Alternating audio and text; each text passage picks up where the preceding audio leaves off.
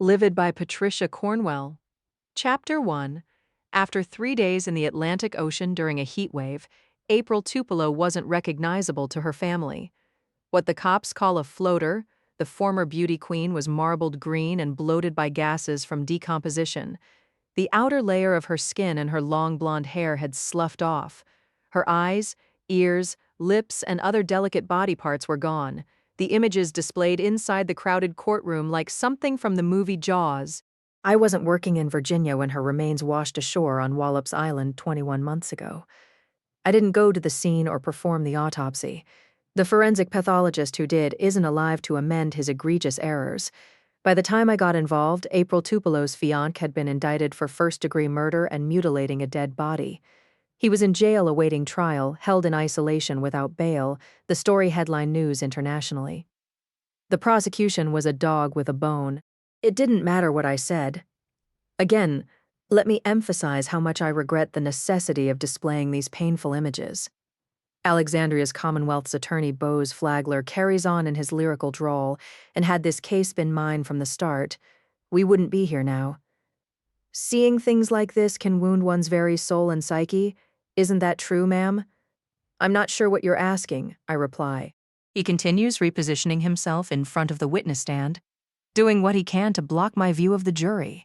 A master of choreography, Flagler is mindful of his every move, never straying far from the fixed cameras filming live for court TV, no matter how difficult we have to look unflinchingly. Would you agree with that, ma'am? That we owe it to April Tupelo to see the full extent of what was done to her at the end of her very short life? Flagler slowly paces back and forth in front of me. It's our moral obligation to do so, isn't it, ma'am?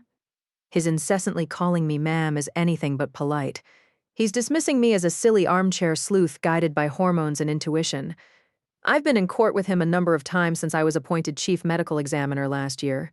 He's always been obsequiously polite, at times flirty. Until this case, I wasn't the enemy. I'm not sure of the question. I say yet again, and I can tell that the jurors are intrigued by him. They always are. Charismatic and clever, the 34-year-old bachelor brings to mind Michelangelo's sculpture of David or Giuliano de' Medici, but with clothes on, expensive ones. Dipping his hand into a pocket, he slides out the small touchscreen tablet that controls the grotesque slideshow around us. I regret the necessity of subjecting everyone to these graphic images, Flagler says disingenuously as they fill the courtroom monitors in vivid color. He clicks through multiple photographs of the victim's body face down on an autopsy table in the Norfolk morgue. Close-ups of her flayed back and buttocks show 4 long, deep gashes spaced close together, yawning widely and blackish red. You've seen these photos before, correct? Flagler asks me. Those and many others. And what we're looking at are the victim's decomposing remains, and the savage knife cuts to her back from when the defendant tried to turn her into fish bait. Objection. What this time, Mr. Gallo? Judge Annie Chilton asks from her black leather chair flanked by the state and U.S. flags, the bronze seal of Virginia behind her. The photos are inflammatory and prejudicial. He's testifying, Your Honor, again. Overruled again. Please rephrase and let's move on. In her early 50s, with a compelling face and short dark hair, Annie is tall and lanky, more handsome than pretty. Based on her demeanor toward me as I've been testifying this afternoon, you'd never guess we've known each other since our law school days at Georgetown. You wouldn't suppose we were roommates at the time, or that she encouraged my return to Virginia last year. In fact, she was the deciding factor, influencing Governor Roxane Dare to appoint me. All was fine until last month, when Annie started avoiding me for no apparent reason. Thank you, Your Honor. Let me try a different way, Flagler says in his compelling baritone while people around us mutter angrily and sob. What we're seeing is severe damage inflicted post-mortem. In other words, after death, correct, ma'am? That's correct, I answer. This is what April Tupelo looked like on the Saturday morning of October 17th, 2020. After 3 days in the ocean, he asks to more upset sounds around us. In these photographs, the body has been cleaned up. As you can see, I reply, and decomposition is continuing at a rapid rate. So, she's not going to look exactly as she did when she was first found. Ma'am, would you agree that most of what you experience as a matter of routine would be traumatizing for a normal person? Again, I'm not sure what my point is. You're accustomed to these sorts of nightmares. The dreadful images we've been looking at since you took the stand are part of your routine, your bread and butter. It's what you're paid to do, isn't that true? I don't think you ever get accustomed to. One dead body after the next, yet another stiff on the slab. Day after day, it never stops if we're honest. Let's just call things what they are. Death is darn ugly, there's nothing pretty about it. What was that nursery rhyme? The worms crawl in. The worms crawl out. Objection. Sal Gallo is on his feet. They play pinnacle on your snout. Or something like that, ma'am? Flagler continues stereotyping me as antisocial and morbidly peculiar while hardly letting me get in a word. I realize that empathizing isn't what you're paid to do. Your Honor, I'm just going to keep objecting to the Commonwealth's attorney badgering the witness. Gallo is red-faced in his rumpled blue seersucker suit and crooked bow tie. The only reason for his ranting and harassing is to prejudice the jury, overruled. I'd like my continuing objection noted on the record. So noted. Again, I request a mistrial. Gallo sits back down, disgusted. Denied. It's obvious what Bose Flagler is doing. His strategies have been cleverly and carefully planned from the start. His intention is for me to make the worst impression imaginable on the jurors. That's why he's saved me as his last witness before resting his case. The only reason he's called me to the stand at all is for that singular purpose, to dismantle me, to impeach my credibility and integrity, leaving negative impressions foremost in the jurors' minds. If Flagler doesn't cause reasonable doubt about my testimony, he can't win. Your Honor, he offers politely, unflappably. I think it only fair for the jury to know what services the witness receives compensation for as the chief medical examiner of our fine Commonwealth. You know, what's in her job description that entitles her to be paid a handsome six-figure salary funded by our tax dollars? Objection! Here we go again, Your Honor, Gallo erupts, and I believe Mr. Flagler is handsomely compensated by these same taxpayers. Not all that handsomely, he fires back, some people laughing. Mr. Gallo, your objection is overruled. The restless noise inside the crowded courtroom is getting louder as Flagler carries on with his outrageous antics while assassinating my character. Annie continues to allow it. I've been in her courtroom before, and don't expect special treatment because we're friends. But she won't make eye contact and is barely respectful. Something's wrong and has been for weeks. My point, Flagler resumes. We want to know what's expected of the witness in this most unusual profession she's chosen. One that very few people know much about, I might add. Or want to, for that matter. Your Honor. Gallo's voice is getting hoarse. The Commonwealth's attorney is doing everything he can to impeach Dr. Scarpetta's credibility. That's the only reason he has her on the stand. He's trying mightily to make the jury distrust her because he doesn't have a case. He knows that what he's orchestrated is a witch hunt. That's enough, Annie decides, and I'm asking the jury to disregard defense counsel's comment about this proceeding being a witch hunt. Let's refrain from any further asides. She sternly peers down from her lofty perch. What's your objection, Mr. Gallo? The prosecution is preaching a sermon and testifying, he says as Flagler continues ignoring him, loudly flipping pages, skimming his notes. Not to mention going after Dr. Scarpetta nonstop and insulting her. Gallo is so angry his voice shakes. She can't even finish a sentence. The prominent defense attorney has been sticking up for me with great flourishes of chivalry because what I have to say is helpful to him for once. That will change soon enough when my findings don't suit him in some other case. Your objection has been noted, Mr. Gallo. Annie dismisses him yet again. Mr. Flagler, you may continue. If I could have just a few seconds, Your Honor. He smiles apologetically. Unlike the witness, I don't have the memory of a computer. I actually have to check my paperwork, making certain I don't misspeak. Leaning against the witness stand, he shuffles through his notes, cutting quite a figure in his vanilla suit and blue suede shoes. He's close enough that I detect the verbena eau de parfum he has custom-made in a Paris shop on the Avenue des Champs-Élysées. I can make out the heraldic crest engraved on his Super Bowl-sized gold signet ring. His wealthy Virginia family traces back to the Norman Conquest. Also the Mayflower and Ellis Island, I've heard him boast, depending on whose vote he wants. He's been given every advantage while groomed for greatness, and I catch whiffs of his citrusy scent as he moves about. He's dragging things out, making sure he's the focus of attention, something he's perfected to an art. Ma'am? Flagler retrieves the touchscreen tablet from his pocket again.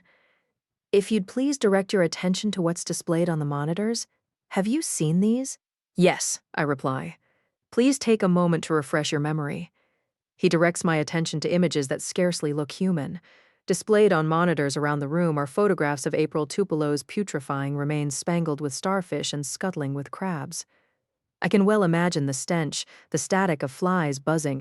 Horrors like this don't happen in the cloistered part of the world where she and the defendant were born and raised, some 200 miles south of here on a spit of land surrounded by water. The 6-square-mile barrier island's population is fewer than 500, and there's only one road that will get you there from Virginia's mainland. Otherwise, you need an aircraft or a boat. The location is ideal for those who make a living on the water catching and selling seafood and operating tourist inns and diners. Wallops Island's remoteness also makes it ideal for a spaceport. Home to the National Aeronautics and Space Administration, the NASA Wallops facility has 4 pads, with more under construction. Those living and working in the area are accustomed to the mighty roar of rockets blasting off. They light up the skies over the Atlantic Ocean like gigantic Roman candles. The launch is so frequent that the locals barely notice. The typical payload is space probes and other scientific instruments for NASA and private aerospace industries. Often it's research experiments and supplies bound for the International Space Station. In photographs of April Tupelo's body washed up on the rocky beach, I can make out the launch pads on higher ground in the distance. Starkly etched against the horizon are lightning suppression masts, water towers, and generic concrete block buildings. A rocket juts up from its pad like a colossal stick of white chalk with a sharpened tip, a satellite concealed inside the nose cone. Before taking over the Tupelo case, I had a pretty good idea of the work that goes on at NASA Wallops. In recent months, I've learned more, and some of the details are surprising. I wouldn't have guessed that often. It's the locals who do the fetching when experiments touch down in the water. It could be anything. The prototype of a crew capsule carrying crash test mannequins, a flying car with pop-out floats, an amphibious drone that looks like a dolphin, a robotic bird that flies while it spies. The boat pilots who retrieve such curiosities rarely have any idea what they're carrying or towing back to shore. Most of them aren't interested, don't care, and the defendant was hired routinely for such missions. At the time of April Tupelo's death, Gilbert Hooke was the 25-year-old owner and operator of a 40-foot charter trawler named Captain Hooke, as one might expect. He and April kept busy working pleasure cruises, fishing trips, and other excursions, including official ones for the federal government. On the day she died, they'd retrieved a weather balloon that had been launched 120,000 feet to the edge of space. Malfunctioning, it hurtled back through the atmosphere, splashing down off the Virginia coast late that morning. Indirectly, this single event may have been a factor in what happened that night. Displayed on a monitor directly across from the witness stand is an image of a uniformed NASA Protective Services special agent who's young and extremely nice to look at. He and Hooke are using gaff poles to snag a deflated, bright silver balloon hundreds of feet long. Its mysterious gondola brings to mind a shiny metal satellite bobbing in the water on inflatable floats. Juxtaposed to this image is one of April Tupelo's decomposing body tangled in seaweed and rotted netting on a rocky shore, strewn with plastic bottles, a faded boat cushion, and other marine detritus. Hooke admits to getting upset with April. They'd been arguing right before she died. He wrote in his police statement that the NASA special agent paid too much attention to her, and she got off on it. She encouraged it. The couple's exchanges got angrier as the evening wore on, and based on psychological reports and other confidential materials I've reviewed, their relationship was volatile. They fought often and violently. It would seem she had a habit of encouraging attention from other men, and in general creating drama. It's Bose Flagler's contention that the night of her death, Hooke was in a jealous fury. While he and April argued as they sat on the boat drinking beer in the heat, he plotted how to get away with the perfect murder. Most important was how to dispose of her body. Flagler explains in the cadence of an evangelist. The defendant had to make sure it wouldn't be found. Chapter 2. Have you seen these? Flagler asks me over the upset noise around us. He waves his hand around the courtroom like a game show host, indicating the gruesome images on the multiple big-screen displays. Yes, I reply. Do these images accurately depict the condition April Tupelo's body was in when she washed up on the beach? Yes, as best I know, I reply. I wasn't there but have reviewed the photographs and videos taken by police and death investigators. And you don't think she looks like a victim of violence, ma'am? What I'm seeing is common when dead bodies are recovered from water. Common, as if anything we might be looking at is common. Objection. Argumentative commenting on the testimony. Sustained. Go ahead, ma'am, Flagler says to me. You were talking about how common April Tupelo's death was. I was saying that usually a dead body will float face down and partially submerged, the extremities and head hanging lower than the torso. I explain this to the jury and not Flagler. Often it's run over by ships or motorboats. Those aboard them rarely have a clue. I continue painting the gory picture. Or if they do, they don't want to get involved and keep going. They leave the gruesome discovery for someone else to manage, meaning we don't always have a history that might correlate with postmortem injuries. When human remains have been preyed upon by marine animals and slashed up by a boat propeller, you can understand why one might assume the death was violent. I summarize for the jury as if Flagler is invisible. To someone untrained or no longer thinking rationally, it's easy to attribute such postmortem artifacts to torture, mutilation, and murder.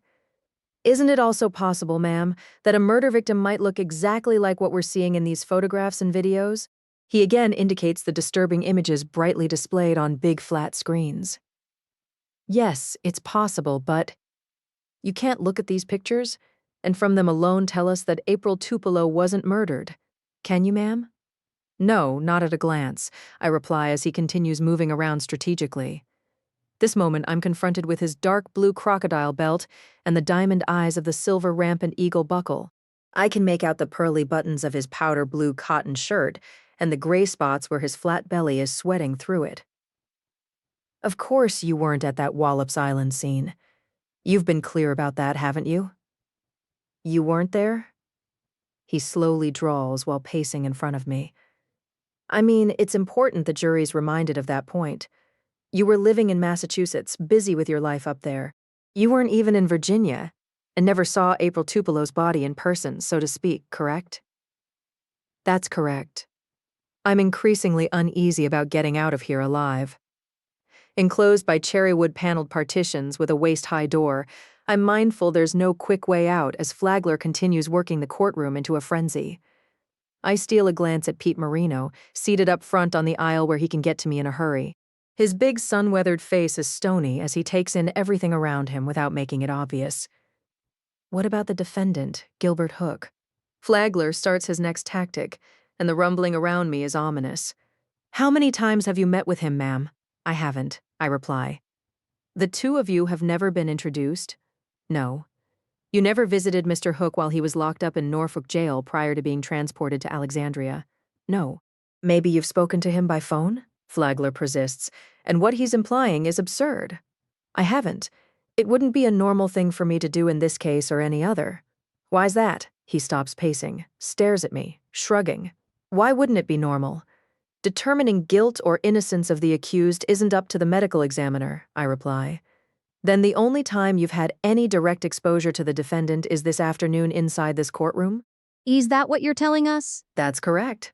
I know better than to let my eyes wander to the defense table. But it doesn't mean I'm not aware of Gilbert Hooke seated with his lawyers. He watches me intensely, not reacting to much, the legal pad and pen in front of him remaining untouched. And ma'am, Flagler keeps ramping it up, since you haven't spoken to or met with the defendant, you don't have an informed opinion about what kind of human being he might really be. Now, do you? I don't. You have no direct knowledge about whether he's capable of cruel acts, including murder and mutilation? You couldn't possibly know if he's the cold-blooded monster people say he is. Now, could you? I have no direct knowledge? Objection. You wouldn't have personal knowledge about whether Gilbert Hooke is pathologically jealous, of if he'd been violent and psychologically sadistic with April on other occasions? I object. You have no personal knowledge of him being out of control and vindictive when he doesn't get his way or isn't the center of attention, especially when he's drinking, correct? Objection, asked and answered. My point is, you don't personally have a clue what the defendant's really like, do you, ma'am? Flagler says to me while Annie watches with stunning silence. No, I answer. I have no personal knowledge. And you wouldn't know whether any of us are safe should the jury come back with a not guilty verdict, and Gilbert Hooke is out and about free again? You have no direct knowledge of that either, do you? I don't. Well, the courts seem to think the defendant is plenty dangerous, bringing to mind Hannibal Lecter. Objection, Gallo shouts, and I've never seen him this offended. For God's sake, Your Honor. It's no accident that Gilbert Hooke has been held in isolation without bail since his arrest almost 2 years ago. Flagler continues unimpeded.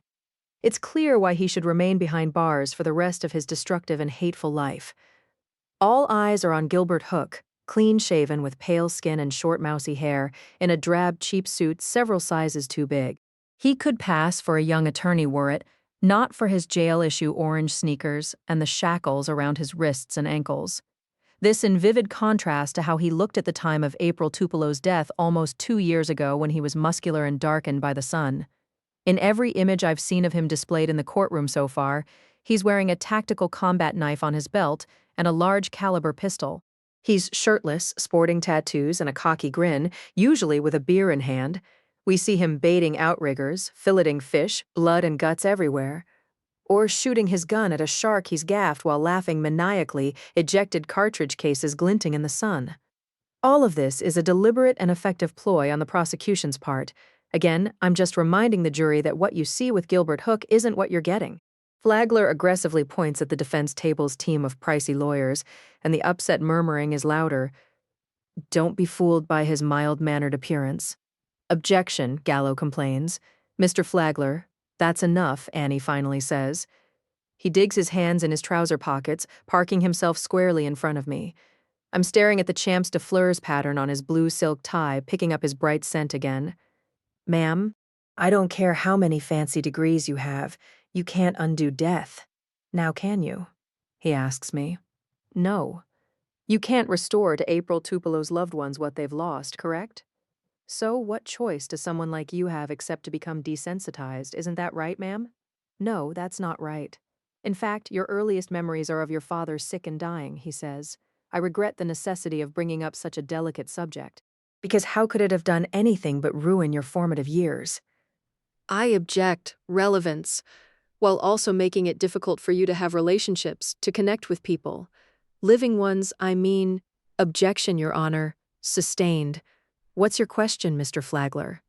What type of cancer did you say? He directs this at me. My father died from chronic myeloid leukemia. Sadly, you got started young learning how to make yourself bulletproof emotionally. Of course, growing up in a bad neighborhood in Miami, you probably needed to be bulletproof in more ways than one. He adds to derisive laughter around me. Neither of your parents were born in this country and barely spoke English, isn't that true? I'm just gonna keep objecting. Gallo shakes his head in disgust, and I'm more incensed than he is, but no one would know it. By bringing up details about my childhood and Italian ethnicity, the well-heeled Flagler with his prominent pedigree is reminding the jurors and everyone else that I'm an outsider. He's painting me as a cold-hearted female who's barely American, and I can feel the hostility in the air like static electricity. Let me rephrase, he replies while Annie looks on without interfering. From an early age you were taking care of your terminally ill father, weren't you, ma'am? Yes. You had to learn not to feel? Isn't that true? No, it's not true. He stalls again, flipping through his notes, and people are making ugly comments that I'd rather not hear. Quiet in the courtroom, Annie says. Ma'am. Flagler looks at me. You've decided that April Tupelo wasn't murdered because… strike that, I'll start over. Now, let me see if I've got this straight. Your opinion is based on these little snowflakey-looking things that the jury heard testimony about earlier from someone who works at a museum. Diatoms. Am I pronouncing that right? Yes, I answer. And diatoms are basically algae, the scummy stuff we see on ponds and in fish tanks. You can't see diatoms with the unaided eye unless there are a lot of them abloom as it's known, I reply. So you happen to notice these teeny tiny things called diatoms, even though they're invisible to the rest of us unless there's a bloom of them? The individual unicellular algae can be seen easily with a microscope. I keep my attention on the 9 women and 3 men in the jury box, most of them retired and college-educated.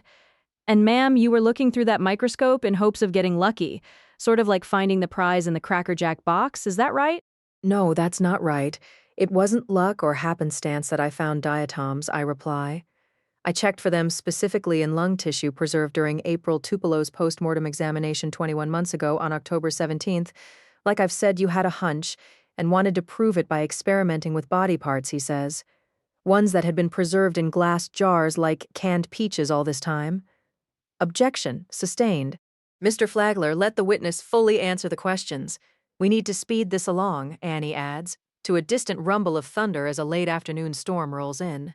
During autopsies, I continue, it's standard to preserve sections of organs and other biological tissue in a colorless solution of formaldehyde and water called formalin. As I give the jurors a brief morgue primer, Flagler constantly shifts his position. Moving my head this way and that, I must look ridiculous as I try to see past him. This is basically the same fixative that funeral homes use in embalming, and has no effect on diatoms being present or not, I explain. Formalin wouldn't have destroyed the diatoms, in other words. The problem is they weren't looked for at the time of April Tupelo's death. This should have happened but didn't. There's nothing I've seen in reports or been told that would make me think the subject came up. I'm sure the reason it didn't was that Dr. Bailey Carter had become incompetent. According to those he was closest to, the 64-year-old forensic pathologist was suffering from rapid-onset dementia. He'd become forgetful, erratic, and resistant to suggestions. Performing April Tupelo's post-mortem examination and in charge of the medico-legal investigation, he didn't consider drowning as the likely cause of death or a possibility.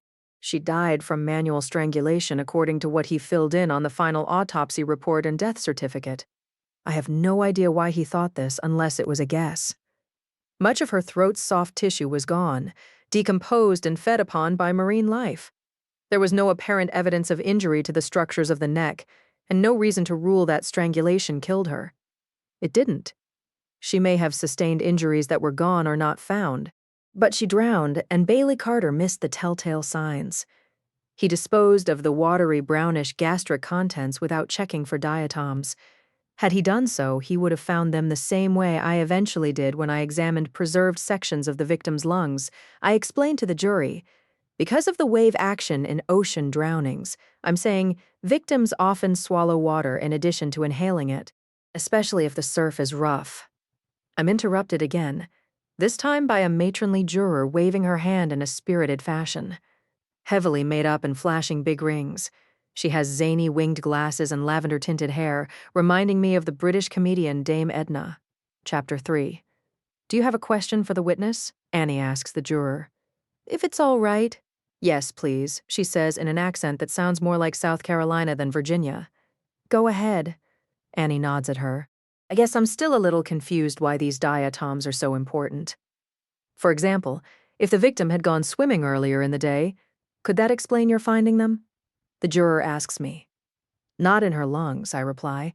Not inside intact organs, in other words. Well, I'm wondering if you would mind explaining what these diatoms might actually tell us that matters in this trial. And are they dangerous? If I filled a glass with tap water, would they be in that too? Are they in this? She lifts her plastic bottle of water up to the light. Reflexively, the other jurors do the same. How would I know, and what if I drank them? What if my schnoodle did? She asks with all sincerity. That's highly unlikely unless you're talking about drinking water from a well, a lake, maybe a stream or pond, I reply as she writes it down with pencil and paper supplied by the court. But neither you nor your pets would want to ingest diatoms because some produce toxins.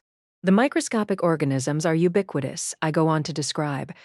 They're in rivers, bays, oceans, and other bodies of water all over the planet.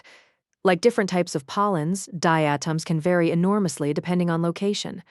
That's why they're important in an investigation, I add, and the juror who asked the question is nodding her head. They might tell us what happened and where. Finding diatoms in lung tissue would confirm the victim inhaled water, and that's what I discovered. When I reviewed slides under the microscope, the single-celled creatures were in abundance, bringing to mind tiny bits of sea glass and the symmetrical shapes in a kaleidoscope. I also had samples of ocean water taken from the area where it's believed the victim went overboard. I give the jurors the upshot of measures I took, and those diatoms are consistent with the ones in her lungs. Okay, assuming you're right about all that, Flagler has heard enough. It wouldn't mean April Tupelo wasn't murdered. Now would it? Maybe water got into her lungs while she was floating in the ocean for 3 days. Isn't that possible? She inhaled water. That couldn't happen unless she was still breathing, still alive when she went into the ocean. I repeat what I've been saying to him all along. It means she couldn't have been dead on a boat for hours and then cut up and thrown overboard to chum the waters. As I counter the false claims in the prosecution's case, I can tell that Flagler is about to lose his temper. I recognize the warning signs. His cheeks turn red, and his right hand starts twitching like a gunslinger about to draw his weapon. "Are you trying to let someone get away with murder, ma'am?" Flustered. He's beginning to sputter, angrily raking his fingers through his dark, wavy hair. "Objection, Your Honor. I think it's a fair question." "The witness may answer," Annie says. "All I'm doing is testifying as honestly and as clearly as I can. I explain to the jurors, and the one who questioned me is watching intensely, jotting her notes. My statements are based on medical science, and had this case been mine originally, I didn't ask you." Flagler angrily cuts me off, and I interrupt him right back. "I would have signed out April Tupelo as a drowning. The manner of death undetermined pending further investigation." I'm silenced by the uproar. "Order," Annie warns as spectators inside the courtroom boo while others applaud and blurt out comments. "Quiet, please." Now I'm the one stringently objecting, Your Honor. Flagler scowls at me as if I'm Judas. "You called her as your witness," Annie reminds him. "Yes, but Your Honor, her statement is non-responsive. It's mere speculation stated as fact, as if he's never heard me say it before over the phone and in person. Order, please." The whispering and angry asides continue. Quiet in the courtroom. "Ladies and gentlemen, please. Thank you. Thank you." As the uproar subsides, the fitness tracker-type smart ring I wear on my right hand is vibrating silently. A swarm of messages and calls are landing on my phone, which isn't in my possession at the moment. I sneak another glance at Pete Marino. He's not supposed to have his phone either, but rules are made for others, and whatever he's looking at is making him unhappy. He's busy typing with his thumbs and wouldn't be doing that right now if it wasn't urgent. Scowling, he glances up as if he senses me looking at him and something's going on. It's not good. Almost never is. "Ma'am," Flagler says to me, sliding the touchscreen tablet out of his pocket again. I'm wondering if you've seen any of these, what I guess you'd call pre-mortem images, ones taken before death. Video clips begin playing of an adorable little April Tupelo hamming it up in a number of pageants she was winning by the age of 7. More crying and murmuring in the courtroom, and I can't help but think of the murdered child beauty queen John Bennett Ramsey. Objection. Relevance and prejudicial. Gallo starts in overruled. "Are these familiar?" Flagler asks me. "No." "I see. I thought you said you've reviewed all of the materials." "There wouldn't be a reason for me to look at these videos," I reply. They wouldn't have helped with April Tupelo's identification. She was an adult when she died and wasn't visually recognizable by the time her remains were recovered. I state the obvious as the commotion around me intensifies. She was identified by dental records and DNA. New images on monitors are of April as Chincoteague High School's homecoming queen. She's slender, athletic-looking, and 17 magazine pretty in a long black dress. "How about these?" Flagler asks me. "Have you seen them before?" "No." "And this?" He displays a close-up of what was left of her featureless face and hairless head. The empty eye sockets and bared teeth are intentionally shocking as death investigators and police zip the maggot-teeming remains inside a black body bag. "Yes, I'm quite familiar with the scene photographs and videos," I answer. "It wasn't April Tupelo's hope and dream to be turned into fish bait by her psychopathic boyfriend. Now was it, ma'am?" Pointing his finger at the defendant again. "Objection, Your Honor. Is there a question somewhere? Anywhere at all?" Gallo protests furiously as thunder explodes directly overhead like a rifle shot. "Was it something I said?" He looks up as a hard rain begins hammering the roof. The sudden thunderstorm reverberates like a war going on, and it couldn't be more appropriate. The courtroom is divided down the middle, April's people seated on one side, and those here for Gilbert on the other. The Tupelos and Hookes are considered dynasties on Virginia's eastern shore. Their competitiveness in the fishing industry passed down through the generations. During the trial, there have been only passing references to their historic hostilities, but I've seen the sordid details in confidential psychological and investigative reports. The families have been enemies since before the American Civil War, and this added exponentially to the risk factors for the victim and defendant. Like a Shakespearean tragedy, they were doomed from the start. That was part of the appeal for the two of them. It's one of the reasons the story has sparked with the media and books have been written. Day after day, the back wall of the courtroom is packed with journalists from the largest outlets, including the New York Times, Reuters, Fox, and CNN. Film crews have set up camp in nearby hotels, and it's difficult evading their cameras and relentless questions. The sensational publicity was a major factor in the murder trial's venue, moving to a Washington, D.C. bedroom community. Were Old Town Alexandria any farther north, we wouldn't be in Virginia anymore. This part of the world is a foreign country compared to where the Tupelos and Hookes are from. In this area, jurors could be found who have no connection to either family, but this hasn't stopped relatives, friends, supporters, and the curious from showing up. Many of them have traveled by RVs that are parked in local campgrounds. Some are living on their fishing boats moored on the Potomac River. Traveling in groups to and from court, these visitors have invaded local marinas, laundromats, liquor stores, and markets. A few of them have gotten into scuffles over vaccines, gun control, abortion, and other incendiary topics. All of this is concerning to those of us who live here. Fear of COVID-19 and its variants isn't the only reason some of us haven't been going out, especially after hours. In recent days, protesters have showed up at my medical examiner headquarters. They march around the parking lot with megaphones. They beat pans with sticks while shouting justice for April. Some of these visitors have appeared in front of my house. Their vile comments and gestures are captured by my niece Lucy's hidden surveillance microphones and cameras. My husband Benton, and I haven't been to a local pub or restaurant since the trial began. We haven't ordered takeout from our favorite spots or gone for a stroll, a jog, or a bike ride around here. "Ma'am," Flagler says to me, "how many victims of violence have you examined over the years?" "I don't know the exact number. 5,000? 10,000. More than that." "Well, I have a good idea what you see every day. Here we go again." He continues painting me as a doctor to the dead, someone who has no bedside manner or empathy, and I'm unpleasantly reminded of my mother criticizing me unrelentingly until her last breath. "You can't fix it, Kay. Dead is dead. I hear her voice in my head. What a waste of an expensive education, as if she paid for it. The truth is you're antisocial.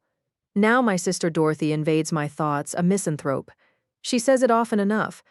My point, ma'am," Flagler turns up the volume, "As desensitized as you may have become?" "I think you would agree that April Tupelo didn't deserve being hacked up to chum the waters. Now did she?" Objection. There he goes again. Gallo is on his feet, sustained. Gilbert Hooke cut up her dead body and threw it overboard so the crabs would get it. Flagler rails. "Burn in hell." Someone starts yelling, "Order, please! Fry him! Quiet in the courtroom, please!"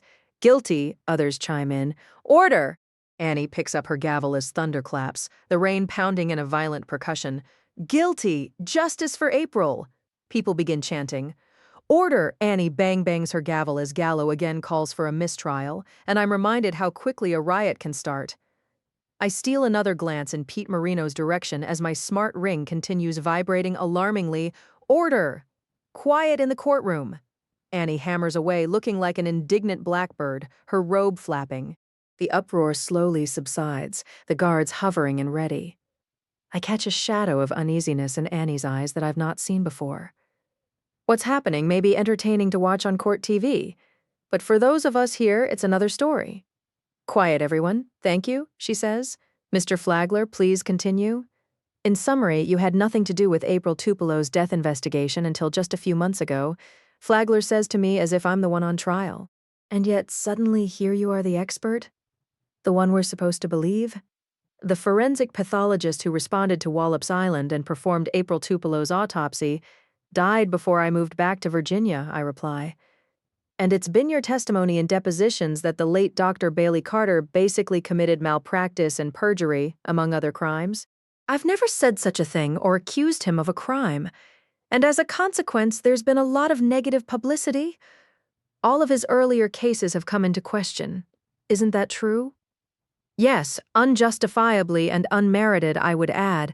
All of his cases going back decades are under scrutiny because of his questionable ethics and judgment.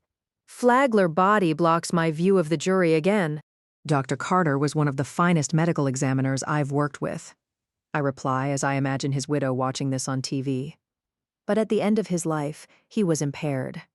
Most notably, there are doubts about his handling of the couple killings. The Colonial Parkway murders that occurred when you were working in Virginia the first time, correct? Flagler says. Those cases were 22 years ago, and now there might be serious doubts about what really happened back then. Objection. Relevance. Overruled, Annie says, and what Flagler intimates is largely true. It's correct that Dr. Carter was the deputy chief in the Tidewater District Office when the Parkway murders occurred, I reply. And you were the chief then? He worked for you and you supervised him. At that time, yes, to my knowledge, nothing was mishandled in those cases, and you would know because you were in charge then, just as you are again? Meaning the buck stopped with you? Yes. And not long after the Parkway murders, you moved away from Virginia? Isn't that right? Yes. That's convenient. Now you're back, testifying that while you were gone, cases were screwed up like this one? Is that what you'd have the jury believing? Flagler says. Objection. Overruled. Maybe you're trying to make yourself look good at Bailey Carter's expense.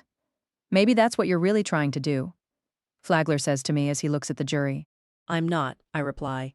He was involved in conspiracies and it drove him to suicide, isn't that right? That's why he hanged himself. Objection. Overruled, Annie says. And Flagler's statements are outrageous. Chapter 4. I know nothing about a conspiracy and never stated that Dr. Carter was deliberately ill-intended or deceitful. I keep my attention on the jurors as I think about Bailey Carter's family watching. But he made erroneous assumptions in the April Tupelo case that couldn't be more misleading. Sounds like you're doing a lot of second-guessing for someone who wasn't living or working in Virginia at the time, doesn't it? It wasn't my wish to criticize Dr. Carter or accuse him of anything, and still isn't. But he made serious mistakes, I reply. In his original handwritten notes and diagrams, he refers to lividity, what's known as a livor mortis pattern. And there wasn't one, for example. All right, thank you. Flagler butts in again. Let the witness answer, Mr. Flagler. Annie is fair to me, finally. After death, the heart no longer is beating, I tell the jury. Therefore, blood isn't circulating and it settles like sediment. This causes corresponding areas of skin to turn livid, a bluish-red color that looks similar to bruising. One would expect to find this had April Tupelo's body been aboard the boat for hours after her death.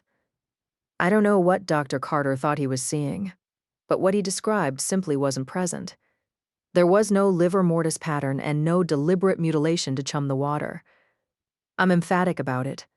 The gashes to April Tupelo's back and buttocks were caused by a motorboat prop. They weren't inflicted by a knife or some other sharp cutting instrument. Yes, well, let's get to her ghastly injuries. Flagler defiantly strides back to the prosecution's table. He picks up a white cardboard banker's box that's the same size as a carton of copying paper. It's not marked as evidence or labeled in any official fashion because what's inside is a demonstrative exhibit, better put, a stunt. As he moves around, we hear a mysterious sliding sound and Gallo begins his objections. Your Honor, there's no probative value to this latest trick he's about to pull, he protests. It's just a demonstration for the sake of clarity, Flagler assures her. I'll allow it, but my patience is running out, Mr. Flagler. Annie doesn't put a stop to what I have a feeling will be his biggest spectacle. The knife he's about to show the jury has a hefty handle with a guard and a 7.5-inch carbon steel blade that's double-edged and pointed. I know this because I've examined it more than once in Flagler's presence. The defendant was a competition knife thrower trained in martial arts. I'm not surprised he would own a combat weapon or that April Tupelo's DNA was on it. They lived together. She crewed for him during charter trips.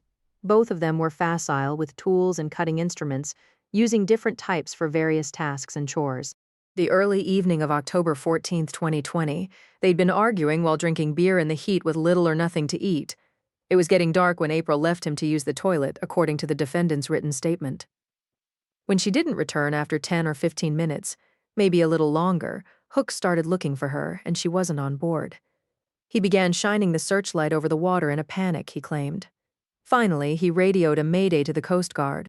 April's disappearance was treated as a homicide, and it doesn't matter if she and Gilbert weren't getting along. Their fighting likely contributed to what happened, but legally it's not why she's dead. I base this on evidence I've studied, including photographs and video of the boat itself. One of her flip-flops was found on the stern near a metal cleat smeared with blood that would turn out to be hers. The autopsy showed that around the time of her death, she suffered a deep laceration on the top of her left foot and a fractured big toe. Her post-mortem alcohol level was 3 times the legal limit. Absent other injuries or any obvious sign of a struggle, I suspect she tripped on her way to the head while extremely intoxicated. The sea was choppy, the boat rocking up and down. The visibility was deteriorating as the sun went down, the safety rail low, and she wasn't wearing a life vest. Details in the autopsy report describe the victim dying with a full bladder.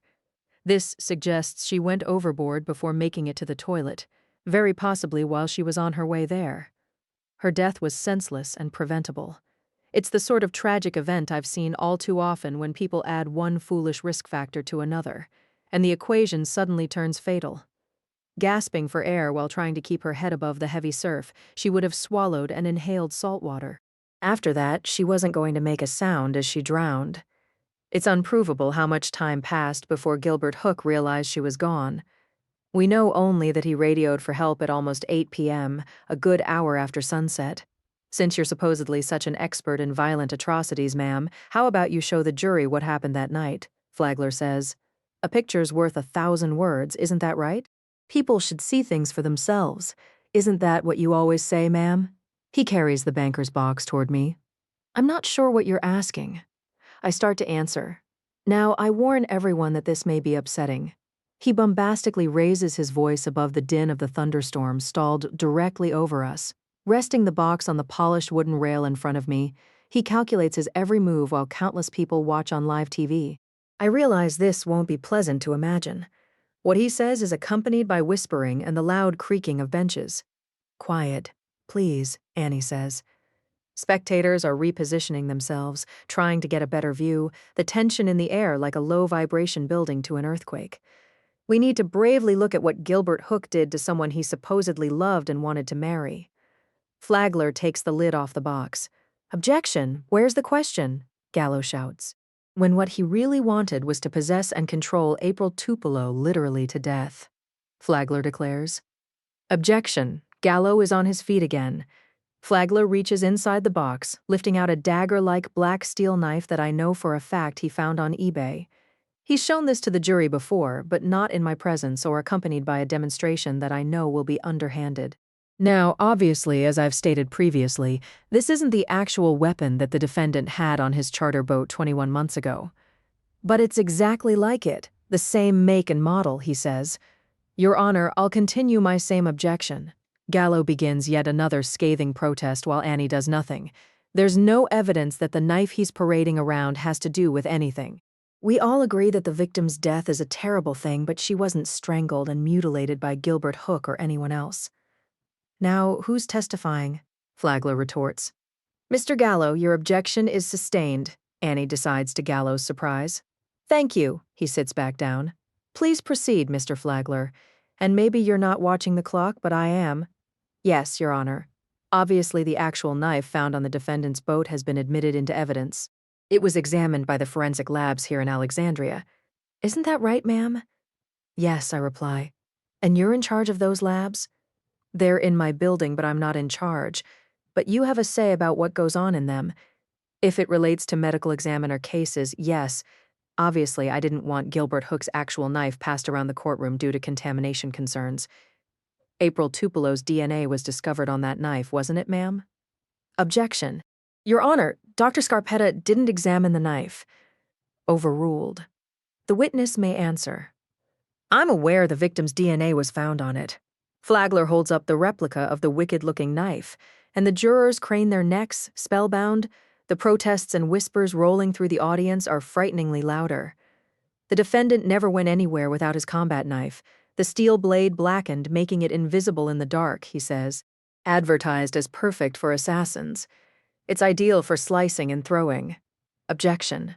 Flagler offers the box, the knife to me, and I don't touch them. Connoisseur of violent death that you claim to be, ma'am, would you like to show us how the defendant slashed up April Tupelo's dead body? Flagler continues goading me, hoping I'll lose my temper. Her post-mortem cuts weren't inflicted by that knife or any knife, I repeat as he turns the box upside down. Well, if you won't do it, then I'm going to show you what happened, and you tell me if I'm right. With startling violence, he plunges the blade through the cardboard. stabbing and slashing, making loud ripping sounds. People react with outbursts, clapping and whistling over Gallo's enraged objections and Annie banging her gavel. A gaunt, harsh-looking woman in a Justice for April t-shirt is crying uncontrollably, and I've seen her in the news. Nadine Tupelo is the victim's mother. I realize this is unbearably hard. Flagler watches as those seated nearby tuck in their legs to let her pass, patting her back and squeezing her hand. She's joined by 3 other women, possibly family members, and they hurry out of the courtroom. On their heels are several journalists, including Channel 5's Dana Deletti, and she never fails to ambush me. The upset muttering picks up again, and Annie taps a warning with her gavel. Quiet, please. What I just demonstrated is what really happened now, isn't it, ma'am? Flagler returns his attention to me. That's what the defendant did to April Tupelo's dead body before throwing it overboard, correct? As opposed to your lame claim that a motorboat prop was to blame.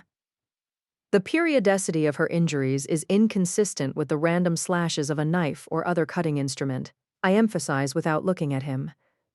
There's that big word again. Periodicity, he says, condescendingly, the restless noise inside the courtroom growing dangerously.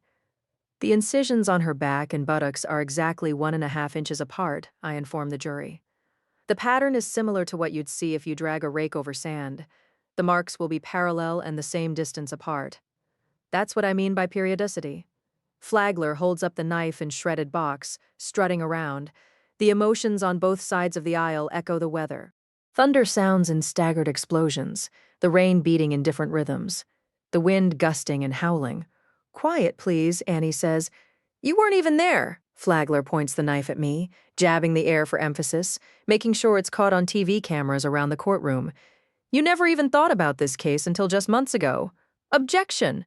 Maybe that's why it's easy for you to let someone get away with the murder of a beautiful young woman whose entire life was before her. Objection! More booing, only louder, and people are yelling guilty and fake news. Others join in accusing me of working for the defense of being bought by politicians. A scary-looking man in back calls me a commie, and a young woman shouts that I'm a body-snatching Nazi. Order! Order! Order! Your Honor, I have no further questions, Flagler says when the uproar begins to fade. Your Honor, Gallo says, standing up. The witness has supplied all the testimony I need, and I have no questions. I have no further witnesses and rest my case. Flagler pointedly looks up at the wall clock, the time nearing 5:30 p.m. Thank you for your patience, he says to the jury. I know it's been a long day.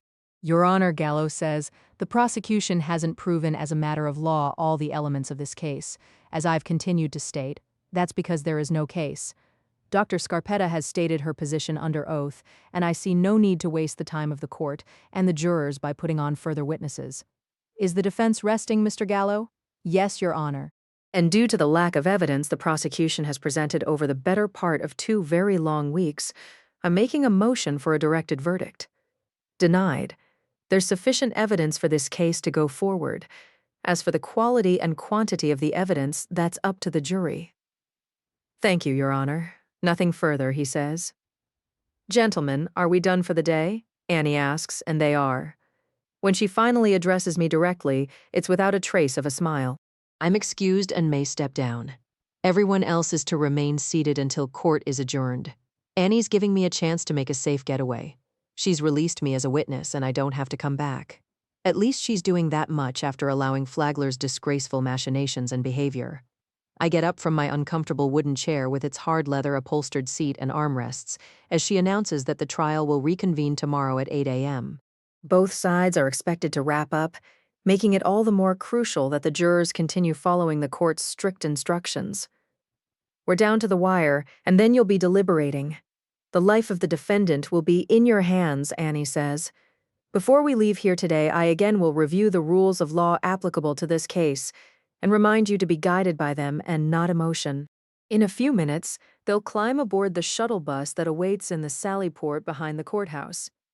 It will return them to the local Marriott where they've been sequestered from the start. No doubt they'll want fresh air once the storm blows over. The temptation will be strong to venture out, to stroll along the water to enjoy the sights. Just say no, Annie continues her instructions. I step out of the witness stand, and Pete Marino looms large and threatening in his black cargo pants. tactical boots and t-shirt that flaunt his action hero build. He hands over my briefcase. No errands, Annie continues to instruct. No going on a quick walk to pick up takeout food from the many wonderful restaurants in the area, and I know it's tempting, but please stay put. She reminds the jurors that Alexandria's historic district of Old Town has a population of fewer than 10,000. It's not a whole lot bigger than Mayberry, she says, referring to the old TV show starring Andy Griffith.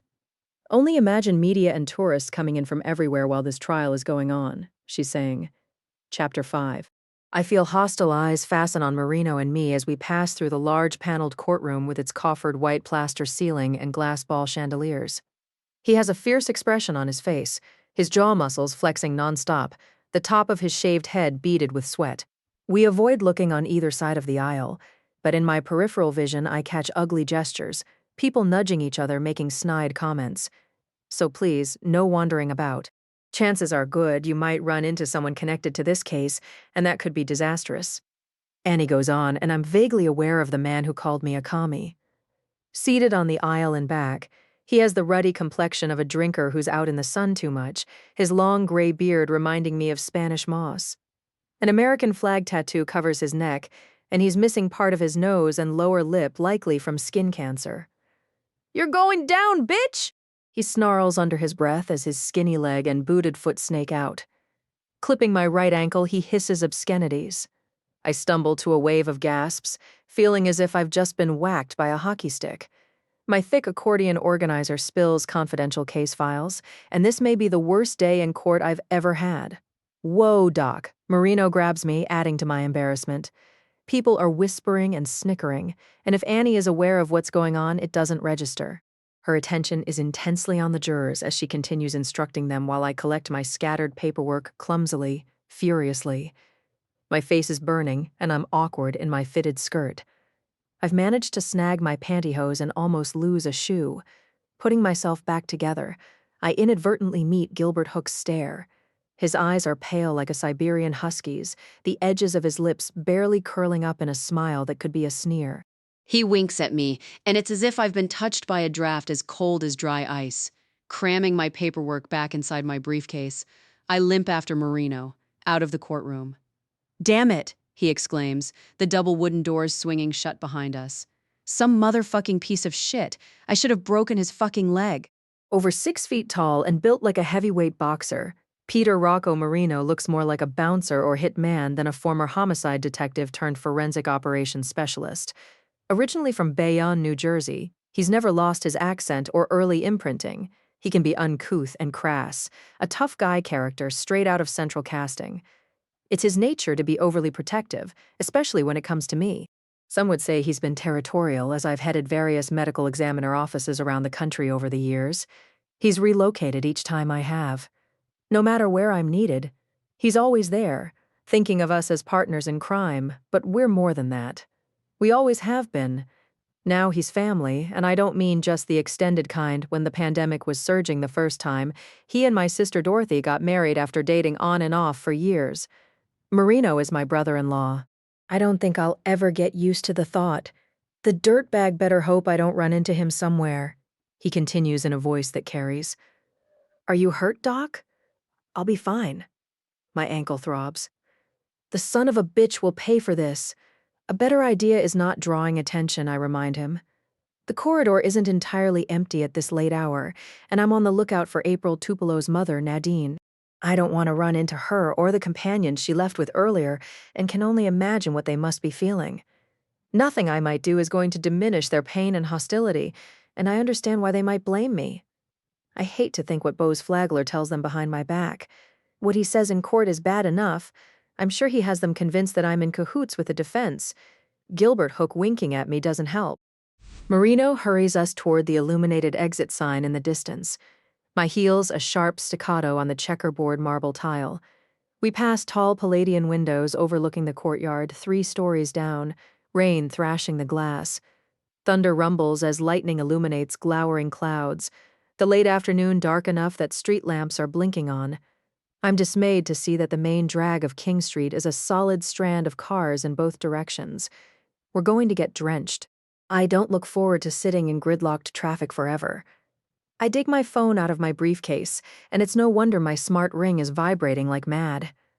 My secretary, Maggie Cutbush, is trying to reach me. So are my deputy chief Doug Schlafer, death investigator Fabian Etienne, and Alexandria police investigator Blaise Fruge, among others. What's going on? I ask Marino. Because something is, we got a big problem, maybe more than one, and need to get the hell out of here as fast as we can? He starts to explain when we're interrupted by a loud banging accompanied by impatient exclamations. Shoot! Veteran court reporter Shannon Park boils out of the ladies' room. Oops. She knocks against the door again with her pink hard case on wheels, the long silver handle extended. Oh, darn, she says in her lilting Irish brogue, and then she spots me. Kay, thank goodness, there you are. In her early 60s, she's as small as a child, her spiky hair dyed red with hints of fuchsia that fade to pink at the tips.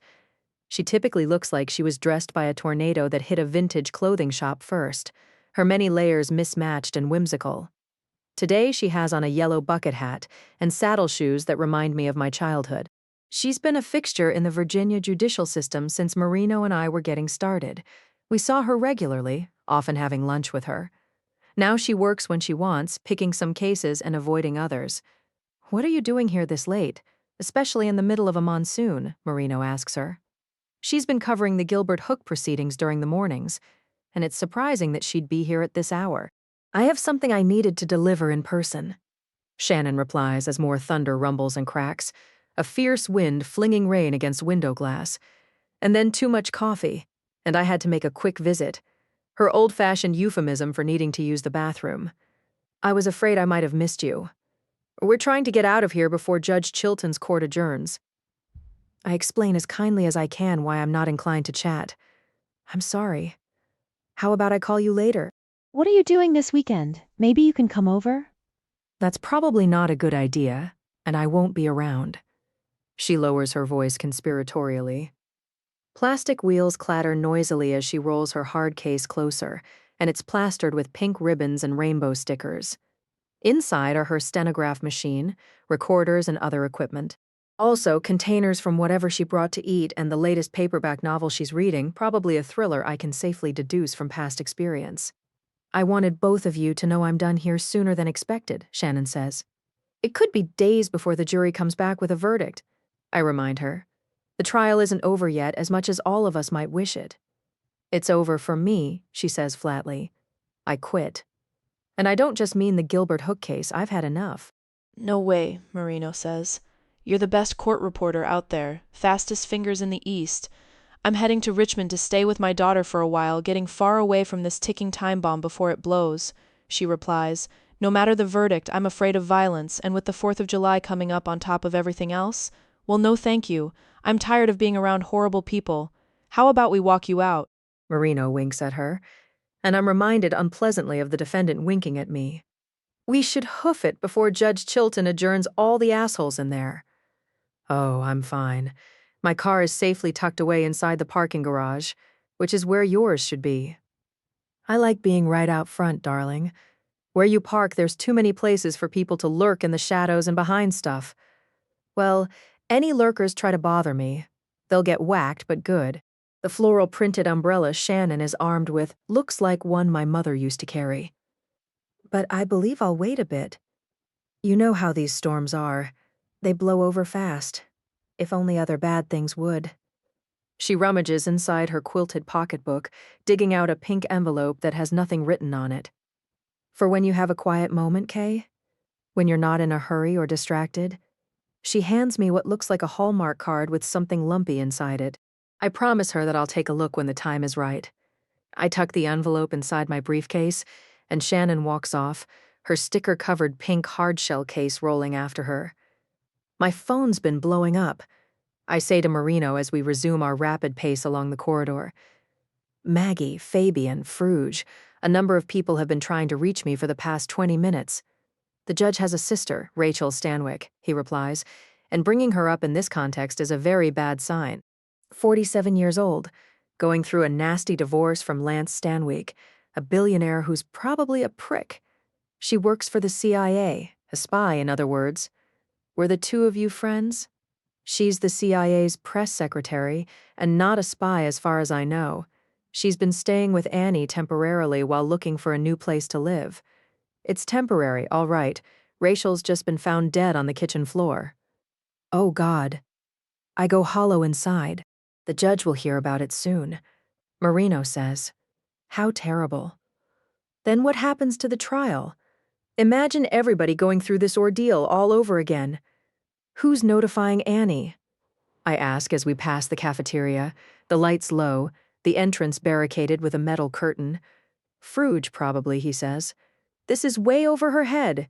You got that right? If nothing else, it's going to be a majorly complicated mess, I tell him. A very public one. It's a good thing Fruge thinks of you as Yoda, as she damn well should. The Alexandria Police Department's greenest investigator, Blaise Fruge, is talented. I believe she's trustworthy. But this isn't the case for her to cut her teeth on. She texted me to call her, but didn't say why. What do we know so far? I ask Marino, and we've reached the end of the corridor. Fruge is calling the death suspicious. That's what the police are releasing to the public. But she's indicating in her messages to me that it's a homicide. He pushes through the fire exit door that leads to the stairs. Based on? They're thinking it might have been a home invasion gone bad. His big voice echoes, his booted feet loud. Someone broke in. Rachael was attacked on the driveway while getting in or out of her car. What are we talking about? A shooting, a stabbing, evidence of sexual assault. I don't know. Probably Fruge doesn't want to put stuff in writing that can be subpoenaed. I've warned her about it enough, Marino says as we reach the first-floor landing, my ankle throbbing. He pushes through the fire door leading outside, and the downpour is as loud as a car wash, the rain splashing and sizzling. It's as if buckets of water are dashed on us as we set out across an expansive, walled-in courtyard that's pleasant enough in decent weather. Usually it's crowded, but at the moment it's just the two of us slogging through puddles with our heads bent, strong gusts of wind grabbing at our clothes. Wrought iron benches and calf tables are empty beneath thrashing trees. No one else is in sight as we forge ahead through billowing sheets of rain. The storm wasn't in the cards when Marino picked me up at home this morning, as he's been doing lately. We headed to court in the early afternoon, and there wasn't a cloud in the sky. The weather prediction was for hot, humid temperatures, perhaps a light rain. But nothing like this, and he doesn't believe in umbrellas. My state-issued take-home car with my rain gear and scene case in it is parked at home. Marino has insisted on driving me while the trial is in town, acting like my bodyguard as usual. I have nothing to change into except the personal protective equipment, PPE, and lockers built into the back of his truck. That's not ideal when I have nothing dry to wear under it. What time was the body found, and by whom I raise my voice above the din of the storm as we hurry through the courtyard, the rain coolly soaking through my clothes? All I know is the guy who takes care of the property was supposed to meet Rachael late afternoon, Marino says, and I know who he's talking about. In his early 70s, Holt Willard has worked for the Chilton family most of his life. I've encountered him on a number of visits over the years, including recently when Annie's had me over to her house. I've sat in the very kitchen where we're told her sister's dead body is on the floor. Images of Rachael Stanwyck flash in my mind. She was gorgeous and vivacious. But I found her vain and indifferent, her eyes unhappily distracted the few times I was around her. He was meeting her for what reason? I hold my briefcase in front of me, shielding my face from the driving rain. I don't know. Marino replies as we reach the sidewalk, and then we say nothing more. Dana DeLetti is in front of the Georgian-style courthouse, one of the few public buildings in Old Town that's a modern reproduction. By now, she and her film crew are familiar with Marino's black Ford Raptor pickup truck, looming over other vehicles on its oversized tires. It's parallel parked at a meter near the Starbucks coffee house. Enough already, goddammit. Marino says much too loudly as the camera light flares on. Let's go. Stepping ahead of me, he runs interference, waving his arms angrily. He's pouring more gasoline on the fire, and for all the world to see, this is Dana DeLetti outside the Circuit Courthouse in Old Town, back to you live, she starts in. Beautiful and 6 feet tall. The popular television journalist is larger than life in a khaki trench coat with the collar flipped up. Her crew attends to her every need, their umbrellas forming a canopy as if she's a royal. It's been another explosive day in the trial of accused murderer Gilbert Hooke, she's saying into her microphone. The former professional basketball star is nimble, brazen, and quick.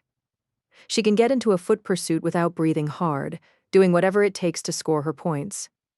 That includes throwing elbows, so to speak, and committing other fouls without penalty, it seems. Chapter 6. As if the case hasn't been bizarre enough, it's taken a shocking new turn that raises the question of a mistrial. And then Dana DeLetti is on top of me. Dr. Scarpetta, if I can have just a minute. Not now, Marino barks at her as thunder cracks and lightning illuminates the volatile overcast. I'm sure you're aware of the breaking news, Dana asks over the splashing rain, and I feel a sucker punch coming. Is it true that Judge Chilton's sister has just been found dead under suspicious circumstances? Rachael Stanwyck, the press secretary for the CIA? I have nothing to say, and no one who cares about her should find out like this. I continue making my getaway as lightning flashes unnervingly close, thunder splitting the air. Can you confirm that foul play is suspected? I'm distracted by the heel of my right leather pump becoming dangerously wobbly. This must be upsetting to you personally. I have it from a reliable source that you and Judge Chilton used to be roommates and are close friends. One of Dana's umbrellas almost pokes me in the eye, her crew bird-dogging me down the sidewalk. Marino can do nothing but stay a few feet ahead, soaking wet and infuriated. Are you headed to Chilton Farms right now? Dana's voice is right behind me like a kite tail.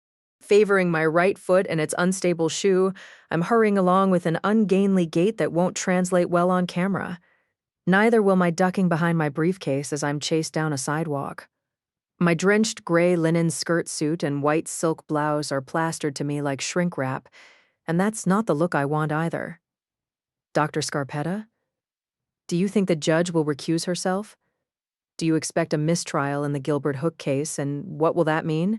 Dana and her crew don't quit their pursuit, and thank goodness Marino's pickup truck is in range.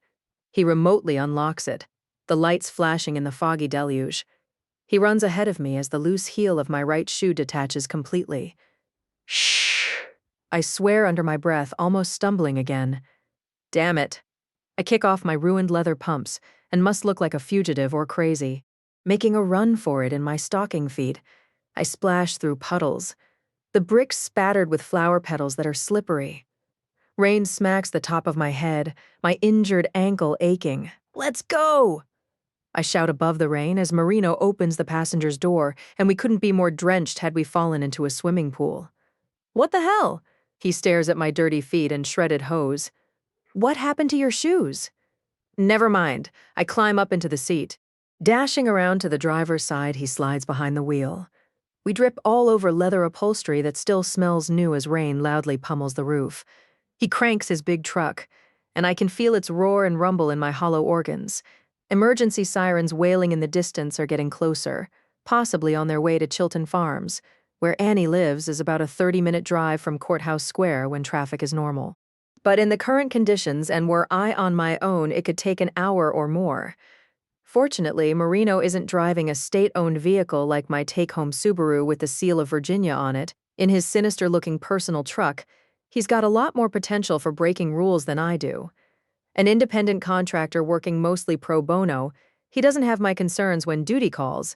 There isn't a median strip, private property, bicycle, or pedestrian path that's off-limits. He's happy to speed, run red lights, make illegal U-turns, and activate his truck's aftermarket mini light bar and beacons. If the situation is sufficiently dire, he'll resort to a handheld siren that could wake the dead. He's quick to display his forensic investigator badge as if he's still a cop, strutting about, and loud with his opinions while issuing orders. Unlike him, I don't get to break protocol or the law when it suits. I'd best be careful throwing my weight around. But I don't know what even Marino can do to remedy our current situation as we go nowhere in a hurry. Hemmed in between other parked cars, we can't move forward more than a foot or two. There's less room to back up, and on our right are parking meters and the sidewalk. The only choice is to exit left. That's assuming someone will let us, and so much for good Samaritans or even decent neighbors. The hell with the golden rule. Nobody will look in our direction. It's everybody for themselves. I don't know that even you can find a way out of this madness. I look around at a dangerous confusion of harsh lights and loud engines and hostile people at the wheel. Jesus! How damn hard is it to let somebody in? Marino lays on the horn. What's wrong with everyone? I'm not sure how we'll get to the scene or anywhere else, I reply as a roiling mist reflects our headlights and fog lamps back into our faces. Cars and pedestrians are everywhere, and it's mostly a younger crowd out and about this early Thursday evening. The restaurants, bars, and shops are hopping regardless of the weather. People are starting the long holiday weekend early. It's happy hour at the height of tourist season, and Marino continues cursing as he tries in vain to merge onto King Street. I dig inside my waterproof briefcase for tissues and a tube of lip balm.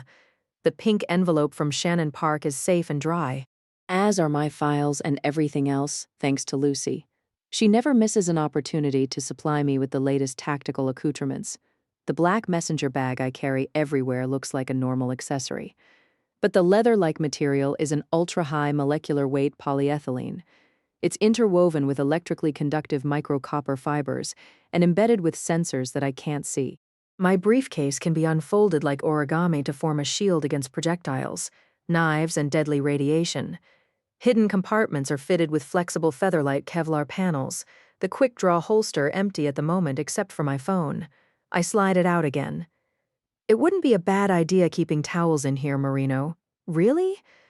I offer the same helpful hint whenever we're caught in a downpour. Especially since you're phobic of umbrellas because you think they're not a good look. Well, this isn't a good look either. Water is puddling at my feet, and soon enough I'll be freezing in the air conditioning. Except I got too much crap inside my truck to begin with because of what other people think I need. He means Dorothy. A few weeks ago, it was a fire extinguisher and a mini fridge she thought I couldn't live without. Before that, it was some fancy designer toolkit I'd never use. As he continues to make excuses, he gropes under our seats. I do what I can to accommodate, tucking my legs to one side or the other. The wipers thud-thud, sweeping water off the windshield, the rain steady but not as hard as earlier. Already, the storm is moving out, and that's typical during hot, humid Virginia summers. Here, this will have to do. Marino hands me a crushed roll of blue paper towels, maybe 10 sheets left. They're the heavy-duty type he uses to armor all the tires and trim, to wipe down the carbon fiber or clean the glass of the expensive truck that my sister bought him. A successful graphic novelist and internet influencer, Dorothy indulges him to a fault, buying him whatever he wants and many things he doesn't. I tear off paper towels for us, combing my fingers through my wet hair. Staring at my reflection in the visor mirror, I wipe off eye makeup. I dab on the lip balm, looking like death on a cracker, to borrow a line from Dorothy. I reach up my skirt as modestly as possible, pulling off my destroyed pantyhose. I stuff them and dirty tissues into the red biohazard trash bag hanging from the gear shifter. Uh-oh. Marino glares at the Channel 5 news crew several spaces away from where we're parked. Exactly what we don't want. Dana Deletti and her producer hurry into their van, the door sliding shut. The turn signal begins flashing, the front tires cutting left. I can feel Marino's aggression and defiance as he hands me his soggy paper towels. They want to get to the scene first, he says, so they can film us rolling up the whole 9 yards. He tries again to bully his pickup truck into traffic, and nobody lets him. My vibrating ring alerts me that my secretary Maggie is calling again. I'm not about to answer. Thanks a lot. Swearing and fuming, Marino continues his efforts with no success. Jerk-offs, bunch of idiots. Tossing out a few other choice words for good measure, he rolls down his window, waving his muscular tattooed arm in the foggy rain, shouting at other drivers. Some of them mouth back while making offensive gestures. I hope we don't end up in a road rage free-for-all. What's the hurry? He yells at everyone and no one in particular, his eyes glaring, the veins standing out in his neck. Your damn hair on fire? You never heard of a fucking emergency? Well, I'll show you one. He flips on green and white strobes that I'm not sure are legal, their rapid stuttering enough to cause vertigo. Hang on, Doc! He grabs the handheld siren from its holder, and I cover my ears. Fire in the hole! He whelps his way into traffic as horns honk and blare in a discordant cacophony. We pass the Channel 5 news van, and it manages to dart in behind us, nearly causing an accident. Damn it, Marino yells as we creep off in sluggish traffic, the lights dancing on the police scanner, the volume low. I've had enough of this bullshit. He scowls in his mirrors, turning off the strobes, rain blowing in through the window as he closes it. He irritably tries wiping his eyes dry with the sleeve of his dripping wet t-shirt, and I hand him several tissues. He dabs his face, then his shaved head as I begin telling him what to expect. Rachael Stanwyck worked for the CIA. She didn't have to be a spy for there to be an uproar. I explain. I won't have control over much that happens next. Not the control I usually have, depending on the circumstances, and at the end of the day we may never know the whole truth about who she was, or what's happened and why. What was your gut feeling about her? Marino puts on mirrored Ray-Bans, amber-tinted for mist and haze. I didn't know her, I repeat. When Annie and I were in law school together at Georgetown, occasionally I'd spend the weekend at Chilton Farms. Her sister was never there. She hated the place, and I've not gotten the sense that she's shown up for much of anything in Annie's life. Rachael sounds like somebody who pisses people off, Marino says. That might be an important detail if it turns out that someone whacked her. I would imagine she was quite skilled at offending people, I reply. Lucy and I ran into her once at the liquor store on St. Asaph Street, where I have a feeling Rachael was a regular. This was several weeks before the Gilbert Hooke trial had started, and life was still relatively normal in Old Town. There were no hostile strangers camping out, no news crews or writers from here and abroad. It was safe to frequent our local haunts, and Lucy and I had gone for a bike ride on the Mount Vernon Trail. We followed it to Gravelly Point, where aircraft spotters watched traffic in and out of Ronald Reagan Washington National Airport. On our way home, we decided it would be a good night for fajitas and margaritas and stopped to pick up a couple bottles of tequila. We were tucking our purchases into our backpacks when Rachael walked in.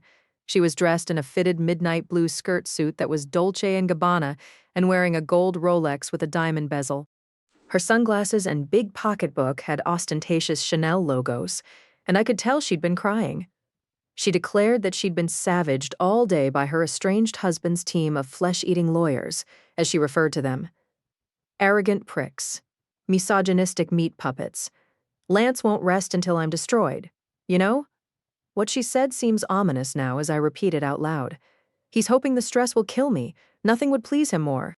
It sounds like she didn't give a shit who overheard her. Marino says, the wipers dragging across the glass intermittently. Meaning she probably did that sort of thing a lot. You'd think someone working for the CIA would be more careful about running their mouth. Her background was journalism, I reply. It's been my impression that she didn't hesitate to say whatever she thought, often bluntly and with little regard for how she came across. Reaching in front of me, he unlocks the glove box. He lifts out his 10mm matte gray Guncrafter Industries 1911, custom built with Trigicon optic sights. Old school, dirty, hairy, huge, and heart attack scary. It's loaded with 200-grain buffalo bore rounds, cocked and locked, the thumb safety on. He places the pistol and extra magazines on the console between us. He arranges them for easy access as I turn on my phone's flashlight. I check my injured ankle, tender to the touch, the bright red bruise turning dusky. I take photographs as Marino constantly scans the mirrors, blowing out exasperated breaths. We've made it only a few blocks. The CVS drugstore is to our left. Just beyond is Lucy's favorite bicycle shop and the Indian restaurant that Benton likes a lot. The lights of traffic, the splashing rain are distracting and confusing. The truck's menacing-looking grill guard is alarmingly close to the sports car in front of us, triggering loud warnings. Everywhere I look, I see accidents and outbursts about to happen as stressed commuters behave like primitives. I'm reminded that Marino and I have been inside a courtroom most of the afternoon. Before that, we were inside the autopsy suite. I've not had access to my phone for much of the day. We've been in our own morbid bubble, and I suspect there's much happening that we don't know about. I'm not sure I've seen it this bad before. Something else is going on. Has to be. I begin checking my emergency alerts and traffic apps. Maybe a bad wreck, some other disaster in the area. This isn't normal rush hour, not even in a storm before a holiday weekend. You got that right? Marino complains. This minute we're going 6 miles an hour, and people are acting like the world's coming to an end. It doesn't take long to discover that the cause of the chaos is the President of the United States. He made a visit to Old Town earlier this afternoon, and there were security issues, a perceived imminent danger that resulted in his motorcade diverting. Sections of King Street and the George Washington Memorial Parkway had to be shut down for extended periods. It's no wonder I've not heard from Benton and Lucy.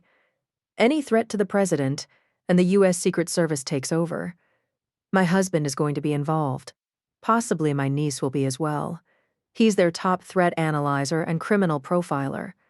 She's a technical subject matter expert, her title intentionally ambiguous. For a while, even the Woodrow Wilson Bridge was closed in both directions. I relayed to Marino. What security issues? Are there any details? He asks as I glance through news articles and other information. Chapter 7. The president was supposed to visit Ivy Hill Cemetery for a service at 2:30, but the motorcade was turned around. I keep looking for news updates, but there's almost nothing. It returned to the White House. There's not much else I'm finding, including on government sites. Must be something they're keeping hush-hush, Marino says. Whatever it is, they're taking it seriously.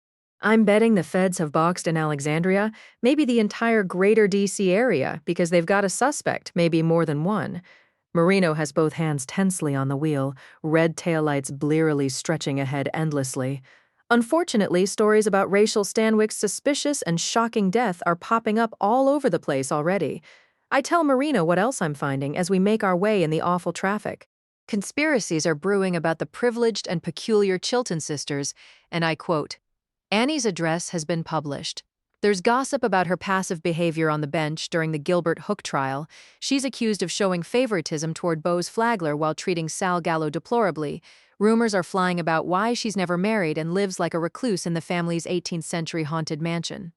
Forget any semblance of privacy. I pass along to Marino. Everything about this would be terrible for anyone, but it's especially dangerous for a judge, and unfortunately she's lax about security, as you're about to discover. He hasn't been to Chilton Farms and won't be happy when we get there. It may or may not have ghosts, I can't swear to that, although I've heard my share of strange noises, I've seen peculiar shadows, and glimpsed strange images in mirrors I pass. What I can state categorically is that the overgrown property is a safe haven for gnats, ticks, mosquitoes, and other antisocial insects. Annie rules against pesticides, including natural ones like garlic spray. Outdoor lighting is basically non-existent. As I'm describing this, Marino reaches for his gun. He places it and the extra magazines in his lap. Get ready, Doc. His attention is everywhere, jaw muscles clenching. I notice a brick wall on our right in the swirling fog. Just beyond is an alleyway Benton, and I have walked through when it was still safe to take long strolls in Old Town. Hang on, Marino yells! That's my cue to grip the armrest, pushing my head against the back of the seat so I don't bang into the window or wrench my neck during one of his NASCAR maneuvers. He floors it, cutting the steering wheel hard, rubber squealing, the engine gunning, the force of the turn shoving me against the door. Boom, now we're talking. He folds in the side mirrors. He snakes his big truck through a narrow lane originally meant for pedestrians and horse-drawn carriages. Be careful of the stone column coming up on the left. I pointed out in the mist. No way anybody's following us back here. Pleased with himself, he carefully bumps us along, fog lamps reflecting off water and wet pavers. If I opened my window, I could reach out and touch the back walls and gates of grand old residences. The branches of ancient evergreens and English boxwood hedges are inches from us. Not the smoothest ride.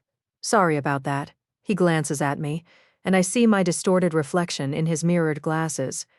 But better than sitting on King Street for the rest of our lives. Turning around in my seat, I look for Dana Deletti and her crew. The narrow passage behind us is empty and foggy. No sign of the white van with the news station's logo on it. I think you lost Channel 5 and everyone, I confirm. Not that I'm surprised. I don't believe cars are allowed back here. Nothing with an engine or much bigger than a golf cart. I figure you could use a hit right about now. Marino slides open the ashtray. You and me both. He digs through his stash of retro chewing gum that reminds him of better days. The familiar aromas of teaberry, juicy fruit, bazooka, and double bubble bring back powerful memories of my childhood when I would help out in my father's neighborhood grocery store. Thanks. I take the Wrigley's Spearmint Marino offers, both of us recovering smokers. He rolls up 3 sticks of gum, cramming them into his mouth at once. The inside of his truck smells sweetly minty as he navigates through the alleyway, past wrought iron fencing and walls. I glance at my phone, scrolling through messages. Did Lucy tell you what she's doing today? Marino is nonchalant, as if it doesn't bother him that they aren't as close. We had coffee before you picked me up this morning, but she didn't mention anything specific. I reply. She had on her bike gear and backpack, though, headed out somewhere. At least she's not holed up in her crib 24/7 talking to an avatar as if it's a real person, he says unpleasantly. That's not fair or accurate. I just don't want her getting any weirder on us, Doc. Riding her tricked-out bike all over the place like it's the X Games, chasing radio signals and things that go bump in the night.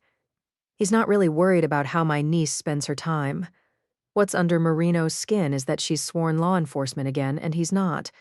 It rankles him that he no longer can arrest people and lock them up, and she can. This on top of his relationship with her cooling considerably after he married her mother. Traffic isn't nearly as bad now that we're on South Royal Street with its pristine detached homes and row houses, many with American flags over the entrances.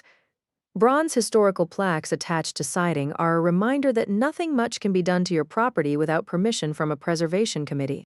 The low sun shimmers through the lifting overcast as we get farther away from congested neighborhoods. We're headed to the largely uninhabited stretch along the Potomac River, where Annie and Rachael Chilton grew up. The haze is burning off, steam rising from pavement. A band of fiery gold light spreads along the horizon, and I recheck my messages, sending Fabian Etienne another one. Let him know to avoid King Street unless he wants to sit there until he turns into a skeleton, Marino says. There's no point in telling him much when he's not bothering to answer us. I've about had enough of this. Hell, it's exactly what he fantasizes about, Marino says. A big case that's all over the news, and he rolls in like the Grim Reaper. He's probably been primping in the mirror for the last half hour, putting on eye makeup, redoing his nails. Fabian doesn't respond to me in a timely fashion unless it suits his purposes, I reply, and my problem with the death investigator isn't the way he looks. It isn't his taste in attire, or even his favorite clichés. Our day begins when yours ends. That's silk-screened and printed on t-shirts and coffee mugs he sells on the internet. I can't control Fabian. It was bad enough when I first got here, but after a year it seems close to a lost cause. I have no doubt who's influencing him, and it's been escalating. I think of recent encounters with the former physician's assistant who claims he's always dreamed of being a death investigator. Yesterday, I couldn't find him for hours and finally took the elevator below ground to the anatomical division. Phones don't work very well down there, and that's his excuse when he's not answering. I discovered him injecting formaldehyde into the femoral artery of the most recent body donated to science. He was doing an embalming with no one else around. This is the third time I've caught him. I remind Marino, God only knows what the real number is. Fabian has decided he doesn't answer to me, not to either of us, and I don't think he's the only one who's decided it. I send him another text, warning about traffic. I instruct him to head out, adding that I hope he got my earlier messages. He's to bring extra PPE and on his way to grab scrubs and a pair of surgical clogs for me. I don't want him in my office digging through more personal clothing. I don't want my secretary touching my belongings either. Screw this. Marino checks traffic all around us. He nudges his truck ahead barely, and I can tell he's about to bust another move. Hold on, Doc. He flips on the strobes like a cowboy cop. Flooring it, he cuts into another side street as I clutch my briefcase, holding onto the armrest again. You're going to have to do something about her. Marino is talking about Maggie before it's too late, and maybe it already is. You know how hard it is to fire anyone who works for the state? I reply. Especially if that person is protected the way she is and has been for decades. Should we go after her, it will be an all-out war. One we won't win because she's in Elvin's pocket. You mean in his pants? We can't prove that or much of anything, I reply. We've got to find something to nail her with like leaks to the media. Because we know damn well it's her. What's she getting in exchange for her favors to the Dana DeLettis of the world? Our office is hemorrhaging like a damn sieve. And who's going to do something about it, I reply. And it's a tired argument. Elvin oversees everything that pertains to public health in the Commonwealth. That includes how people die. I answer to him. It's a loathsome thought, and Marino can't accept it. Elvin has all the power, and he set things up to be exactly like they are. I'm sure he's enjoying himself royally. My predecessor, Elvin Reddy, won't forgive or forget. He'll never stop paying me back for dropping him from my forensic pathology fellowship program. This was decades earlier when I was new on the job in an all-boys club. The first woman chief medical examiner of Virginia, I had very decided ideas about doing no harm. Death shouldn't be political. It's not something to be exploited or trivialized. I refuse to mentor Elvin or so much as write a letter of recommendation, and would do the same today. When I agreed to replace him as chief medical examiner last year, I didn't know the rest of the story. It wasn't until I'd moved here that I realized his secretary, Maggie, wasn't leaving with him. I'd inherited her. Then he was appointed health commissioner. I'd been lured into a trap, as the way Marino describes it. I grip the armrest again as he careens into another alleyway. This one isn't as narrow as before, and we're a few blocks from the river. Sunlight breaks through clouds, and a perfect rainbow arcs across the sky over the steeple of the Basilica of St. Mary. I've not been to church since the pandemic started. Before that, I had other excuses, if I'm honest. Let's see what Maggie has to say for herself. What poisonous stew she's been stirring up this time. I call her mobile phone, and it barely rings before she answers instantly. It's about time you got back to me. Her voice sounds rudely from the truck's speakers. I've been a little busy, as you well know, I reply. I left you a message that the health commissioner needs a word with you. My secretary's polished British accent belies her basic incivility. I can tell from the background noise that she's home from the office. It sounds like she's outside walking her dog, and she asks me to hold for a second. I hear her picking up after her corgi named Emma as Marino glances at me, shaking his head hatefully. Then Maggie resumes telling me how frustrating it is when I'm missing in action. As usual, you're nowhere to be found, flitting about with your personal investigative partner in his gas-guzzling truck, she's saying. And I sense her resentment like a bomb off-gassing. And his reimbursements for fuel and such are something you and I need to discuss. You know exactly where I've been. I make no attempt at sounding gracious, barely polite. I've not had an opportunity to deal with much of anything since escaping a volatile situation in court a few minutes ago. I have no doubt that you could use a vacation, a rest from all this madness. Maggie is quick to cut me off, and I have no doubt who she's been conferring with. Today in particular has been, well, there's no other word for it other than deplorable. What do you want, Maggie? I understand you've yet to call Dr. Reddy. Call him about what? If you'd bothered to return my call in a timely fashion, you would know. The way she addresses me, you'd think she was in charge. Well, it won't be possible to reach him now. Elvin no doubt has plenty to say about Marino's outbursts, and my running shoeless along the sidewalk in Courthouse Square. Every public embarrassment, mistake, and misfortune is a gift when one's adversary has the obsessiveness of a stalker. Dr. Reddy is having dinner at the governor's mansion and waited as long as he could.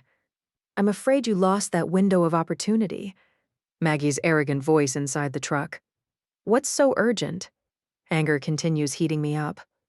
Why is it more important than what Marino and I are on our way to deal with? I'm afraid your public spectacles a little while ago are everywhere. Maggie continues to interrupt. He and others aren't happy about your investigative partner's behavior either. It's simply disgraceful the way he bullies and threatens. You've got to be fucking kidding me. Marino feels compelled to interrupt as profanely as possible. Such language, she goes on to chide him, and I imagine her imperiously pretty face as sharp as a blade. I can see her smug, satisfied smile as she walks her spoiled dog through her cloistered Old Town condo development. I tell her that Channel 5 knew about Rachael Stanwyck around the same time Investigator Fruge notified our office. Dana DeLetti was on the air first with the breaking news, ambushing me yet again. It's obvious what I'm accusing. And this has been happening all too often. It's been escalating. Just one of many things Dr. Reddy has concerns about, Maggie says. But far more troubling is your very clear conflict of interests. Rachael Stanwyck is linked to a controversial trial that's international news. She's the sister of the very judge in the case. Apparently, Annie Chilton and I have a long history. Maggie goes down the list. You know better than most that there's not much one can't find out these days.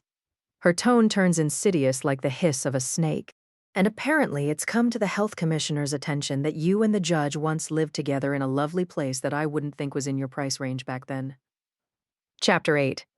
Maggie informs me that Channel 5 has been digging up all sorts of interesting information about Annie's and my past, including specifics about the rented row house we shared while at Georgetown Law, 2 bedrooms and a patio. It's not far from the Four Seasons Hotel, my secretary says, and that's true. I paid Annie $1 per month in rent, and I don't know how Maggie found that out. I won't confirm or deny. I feel as if I'm on the witness stand again as I listen to her comments and unseemly assumptions sounding over the truck's speakers. I'm not about to divulge that Annie enjoyed my company and benefited from it. Both of us were helpful to each other. She was happy to have somebody around who cooks, gardens, does laundry, yard work, and so many things that she never learned and avoids at every opportunity.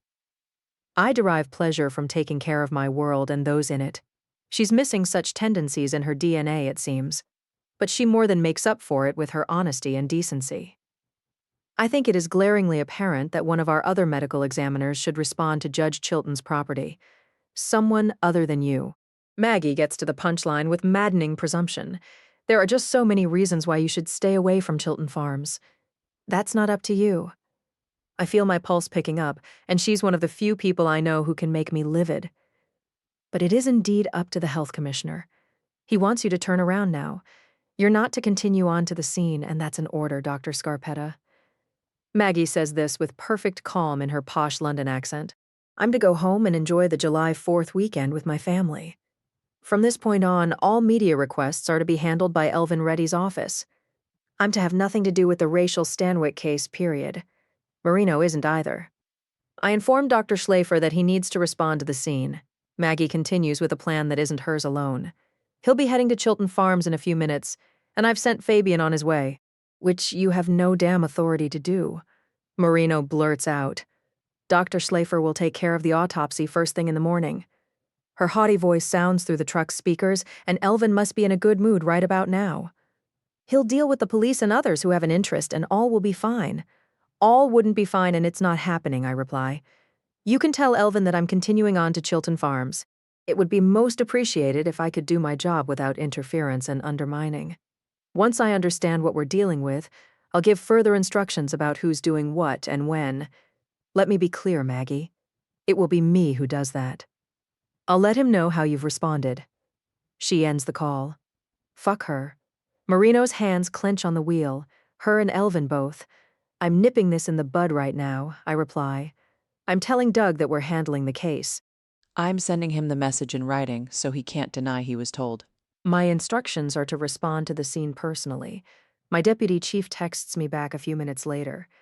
Maggie says the health commissioner thinks it's a problem if you show up, because of what's all over the news. I'm in transit now. I make sure Doug understands who's boss. Do not head out. I'm handling Rachael Stanwyck. If you have questions, call me. I just don't want trouble with powers that be, he replies. And clearly, I'm not the one he worries about. We'd better give Fruge a heads up about what's going on. Marino decides after I read the text out loud that she'd better expect a shit show if she hasn't figured that out already. He reaches for the touchscreen on the dash display, placing a call, and investigator Blaise Fruge isn't picking up. Of course she isn't. Unquestionably, she can't. Someone is making sure of it. The question is who, and for what reason. It could be Maggie or Elvin. It might be someone else. You've reached Investigator Blaise Fruge with the Alexandria Police Department. If this is an emergency, her voicemail begins. I'm more aware of her lilting Virginia accent because she's not in front of us.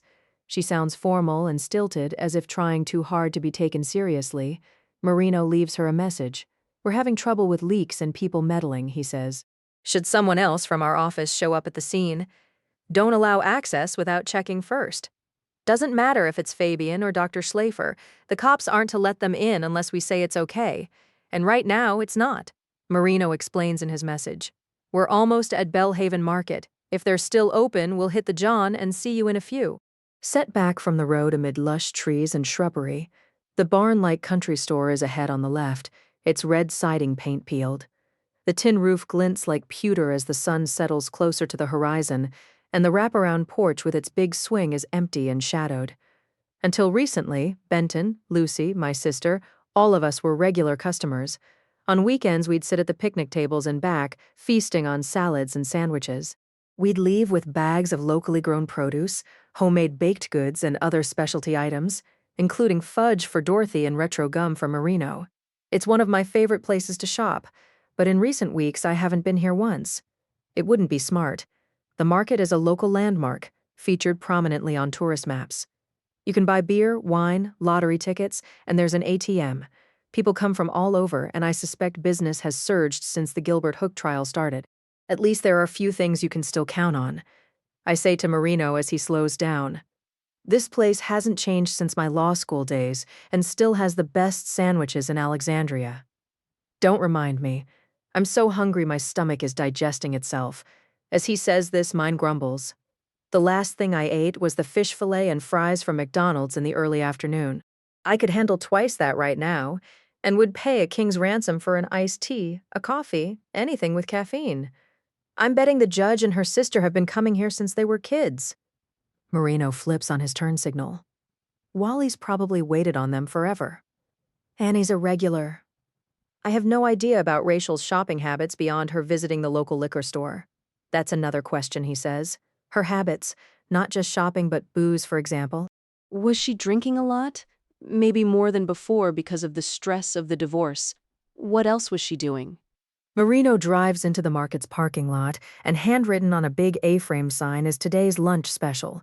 My mouth waters as I imagine the roast beef and chutney on toasted sourdough, the cup of chilled, spicy gazpacho. It's 6:15, and often the market closes early when big storms are rolling in. But we may be in luck. Unless Wally Potter got a ride home, it would seem he's not left yet. His blue Malibu Classic is parked inside the wooden carport in the shade of crepe myrtles and jacaranda trees. I can't help but think of my father whenever I see the vintage wagon. Only Papa's was a Ford with faux wood side panels. I remember the smell of vinyl in the Miami sun, the interior door locks reminding me of golf tees, the hot air rushing in when we'd hand crank the windows down. There are no other cars. No one in sight as Marino drives past the island with its self-service gas pump. While running errands, you're welcome to top off your tank and clean the windshield. You can check the oil and put air in the tires. Off to the side is a big unpainted shed that has firewood during cooler months and fresh wreaths, pumpkins, and potted lilies depending on the holiday. There's a restroom that can't be used without getting a key from the counter, and a dog potty station with biodegradable bags. Like the grocery store my father ran before he was too sick to manage it. Bellhaven has a little bit of something for everyone. Marino pulls up front, and I notice the clothes sign hasn't been displayed. But it isn't always, depending on who locks up at day's end, especially if that person was the owner. Wally can be forgetful, and through a window I can see his empty ergonomic chair behind the checkout counter. I'm not getting the sense that they're still open, I say to Marino. Maybe he's in back. He's probably frapping around, getting ready to head out. He doesn't hear very well but should see us on the security cameras, I reply, assuming they're working and that he or anybody's checking. I look up the store's phone number. Calling it, I'm disappointed by a busy signal. He must be on the phone, I decide. If he's heard about Rachael, I would imagine he's calling people or they're calling him. I'll try the door, Marino says. He removes his arsenal from between his legs where he's held it securely while careening in and out of side streets and alleyways. I hope he never does this when his big pistol's safety is off and he returns it and the magazines to the console between us. He climbs out of the truck and I call the store's number again. I have no better luck as Marino's feet sound on wooden steps leading to the covered porch. He walks past the empty swing suspended by ropes, then the ice machine and the trash can made from a wine barrel. He tugs on the front door and it's not budging. "Hello, yo! Anybody home?" He bangs with his fist. "Hello! Hello!" Cupping his hands around his face, he peers through the glass, shouting and knocking some more. He walks across the porch, and at the far end is the office window. The blinds are drawn, the glass covered by a screen. Marino knocks on the wood siding. "Yo, Wally, you there?" Yelling and thumping. Some more. Marino gives up with a frustrated shrug. He returns to the truck, his clothing damply clinging but not dripping anymore. "Damn it," he climbs back behind the wheel. "There's nobody here, I'm sorry, Doc. I appreciate you trying, and it's not that I don't know how to rough it. I learned long ago to forego modesty when left with no choice. During my early career, it was typical for me to be the only female at a crime scene except for the victim. But I could do without another indignity or discomfort this day. Once we arrive at Chilton Farms, the options don't include helping ourselves to bathrooms or anything else. We don't get to eat, drink, wash up, or even toss our trash. It has nothing to do with being polite or respectful of private property. Not even Annie can give permission for us to make ourselves at home. We can't. Everything is about the eventual trial. Whatever we decide to access can ruin evidence and change the story. As is true of an archaeological excavation, once something is disturbed, there's no going back. Or if you do, it's not without a lot of explanation. The Bose Flaglers and Sal Gallos of the world wait for people like me to make a false move. They pray I'll do something foolish like borrowing a toilet and leaving my DNA. If they're lucky, I'll change my clothes in a bedroom where the killer had been earlier. Or I'll step in blood. In the old days, it was dropping cigarette butts and I'd stuff them in my pocket. The only other bathroom option is going to Raven Landing, and I'm not optimistic. Marino continues trying to solve a problem that's trickier for me than him. Usually places like that are going to close early when it storms. But if someone's still there, maybe they can unlock a ladies' room. Let's just get where we're going, and I'll figure it out, I reply. You've got toilet paper, I assume. You know what they say, never leave home without it. Good, because it's looking like I'll be grabbing a roll and disappearing into an overgrown thicket, which I'm not looking forward to, but I guess I'll manage. Nope, not me, Marino says. No spiders or snakes, and I'm betting there's poison ivy. I realize it's not ideal, but the pee bottles in back are better than nothing. It depends on who you're talking to, I reply. The portable urinals he orders from camping websites aren't compatible with female factory settings or equipment. As often as you drive me in your personal vehicle, I start to say that he could do better. How hard is it keeping appropriate accoutrements in his truck's many storage cases? But complaining about such things is similar to my telling him not to be aggressive. He refuses to be thoughtful in a caretaking way, and it's worse since he got married. I'll remember to put a field case in back that has other stuff, he promises, but for now, we've got limited choices that include a pee bottle or a large to-go coffee cup, door number 1 or door number 2, so to speak. At least you can take care of the problem inside the privacy of my truck. It will have to be taken care of one way or other in the not-too-distant future, I assure him. As we continue on our way, the terrain becomes rougher and more rural, the low-lying road prone to flooding and freezing over. Cars are increasingly infrequent, the low sun slipping in and out of tattered clouds, the silvery light mirrored by puddles the size of small ponds. Driving slowly in stretches, Marino is careful not to hydroplane as water drums the undercarriage. At times I can't see the edge of the pavement, and it's a good thing his big truck doesn't mind potholes. I wouldn't want to drive this every day. He digs in the ashtray again. You don't want to be out after dark around here either, if you can help it. I decline his offer of gum. I hate to think how much time the judge spends in the car. In traffic and bad weather, this would be a crappy commute. He peels open several sticks of clove that remind me of Christmas of potpourri. Her habit is to leave for the courthouse at the crack of dawn and head home early evening, I reply. That way she avoids the worst of rush hour. Sounds like all she does is work, Marino says, that she doesn't have a life. Annie doesn't get close to people easily, I reply. Businesses and residential communities are few and far between the deeper south we go. Weed-infested meadows give way to jungles of undergrowth, choked by creepers, and loamy clay is the brownish red of bone marrow. Scattered between woods and fields are small churches, most of a conservative persuasion. They've been around longer than I have. The Gentleman's Club and adult bookstore near the truck stop have survived the vicissitudes of time.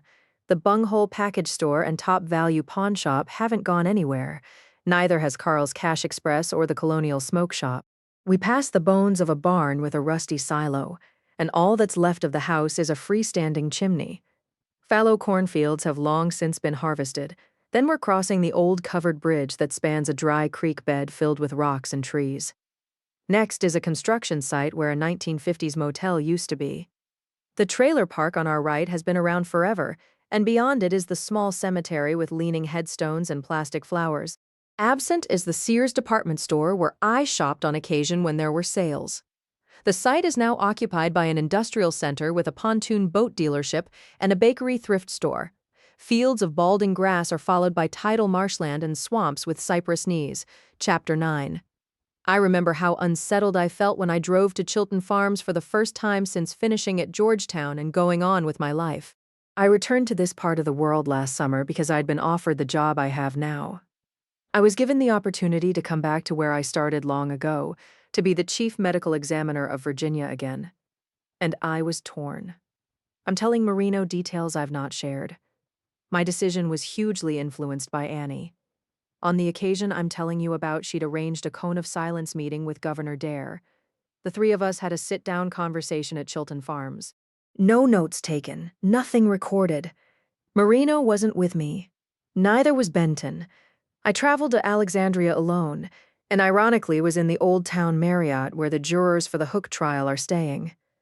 I hadn't been to Annie's family homestead in more than 3 decades, and as I followed the same route that Marino and I are on, I was depressed by what I saw. Everything felt run down and unsafe. It was different during law school when I'd spend a weekend with Annie's family now and then. I continue passing along what I know firsthand. There were all kinds of fun places like seafood shacks and diners around here. I remember a Hardee's, a Dairy Queen, an Army-Navy store. Well, there's nothing much now. I wouldn't want my truck to break down out here, Marino says. Back then, you didn't think twice about driving around at any hour of the day or night, I reply. And Annie had a car. The row house we shared in Georgetown was close enough to Chilton Farms that we'd drop in often for an early dinner with her parents.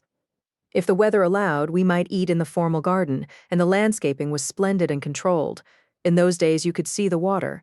Now you wouldn't have any clue. The place is so overgrown, I add. You wouldn't know you're close enough to the Potomac that you practically could throw a rock and hit it. You'd never guess there was once a formal garden for that matter. While the parents were still around and healthy, Chilton Farms was quite the showplace. Staff included housekeepers and chefs, and there were all kinds of social events. Birthdays were occasions for dazzling parties, and I was invited to Annie's 25th. As I think back on it now, I'm struck that Rachael wasn't there for that either. I'm telling Marino the story. I remember these huge baccarat chandeliers and an amazing art collection, all of it gone now, in storage or sold, I assume, because Annie doesn't want to live with it. And I would imagine her sister couldn't be bothered. Did the parents leave everything to both of them? He asks. I don't know, but Annie's the one who cares about the place. As I understand it, her sister wanted nothing to do with it until recently when she asked to stay there for a while. What did the father do? Marino takes off his mirrored glasses, clipping them to the back of the visor. A lawyer, I reply. I don't know how busy his practice was or how much time he actually spent at the office. Like a lot of old aristocratic families in this part of the world, he was a professional descendant. The very thing Annie doesn't want to be. We know Rachael married someone super rich, Marino says. I'm sure she was angling for a huge settlement. The question is how much Annie might be worth. If she has a lot of family money, you wouldn't know it. She doesn't appear to spend it, I reply. Certainly not on upkeep or improvements, not a dime on privacy or security that I can tell, and the place wasn't in the best of shape by the time she moved in. What you're about to see is nothing like it used to be. How long's she been living there? It's been at least 10 years since her parents died. I know the judge is starting to sound a little kooky, he says. You wouldn't guess it from watching her in the courtroom. I'd never think someone like that would be careless about their safety, especially coming from money and all that goes with it. What she comes from is the problem, and she's had her fill of my lectures going back to when we were living together. Georgetown was my final graduate school stop by the time I met Annie in the late 1980s. I'd finished my pathology residency at Johns Hopkins. I'd attended my first homicide school and forensic academy at the Baltimore Medical Examiner's office. While she existed in her idealistic tower, I'd been to crime scenes and up to my elbows in autopsies. It drove me to distraction when she left windows open or doors unlocked, I tell Marino. And it did no good to say anything, although I did often enough. I assume she has a security system at least. A silent alarm. God knows how old, I reply. She's not going to add to noise pollution. If you want to stop some asshole from breaking in, a silent alarm's not a deterrent. It's even less of one if you don't bother setting it, I reply. Annie refuses to do anything that might disturb the wildlife, including making noise. Or that's the excuse she gives. Like the tree huggers who run Raven Landing, Marino says. No motorboats allowed, and if you have one, they give you the stink eye as you go by their candy-ass sailing club. No security cameras on Annie's property either, I tell him as we cut through dense stands of pines, headed east toward the river. She doesn't even have a doorbell camera. That's too bad. If we're talking a homicide, then most likely the killer was on the property. It would be nice if we had video, Marino says. After all she's seen as a judge, you'd think she wouldn't live like this. She's locked up her share of dirtbags who eventually get out of prison. Maybe someone decides to come back with a score to settle. It takes a lot of energy to worry about the next thing that might maim or kill you, I reply. She chooses not to. Stupid when you're a highly visible judge. These days, no public official is safe from being attacked, Marino says, including in the middle of a courtroom like you just were. Denial, a need to control, I reply. And Annie's altruistic causes become the focus instead of dangers she has little or no power over. She's always had a worldview that's different from yours and mine. She insists on believing people are inherently civilized. We've picked up the George Washington Memorial Parkway and the traffic delays would seem to have been resolved. We're moving along at a decent clip and I check my phone. Benton has sent a text. He'll be in D.C. for a few more hours, he says. I don't know if he's at Secret Service headquarters or the White House. Wherever he is, he's in the midst of something intense, I have no doubt. By reaching out, he's communicating that he's aware of what's going on. He's okay and thinking about me. Still, nothing from Lucy and not a peep from Fruge or Fabian, but Maggie insists I call her ASAP. Magically, the health commissioner has a free moment to speak to me after all, and I wouldn't think of it. I'm assuming Rachael could afford to stay anywhere she wants. Marino continues making his point that it's strange she would move in with Annie. Why not get a presidential suite in some ritzy hotel? Why not get a short-term rental in some luxury condo complex? I've wondered the same thing and don't know the answer, I reply.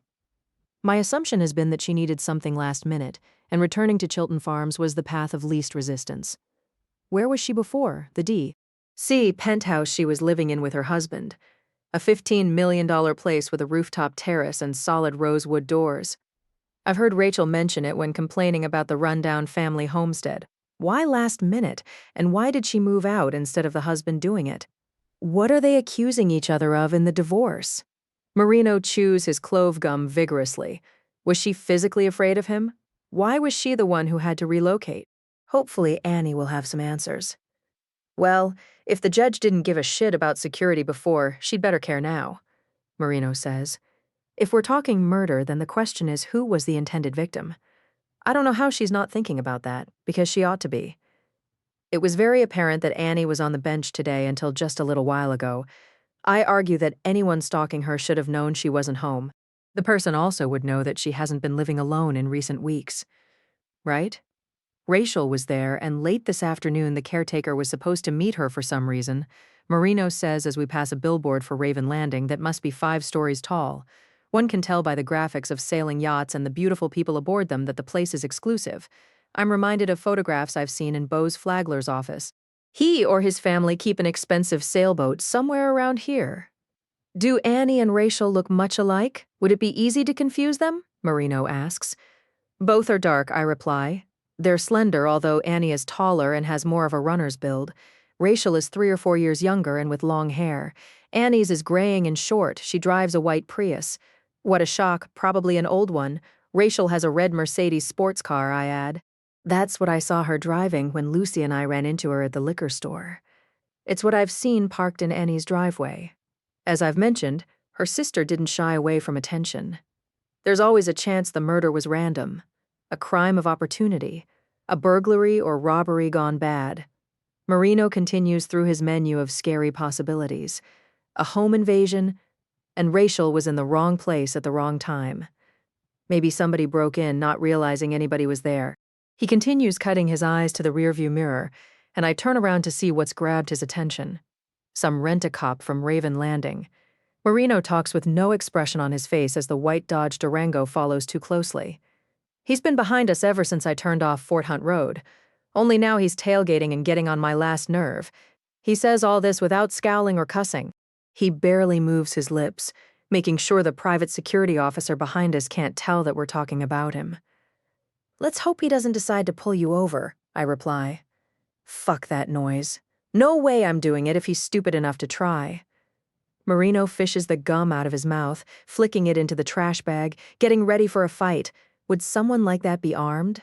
He shouldn't be, but Virginia's open carry. I just assume everybody's armed and nothing worse than a fucking wannabe. We're not in an official vehicle. I keep an eye on my side mirror, monitoring the SUV barely 1 car length behind us. He might think you look suspicious for some reason, I add with a trace of irony. Maybe because your truck is blacked out with oversized run-flat tires, and I'm not certain the window tinting or all of your lights are legal. Nothing he can do about it. We could be Bonnie and Clyde, and it's not his damn business. He's just a private citizen with a fancy uniform and enough training to be dangerous.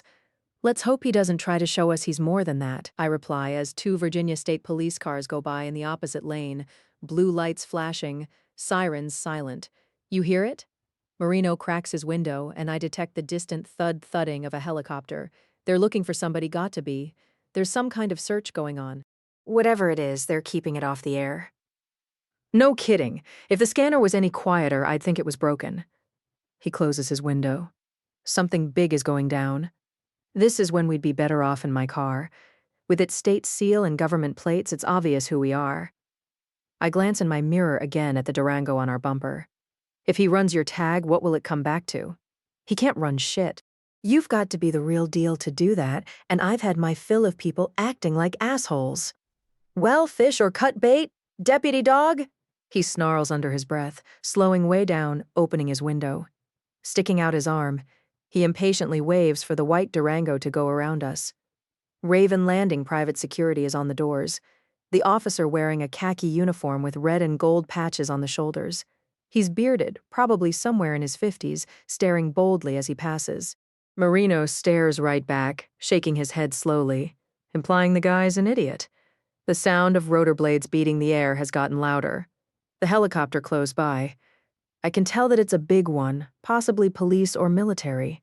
It's flying low and slow in the area of Raven Landing, and the sound becomes fainter when Marino rolls up his window. Tall pines are etched darkly against the pale sky, the sun dipping lower as we follow a bend in the river. Moments later, we're confronted by blue and red lights flashing at the next intersection. Parked on the shoulder are 4 Alexandria police cruisers. Nearby are 2 unmarked white Tahoe SUVs, and as we slow to a stop, their doors open. Sawhorses and a "Do Not Enter" sign with reflectors barricade the access road that leads to Chilton Farms.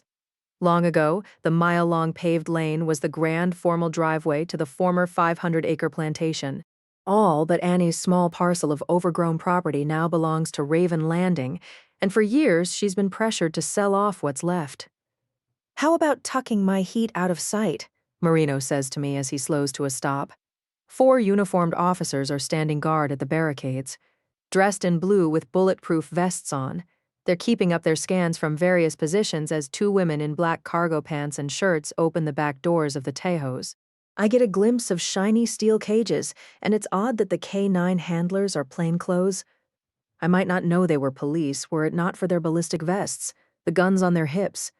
I can't tell who they're with, but I don't believe it's Alexandria City or the state police. Possibly they're CIA or FBI. The female handlers get their Belgian Malinois shepherds out of the SUVs.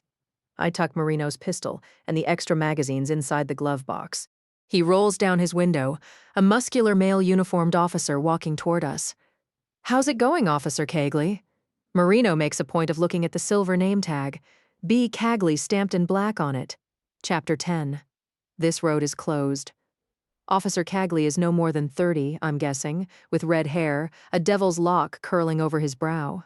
"Where is it you're trying to get to?" "We're being met at Chilton Farms, and I can tell you on good authority that there's media headed this way. Marino says Channel 5 will be rolling up any minute." "They won't get in. What's going on at Raven Landing?" Marino asks. "You got a few uniforms down there, I hope? Otherwise, it's easy access by the water. I go up and down this stretch of the Potomac all the time in my powerboat, mainly to piss off the Richie Riches at the yacht club." "Who are you with?" Cagley isn't smiling, and I'm fairly certain he's playing dumb. I have little doubt that he and his comrades already know who we are. If they follow the news even a little, for better or worse, Marino and I are all over it. The Alexandria police certainly have been informed that the chief medical examiner and head of investigations are responding to the scene at Chilton Farms. The question is what anyone has been told, and mainly I'm thinking the worst. I'm wondering if the cops are aware that I'm not supposed to be here, depending on who you ask. I've been ordered off the job to go home. Marino explains who we are, and Cagley asks to see identification. "And your registration," he says after Marino hands over our badge wallets. "You need to step out of the truck. The dogs are going to have to search it. The 2K9 officers are standing by with their Malinois shepherds on leads. Marino and I open our doors and climb out as the dogs begin to circle. Go, go, go. The handlers encourage them, and instantly one of the dogs sits by the passenger's door I just exited. I got my firearm in the glove box. Marino lets everyone know. And ammo in back like you might expect. Plus, inside the truck bed are cases of forensic equipment, tools and other shit, including a box of road flares. One of the uniformed Alexandria officers begins searching the undercarriage with a long-handled mirror. A K9 handler opens the tailgate. Quincy, LLC? Cagley says to Marino with a hint of sarcasm, returning the truck's registration and our badge wallets as we stand by on the wet pavement. My grandmother used to watch that show. The one about the coroner. He looks at me, and I don't acknowledge that I'm familiar with the 1970s TV series or its star, Jack Klugman. I don't appreciate being mentioned in the same breath as the officer's grandmother. I'm reminded of how dreadful I must look in my damp, wrinkled suit. My hair flat, no hose on, and barefoot. It's just the name I've got my truck in. Marino never bothered with limited liability companies and other accounting slates of hand until he married Dorothy. I used to have a rescue named Quincy, the most worthless cadaver dog you ever met. The K9s are finished searching the truck. They're rewarded with playtime and quiet praise. Good boy, what a good boy you are. Good dog, good dog. That's a good girl. You can return to your vehicle. Cagley lets us know. Marino and I climb back into our seats and shut the doors. I'm waiting for what's next. No doubt the police are about to inform me that I'm not on the list. They've been told that I'm not allowed entrance. I'm to go home and enjoy the holiday weekend as Maggie threatened. Doug Schlafer will handle everything, just like she promised. Sorry for the inconvenience, Cagley bends down, peering at me through Marino's open window. But we're under strict instructions how to handle things. You got this checkpoint and 2 more once you get up there. The next one is at the driveway and the final one is up at the house. That's what I understand. I've not actually been on the property. His attention continues drifting back to the 2K9 handlers, the 2 white Tahoes. Then he looks at me and his stare is intense. Nice to meet you, Chief. I couldn't help but notice your bare feet, he says. I've seen the video. It's all over the internet. Pretty disgraceful the way Dana DiLetti was chasing you down the sidewalk. I've had better days, I reply. His eyes are locked on mine as blue and red lights flash around us. Sorry for all the formalities, he says. But as you can see, they've got this buttoned up tight, and it's only going to get tighter. Who are you talking about? Marino asks. The feds. We're maybe 30 feet from the barricade and the other uniformed officers. They've got earpieces in, communicating on their phones, keeping up their scans while talking to each other. I can't make out what they're saying, and Cagley doesn't want them hearing us. What are we about to drive into? Marino indicates the narrow access road cutting through trees and marshland. What's going on at Raven Landing? It's been shut down for hours, Cagley says. Nobody there but cops. Some of the private security guys and the FBI. Also, a couple of state police investigators. I don't know who all, because the feds aren't telling us anything. I figured it was going to be like this, Marino says. Rachael Stanwyck worked for the CIA, so you can imagine. I heard on the news that she was more like a PR person for them. None of these people are who they say they are, Marino replies as if it's common knowledge and beyond dispute. What's happening at the judge's house? Some of your guys are up at the scene, right? What are you hearing about Rachael Stanwyck? Investigator Fruge is there, Cagley says. I'm not sure who else or how many. The K9 officers are rewarding their dogs with more playing, tugging on ropes and jumping around. They head back across the road to their Tahoes as Cagley watches. He tells us there are Zodiac boats on the river.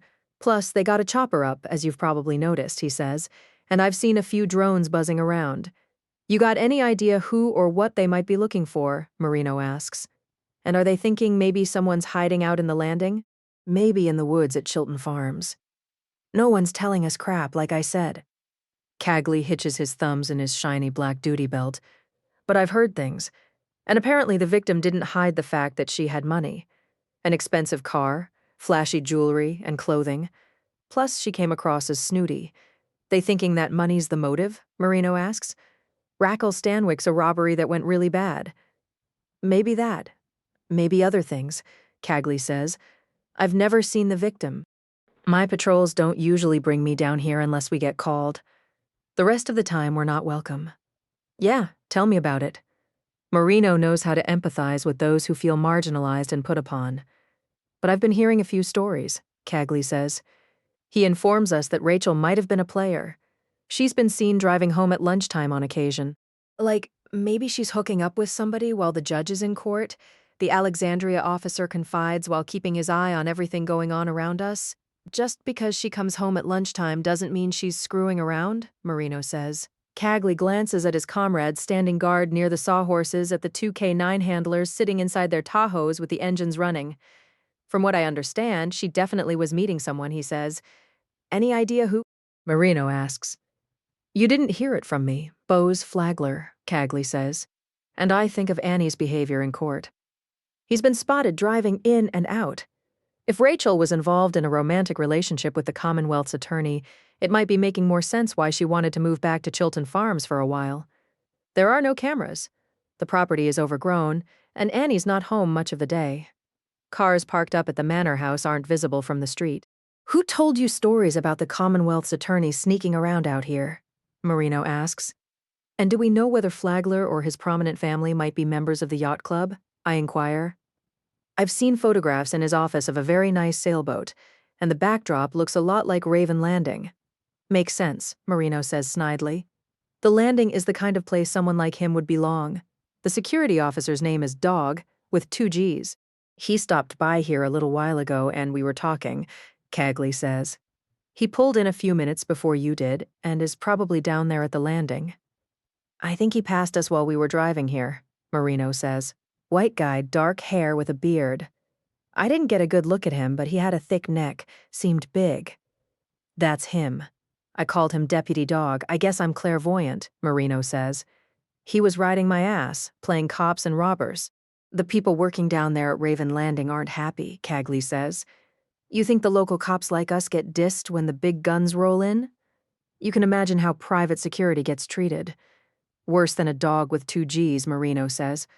Like shopping mall cops, Cagley adds. Marino opens his badge wallet, fishing out one of the business cards he had printed after I hired him as my forensic operations specialist. I don't know why Deputy Dog thought it was all right to tailgate me, he says in case it's lost on anyone that he didn't appreciate it. You might tell him not to pull shit like that again if he knows what's good for him. I'll make sure to pass along the message, Cagley says. And I'll let Fruge know that you and the chief are here. One of our vans should be showing up fairly soon, Marino replies. Black with no windows, you'll know it when you see it. The investigator driving it is Fabian, and don't be put off by his appearance. I'll be looking for him. Cagley steps back from the truck. Marino closes his window. He puts on his ventriloquist act again, no expression on his face, barely moving his lips as he reacts to the latest information. As if things weren't fucked up enough, he says. Wait until the media gets hold of this. Bose Flagler, holy shit. Cagley and the other officers moved the sawhorses, the do not enter sign, and were waved through. Nothing like a violent death to air everybody's dirty laundry, Marino says. I wouldn't want to be the Commonwealth's attorney right now, and he's got the election coming up in November. I wouldn't want to be him for a lot of reasons, especially if he cared about Rachael. Especially if they had something special, I reply as we drive through woods and wetlands. We can't see the river as we get close, just the different way the sky looks, pale like pearls and shimmering with light. The sun is fiery on treetops as the helicopter flies loud circuits somewhere along the water. We pass another sign for Raven Landing, this one ironically with a cawing crow sitting on it. It's easy to be cynical, I remind Marino, and people like us can be the worst because of what we see routinely. Not to mention Flagler is an opportunist of the first order. But we don't know that he didn't have deep feelings for Rachael. Even if he was head over heels, Marino replies, he's going to save his own ass first, last and always. What I want to know is how he and the judge are going to finish the trial. Because Flagler's calculating that as we speak, you can bet on it. Personal problems aren't supposed to interfere. Technically, they're not grounds for recusing oneself, I reply, unless you claim you're unfit to serve, and Annie won't do that. Flagler won't either, Marino says, and we can see the manor home's 4 tall brick chimneys peeking above trees. I wonder if the judge has any idea that her sister was screwing around with him. If she didn't know, she will soon.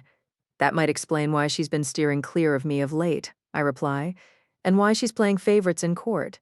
Marino says, bending over backwards to go easy on him. I hope not. That wouldn't be like Annie. One thing she's never lacked is integrity. I've never known her to be a sellout.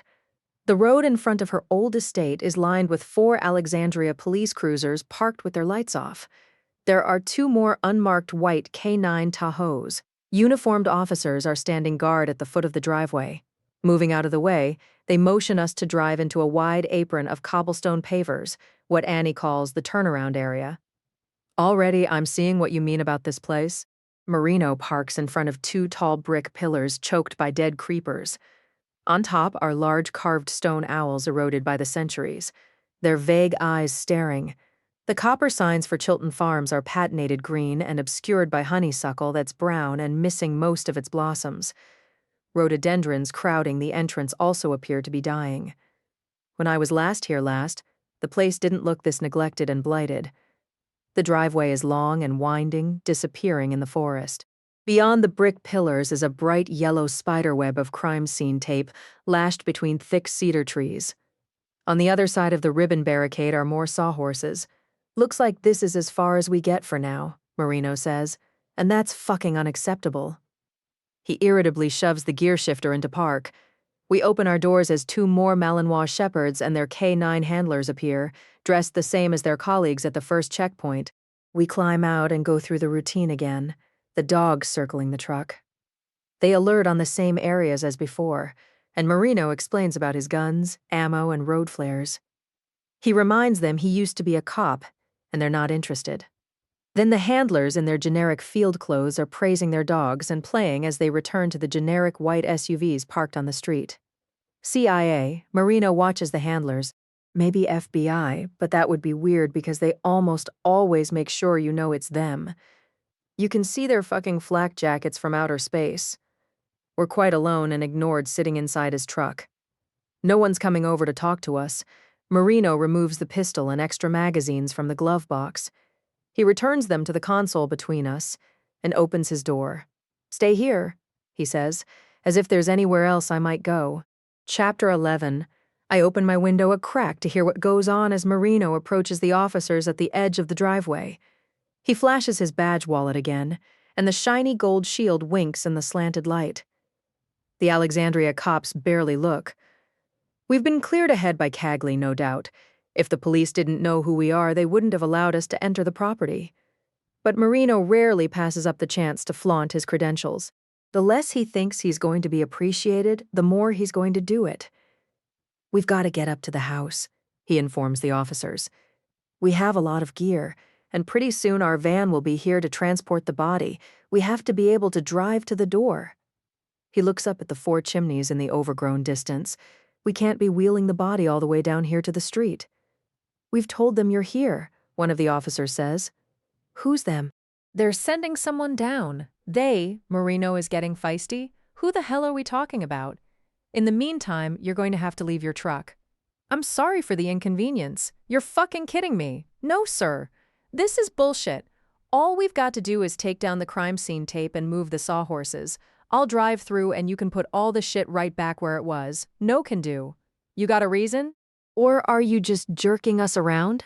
Marino demands answers, and I wish he'd back down. We're doing as instructed, buddy. Yeah, well, tell Fruge we're heading up one way or another. Marino threatens, stalking off. He returns to the truck as I roll up my window. He opens my door. Reaching across me, he collects his gun and ammo off the console, his big arm brushing against my legs. I don't know what the shit's going on. I hope we're not in for another setup by Maggie and Elvin. Marino tucks his pistol in his waistband, the extra magazines in a pocket. I guess we should have expected we'd get jerked around like hell if we didn't do what they said. Opening a back door, he rummages for something on the floor behind me, and I hear the rattle and crackle of paper. A mosquito lands on my bare thigh and I slap it, leaving a small bloody smudge. Digging inside my briefcase, I find the packet of tissues and there's only one left. Marino approaches my window, and I open it. Here we go. He hands me a used-to-go cup with a lid. Extra large, thank God. He gives me a roll of toilet paper, less than half of it left. Don't look, I tell him, as if we're 12. I close the window and he stands with his back to the tinted glass. It takes me a few minutes in the cramped conditions. When I'm done, I open the glove box where he keeps extra biohazard bags, red plastic, neatly folded. Now what? I ask as I open the door, uncertain what we're supposed to do. I'll handle it. He takes the lidded cup, the biohazard bag from me. Not ideal, but who's going to know? He walks to the edge of the driveway, finding a tangle of thorny briars and poison ivy that nobody's going anywhere near. I hear him make the deposit as I wave off mosquitoes. If the officers standing guard are aware of what just happened, they show no sign of it. Marino returns to the truck. Thanks for that, I tell him. What are friends for? He stuffs the empty coffee cup, the lid inside the red bag. Tying a knot in it, he leaves it on the floor for now. I step out of the truck shoeless, slinging my briefcase over my shoulder, the humid air fragrant with lilacs and jasmine. I'm aware of wet pavers cooled by the rain. They're littered with dead foliage and bugs, and I have an eerie feeling already. The sort that hollows me out and pricks up my hair. I don't blame Rachael for gripping like hell. Marino looks around unhappily. I wouldn't want to stay here either, based on what I'm seeing so far. He surveys overgrown foliage tangled with kudzu and grapevines. I can almost read his mind. My advance warnings haven't quite prepared him for what he's finding. I'm really not getting why Rachael wanted to be out here in the middle of an overgrown haunted forest unless it's the obvious, he says. I think that's right. I spot dead grasshoppers floating in a puddle as if they drowned. Bose flagler. It's making sense the more we talk about it, I reply as he inspects the withered creepers choking the entrance's brick pillars.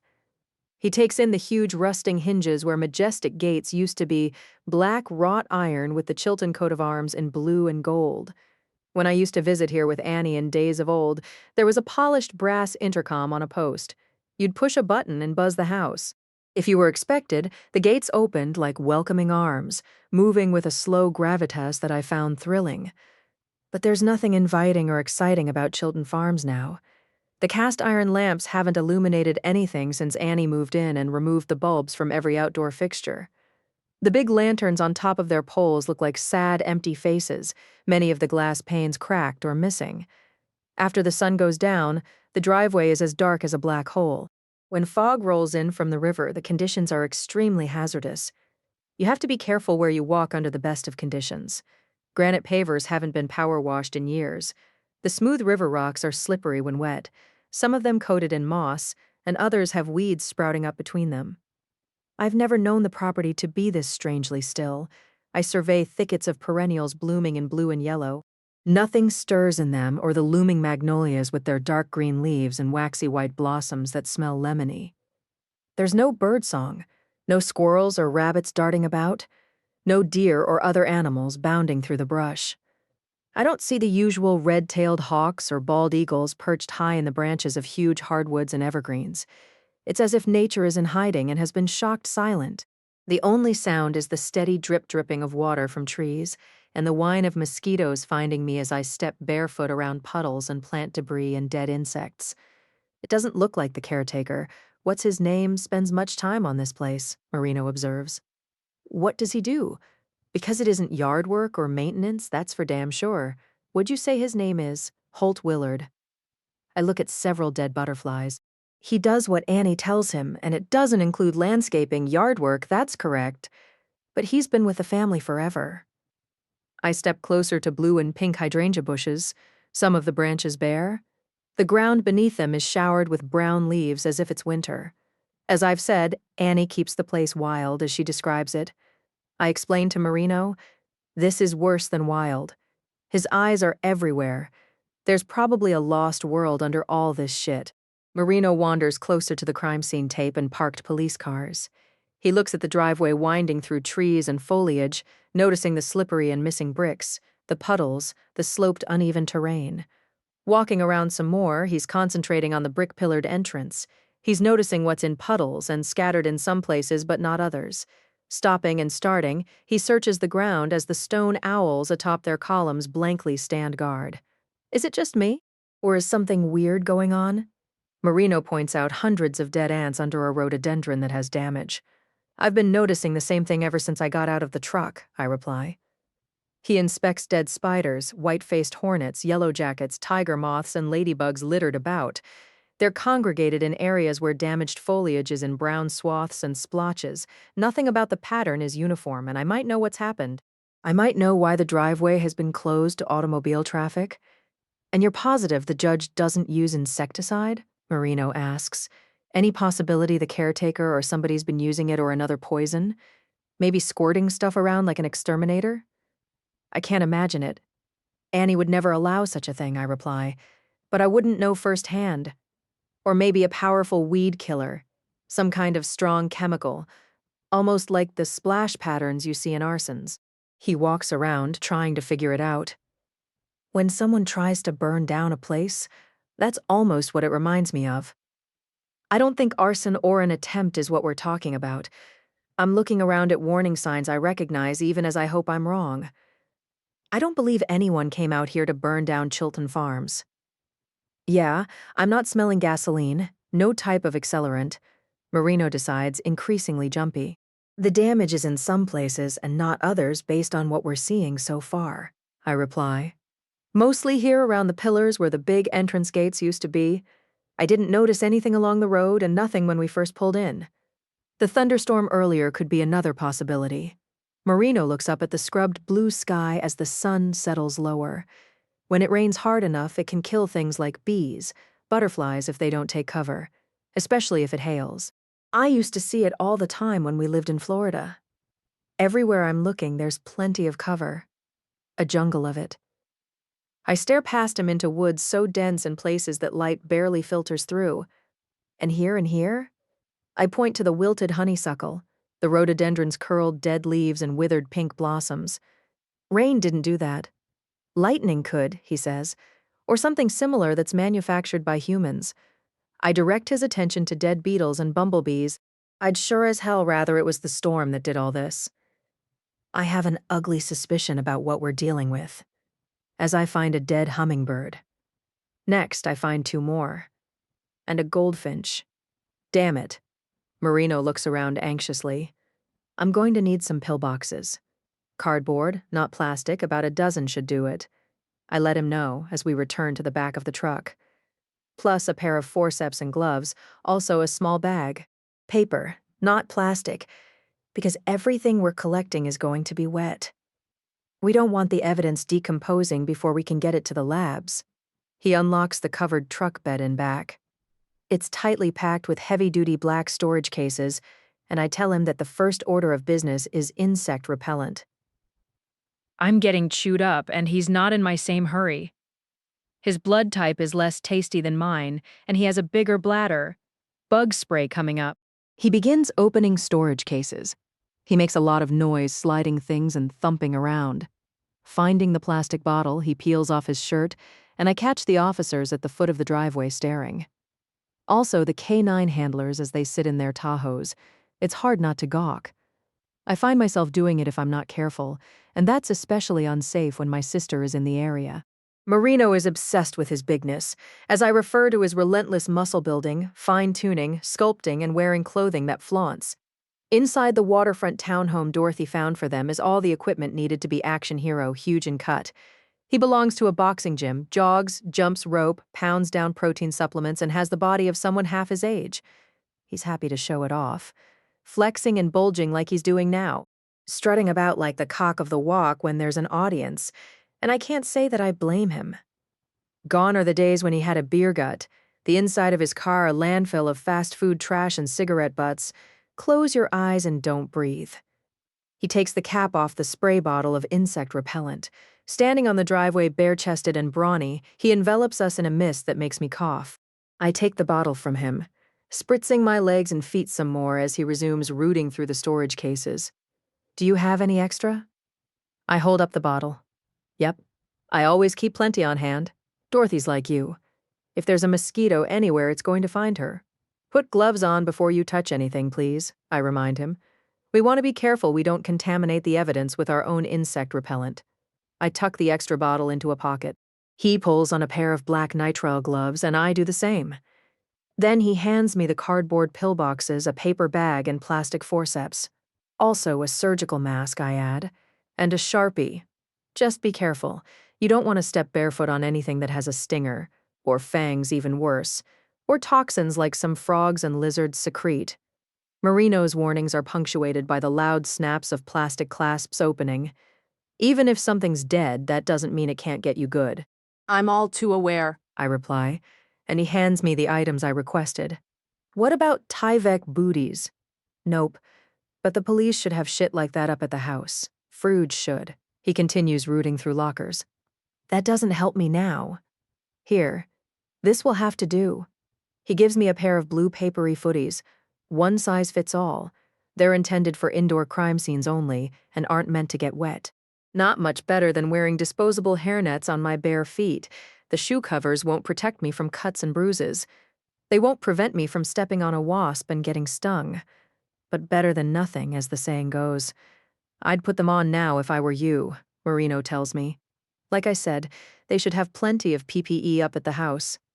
They'll have a pup tent set up, the whole 9 yards. I stare down in dismay at my wet, dirty bare feet. Don't worry if you go through a lot of them.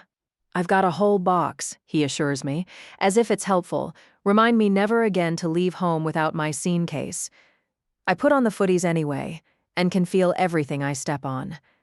I'm not looking forward to wearing Tyvek over my clammy clothes once I get to the alleged pup tent that may or may not have been set up at the manor house.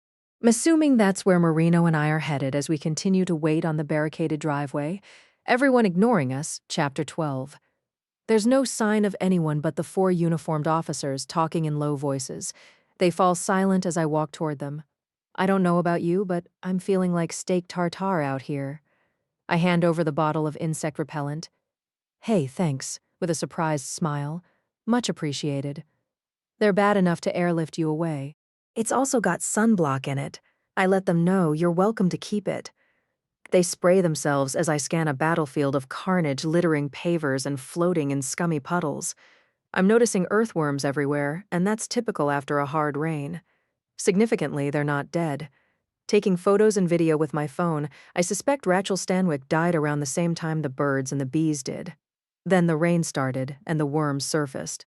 Whatever caused the damage I'm seeing was no longer a threat by the time the thunderstorm started some 2 hours ago. I return to the former grand entrance, taking photographs as I go. Squatting down and using the forceps, I pick up ladybugs, a dragonfly, a sparrow. I place them in the pillboxes, and the cops are watching my every move. I feel their eyes on me as I closely inspect the area around the brick pillars where the honeysuckle is withered. Branches of a pink trumpet tree have been denuded of leaves and flowers. And I understand what Marino means about a splash pattern, but it's more like someone has been out here with a flamethrower. Except there's no lingering odor, no hint of anything blackened, sooty, or charred. Nothing has been singed or burned, not by fire. I make my sad collections, writing the date, time, and location, noting what type of specimen is tucked inside. Stepping into the street, I find no other victims. Just a toad that was run over much earlier, probably days ago. The K9 handlers inside their SUVs watch my progress with no expression on their faces. Looking for anything in particular, ma'am? One of the Alexandria officers finally asks, and I see myself the way they do. In my damp skirt suit and paper footies, I'm wearing a surgical mask and black exam gloves holding plastic forceps like chopsticks, bending over to look at puddles. I inspect under shrubs, checking areas of brown foliage and shriveled leaves. I'm picking up fragile dead things and gently tucking them into small white coffin-like boxes. Just checking the damage, I explain. Dead plants, dead bugs, and birds. Uh-huh. Lightning, maybe, one of them offers. I return to the truck in my worthless wet footies. Marino is setting 2 large rolling hard cases on the pavers, and he pulls out their retracted handles. Fabian sent me a message, he says. At long last, I'm unhappy for many reasons. It would seem I have mutiny on the bounty at work, and what's happened on Annie's property is beyond awful and troubling. He's at the roadblock with his knickers in a knot because they made him get out of the van, Marino tells me. They searched it with the dogs and all the rest. He's pretending he's pissed off. He rolls the big field cases closer to the crime scene tape barricading the driveway. Just the drama Fabian loves, I reply, no matter how much he might protest to the contrary. I told him that when he gets here, they're going to do the same damn thing again, Marino says. and then he's to keep his ass inside the van unless we say otherwise. I open a back door of the truck, placing the brown bag of evidence I just collected on the seat next to an ammunition box. We'll need to get this to Dr. Alamand as quickly as possible, I explain. Bugman, as Marino calls him, is an entomologist at the Smithsonian's Museum of Natural History in Washington, D.C. One of the world's foremost authorities on insects, Albert Alamand also knows a thing or two about arthropods, centipedes and scorpions, arachnids, spiders, crustaceans, shellfish, and the microscopic aquatic organisms called diatoms. He and I have had plenty of conversations about April Tupelo over recent months, and he testified during the trial. Flagler went after his testimony and credibility, the same way he went after mine but a few short hours ago. Albert and I also served together on a federal task force known as the Doomsday Commission, and it looks like I'll be bugging him again, as I put it, whenever he hears from me. Someone will have to drive the evidence to the Smithsonian first thing in the morning. The sooner the better, I explained to Marino. Maybe Fabian, if we can trust him with the job? And right now, that's a very big if. Taking off my soiled gloves, I drop them and other trash into a biohazard bag. I put on new footies as Marino opens another locker, finding a dry polo shirt that has our office crest on it. This is followed by black tactical briefs with "Always Be Ready" on the waistband, and I have no doubt who bought those for him. It's the sort of thing Dorothy would pick out for her trophy husband, as she likes to call him. He pulls the shirt over his head. He carries a dry pair of khaki cargo pants, the briefs, and one of his camping urinals to the other side of the truck. He sets his gun and ammo on top of an oversized tire. Don't look. Now he's the one saying it while making himself as invisible as possible. I turn my back to Marino and am startled by my niece Lucy riding toward us on her racing green e-bike with its fat tires and integrated lights. For an instant, I wonder if my eyes are playing tricks on me. She's coming from the direction of the manor house. Pedaling right behind her is Sierra Patrone, or Trone as most know her, the two of them Secret Service cyber investigative partners. Holy shit. Marino steps out from behind the truck, his boots unlaced, his pants unzipped. What the hell are they doing here? I'm as surprised as you are, I reply. Nimble and quiet, Lucy and Trone maneuver around puddles weaving between the sawhorses. Dismounting, they duck under the crime scene tape, walking the rest of the way in pursuit shoes that don't clip to the pedals or make any noise. They gently prop their bikes against Marino's truck. We promise not to scratch the paint, Lucy deadpans to him. What the hell? Marino doesn't like this surprise for a lot of reasons. What's the Secret Service got to do with Rachael Stanwyck, or were you just in the neighborhood with nothing better to do and thought you'd drop by? How's it going? Tron replies with a smile. Why are you here? Marino acts as if we've been invaded while he resumes getting dressed. When the cops complained about the damn feds showing up, it didn't dawn on me they were talking about the two of you, as if he takes it personally that the Secret Service might not advise him in advance of its every move. We're not the only damn feds involved, just the damn most important ones. Tron smiles again. The Secret Service, the FBI, who else? Marino glares at the four chimneys darkly etched against the early evening. That figures. We're left stranded in the heat, picking up dead bugs and shit while everybody's up there. We've got a lot to brief you about before we escort you to the house. In her subtle way, Tron's letting us know who's in charge, and that there will be no argument. Glad you've got bug spray on and are good to go. Lucy points two fingers at her eyes, and her meaning couldn't be clearer. The Secret Service has set up hidden surveillance devices at the entrance of the property, and who knows where else. It's not a happy thought as I envision Marino handing me the roll of toilet paper, then emptying the coffee cup in a thicket before changing his clothes while taking care of other personal business. I have no doubt that my niece and Tron have been monitoring our every move and utterance since we got here. They aren't medical examiners and don't work for me. They don't have my concerns and aren't in my hurry. The police have other priorities when someone is dead, especially if the body is indoors and protected. We regret the necessity of keeping you in the dark until now. Tron continues to apologize as we talk by Marino's truck. Sorry about all the inconvenience. She's not just saying it, but we also wanted you to have a few minutes to absorb without the distraction of us hovering. I have a feeling you understand why. Tron directs this at me, knowing I'd pick up on the same clues they have. I'd notice the dead insects and animals. I'd be aware of the damaged foliage. I'd draw my own conclusion, and it's the same as theirs. Only I came up with mine independently, and it can be proven. Everything I've said and done was viewed in real time and recorded. This is just the four of us talking. Tron cuts her eyes at the cops guarding the driveway. We can't tell them the same things we're about to tell you. And the FBI? Marino snarks. What are you telling them? It's not for you to worry about. Tron won't be pushed around by him. Her easygoing politeness is disarming, and her strong-featured good looks can be exotic when she puts her mind to it. In my husband's words, Tron is charming and can talk someone off the ledge, but you wouldn't want to mess with her. You wouldn't want to mess with Lucy either, and she takes off her helmet, looping the strap over her bike's handlebars, her face keenly pretty. I notice that her shaggy mahogany hair is bone dry. Her clothing and gear don't look rained on. I can see no sign that she and Tron got caught in the storm earlier. I recall the traffic delays. I think about the president's motorcade diverting and major roads and bridges closing. I have an idea what the two of them have been doing in their stretchy bike clothes and black shoes that could pass for everyday trainers. They've been ghost busting, going after the invisible, and you wouldn't guess it to look at them. They come across as serious cyclists who carry enough gear for camping. They don't look armed, dangerous, and assisted by artificial intelligence. I expect that in their saddlebags are MP5 submachine guns with folding stocks. In fanny packs are pistols, extra magazines, possibly other weapons.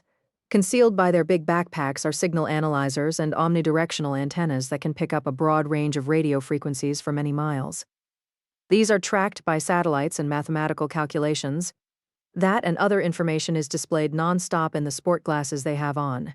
The lenses this moment tinted gray.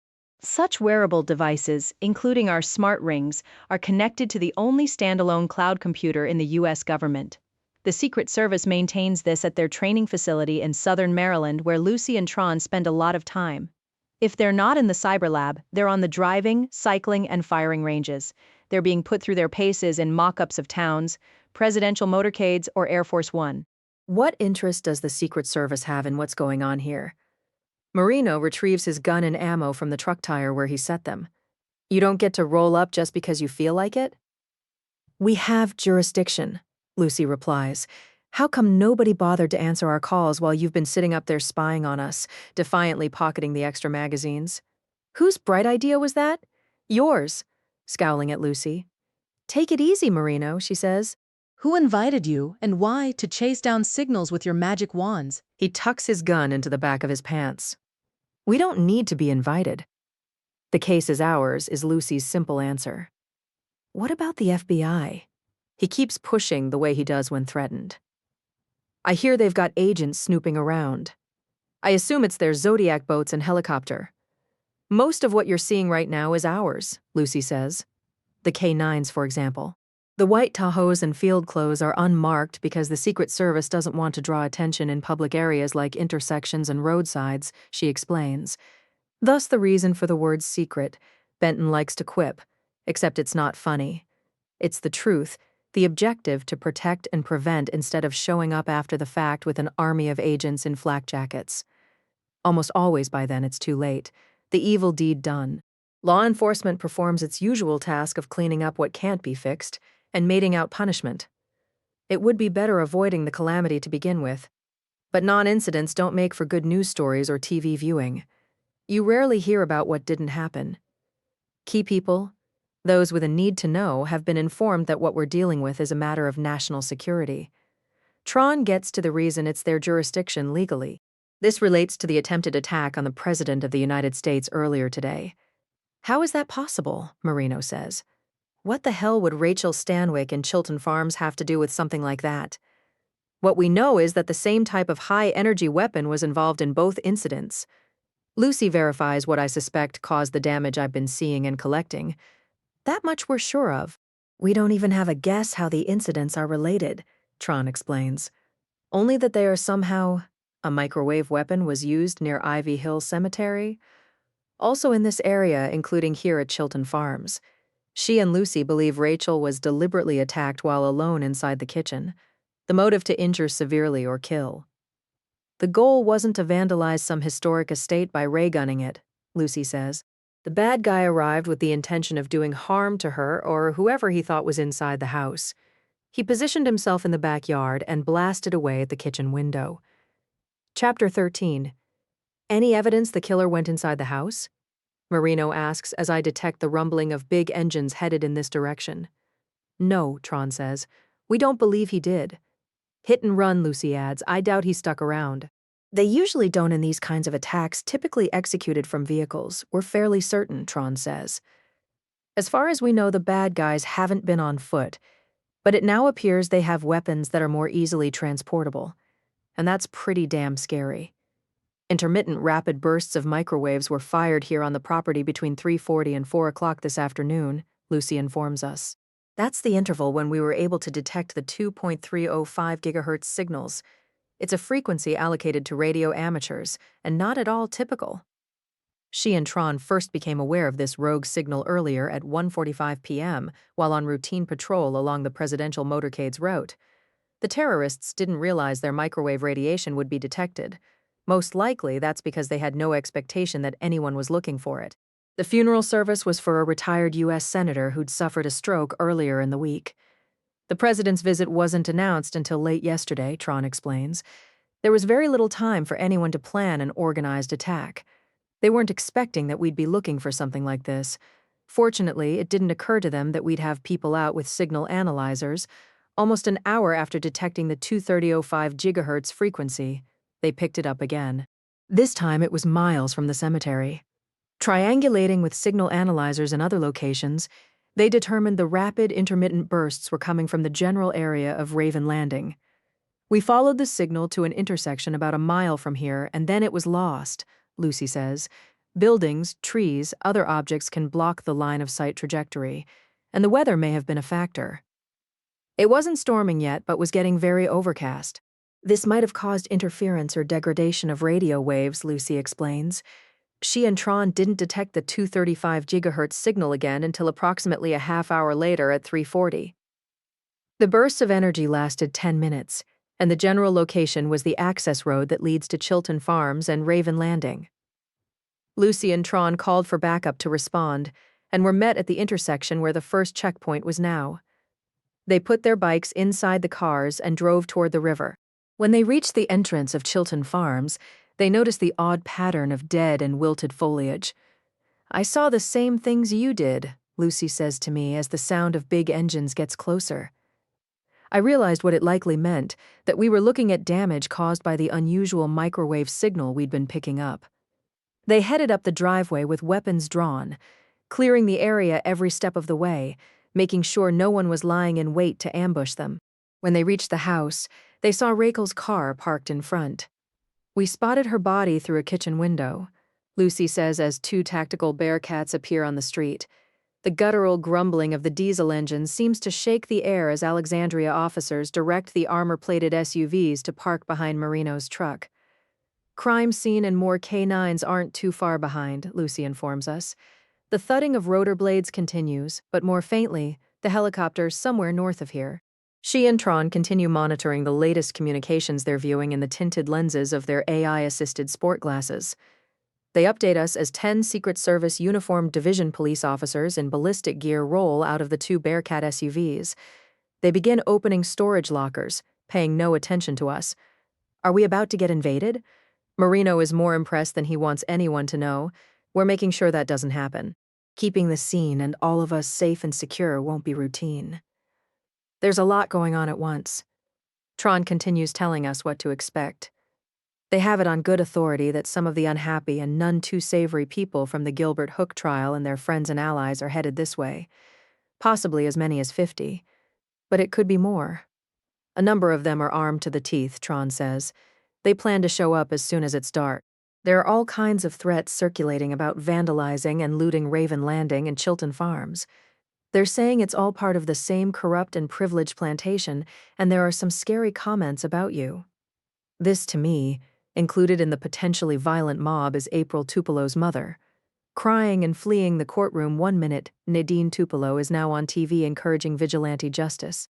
She's accompanied by the man who kicked me, and just thinking about it reignites my anger, my ankle throbbing. We're making sure none of these people can get anywhere near here. The FBI and Secret Service have Raven Landing closed off, Lucy says as we talk by Marino's truck. We'll be adding other units and barricades to the roadblock you came through a few minutes ago. No one can access this area by land, air, or sea unless authorized. Based on criminal records and what's being said on social media, there's reason for serious concern. We're seeing all sorts of inflammatory theories, including that the trial's going to be unplugged and Gilbert Hooke will be found not guilty, Tron says. He'll walk because of what's happened to Annie Chilton's sister. Will he get off the hook? Is the quote of the day. Supposedly, the judge will recuse herself and a mistrial will be declared, Lucy summarizes. Has she actually said anything publicly, I inquire? Has she released a statement to that effect? No, Lucy replies as I worry about where Annie is and how she's faring. It's just more of the usual conspiratorial nonsense. Tron goes on to give examples. What's happening is about politics and money. The system is rigged. And as bad as this is, I have other things weighing on me. I pass along what we've been told about Bose Flagler and Rachael possibly having a romantic involvement. We heard the same thing from the landing's private security, Tron says. Neither she nor Lucy seem surprised, and I ask who's on the property besides us and the crowd of officers, the dog handlers and everybody else I'm looking at and hearing about. My focus is Rachael Stanwyck's body and who might be around it. I'm concerned about who found her and pronounced her dead. There are 2 FBI agents at the house, also Fruge and 2 of her uniformed officers. And 3 of our people, the backups we've mentioned. Tron gives us a head count. Everybody is outside. Lucy assures us the body hasn't been disturbed. A tent has been set up, and certain outdoor areas have been secured and photographed for evidentiary reasons. Fabian needs to bring the van up there, Marino tells them. I understand not wanting a lot of traffic because the killer may have been on the driveway and all the rest, but we've got no choice. When are you thinking you'll be ready? Tron asks me. I need a few hours. I look up at the low sun. About the time it will be dark, about the time the armed and violent mob is supposed to show up. The Secret Service will take care of getting the van to the manor house, but the body transport will be carefully monitored and heavily supervised, we're told. Mostly the worry is explosive devices. The multiple checkpoints ensure that nothing is introduced into the mix along the way. Theoretically, a drone could attach a bomb to a vehicle's roof, or someone could emerge from the woods when the car is moving slowly and attach a device that way. As Benton's always saying, just imagine the worst scenario someone might dream up. Then be prepared for it to happen, because it will. Probably it already has. The van will be searched at each checkpoint, Lucy continues to inform us. Then one of our agents will ride with Fabian up to the house, where the van will be searched by the dogs a final time. No doubt you're already noticing the telltale signs of what we believe happened. Tron says this to me. We've been talking about it enough on the Doomsday Commission, anticipating this very sort of nightmare. The Emergency Contingency Coalition, or Doomsday Commission as it's known, is a White House-appointed task force. Benton and I serve on it along with other experts, including Albert Alamand, Tron, and most recently Lucy. The objective is for top people in law enforcement, the military, the sciences, and various disciplines to help predict and mitigate the gravest dangers to life on the planet. The most dangerous villains are the ones we can't see. Viruses, poisons, chemicals, hacking, and other cyber attacks. Also bigotry and the sorts of misinformation that result in violent rampages, wars, and genocide. Most troubling at the moment is electromagnetic energy that can cook our food or give us a phone signal. It also can be used as a hideous weapon. Anyone can get hold of microwave motors and various types of antennas. Building your own radio frequency, RF, high-energy ray gun is inexpensive. The pieces and parts are legal, and there's plenty on the internet to offer guidance. Historically, such weapons required a vehicle for transport, but technologies continue to get smaller and more convenient. Eventually, such sadistic inventions will be wireless and charged like a mobile phone. They'll be worn on your hip like a stun gun or fit in a pocket like a Star Trek phaser. We aren't there yet, for which I couldn't be more grateful, but it's just a matter of time. I suspect that the guts of the weapon system will fit in a normal-sized carrying case. A big backpack not so different from what we have on. Lucy continues explaining the nightmarish scenario. I know it's possible to build such a thing. The microwave power source would be connected to a radio antenna, most likely a garden-variety Yagi. The single long metal rod is connected to a series of short ones in a shape that brings to mind a sawfish bill. The gun barrel antenna is enclosed in a metal cone or waveguide. The result resembles a garage-made blunderbuss, and I've seen videos of the damage such a thing can cause. I tell Lucy and Tron about the paper bag inside Marino's truck. They'll have someone deliver it to the Smithsonian. They promise before I can ask. I'm reminded that Secret Service surveillance devices would have picked up my suggesting that Fabian drive the evidence. If something needs to go to specialists outside your labs or ours, we'll take care of it, Tron explains. We don't want members of your staff doing it. I'm happy with that, I reply, relieved in fact. I don't care to have my office the source of any further leaks. Anything to keep Maggie Cutthroat out of the loop, Marino agrees. Tron surveys the brown foliage, the brick pillars strangled by dead creepers. We've seen similar damage at other attack sites, now that we know what to look for. She says mostly for Marino's benefit. He knows very little about our work on the Doomsday Commission and doesn't like the reminder that I can't tell him everything about my life. I can't share all of the details, and lately there has been a rash of these microwave attacks in the capital area. Most often this has happened when White House and other key staff are walking to their cars. Government officials have been blasted through the walls of their residences. Victims report feeling extreme pain as the room begins spinning and hearing weird clicking sounds and other noises. Lights flickered, the power going out. Electricity arcsed, metal heated up, becoming mildly magnetized. Victims report ending up on the floor, on the pavement in a parking lot.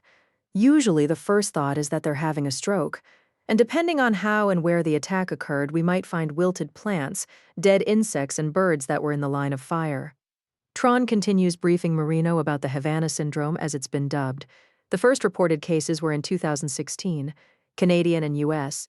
Bassi personnel working in their Havana, Cuba, offices heard loud booms and other noises. Victims suffered severe pain, dizziness, and visual disturbances, a number of them claiming they've been permanently damaged. Complaints range from mild to severe and include chronic migraine headaches, fatigue, ringing in the ears, hearing loss, insomnia, and cognitive impairment. The Havana Syndrome is no longer dismissed as imagined or due to other causes, including group hysteria. I've seen the medical evidence myself, MRI scans showing necrosis and changes in brain structure and connectivity. For decades, the Chinese, the Russians, and other nations, including the United States, have been developing directed high-energy weapons. Microwaves are a type of radio wave, and like X-rays can do a lot of damage if one isn't properly shielded.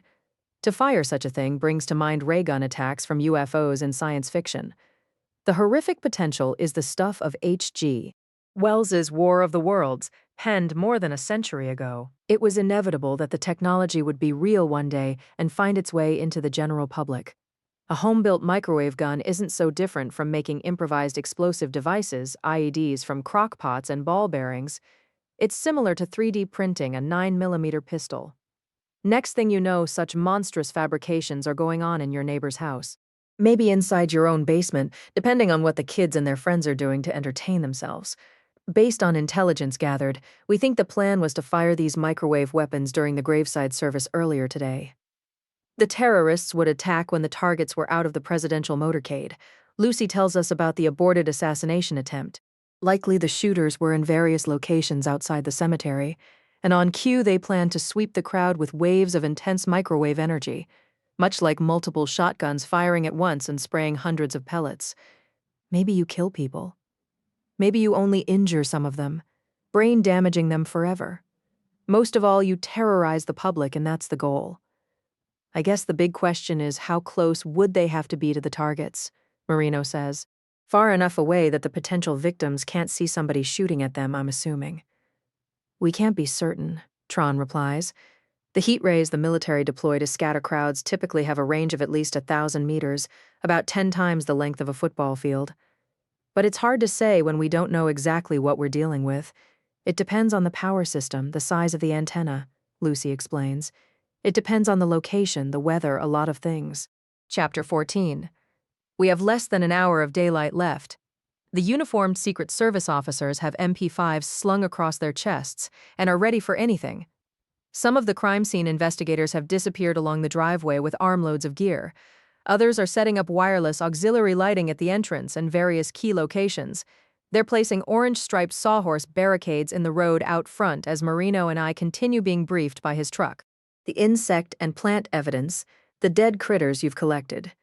Tron says to me. There's more of the same up at the house, except it's worse. We'll show you when we get there. But when the bad guy rolled up at this location, his first target was here at the entrance. She directs our attention to the brick columns wound in withered creepers, the stone owls widely staring. He probably drove through when no one was around. Lucy continues painting the scenario. He powered up his weapon and discharged it at the pillars and all around them. Probably shot it out his car window, then drove on. Likely that was the bursts of energy that we detected at around 3:40. Why? To knock out security cameras, if there were any. Marino surveys the damaged foliage. Typically, the entrance is where you're going to find surveillance devices, Lucy says. The bad guy electromagnetically disabled anything like that while entering the property. You sure it was only one person? Marino asks. Only one weapon was detected, Lucy replies. Most likely the bad guy showed up here alone. But we don't really know, Tron says. They suspect the killer drove all the way up to the house where his vehicle wouldn't be spotted from the street. Then he launched a second attack, this time on foot from the backyard behind the kitchen. He was on the property a total of 20 minutes at least, and likely not much longer than that. Well, if he was trying to fry surveillance devices like cameras, that tells me right off that he didn't know a whole lot about this place, Marino says, and I'm having the same thought. Anybody familiar with the judge or Chilton Farms would be aware she doesn't care about security. She doesn't have cameras. There aren't even any outdoor lights that work. Driving up to the house is incredibly brazen, I point out. How did the assailant know someone wouldn't pull in right behind him? How did he know he wouldn't be spotted coming and going? Maybe it was someone you wouldn't think twice about if you saw his car in the driveway, Marino suggests, and I have a feeling he's wondering about the caretaker. Or the person is increasingly aggressive and taking bigger risks. Lucy meets my eyes. Ask Benton about it. He'll tell you what he thinks about this particular asshole, charging in like a drunk gunslinger, blasting away and getting off on it. You can see it in the damage to plants and bugs and other things. Overkill. I'm assuming anyone shooting weapons like this must be wearing some sort of Faraday cage protection, I ask. Otherwise, there's no way to prevent microwaves from flowing through one's own body if there's inadvertent contact while firing. You buy something like shielded clothing and fabric, and it's not hard to track, especially if it's being purchased in bulk, Tron says. So far, we're not seeing that kind of movement, and we're always looking for it. These bad guys are stealthy and quick on their feet, Lucy says. I doubt they're hauling around cumbersome chainmail, and the metallized fabric suits people wear when working around stuff like high-voltage power lines. It would be hard getting in and out of gear like that quickly, and you'd be conspicuous. What happens if you fire something like that? Do you hear or see anything? Marino looks slightly panicked. You won't hear or see the actual microwaves as they travel through the air, Lucy answers. You might hear the motor running if you were really close, depending on the power source. You might see steam as the foliage withers before your eyes, Tron describes. And of course, you'd see the wildlife affected. It's a kind way to put it. I know all too well what happens. The rapid bursts of energy basically cook things the same way a microwave oven does. I give Marino the ugly upshot. A bad way to die, he makes a face. There aren't many good ones, I reply, and I ask Lucy and Tron when they arrived on their bikes. I'm trying to figure out who got here and at what time as my suspicions deepen about my niece's role. Our 3 plainclothes agents were first on the scene.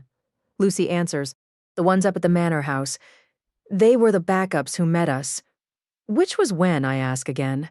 We first rolled up a little more than 3.5 hours ago, Lucy says, at 4:20 to be exact. The times, locations, and such are documented, of course. All the fun things we carry around with us and wear on our person. Tron indicates her heads-up display sport glasses, her smart ring as examples. We couldn't lie about where we've been and when. It's all captured by computer. What time did the caretaker get here? Marino asks. I'm assuming he found the body. He didn't. Tron and I did, but we didn't access the property alone, not even once. And like we've said, everything is documented, Lucy explains. There's nothing we've done that's going to come back to haunt us. They arrived at Chilton Farms before Rachael's body had been found, before it was known that she was dead. That wasn't long before it started raining. The reason my niece and her investigative partner don't look as if they were out in the storm is because they weren't. They were inside the manor house by then. They were with the body in the kitchen and anywhere else they thought they should search. As they're telling me what they did, I detect a distinctive high-pitched whining overhead getting louder. I gaze up at the drone soaring high over the trees like a giant six-legged robotic insect, silhouetted blackly against the smoldering sun. It carries gimbalized cameras among other technologies, including miniature ultrasonic devices, explaining why Chilton Farms is silent. We have these small repellent devices on the drones, Lucy says. And we've also placed these same devices in certain areas of the property. The transmitted ultrasound waves humanely keep critters away, and the major concern is raptors like hawks and eagles. Lucy doesn't want them dive-bombing and grabbing the drones out of the air. It's bad for the autonomous aircraft and can injure or kill anything getting too close to the spinning props. Too bad your gadgets don't work with mosquitoes, Marino says snidely. Ultrasound waves can actually make them worse, Tron tells him. Everything's got its downside. We've got drones up in several locations monitoring the protesters and other potential threats, Lucy explains, as the one I can see makes a U-turn, sailing over treetops off into the sunset. Also, we've been searching the woods between here and the river. Who are you thinking was the intended victim? Marino's attention is on the police, the activity at the foot of the driveway. We believe Rachael was the target, Tron says as Marino barely listens. He's itching to help the cops set up, to shoot the breeze, to be one of them. More to the point, he doesn't like being briefed by Lucy. In his mind, it's a role reversal that's intolerable. He opens the front passenger's door of his truck, retrieving my knotted red biohazard bag from the floor where he left it. How's Frouge reacting to you showing up and taking over? He grabs the roll of toilet paper. She's been doing as we've instructed, Lucy says. She notified your office and you personally. She listened to Maggie's bullshit, but didn't really. Your secretary thinks she's got Frouge buffaloed, but she doesn't. Frouge is doing what we've asked. That's good, because I'd about crossed her off my Christmas list. Marino walks to the back of the truck. But it's making sense. I figured the feds were bossing her around, and I was right. It's not her fault. He's relieved and pleased Frouge isn't dissing him. Depositing my biohazard trash, the toilet paper in the truck bed, he slams shut the tailgate, locking it. How's this going to work going forward? I want to know. I can't have multiple parties from multiple agencies pulling at me constantly, and what I'm getting ready to do isn't a spectator sport. You'll be dealing directly with Lucy and me, of course, Benton and some others, Tron says. An unmarked white van parks in front of the police cars. Doors open, and 6 Secret Service officers climb out dressed in black fatigues with crime scene unit emblazoned in yellow on their backs. Soon enough, there will be FBI agents all over the place as well, we're told. You know, checks and balances, Tron adds. And when it's terrorism, the FBI has to be involved. Get any evidence you need. Lucy locks me in her intense green stare. I know we have and will, because once it ends up in the FBI labs or elsewhere, you lose control. Another white Tahoe arrives, another Secret Service canine handler, and he looks familiar. I may have seen him in a training video. I'm all but certain he was the one wearing a bite suit, a Secret Service dog going after him. He crosses the street, carrying a rope toy, his sleek brown Malinois shepherd on a lead. I'd better check on the troops, Tron decides. I need to get some of these folks up to the house and give them the lay of the land. She retrieves her bike, walking it to where her colleagues are congregated. She greets the officers and says something to the K9 handler. The dog grabs at the rope, desperate to play, reminding me of Marino and his driving need to be put through his paces. Someday I'm getting another one. He can't stop staring. Maybe call him Quincy. I don't see any reason why you can't use the same dog name twice as long as it's not at the same time. Why don't you go on, I suggest to him. I'll meet you up there shortly. Good idea. I'll get the lowdown, he says. I'll find some PPE for you, a decent pair of booties. He tries to be more thoughtful. Grabbing the handles of the 2 big scene cases, he hurries after Tron and her compatriots. The hard cases loudly roll behind Marino as he awkwardly tugs them along. The beefy plastic wheels have a mind of their own, bumping and swiveling, getting caught between old pavers. Damn it! One of the cases flips over with a dull thud, and he sets it right. Shit! It happens again, both of them at once. Giving up with a streak of profanities, he carries them as if they're nothing. Each must weigh at least 30 pounds. Breaking into a trot, he catches up with everyone. I might have a partial solution for your wardrobe failure, Aunt Kay. Lucy never calls me that when her colleagues are present. Unzipping a compartment of her backpack, she pulls out a pair of sneakers with balled-up socks tucked in them. For when I'm stuck somewhere and don't want to be wearing my tactical bike shoes, she explains. Or if they get wet. Fortunately, her feet are only slightly bigger than mine. Sitting on a running board of Marino's truck, I start putting on the shoes and socks. Annie's power is out, meaning no air conditioning or anything else. That's unfortunate, I reply. But I'm not surprised if someone's firing away with a microwave weapon. We've brought in portable generators and set up auxiliary lighting inside the house. I did it myself, she says. Annie can't stay here, for every reason imaginable, I reply. Lucy puts her backpack back on and we set out along the driveway. Benton and I were thinking she could be with us tonight, maybe for a few days, she says. The same thing has been on my mind as I've worried about my old friend. At our place, she'll be safe, Lucy explains as we pick our way around slick pavers and broken ones. There are some nasty people out there who would like to hurt her. And just as many would like to hurt you, Aunt Kay. My niece continues warning me of the dangers. Shadows deepen as we walk to the whispery clicking of the bike wheels turning. I text Annie with the invitation, reminded of the caretaker she's known her entire life. I tell Lucy we need Holt Willard's DNA for exclusionary purposes. Even if he didn't touch the body, he has access to the property, I explain. His DNA is going to be all over the place. We've already done it, she replies. He got here at 5 o'clock on the nose, exactly when he was supposed to meet Rachael. By then she was dead, obviously, and we'd been here for a while. One of the agents intercepted him at the entrance. Holt Willard was never up at the house. Did he have any idea what was going on? Not at the time, but he realized something seriously bad was, she says, as a Secret Service crime scene officer appears around a bend, walking briskly toward us. Chapter 15. He's older and tough-looking with a gray crew cut, and he carries a tactical-looking black hexacopter. I don't know if it's the same drone that flew over earlier, but it could be. Everything all right? Lucy stops walking her bike.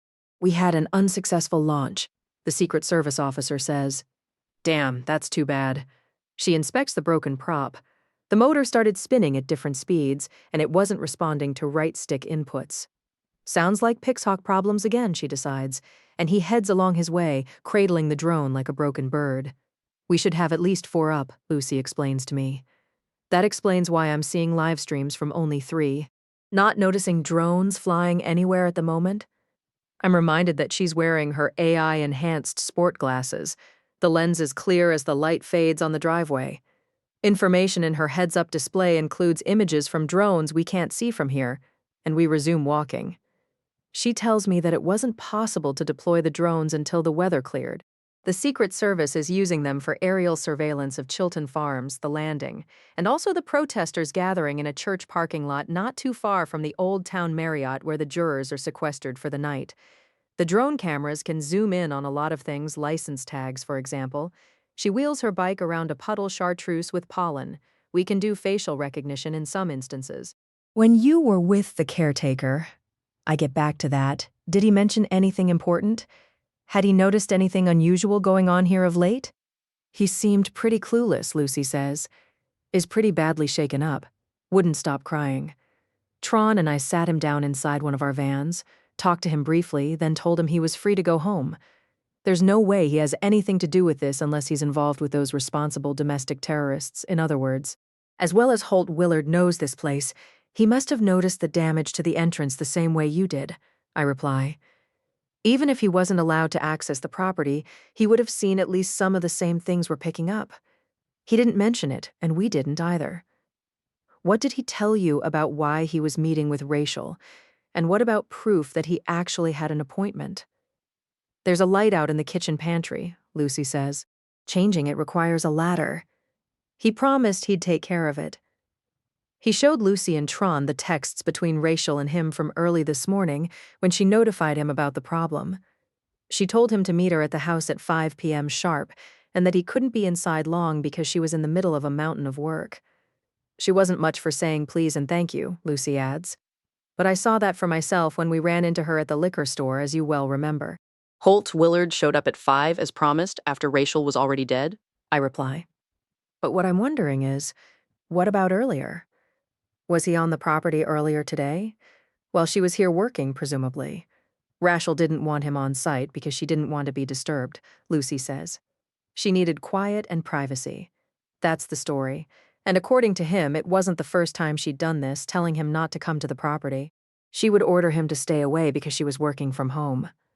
Or that's what she claimed. But I'm wondering if that's the real reason she wanted to stay in. I'm thinking of Flagler. Did Holt mention how often this was happening after Rachael moved in with Annie? It was more frequent earlier, maybe once a week. Of late, not as often. Not since the Hooke trial started. Let me guess, I reply. If Flagler was coming to see her in secret, I doubt that's been going on in recent weeks, as consumed as he is. Why did she stay in today? Why really? The caretaker told us that Rachael was worried about traffic being terrible because of the holiday weekend. Lucy says that's the gist in the text messages he showed us. She couldn't have been staying in to have a rendezvous with Flagler, I reply. She must have known he'd be tied up in court all day with the world watching on live TV. He was going after me on the witness stand at the very time Chilton Farms was under siege by whoever showed up with a microwave gun. Unless Bose Flagler can be in 2 places at once, he wasn't here, I add. Old oak trees arching over the driveway like the vaulted ceiling of a cathedral. The sun burns brightly behind the tall chimneys. And in the early days, the property wasn't nearly this obscured by foliage. Sweat trickles down Lucy's face as she pushes her bike. The temperature is still in the 80s, but a breeze is kicking up. Obviously, you didn't call 911 or request a rescue squad, I assume. We didn't, she says. How did Fruge find out? I called her. And there's no question it's Rachael Stanwyck whose body is inside on the floor, I ask. None. Who decided she was dead? I get to what's nagging at me. I did, Lucy says. I was wearing gloves and a mask, and it was obvious she was gone. No heartbeat. She wasn't breathing, her pupils fixed and dilated. As she explains what she did and didn't do, I treat her as objectively as I would any colleague experienced in dealing with crime scenes and dead bodies. The difference is that my niece knows more than most. When she was coming along, her field trips included spending time at my office, where I'd park her in the library for hours. The medical and scientific tomes held her attention for only so long. Inevitably, Lucy would get into things she shouldn't, including instructional videos of autopsies and cases awaiting entry in the office computer. She was Marino's ride-along when he was still a Richmond homicide detective, and she couldn't get enough. She witnessed what most kids don't. I saw her body through the kitchen window, Lucy is saying. I was inside checking her a few minutes later, and she hadn't been dead long. We have a good idea because of what our signal analyzers were picking up during that interval between 3:40 and 4 o'clock. I don't think it will be difficult determining time of death in this case, I reply. It's everything else that's going to be hard. Around another bend, and the manor house is before us.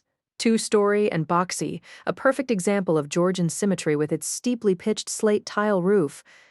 The chimneys are disproportionately tall like they were long ago, and I remember my visits during the early years. Annie's estate seemed impossibly grand. Now it's tired and unkempt, on the way to ruination.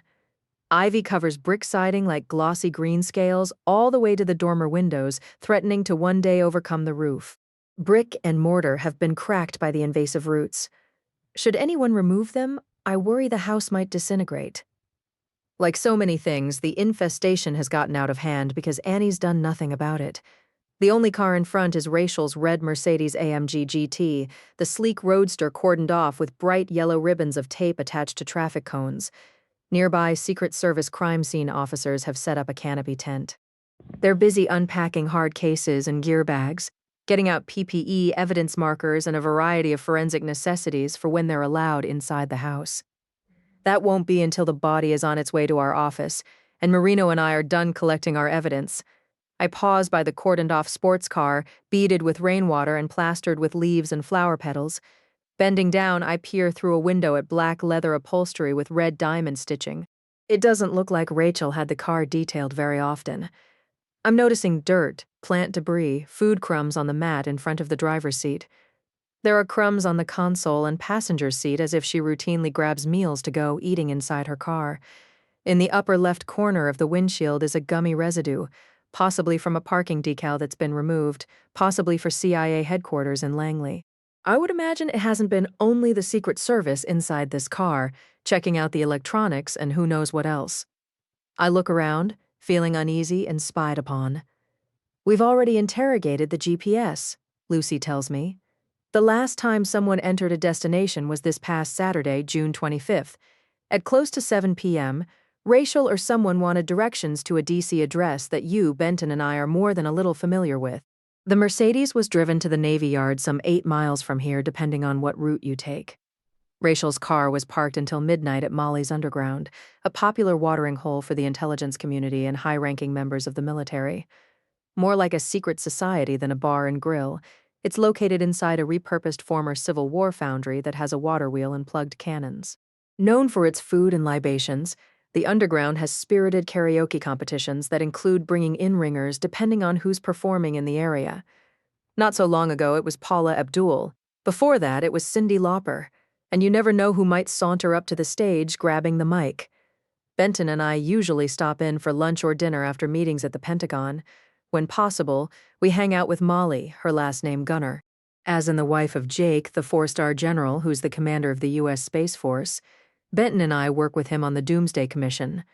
The 4 of us have gotten to be friends. I'm not surprised Rachael would patronize the place. I say to Lucy as we walk away from the Mercedes. A lot of CIA people do. The question is who she was meeting, or who might have been driving or riding with her. Blaze Frouge and 2 uniformed Alexandria police officers are waiting outside the tent, and I ask Lucy to give me a minute. I'll be right there. I explain I need to speak to the investigator alone.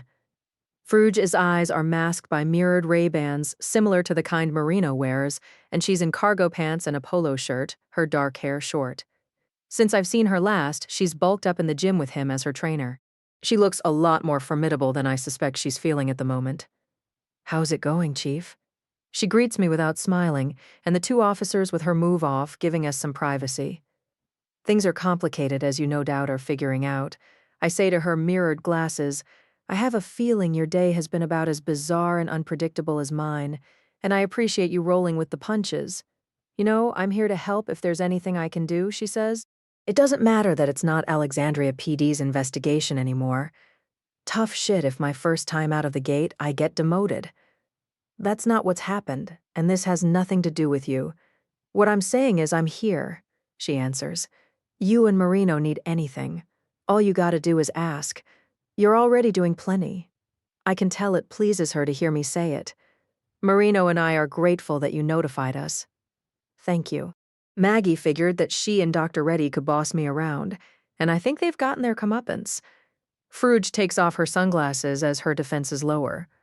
The Secret Service took charge, and your secretary didn't know that. Not that I would have listened anyway when she told me point blank not to allow you and Marino on the scene.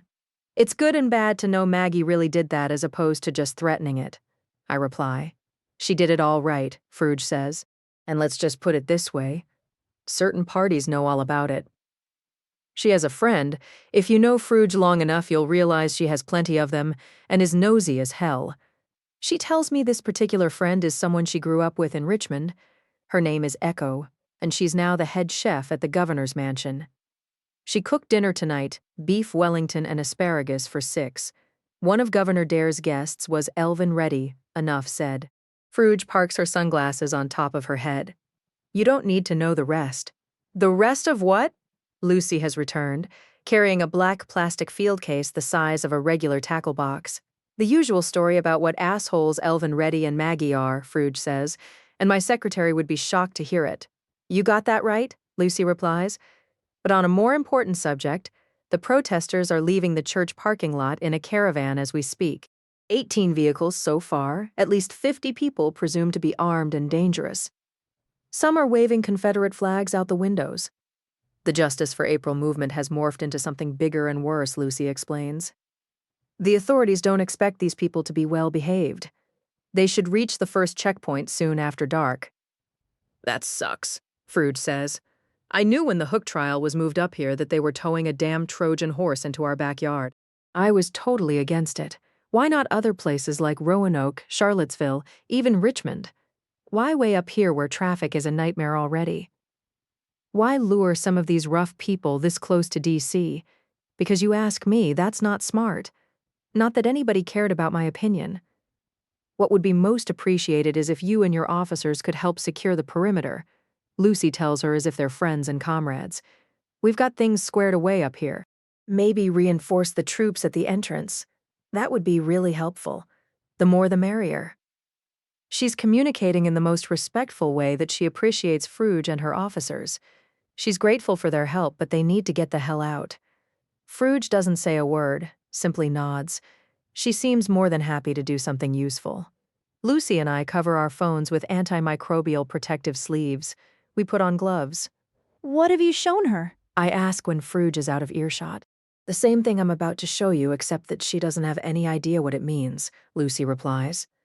For her purposes, I pointed out where we think someone was waiting in the bushes, but I didn't get into the dead bugs or plants. She and the other cops think the storm is somehow responsible for it. What do they think went on here? What impression does Fruge have in particular about what happened to Rachael Stanwyck? That someone was hiding and maybe got her to open the door. Possibly the killer is someone she knew, someone stalking her. Maybe even her estranged husband. And after the fact, this person staged the scene to make it look like an attempted sexual assault or robbery, or both. I'm careful where I step as we follow a flagstone walkway that's slippery when wet. It leads around the back of the house, the dense woods to our left. Lucy and I put on face masks. That's a pretty good story, I reply. Based on what exactly? Fruge and her buddies were looking through the kitchen window and misinterpreted the evidence. No one can blame them, Lucy says. You'll see in a minute why that would be easy to do. At first glance, what they're thinking would seem to make perfect sense, because they don't know anything about a microwave weapon. They have no idea. Chapter 16. As we reach the back of the house, the moon is a pale crescent in the darkening blue sky. The wind quietly stirs the trees as we duck under crime scene tape, encircling what's left of the formal garden. The path leads through a riot of pink and red shrub roses, lavender lilacs, blue hydrangeas, and other flowering vegetation, all of it in shadows. The trellis is overwhelmed by fragrant wisteria and jasmine near a stone table that's stained and pitted. The teak love seat is weathered the silver gray of ashes. Annie and I have sat out here together on a number of occasions since I moved back to Virginia. We've had conversations about cases while watching her eclectic hamlet of birdhouses. She'd tell me the proper names of every winged creature visiting the feeders or the butterfly bushes. I'm not finding anything magical about this place now. My heart is heavy while getting harder. The devastation between here and the back door painful and infuriating. The word monster flashes in my head, and I'm more offended by the moment as I take in the carnage. Annie's garden has been murderously vandalized, and I dread the thought of her seeing it like this. But there's not a depressing image that will be left unrecorded. More will follow when I deal with her sister's body here at the scene, and later during the autopsy. Inevitably, Annie will bear witness to all of it. That's the way criminal cases work, and now her personal life is part of one. Lucy snaps open the clasps of her small scene case. She finds a pair of plastic forceps, a ruler to use as a scale in photographs. I take samples of wilted foliage. I collect more insects and birds, not expecting Albert Allemande at the Smithsonian to discover anything different with these additional specimens. No doubt they'll have nothing more to say than the ones I found at the entrance. But if I don't gather samples from where the fatal attack occurred, some attorney's going to give me a hard time about it. I make my way to one of my favorite birdhouses, built of brightly painted reclaimed wood and on top of a squared teak post. Dread wraps around me as I get close to the tiny red front porch with two bird-sized blue Adirondack chairs. Below the hole with its perch is a cheery red front door that I open with my gloved finger. Saddened but not surprised by what's inside, I hope it was quick. I always think the same thing whether it's people or chickadees. As microwaves bombarded the backyard, there was no protection in feeders or habitats made of non-metallic materials such as plastic and wood, but at least a few of the neighbors had a fighting chance. Near a cluster of mountain laurels is an enclave of copper birdhouses on copper poles of varying heights. The hotels, as Annie calls them, are tarnished like old pennies, with peaked roofs and whimsical embellishments. The metal enclosures would have acted like Faraday cages, deflecting the microwave radiation. I stand on my tiptoes. Looking through the holes, I catch moving flashes of fluttering indigo and lively dark eyes and shiny black beaks. My mood lifts considerably. "Where were you while it rained?" I ask Lucy. In the kitchen. Following me with her field case, she has her phone ready. She bends close, taking one-handed photographs for me while I move about, placing the plastic ruler next to whatever I'm collecting. Without a scale, it's impossible to know what size something was or the distance between objects. Unfortunately, the rain started while we were inside the house, literally while I was checking the body, Lucy says. We hadn't seen the damage back here by that point. She didn't need to notice what's still obvious despite the downpour. Flowers and leaves are wilted and brown where the microwave weapon was discharged through them. I can make out the point of origin behind a tall boxwood hedge. This is where Lucy believes the assailant was positioned like a sniper with a rifle, waiting for a clear view of his target. He would have had to be back here at least several minutes finding the right spot, she says, unless he knew the terrain because he'd been here before. Whether he was familiar or not, he had to do some setting up. He had to put on protective gear or clothing, assuming he bothered. He had to power up his weapon. He had to wait until he was sure where the victim was. How did the killer know Rachael would go into the kitchen at some point? I continue collecting hapless creatures, placing the tiny white boxes in the paper bag. Unless he had some expectation of it, he might have been sitting out here for a very long time. That's a missing piece of the puzzle, Lucy says. For some reason, he made the decision that this was the spot. He set up behind the hedge, waiting until she appeared in the window over the sink. He pulled the trigger, firing in rapid bursts like a machine gun. The discharged waves of powerful energy followed a straight line through tree branches and other foliage. The swath widened the farther it traveled from the weapon. Reaching the kitchen window, the ivy around it parched and brown. The microwaves passed undisturbed through the 6 panes of old wavy glass, and it's a shame there's no mesh metal screen. Few of Annie's windows have them. Had that not been the case, Rachael might have been able to seek cover before she was debilitated and dead. Lucy shows me the disturbed area behind the hedge where she believes the killer was crouched, and I'm going to guess he was wearing something that blended, such as camouflage. I can see the broken branches, the crushed underbrush where he waited with his anarchist death ray. From here to the kitchen window is maybe 100 feet. If the range of the weapon is significantly more than that, as Tron has suggested, then Rachael was radiated by a concentrated beam. I wonder if she saw anything amiss before experiencing searing pain and collapsing to the floor.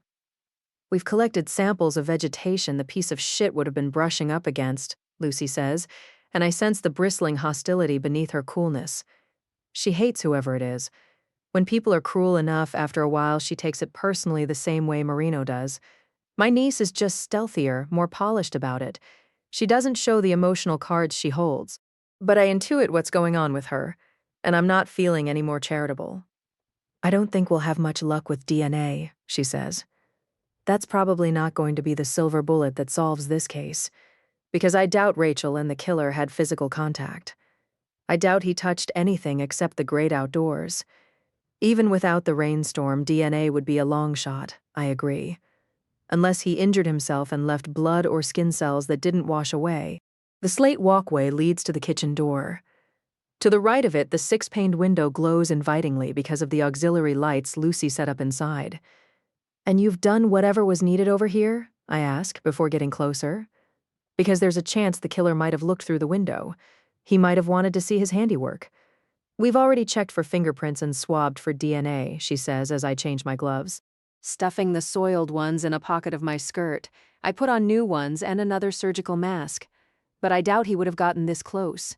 He ran the risk she might have been conscious and gotten a look at him, Lucy says. Careful to avoid thorny vines near the window, I smell the delicate perfume of the climbing red roses as I peer through the glass.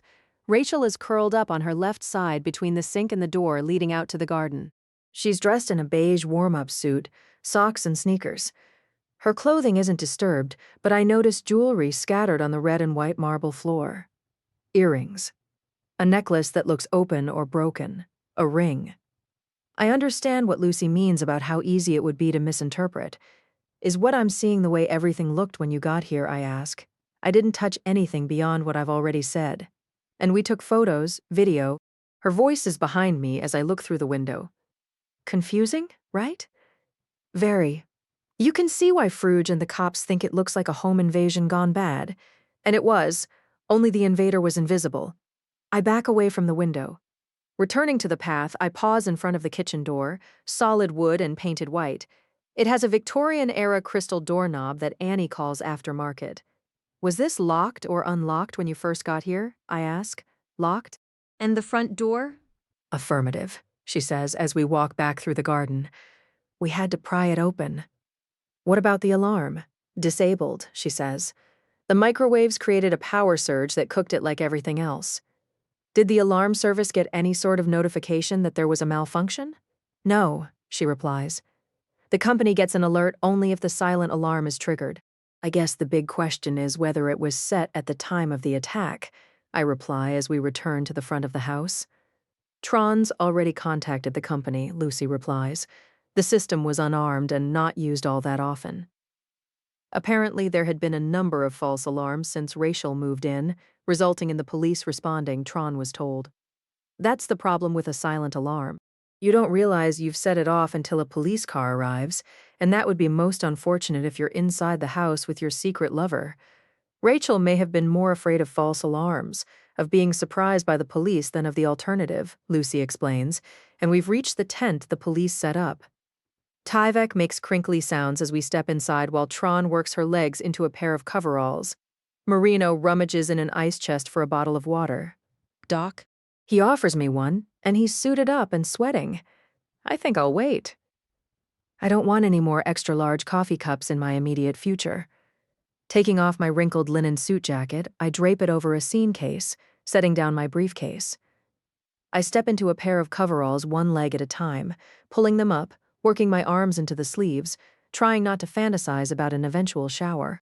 I snatch more gloves out of a box, tucking them, several surgical masks and a permanent marker in a pocket. I zip up the coveralls to my neck, put on the hood and a pair of safety glasses. Shrouded in white, the four of us make slippery sounds as we move around. We head to double front doors that I remember from my past. But back in the old days, there was a housekeeper to open them, and they weren't splintered from a pry bar. The noise of generators is loud inside, electrical cables snaking across Italian marble flooring, the grand entryway garishly lit up. We tried to be as gentle as possible, Lucy says as I look at the damaged centuries-old wood, at the brass ram's head knobs that are original to the house. A pry bar was the best solution, better than shooting the lock or caving in the door with a battering ram, or kicking it open. Marino offers his expert opinion. We pull booties over our shoes before walking into the glare of auxiliary lighting. I would know the musty smell anywhere, a bouquet of old odors. Dust, wood, candles, furniture polish, the acrid hint of soot from the fireplaces in every room. The air is still and stale as if the house has been closed up and empty forever. Some of it's my imagination fired by deep emotions. The boiserie sculpted paneling in the entryway was carved in France centuries earlier, Normandy as I recall. The wood needs oiling, and I mention it to Annie every time I'm here. But it's not a priority, and she won't ask the caretaker to do that or much else. Then what does she have him for? Tron asks, as I tell them what I know from personal experience. By now Holt is like family, and as Annie puts it, you don't fire family because they get older and have arthritis, I reply while we look around the entryway. I think he does light chores and runs errands. I stare up at the tarnished silver mount in the molded plaster ceiling where one of the baccarat chandeliers used to hang. Through an archway is the great room, as Annie's always called it, and the French oak flooring is scuffed. The boards are badly separating in spots, the rug threadbare.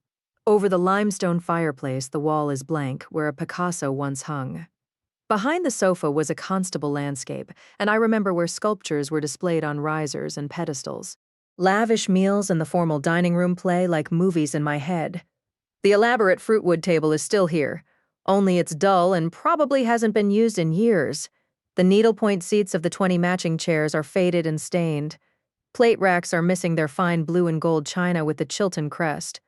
The blue walls are as empty as the sky, the Baroque oil paintings of religious scenes gone. I remember eating rare roast beef and drinking a fine red Bordeaux while staring at David beheading Goliath. It must have been pretty cool hanging out here in the old days. but it doesn't feel very lived in now. Marino rarely realizes the irony of what he says. The kitchen before us. Through the doorway, I can see the old wooden cabinets, the deep brick fireplace with its carved gray marble mantel. Rachael's body is some 10 feet to my right, not far from the back door that leads outside. Her arms are tucked in close, her legs drawn up. This is how she was when you got here, I ask Lucy. In a fetal position? Yes, and like I've said, we've documented everything. You'll get all the photos, but with the exception of a few minor adjustments, what you're seeing is what we found. It's the few minor adjustments I'm worrying about, Marino says to her.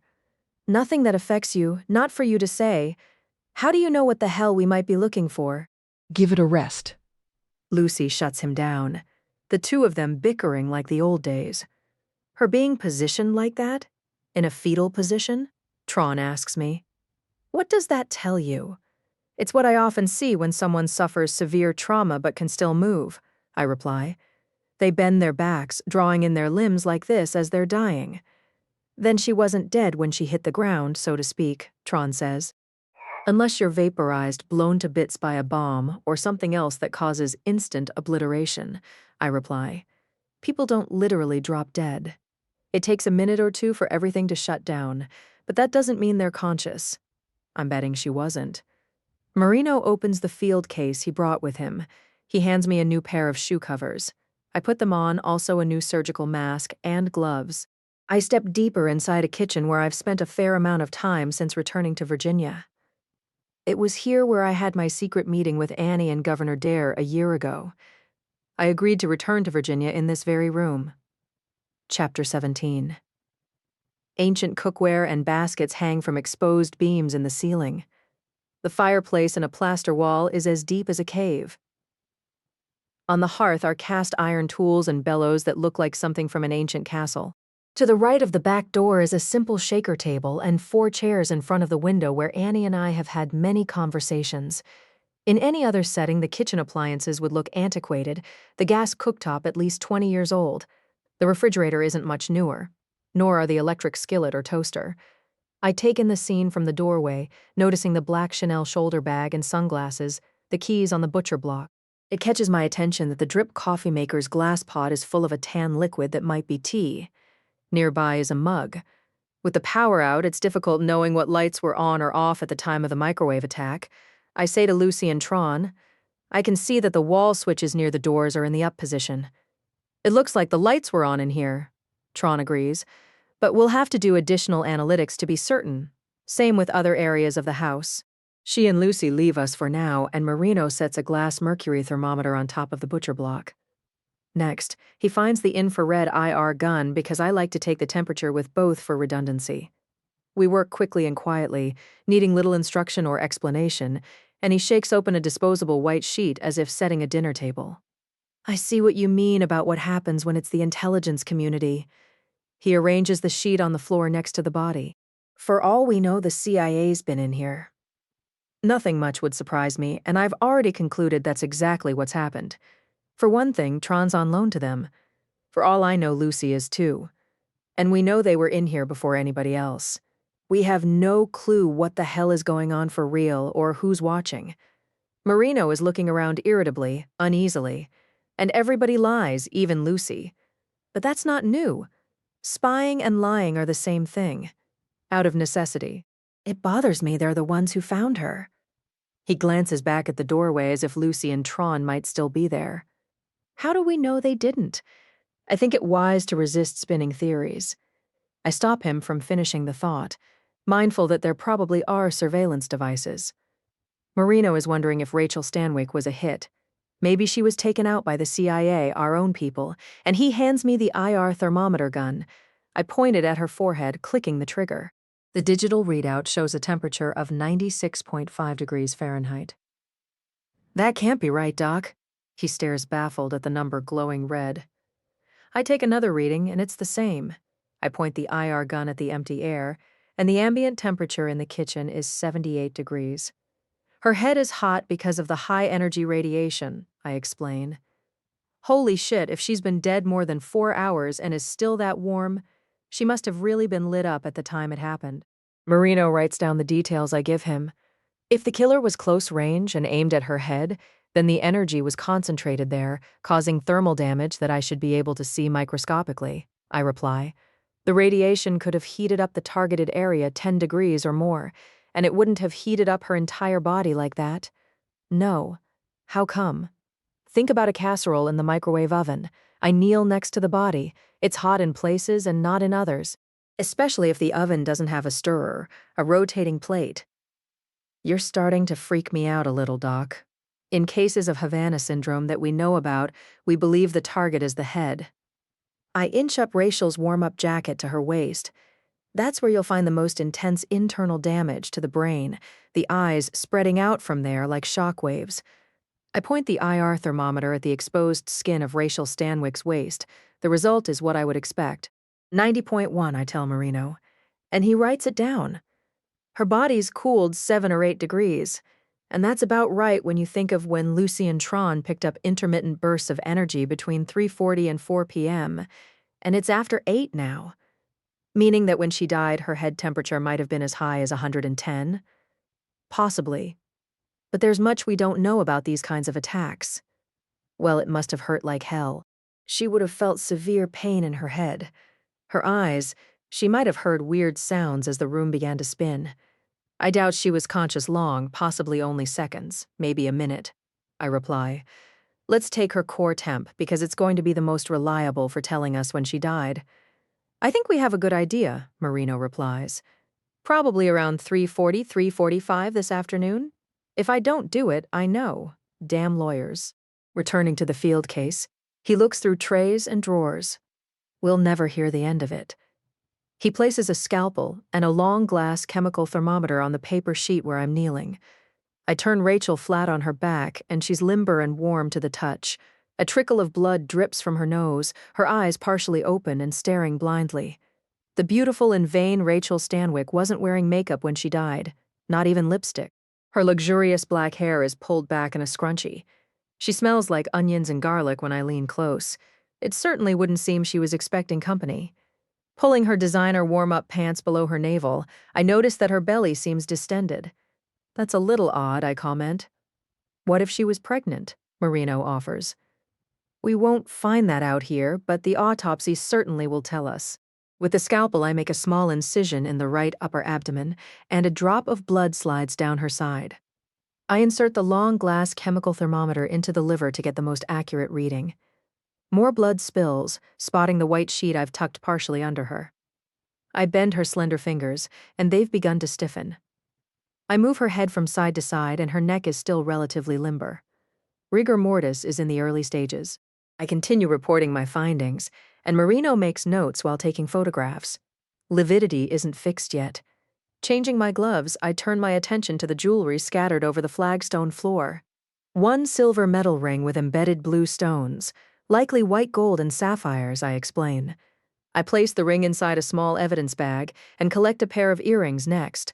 One is in front of the sink, the other several feet away. A pair of silver metal clip-on earrings with clear stones.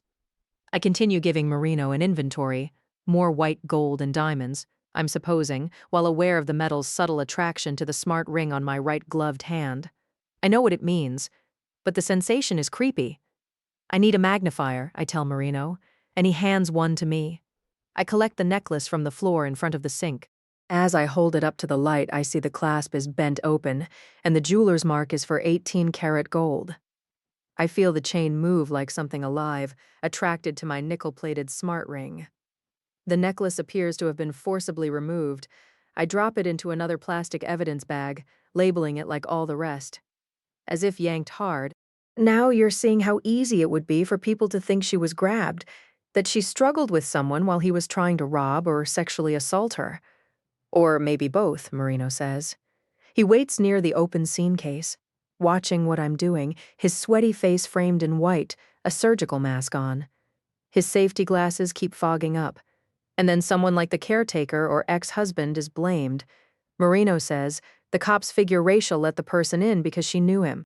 Then things went south, when in fact nobody was inside the house with her when she died. She removed the jewelry herself because it was burning the hell out of her, I reply, and all of it is magnetized. which makes sense after being bombarded by electromagnetic energy. I unzip the warm-up jacket, and she has nothing on underneath except a sports bra, a pair of bikini panties. Moving her hair out of the way, I find 4 tiny red burns around her neck. Both earlobes have similar red marks from the clip-ons, and I take her hands and my gloved ones, inspecting them carefully front and back. I find another tiny burn, this one on her left ring finger. I imagine Rachael standing in front of the window over the sink. I suspect she was making a pot of tea when the assailant started firing his weapon from the backyard. The current of microwave energy was conducted by the metal jewelry she was wearing. Suddenly, it was burning her, and she yanked it off. Her head was heating up and hurting before she collapsed. Or she might have been down on the floor when she started ripping off her jewelry, I explain. We'll probably never know, but I suspect she was still standing when she did it, having no idea she was being fired upon. Only that something was horribly wrong. I ask for a tape measure, and the necklace she had on is 20 inches long. The burns on her neck and upper chest are approximately 5 inches apart. The distance tells us the wavelength of the current. I explained to Marino what I've learned from working with the Doomsday Commission. The wave of energy peaks every 5 inches, and that's when it burns. I draw a microwave in the air, up and down, up and down. We've seen similar injuries in recent victims of Havana Syndrome, if they're wearing something like a watch, a bracelet, a jacket with a metal zipper. The metal conducts the positively charged current, which then tries heading to the negatively charged earth. But it can't. The current has no place to go because the ring and the necklace aren't grounded, and heat up rather much like tires do when they're spinning in place. That's why you get burned, I explain, and I'm no electrical engineer. But as people like me continue dealing with the latest threats to human life, I've had to learn about high-energy guns. I've had to educate myself about poisons to become facile in my understanding of chemical and biological weapons of mass destruction. The conversations Benton and I have over drinks are the stuff of dystopian horror stories. It's a lot easier dealing with guns, Marino decides. I don't like not being able to see what you're being shot with. Unless you're Superman, you're not seeing a bullet before it hits you either. I remove the thermometer from the small incision in Rachael's abdomen, wiping off the glass with a corner of the sheet. Her core body temperature is 92 degrees, and that sounds about right for having been dead 4 to 5 hours in these conditions. I take off my gloves, walking around the kitchen, waving my right hand like a symphony conductor. I move close to the antique copper faucet and its figurine handles. Then the swan neck brass pulls, the stainless steel blender, the stove. I check the silverware and other metal items in drawers, feeling the gentle tug of the magnetic attraction to my smart ring. I walk into the pantry with its built-in oak shelves, cabinets, and drawers. The only light source is the bare overhead bulb, and it's pointless pulling the string. Since the power is out, we can't know whether this light was working or not at the time of the attack. But based on what Holt Willard told Lucy and Tron, the bulb needed changing. He was supposed to take care of it for Rachael at 5 p.m., and the stapladder is folded and leaning against the wall. On the stone countertop is a box of 4 100-watt light bulbs, as if Rachael left them out for him. The sides of the corrugated cardboard are brown from the bulbs getting hot before burning out. Had she been conscious and aware at the time, she might have noticed the box glowing inside the pantry like something from Stephen King. She might have tried to call for help and found her cell phone wasn't working. The lights might have flickered and gone out as the air conditioning quit. Her entire kitchen basically has become magnetized, I continue, telling Marino what I'm seeing. Electrical currents cause magnetic fields to form around them, and that's what happened inside Annie's kitchen, I explain. Microwaves are electrical and magnetic energy moving together through space. That's what electromagnetic energy is, I add. Changing my gloves again, dropping the used ones in a biohazard bag, I turn my attention to Rachael's leather Hermes sneakers. The tread has bits of purple material stuck in it. I use paper bags and rubber bands to cover her hands and feet. Then Tron and Lucy are back, and I update them on what we're finding. All of it consistent with a microwave attack.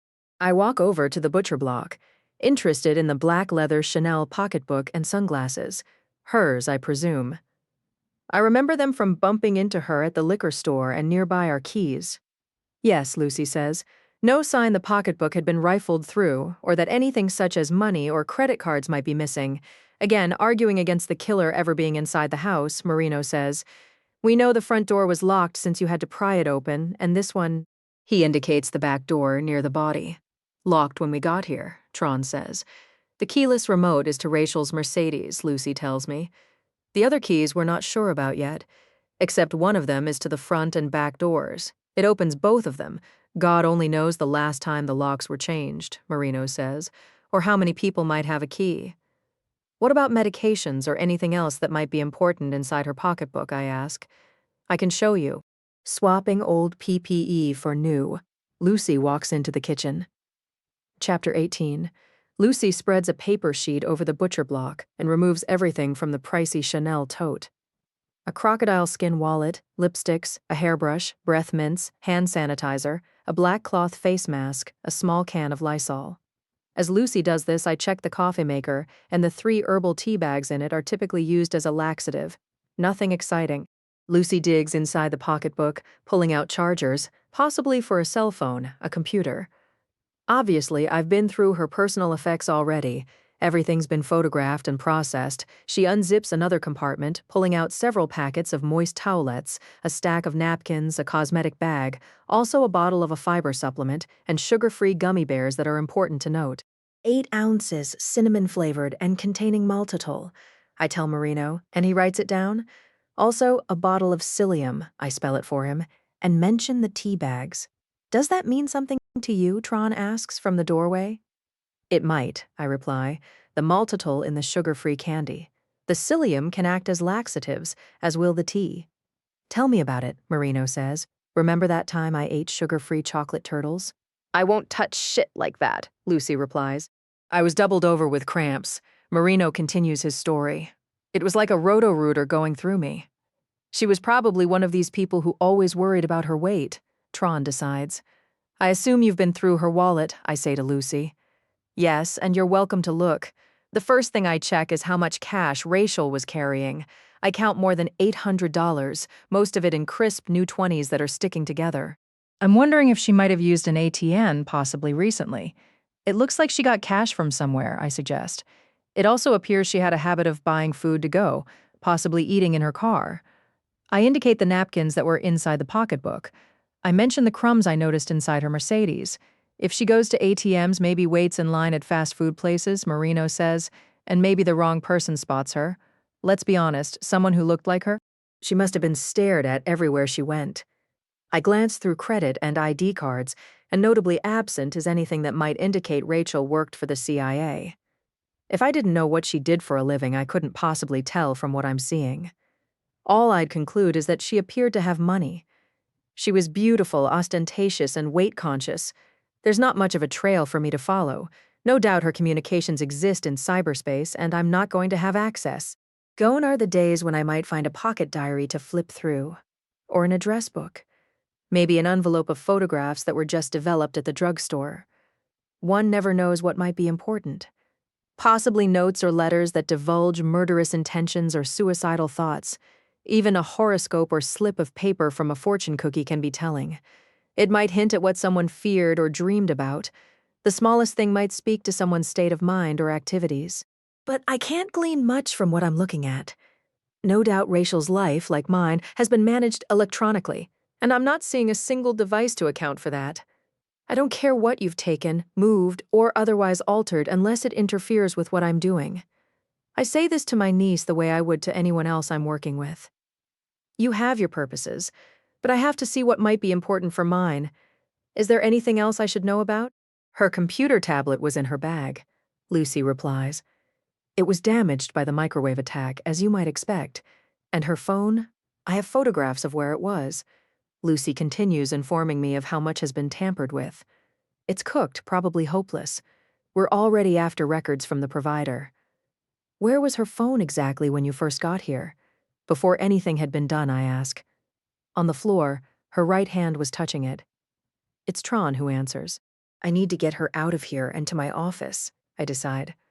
I've done what I can for now. Where's Fabian? At the entrance of the driveway, Lucy says. The dogs are searching the van and not alerting on anything. He's standing off to the side looking up at the news choppers. I'm surprised he's not waving at them, Marino says. This very second he's walking around making sure he's visible, Tron replies. He may as well be waving. How do you know what the hell he's doing this very second? Marino asks gruffly. Tron points to her AI-assisted sport glasses. Yeah, better you than me, he retorts. It would make me crazy wearing something like that. It's hard enough dealing with TV remotes and my damn phone at the same time. Multitasking at the next level, Tron replies. Really? And what happens if you can't do shit or think for yourself anymore? That wouldn't be good, she replies. And it's not possible for Marino to get a rise out of her. I assume you've checked the trash in here, I say to Lucy. Nothing that's interesting, she replies, and I don't wait for an invitation. I know where to look, and opening the cabinets under the sink, I pull out the plastic trash basket. Inside are wadded paper towels, used tea bags, eggshells, and other detritus. But I'm seeing no sign of recent meals eaten, certainly not substantial ones, and Annie doesn't have a garbage disposal. I check inside the refrigerator, finding bottled fruit smoothies, yogurts, and prepackaged lean cheeses and deli meats.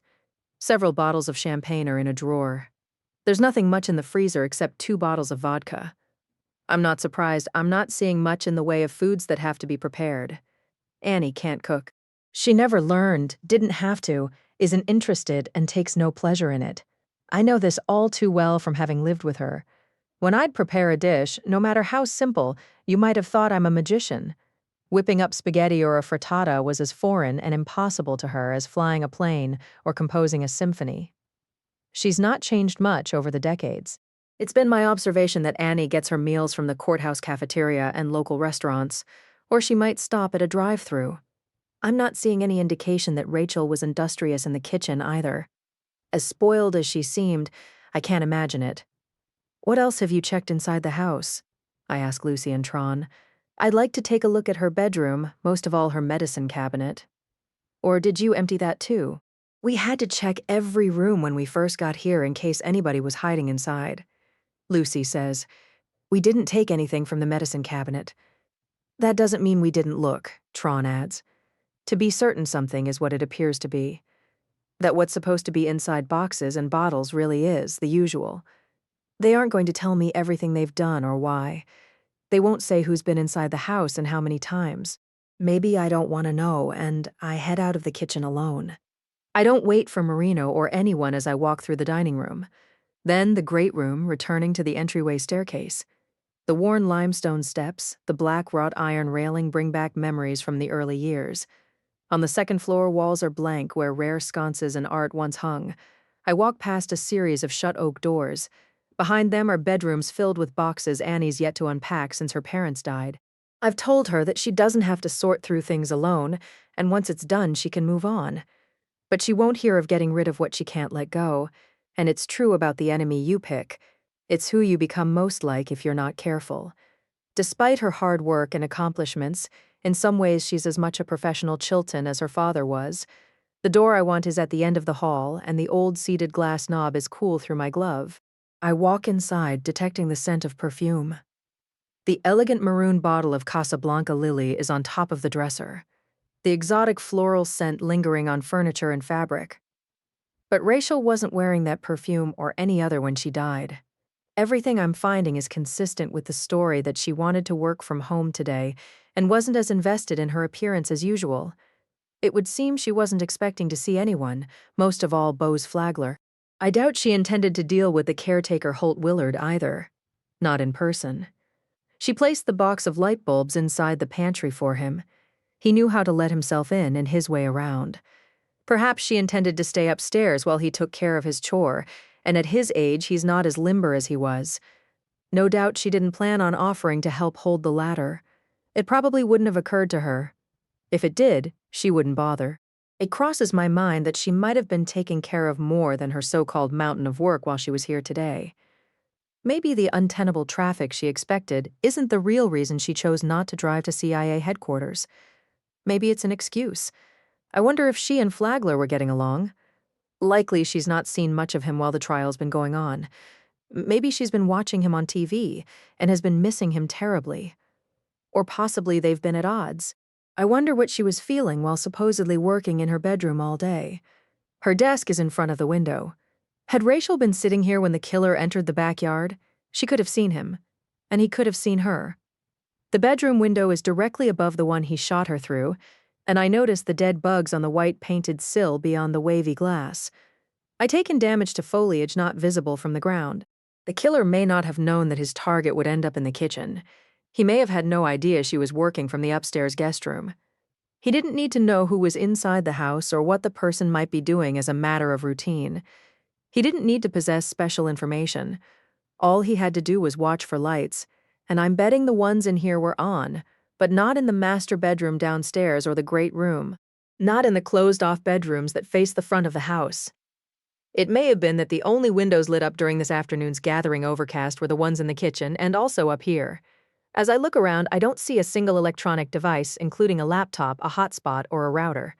If Rachael was overwhelmed with work as she claimed in her text message to the caretaker, it's not apparent what she might have been doing. I'm not finding printed materials. No notebooks or file folders. Not so much as a scrap of paper. Whatever was here has been spirited away. There can be little doubt. The desk drawers have nothing in them except paper clips and several rollerball pens. There's nothing inside the waste paper basket, and I understand all bets are off when the intelligence community is involved. The canopied four-poster bed is neatly made, and I open the small chest of drawers on either side. A packet of tissues, a phone charger. On the upholstered Rococo armchair is a dry cleaning bag, and inside are one of Rachael's designer suits and several blouses. The painted armoire fills half a wall, and her expensive clothing is neatly hung inside, her shoes lined up on the wide board floor. In dresser drawers are lingerie, socks, pantyhose, and other apparel that doesn't need to be hung or ironed. Wrapped in a pair of leggings is a large leather jewelry box that I place on top of the bed for later. I pause in the bathroom doorway, remembering the tile marble floor, the pedestal stone sink. The antique copper bathtub might have saved Rachael's life had she been inside it during the attack. A walnut vanity has been repurposed as a cabinet. I open drawers filled with cosmetics, over-the-counter remedies, and also diet pills, fat burners, and laxatives. I find more packets of moist towelettes like the ones in her tote bag, and tubes of hemorrhoid treatments like Preparation H. What you got? Marino is behind me, his face flushed and dripping. Not a breath of air moving in here. Anything good? That's a strange way to put it, considering, I reply. Fabian should be out front in 5 minutes. What do you want to do? He stays with the van, I reply. You and I will get the body out, and I don't want him inside the house. For every reason, that's a bad idea. I step back inside the bedroom as Marino looks at surroundings, once beautifully appointed, with fine artwork and tapestries. Linens were high thread count and monogrammed, the room fragrant with arrangements of fresh-cut flowers from the garden. When you spent weekends, did you stay in here? He asks. This was Annie's room back then, I reply. Now she's in her parents' former bedroom downstairs. Where would you stay? He sets down the scene case, opening it. In one of the closed-off rooms down the hall. But it didn't matter where you stayed if you were a guest, I reply. Everything was elegant. Everyone treated as special. What are you finding up here? Because knowing you, you're finding something. He holds out a biohazard bag, and I drop used gloves in it. I show him that the wall switch by the bedroom door is in the up position. This doesn't prove the lights were on in here when the microwave attack occurred, but I'm betting they were. It might be why the assailant knew to hide in the backyard. He could see the lights on upstairs. I share what I'm thinking. The lights may have been on in the kitchen, too, as gloomy as the day was by mid-afternoon. Maybe Rachael came downstairs to make a pot of tea. It's looking like she had a problem with laxative abuse, I explain. People get into this sort of thing to lose weight, and it takes more and more for the same effect. Sounds like me and bourbon, Marino says. High-fiber tablets, sugar-free candies, herbal teas, I explain. In excess, such things can induce diarrhea. Dorothy does that sometimes, now and then I do. I guess everyone does if they're honest about it. Sometimes is one thing, I reply. Chronically is another. And it's not an activity you engage in at the office or other public places. You don't drink a pot of laxative tea if you're planning on playing tennis, going out to a bar, or having a tryst with your lover. Chapter 19. Are you thinking this is why she stayed home today? Marino asks. To take laxatives. It may not be why, I reply, but it may have been convenient for her to engage in such behavior, assuming I'm right. It's similar to people who day drink because they happen to be working from home. Or it's a snow day, a holiday. You do it because you're alone in your safe environment, and you find reasons to be there so you can do it, I explain. Often disorders like this flare up in times of stress, as you and I both know from our years of smoking. I'd kill for one right about now, Marino says, and the minute I'm off the clock, I'm pouring a double bourbon. I don't give a shit. I open another drawer. This one holds a variety of condoms and several boxes of tampons. Assuming they were intended for Rachael, one can infer that she was sexually active and capable of having periods. Returning to the bedroom, I put on clean gloves. I open the leather jewelry case I placed on the bed. We won't be taking this in with us, obviously, I explain, as I look at the dazzling collection. There's probably close to $1 million in timepieces alone. None of them are working. Chronographs with self-winding mechanisms might not have been running anyway when microwaves bombarded the back of the house, but quartz watches should have been keeping time as long as the batteries were good. I suspect some were running before they were rendered inoperable. The cliché of a stopped watch telling the time of death isn't always a joke. Sometimes it's true, depending on what killed the person. All of Rachel's battery-powered watches quit within a minute or two of each other. The gold Breitling and Rolex, the Audemars Piguet, the Breguet stopped working at around 3:45 this afternoon, during the interval when Lucy and Tron were picking up bursts of microwave energy from around here. Rachael was going to have a major problem whether she was in the bedroom or the kitchen, I tell Marino as we head back downstairs. She was going to be killed or badly injured in either location, unless she was ducked down in the copper bathtub maybe. How are we supposed to guard against shit like this, he says. I don't know how anybody protects themselves anymore. I don't answer because I don't have a satisfactory one, and what we face isn't a new problem. Clubs and spears were replaced by crossbows and firearms, and on it goes. There will always be the next thing weaponized, more efficient ways to cause inhumanity and destruction. It's coded into our DNA to discover them, and the way the planet is programmed. If you ask Benton, he'll tell you that fearing for our lives is motivating. People get more done when pitted against opposing forces. Wars can bring us together, and pain creates poetry. It would have been better if diligence, exquisite engineering, and empathy were what inspired. But I didn't write the algorithm. Marino and I step outside to the loud rumbling of our black windowless medical examiner's van, its headlights illuminating the overgrown boxwoods. Auxiliary lighting blazes as police and plainclothes agents move around the driveway in a chiaroscuro of blinding bright and inky dark. 3 helicopters hover high overhead, shining like planets, and I suspect they belong to TV news stations. Marino opens the van's tailgate as Fabian's window rolls down, his face angry and enthralled. His passenger up front is a uniformed Secret Service agent in tactical gear, and she's not smiling or here for a good time. "Evening, ma'am," she says to me, keeping her eyes on our surroundings. "Thanks for getting our van up here." I almost call her a lifesaver, deciding it's not a good choice of words when someone is dead inside the house. Fabian's Secret Service escort has her seatbelt off, her window cracked, her MP5 in her lap. She's ensuring that no explosive device somehow got attached to our vehicle between the first checkpoint and the house. She's making sure of a lot of things. I realize this isn't pro forma, I say to Fabian. We don't get to do things in the usual way, and I appreciate your cooperation. You don't want me to help load her up? He stares off toward the front door, and for him this is a crushing blow. I can take care of everything, and you can go home if you want. You need to stay outside. We have to do things in a very decided way, I explain, as the Secret Service agent listens while keeping up her scan of the driveway. I get it. Fabian sweeps his long hair out of his face, and I catch a glimpse of smoky eyeshadow and black nail polish. I just feel torn. He never hesitates offering how he's impacted personally. Maggie tells me one thing, then you tell me another. I don't feel anybody trusts me anymore, and it makes me really uncomfortable. We'll talk about this another time, I start to say, but he's not finished. Don't blame me for what Maggie does. Imagine the position she puts me in. Fabian flicks his hair again the way he does when there's an audience. We're not getting into this now, but I'm happy to talk about it later, I inform him. But he's not listening. This job is really stressful, especially when nobody tells me what to expect, especially now, for example. What happens after we get to our office with the body, and all the cops leave? He says this to me while glancing at the agent next to him. What if the violent mob shows up while I walk alone to my car, which, by the way, attracts a lot of attention? You should spend the night in the on-call room. Marino is behind our black van talking to us through the open tailgate as he slides out the stretcher. That's the smart thing to do. Aluminum clinks and clacks as he opens the legs. I'm worried about someone vandalizing my car the more I think of it, Fabian replies. It's inevitable. Oh God, I hope it hasn't happened already. Move your damn El Camino into the bay and crash in the on-call room, Marino says as if it's decided. The TV works fine, and I know there's food in the fridge because I made myself a sandwich earlier today. Well, I guess I could.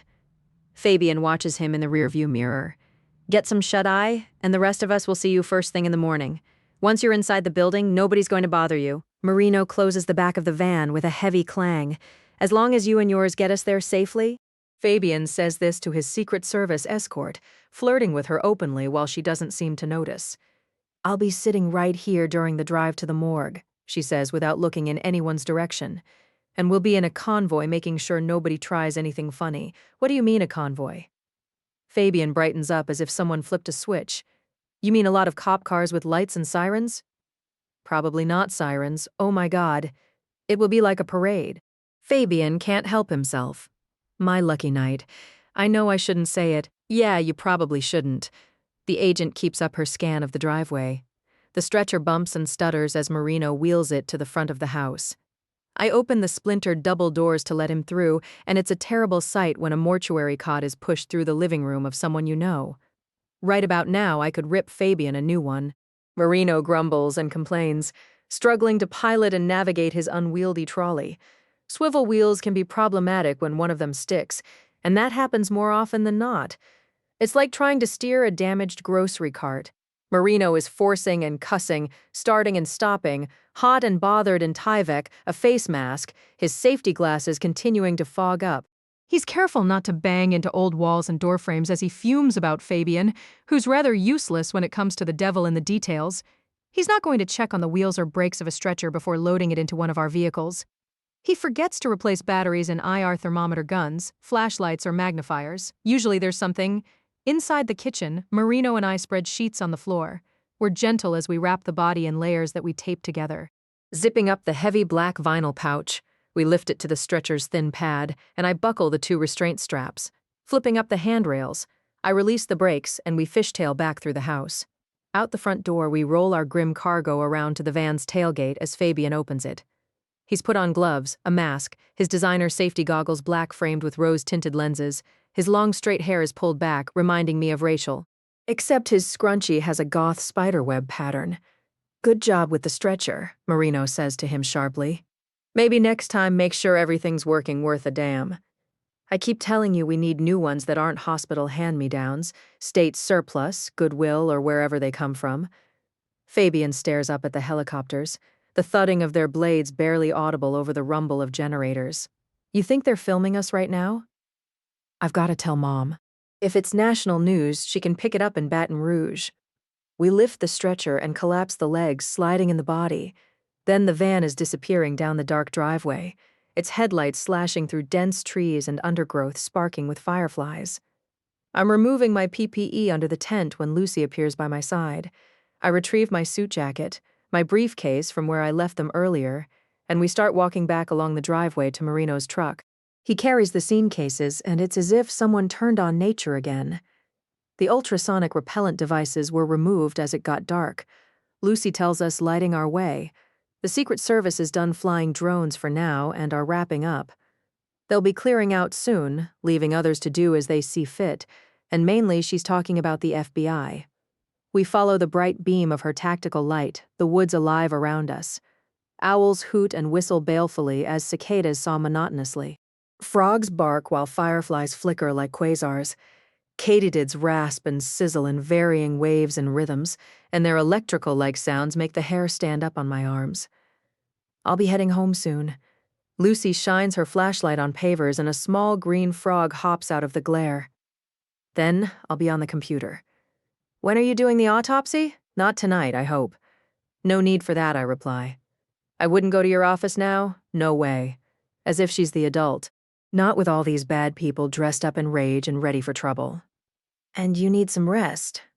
We've done everything we can for now, collected the evidence that can't wait, I reply. So yes, I'm going home. We've got officers patrolling the property. Lucy shines her light on puddles we dodge. You'll be okay there, and you need something to eat and decent sleep. Tomorrow's going to be a long day. I'll start her first thing in the morning.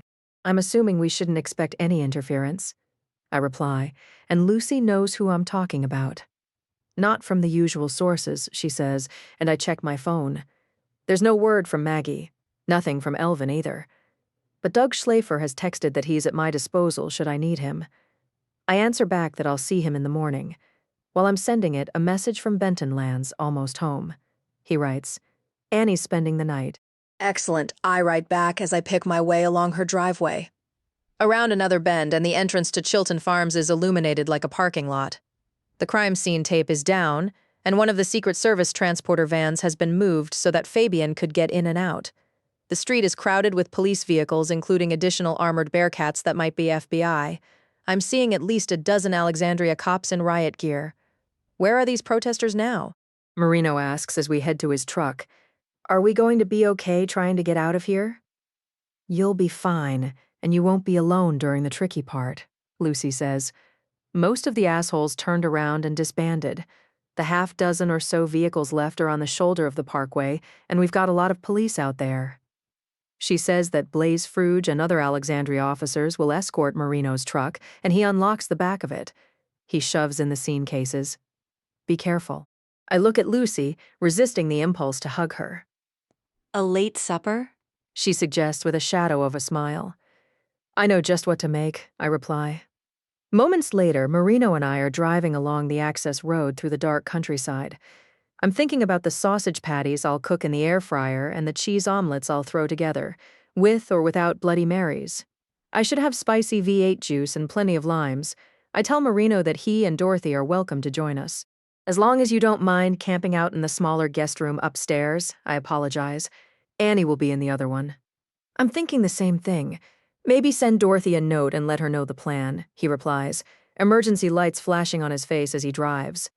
With what's going on, it's best if all of us are together. Fruge leads the way in her Ford Interceptor. Behind us are 3 cruisers with light bars rolling. The first checkpoint is now a sea of strobing red and blue. There must be at least 20 police cars pulled over on the shoulder of the parkway. Additional barricades have been set up, and news crews are here with satellite trucks, the noise of helicopters relentless. Police direct traffic through the intersection, stopping each vehicle, checking identifications. K-9 handlers and their dogs are standing by as officers in tactical hard-shell gear stare down angry-looking men gathered around vans and trucks. Some of their female passengers are waving Confederate flags out the windows and holding Justice for April signs. Dana DeLetti is filming outside her van, interviewing a young tattooed woman who looks familiar. Whatever the celebrity news correspondent is saying, the woman is nodding and answering vigorously while angrily pointing her finger at the police. She might have been one of the family friends who left during the Hooke trial when Nadine Tupelo did. I don't see her but don't want to be obvious about scanning the crowd. I'm certain a number of the protesters were inside the courtroom today. They're dressed in camouflage and tactical clothing now and have pistols on their hips or assault rifles slung across their chests, glaring as we drive past. I catch a glimpse of a neck tattooed with the U.S. flag. It belongs to the man who kicked me. His eyes are wild, his sun-damaged face flashing viciously in our headlights. He's pumping his fist, flaunting an AR-15 assault rifle because he can. In Virginia, like most states, it's legal to carry firearms openly, including high-capacity semi-automatics. Don't look at anyone. Marino says as we drive with our police escort, their emergency lights going full tilt. Maybe they won't notice us. Oh, they notice us all right. I feel hateful stares like insect bites. Chapter 20. The angry crowd is behind us. Then we can't see it anymore as we follow the parkway, headed away from Raven Landing and Chilton Farms. We haven't gotten far when our police escort's emergency lights suddenly go dark ahead and behind us. Fruge must assume we're safe from this point on, and the 4 cars turn off at the next intersection. I check various news sites to see what we've missed in the past few hours. I'm not surprised that the mob scene we just witnessed is headlining, trending, going viral. Nothing like murder and anarchy to grab the world's attention, and Rachael Stanwyck's life is described as full of twisted plots, espionage, and other intrigue. Possibly her suspicious death is related to her work with the CIA, and the Russians are behind it. Maybe she's a paid hit because of her estranged husband and the dangerous secrets she would know about him. Or she's a hate crime that's really directed at her prominent judge sister and possibly related to the Gilbert Hooke trial. It's all over the news that the Secret Service is at the helm of the investigation, and the FBI has stepped in because of terrorist threats. Federal officials are linking Rachael's suspected murder to the attempt on the president earlier today, and I could have predicted that Bose Flagler would rise to the occasion. He never misses an opportunity to turn a situation to his advantage. I continue informing Marino as we follow the dark road we were on earlier, headed home. Let's see what he has to say. I begin playing the Commonwealth's attorney's televised soundbite. It's been distributed to major news outlets and posted on his social media, his statement long and self-serving. I fast forward to the relevant part. I've spoken to Judge Chilton, and of course she's shocked and heartbroken, he's saying into the camera. But we're in agreement that what must come first is honoring our commitment to the public. Our top priority has to be the citizens of Virginia who have entrusted us to bring about justice for all. He's seated at his desk in his office before a backdrop of legal tomes and his degrees and commendations. Surrounded by flags on tall poles topped by rampant brass eagles, he looks like the leader of the free world, and that's his intention. Since he confronted me in court, he's found time to change into a black suit with narrow blue pinstripes. He wears an American flag pin in the lapel. His white shirt has French cuffs, his red tie perfectly knotted. He informs us that the Gilbert Hooke trial will resume tomorrow morning as planned. We're shown an exchange of emails in which Annie states unequivocally that she has no intention of recusing herself. She's bound to perform her judicial duties as long as she's able, and promises to be on the bench in the morning when he and Sal Gallo make their closing arguments. But mostly what Flagler's doing is showing his command of the situation and implying that he and Annie are allies, so as you can see, the rumors about the judge and I recusing ourselves are fake news. Flagler's eyes flare with righteous indignation, and I pause on the image. I zoom in on his handsome face to see what else I notice, looking for the slightest suggestion of grief, a shade of sadness, a flicker of fear.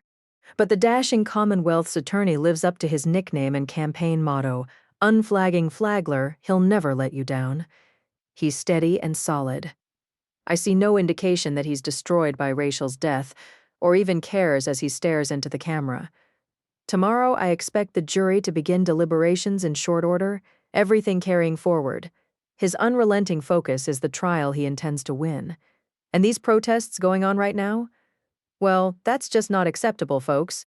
He dramatically gets up from his desk, walking around to the front of it, giving us a much better view of him in all his glory. He unbuttons his suit jacket. We're not going to tolerate any violent behavior here in Alexandria or anywhere else, not on my watch, he says.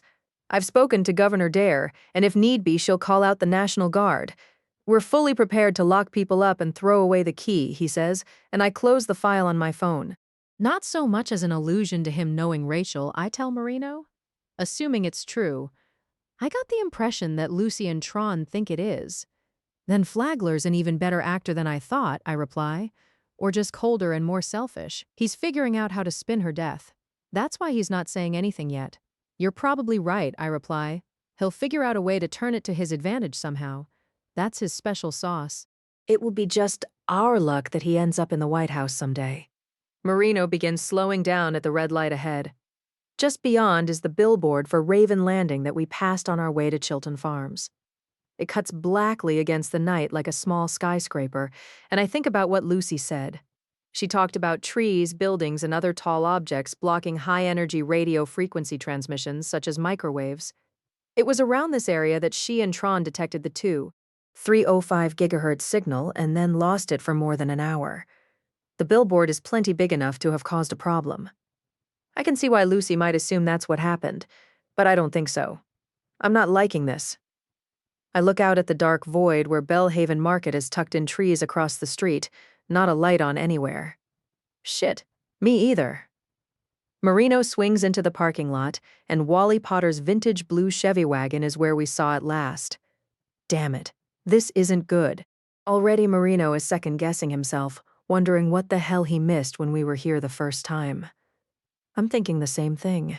We creep to a stop at the self-service concrete island, and my pulse is picked up, adrenaline kicking in again. Marino collects his pistol from the console. He climbs out, the headlights glaring on the glass windows in front of the store. Removing the gas pump's nozzle, he works the lever up and down. Nothing happens. Turning around, he looks at me, shaking his head.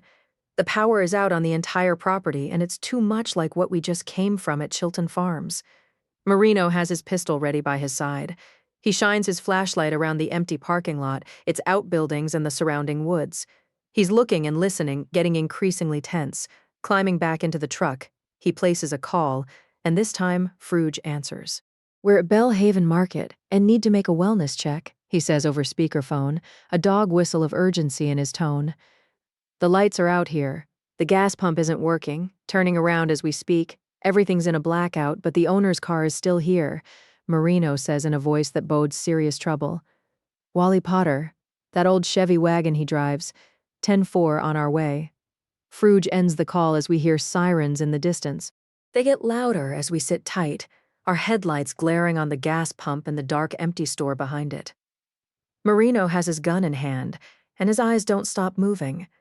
When we were here earlier, I say to him, were the lights off inside the store? It was my impression they were, he says, and neither of us wants to believe the unthinkable. That was one of the reasons I assumed Wally was gone for the day. I figured maybe he got a ride, and that's why his car was still here. We didn't have a reason to think he or anyone was inside the store. But I wasn't sure at first. I envisioned what it was like when we pulled up earlier tonight.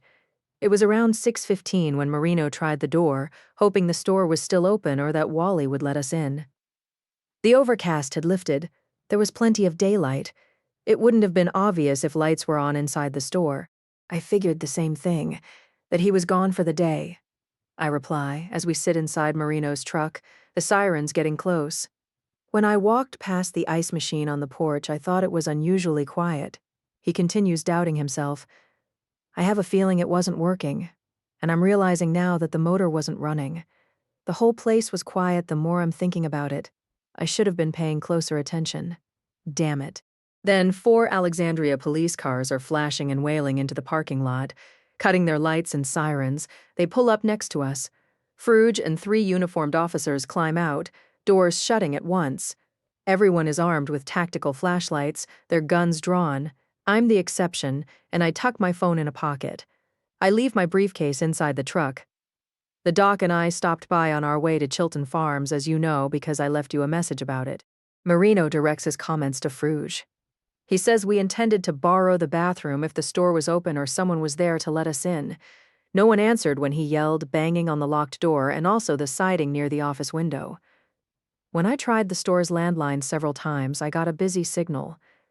I don't have Wally's mobile number, not his daughter Clemmy's either, I explain. I know them pretty well. Fruge is scrolling through her phone. I used to stop in here all the time before I got promoted. She places the call. But I don't get out this way as much as I used to, and now I'm sorry I haven't. The phone she's calling begins to ring. I used to make a point of keeping an eye on this place. Hold on. Hello? The woman answering over speakerphone is laughing. I hear music and loud talking in the background.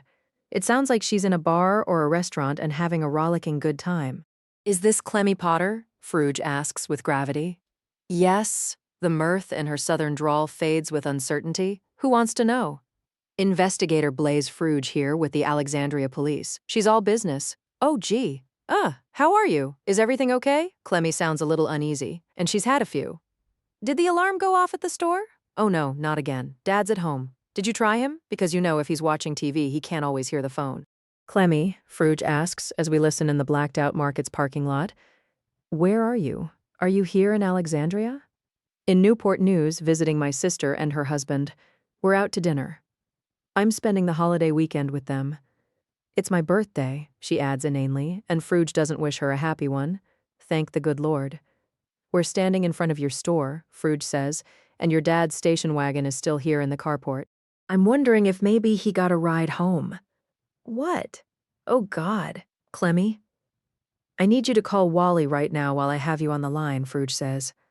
How can I when I'm on the phone with you? She's starting to come unglued. Clemmy? Have your sister call Wally on her phone while you stay on the line with me? Fruge says calmly, kindly, but she's in charge. Don't hang up. I need you on the line with me while we figure this out. Okay, her voice is shaking. Hold on. Marino, Fruge, the 3 officers continue to have their guns drawn, pointed down by their sides, their index fingers ready above the trigger guards. They're shining their lights on flowering trees and shrubs, searching around us as Wally Potter's mobile phone rings and rings in the background. He's not answering. Clemmy is in a panic. I can hear her upset sister exclaiming that they have to go. Chairs scrape, and the husband yells at someone for the check. Something must have happened. Clemmy is crying. Oh God, Dad's car wouldn't still be there. I should have checked on him, made sure he got home. I knew I shouldn't have left him alone this weekend. Try to stay calm, Fruge says. I'll get back to you when I know more. She ends the call. Come on, she announces to everyone, and for now she's the investigator. She's leading the charge. But if what I suspect is true, she won't be for long. Should we find what I expect once we look inside the market, Fruge's next call will be to the Secret Service. It will be to Lucy. I'd tell you to wait in the truck, Marino says to me as we start walking across the parking lot. But you won't, and I wouldn't let you if you wanted to. It's not safe with all these angry assholes on the loose and looking for trouble. No way I'm sitting out here by myself. He won't get an argument from me. I pause by the carport without getting close to the Malibu Classic inside it. A gift from Wally's parents when he graduated from high school in 1965. He's kept it in mint condition. He had the carport built because of it, never failing to tell me the story whenever I'd comment on his prize vintage wagon. It doesn't look like anybody was around here messing with his car or anything else, Marino says. No sign anybody's touched it. He illuminates the elongated, low-slung rear with its big, round taillights, the powerful beam of light whites out the blue paint, flaring on chrome and glass. He searches the pavement, and it's littered with plant debris from the storm. Finding the rusting metal trash barrel nearby, he shines his light inside it. He checks each one we pass. The night is alive with the music of nocturnal creatures tuning up like an orchestra. The sawing of cicadas, the twitter and trilling of nightingales are amplified, fireflies glowing and fading like an electrical short. Somewhere along the river, coyotes begin to howl and bay as we walk around the corner of the old wood-frame market. In back is additional parking and picnic tables surrounded by jacaranda trees that shed purple flowers everywhere. The walk-in cooler has a padlock on the handle, another indication that Wally had closed for the day. Next to the wooden ramp used for deliveries is a pedestrian door, and it's also locked. On either side of it, flies crawl on the window screens as Marino and the police check with their flashlights. They see no sign of anyone inside, alive or otherwise. Well, he's got to be here, Fruge says. Where else would he be unless he's been kidnapped? Flies are never good, Marino says. Out of the way, he back kicks the door open and no one stops him from going in first. Chapter 21. Fruge is right behind him and they hold tactical lights high, their weapons ready. I can hear them talking and moving as they disappear inside, checking the back of the building. I wait by the open door with the 3 uniformed officers. I can tell by Marino's sudden swearing that the news isn't good. We found him, he calls out to us. We're going to keep checking around. Don't come in here. He doesn't want anybody accidentally shot, and I wait with the 3 officers some distance away from the open door. We can see flashes of light in windows as Marino and Fruge move around, checking every area. After minutes pass and there's no further sight or sound of them, I get increasingly uneasy. Then 2 figures with flashlights appear from around the corner of the market, heading toward us. Marino and Fruge exited through the front door, leaving it unlocked, we're told, as they reach us. So crime scene and whoever else can get in without accessing from back here, Marino says, and his face is stone. Fruge is upset. I can tell by her stiff demeanor, her 1,000-yard stare and staccato attention. She's trying too hard to seem cool and confident. I can almost see her thoughts racing. She stopped by Belhaven Market countless times for takeout food, necessities, and treats. All of us have, the place familiar and warm like a favorite old sweater. He's bound with duct tape and in a chair. Marino's voice is flinty, he's so angry. It's like he was being interrogated before his throat was cut from ear to ear. Probably to get the combination to the fucking safe that's open in the office. It looks like a fucking mob hit. We didn't get close because there's no question he's dead and has been for a while. Nobody goes in there until we gear up.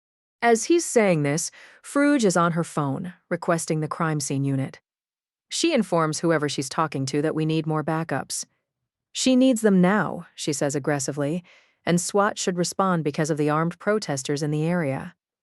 She's overplaying her authority because she's scared.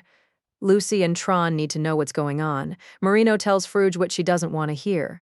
He's typing on his phone, his flashlight tucked under an arm and shining aimlessly on the back of the paint-peeled store. Probably you want to do it. The way he says it isn't a suggestion. He looks at her, giving her a pause to fill, waiting for her to do the right thing. I'm not seeing what the Secret Service has to do with this, she finally says, hoping he won't make the call, maybe not yet. Fruge knows what Marino is about to say. She doesn't want to be preempted by the Secret Service, the FBI, or anyone else yet again this day. It's not lost on her that the two crime scenes likely are related. If the feds were involved with one, chances are good they'll be showing up for the other. It has to do with them whether we like it or not. Marino reminds her that she doesn't get to choose her cases. You telling me that what happened to Wally is a matter of national security? She probes the dark with her light, moving it around angrily. Her first time starring in the investigative rodeo, and she's about to be thrown off her horse twice. It's disappointing and humiliating. You need to talk to Lucy. Tell her what's going on, Marino says. What are the feds pinging on their cell phones? It's one of the uniformed officers who asks. I'm sure they're pinging on all sorts of things, Marino answers. He's not going to mention the microwave signals detected near Ivy Hill Cemetery, Chilton Farms, and Bellhaven Market. That's the missing piece Fruge, and the police don't have. But like Rachael Stanwyck's alleged affair with Bose Flagler, the information isn't for us to share. It's up to the Secret Service. Assuming there may be a link between the cases, we have to be more careful than ever of cross-contamination. I remind Marino and Fruge. We'll take extra precautions. Everything needs to be brand new and disposable if possible. Marino replies, I also don't want us using the same field cases we just had with us inside the house at Chilton Farms, I add. Nothing from there can be used here. I've got forensic stuff that hasn't left my trunk, Fruge volunteers. I haven't had the chance to use it yet, but it's all set up and ready to go. It ought to be since I'm the one who packed it for you, Marino says to her. Between your gear and what I've got, we should be okay. Come on, let's move our trucks back here. They return to the front parking lot of the store while I walk away for some privacy. This is beyond what I intend to manage on my own, and I call Doug Schlafer. How's it going? He answers. Is everything okay? I've been following the news, holy moly. I hope you weren't anywhere near all those thugs with assault rifles. There's a new development, and I need you to head out to a scene near Chilton Farms. I get straight to it. That doesn't sound good. It's very bad and likely related to Rachael Stanwyck's murder. I know you're familiar with Bellhaven Market. I've seen Doug eating their takeout at the office. He talks about how much his wife loves the produce and soups. Oh no. His voice in my earpiece as I pace in the market's dark back parking lot. Don't tell me something's happened there. I inform my deputy chief of what we have so far while an owl clucks and whistles a warning somewhere in the woods. Fireflies spark as if giving me their alarmed impressions. We're going to have to tag team.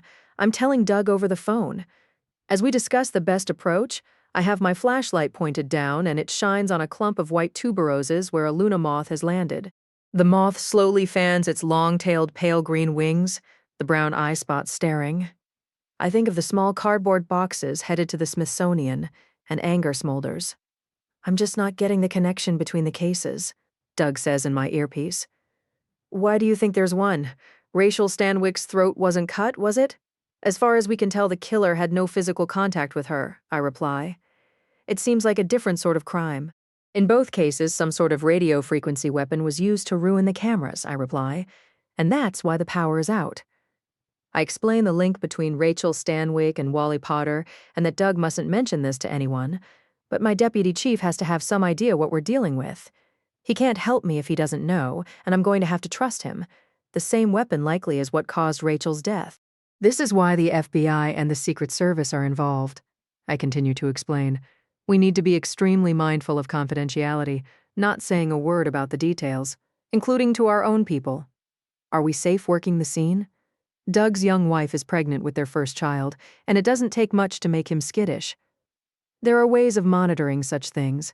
I'm not going into any more detail than that. I think it best to do as little to the body as possible here. You won't get an argument from me. Why would someone hurt Wally Potter? He couldn't have been nicer, if you ask my wife.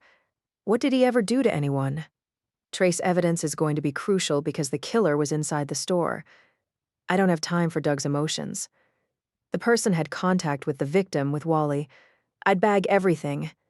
He's happy to agree. Head, hands, feet, the entire body before pouching it, I reply. Then we can take our time looking with the appropriate forensic equipment and lighting. I don't want the two bodies inside the same cooler, room, or vehicle at any given time. We'll keep the two cases completely isolated and separated, I explain. In the morning, Doug will take care of Wally Potter's autopsy, and I'll deal with Rachael Stanwyck. We won't share morgue assistance or equipment. We won't be on the same ventilation systems. Maybe you can deal with Fabian, I say in conclusion. He needs to decon himself before heading out again. I don't want him driving the same van he's using to transport Rachael Stanwyck's body. He should be back at the office by now. For sure, we don't want to be transferring DNA from one case to the other, Doug says, and I can hear him walking outside to his car. Good God, talk about a shit show. I watch Fruge and Marino drive around back. They park so their headlights shine on the market. We've had enough shit shows lately, I reply, and Doug knows what I'm saying. All is quiet on the Western Front. Crickets from Maggie and Elvin. As it should be, and maybe if we're lucky it will stay that way, I say to him. And how quickly people change alliances. Or at least they decide it's best to be your defender because the bully has left the building. For now, anyway, for tonight at least, doors thud shut, and Marino and Fruge are walking away from their trucks.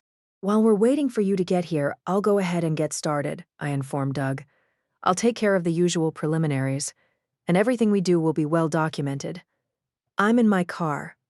His voice in my earpiece, the sound of the engine starting. Barring anything unusual, I should be there in a half hour. And I'll deal with Fabian.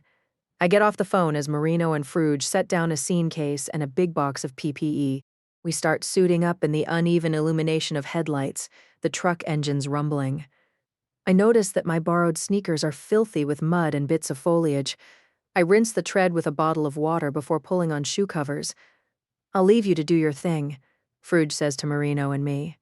I'm going to check the front of the store, especially the cash register and area around it. Let's see what all the asshole did while he was in here. Keep an eye out for paper receipts that might tell us when the last purchases were made. Marino can't resist coaching her. And when are the Secret Service crime scene guys getting here? They're on the way.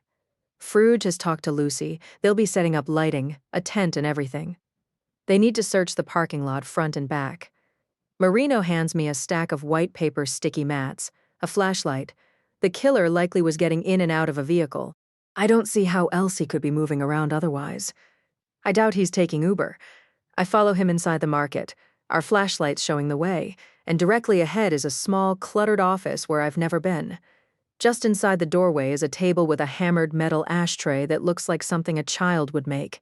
Inside it are keys on a Civil War mini-ball keychain that I've seen before. When I first met Wally, it was with Annie during our law school years. He had the same keychain and vintage car then. Last time I stopped by the market was maybe a month ago, and he gave me fresh basil and oregano, insisting it was on the house. I do my best to shake the image of his sparkling eyes, his friendly face and wispy white hair. From the office doorway, I shine my light at the green metal desk, and the chair is missing. I take in piles of what look like invoices and receipts, the obsolete princess-style phone, the old-fashioned Rolodex. The intercom station on a shelf is for communicating with customers at the gas pump while watching them through the window. The security camera video display is like others inside the store. When working, they show cars driving in and out of the parking lot and customers entering and leaving. I wonder if Wally might have been sitting in here doing paperwork when the killer took out the power. That's assuming the rogue signal Lucy and Tron picked up and then lost came from here. I explained to Marino. I'm going to venture a guess and say that the burst of energy they detected at 10 minutes past 3 p.m. was the killer firing his microwave gun at the store, and there would have been a fair amount of protection for anyone inside. I shine my light on the window directly left of the desk, and the Venetian blinds are partially open. From here I can see that they're made of metal. You tried to look through this same window when we stopped here earlier? I remind Marino, and I got the impression it has a screen on the outside. That's right, he says. Opened or closed, the aluminum blinds would have offered shielding, as would the metal window screen, I explain. The steel filing cabinets on either side of the window would have blocked the radiation. As would the large floor safe that's wide open. The thick door has a combination dial on it, and our lights probe empty galvanized metal and carpeted shelves. The safe has been cleaned out, and it's unlikely everything in it would have had value to the killer. I get the sense of someone in a hurry, grabbing what he could to sort through later like looters during smash and grabs. Beyond the office is the employees' only bathroom, and I pause in the doorway. I paint my light over the white porcelain toilet, the sink, the linoleum tile that probably goes back to the 1970s. On a shelf are over-the-counter medications. There's a dispenser of hand sanitizer, a bar of soap, and a bottle of Old Spice cologne. He's in the next room, Marino says, and I can hear the ominous droning as we reach it. The missing desk chair is in the middle of the floor, Wally's body slumped back in it. His severed neck is bloody and gaping, flies buzzing and alighting. Gray duct tape is wrapped around his wrists, ankles, and covers his mouth. I smell musty cardboard, rotting produce, and the sweetly putrid stench of coagulating blood that's decomposing. It's pooled around the chair and gleams like blackish-red glass in my light. Marino and I wait in the doorway until we're certain what our Tyvek-covered feet will be treading on. The killer was inside this building. He was inside these very rooms not so long ago. Marino squats down, shining his light obliquely over the scuffed heart pine flooring. He looks for footwear impressions, for anything that might have been dropped or tracked inside. The storage room is about the size of a 2-car garage. The closed door opposite the one we came through leads into the front area of the market where Frug is searching. I can hear her talking to someone, but I can't make out who it is or what's being said. It's pretty clean in here, no dust or dirt on the floor to speak of, and we're not going to see footprints easily, Marino tells me. The unvarnished old wood flooring isn't going to show them all that well either, but I'm wondering what that is. He angles his light, and it catches something glittery behind the chair. We start covering the floor with sticky mats before venturing in any farther, laying them in front of us as we work our way across the room. Reaching the body, I find a dust bunny hiding behind a back leg of the chair, and I approach slowly, cautiously. I need a paper envelope and a pad of Post-its. I ask for the usual items, and an illuminated magnifier. Marino brings me what I need, and I kneel on paper mats that capture whatever is tracked in and out. I'm barely breathing, moving as little as possible because dust bunnies are easily scared off. They're a skittish cosmos of spider webs and debris held together by static electricity. This one about the size of a tennis ball. It crouches behind the chair leg, peeking out, glittery like a distant galaxy in the glare of my flashlight as my gloved hand gets closer. Then the airy nebula tries to make a weightless getaway, rolling and shimmering like a frightened spirit. Chapter 22. I capture the dust bunny gently with the adhesive strip on the back of several Post-its. Tucking them inside the envelope, I put on the illuminated magnifiers to take a sneak peek. Bug pieces and parts, bits of black thread, snarls of fibers and tangles of hair. Also, shards of something shiny that's irregularly shaped and multicolored. I continue describing what I'm seeing under low magnification. Dozens of tiny pieces, very reflective, sort of like Christmas glitter, but not exactly. Green, black, silver, copper, brown, gold. Metal shavings, maybe? Marino asks as he holds his light on what I'm doing. Paint? I can't tell, but don't think so. I seal the back of the envelope with red evidence tape that I label. Maybe it's glitter from the holidays or a birthday or something when they had decorations up in the store. I don't know what it is, but we'll find out, I reply. Retracing my steps across the mats, I place the envelope inside the field case Frug let us borrow. The killer likely carried the office desk chair in here. The dust bunny could contain the microcosm of another world. We may discover a collection of debris from the killer's residence, workplace, his vehicle. Dust bunnies are electrostatically elusive, but they're also clingy. Possibly this one hitched a ride on whatever the killer carried with him into the store. I envision a tote bag, a murder kit. I think of the duct tape, and that would be my vote. The edges of the roll would be sticky, and the body was bound with tape while in the chair the dust bunny lurked behind.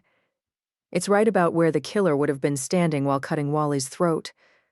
As Marino gathers thermometers and other equipment, I shine my light around some more. There are several things wrong that couldn't be more apparent. I keep wishing Benton was here.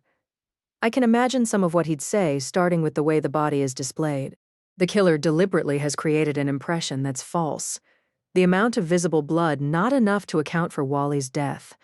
The front of his blue-checked shirt is thick with dry and coagulating drips. There are but a few speckles on his khaki-covered thighs and his bound hands in his lap. On the floor are puddles with the consistency of pudding, and I estimate that maybe a unit of blood was spilled at most. That's it, and not possible. When carotid arteries are cut, they can continue spurting for up to half a minute. I've seen spatter on walls and furniture as far as 12 feet from the victim. A gallon of blood might be hemorrhaged, the arterial pattern following the rhythm of the heart and unmistakable when present. I'm not seeing anything like that. Not even close. I don't believe his cause of death is going to be his cut throat or exsanguination. He didn't bleed enough. I can tell Marino this much already.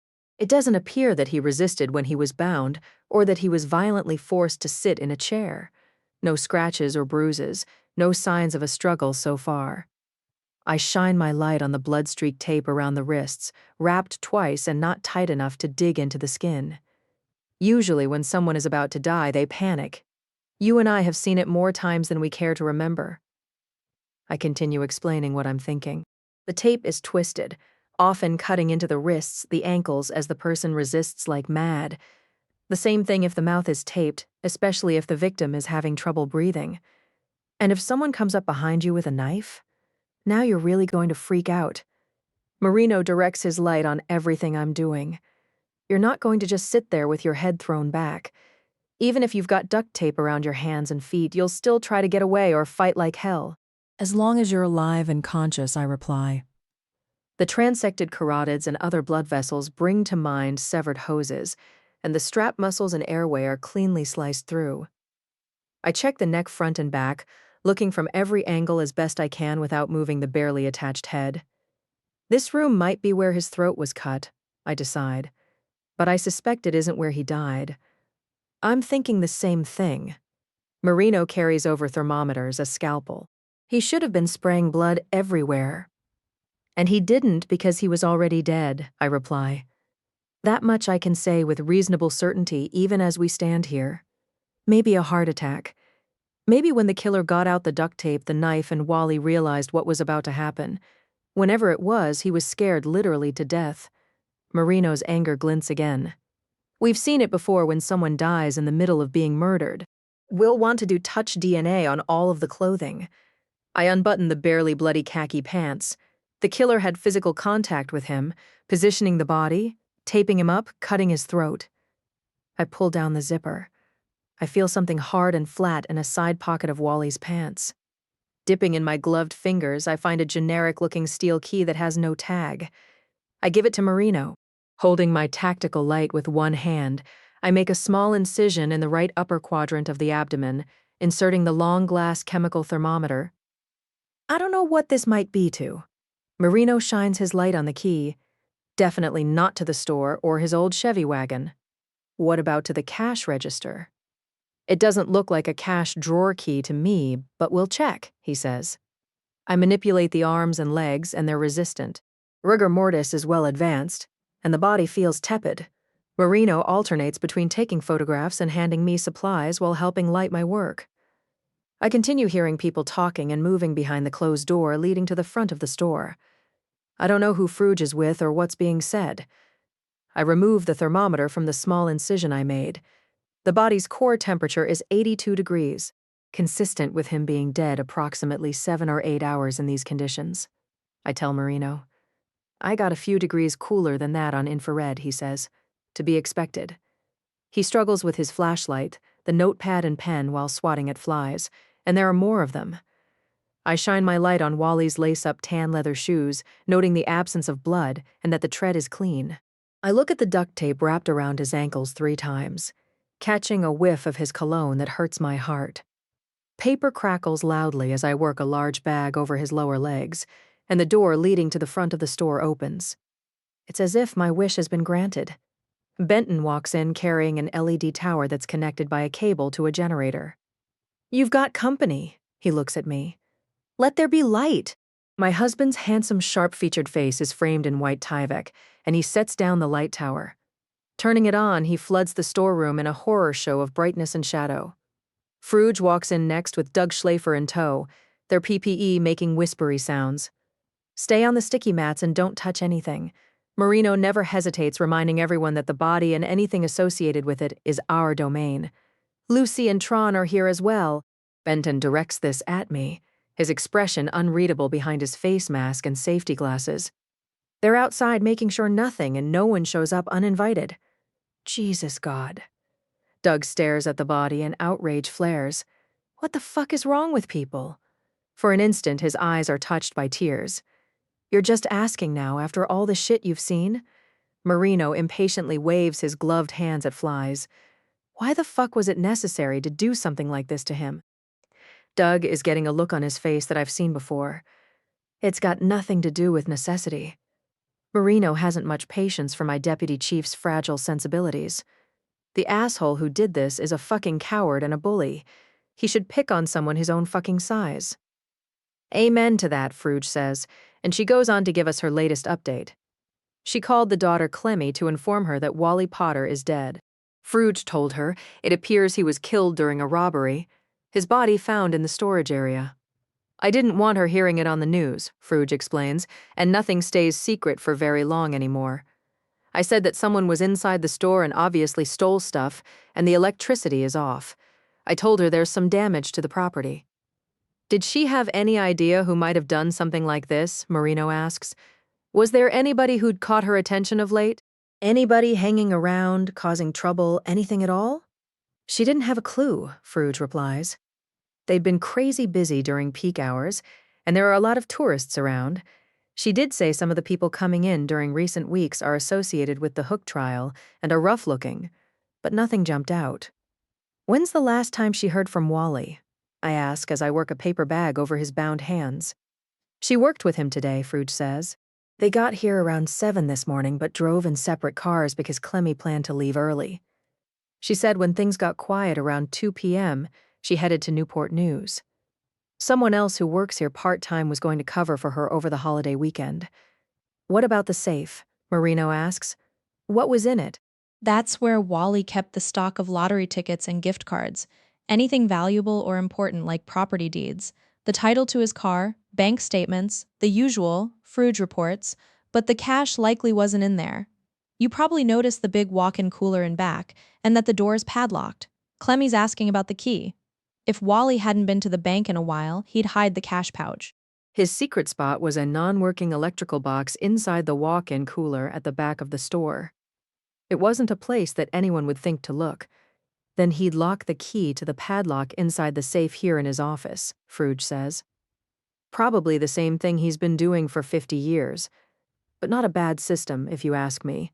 Of course, it would have been better not keeping a lot of cash on the property. But it wasn't unusual.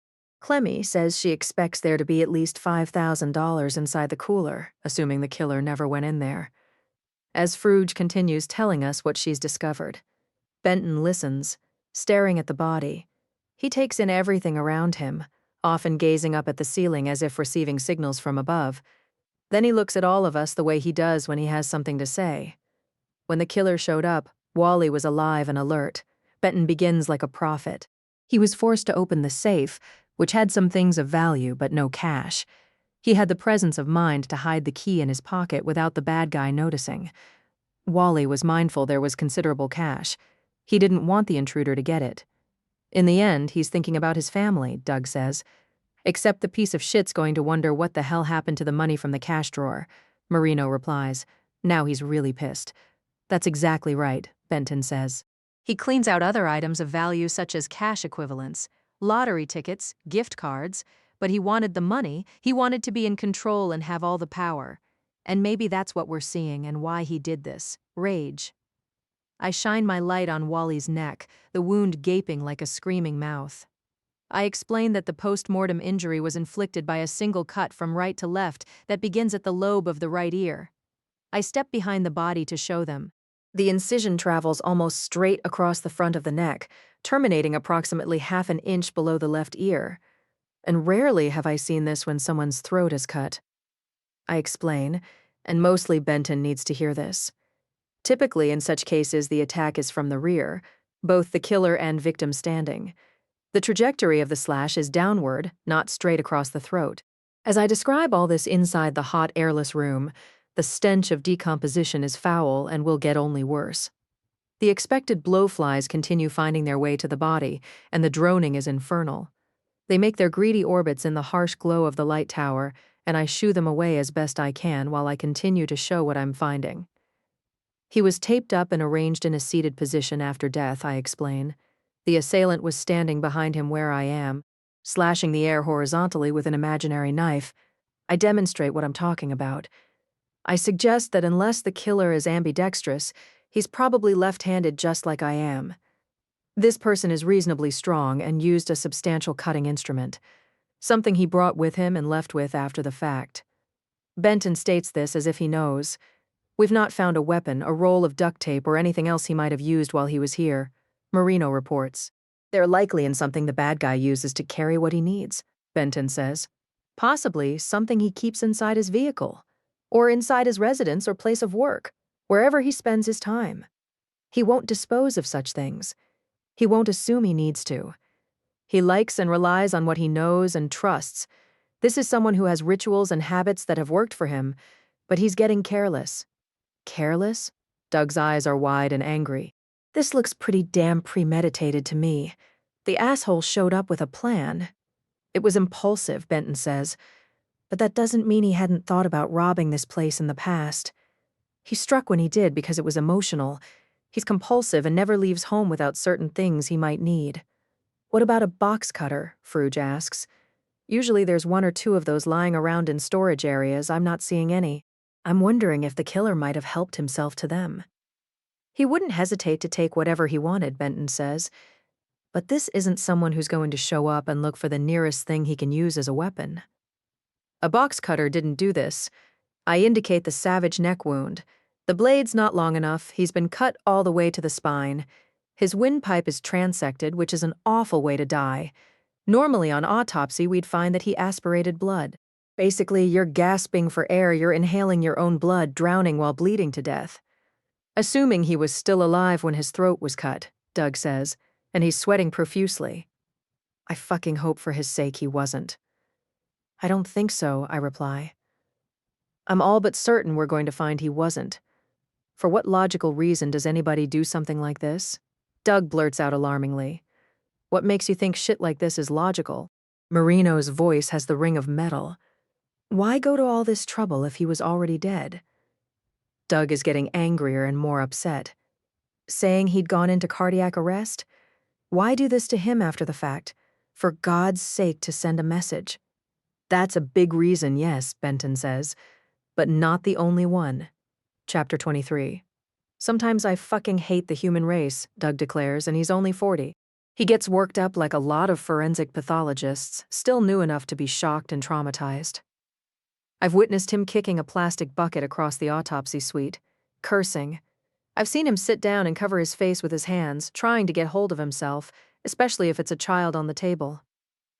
When the invasion of Ukraine began, he had to stop watching the news or he couldn't sleep. There were some atrocities he wasn't sure he could handle if asked. He's confided in me. Maybe he picked the wrong profession, he admitted over lunch one particularly bad day. I said I'd worry if he didn't feel that way. I believe I've seen enough, Benton decides. If you're ready to go? He looks at me, and I look at Doug, checking that he's up for the task. Will you be okay? I ask my second in command, and he knows I mean it seriously. I can stay. We can handle it from here. He takes a deep breath. Don't worry, Doc, Marino says to me. I know what to do. Why don't you go home with Benton, and I'll hang here with Doug, and we'll see you a little later. My briefcase. Yeah, I know, it's in my truck, Marino replies. Give me a couple of minutes and I'll bring it out to you. In the front area of the store, electrical cables snaking across the tile floor connect to more LED light towers. The portable power stations are loud. I'm assuming you didn't show up to give me a ride home, I say to Benton. As nice as that is, and as glad as I am to see you, it's not my only motivation. But an important one, he replies. and we've reached the counter where food is ordered and prepared. Homemade cookies, muffins, breads, and fudge are inside glass display cases. Wally or someone put away perishables, adding to my suspicion that he closed early. I look through a refrigerator glass door at plastic containers of roast beef and chutney sandwiches and the spicy gazpacho I love. The labels have today's date and list the ingredients. Other luncheon foods, such as tuna fish and egg salad, were made this morning, and I resist thinking about how hungry and thirsty I am. I believe the attack here was opportunistic, Benton says, as was what happened at Chilton Farms afterward. He begins to tell me more of his assessments now that we're alone. Robbing and murder weren't in the cards until the attack on the president failed. That was a huge frustration and disappointment for the terrorists. But this particular psychopath wasn't done showing what a tough guy he is. If the earlier assassination attempt on the president had been successful, this wouldn't have happened. Benton means that the market wouldn't have been targeted, and likely Chilton Farms wouldn't have been either. The killer showed up here first. He intended to eliminate whoever was working inside the store and would have known that Wally was here alone. But the killer wasn't expecting what happened, Benton says. He was denied the chance of brutalizing, of seeing fear and making someone suffer. He wanted that sense of power, and didn't get it. Wally died before his killer had the chance to have his sadistic way with him. That was a red flag to an already enraged bull. And Rachael? Why her? I ask as we pass through an aisle crowded with canned goods and bags of coffee beans you can grind yourself. Because his compulsion wasn't satisfied? Yes, Benton says. And maybe she was on his radar for some reason. The big question is why he headed over to Chilton Farms to begin with. Why did he pick it? Is he familiar with the place? And I'm going to say that the answer is yes. The killer is decompensating. Just what we need. Someone out of control with a microwave gun. Someone doing drive-by shootings with it, taking out security systems, causing brain damage and death to whoever and whatever is in the path, I reply. And we're in the retro candy and gum section. He's in a cooling down period that won't last long, Benton says. I would expect that by now he's returned to wherever he lives. I remind you that he has friends and neighbors, possibly family, who have no idea about his secret life. You talk as if you know who he is.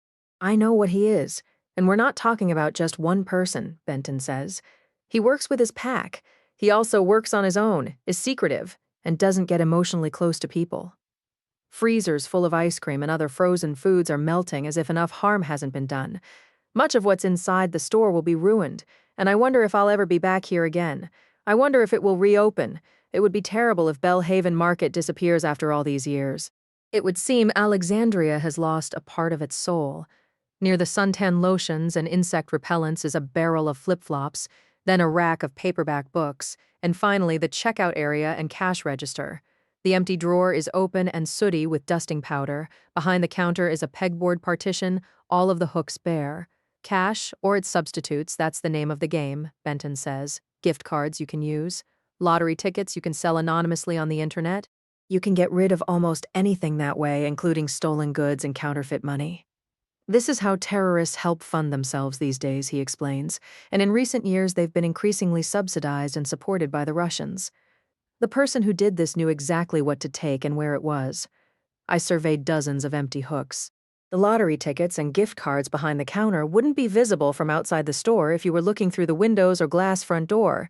You need to be close to the register to notice the pegboard, and that would seem to be an important detail. The killer knew what was here that he might want to steal, which is another argument that he's familiar with the place, I add. He'd been in here before, Benton says. I think that the cash drawer was already empty. The store closed by the time he fired his microwave gun, taking out the cameras and everything else. The cash register was unlocked when Fruge first saw it. There was nothing inside except a paper receipt of the day's total that was tucked under the cash partition, Benton tells me. Wally must have done this after removing the money, I reply, as I stare at the ergonomic chair behind the counter, envisioning him sitting in it. Whoever opens up the next morning will have the details from the day before. Another old habit, I'm guessing. Business was booming from 11 this morning until around 2 p.m., almost $1,500 worth, Benton says. After that, there was little activity, the last purchase made at 2:37 p.m., he says. That's when someone paid $50 for gas, using a gift card that wouldn't be linked to the customer's name or any other identifying information. It's the final transaction on the cash register receipt, Benton explains. Meaning we don't know who it was since it wasn't a personal credit card. And he didn't need to come inside to pay, I reply. I've got a strong feeling it was the killer filling up his tank, Benton says. He was getting the lay of the land while he was at it, making sure there were no eyes or ears. The electrical power was still on at that time. It had to be if the gas pump, the cash register, was working, I reply. Whoever filled his car would have been caught on the cameras, assuming they were recording. The one on a wall across from the checkout counter is dead, staring blindly at the front door. The only other one I'm aware of is outside on a light post at the self-service island. The microwave attack destroyed the security system, and Benton doesn't expect to get anything off the cameras. The front door has been propped open, and a crime scene officer is dusting for fingerprints. I envision Marino cupping his hands around his eyes, peering through the glass.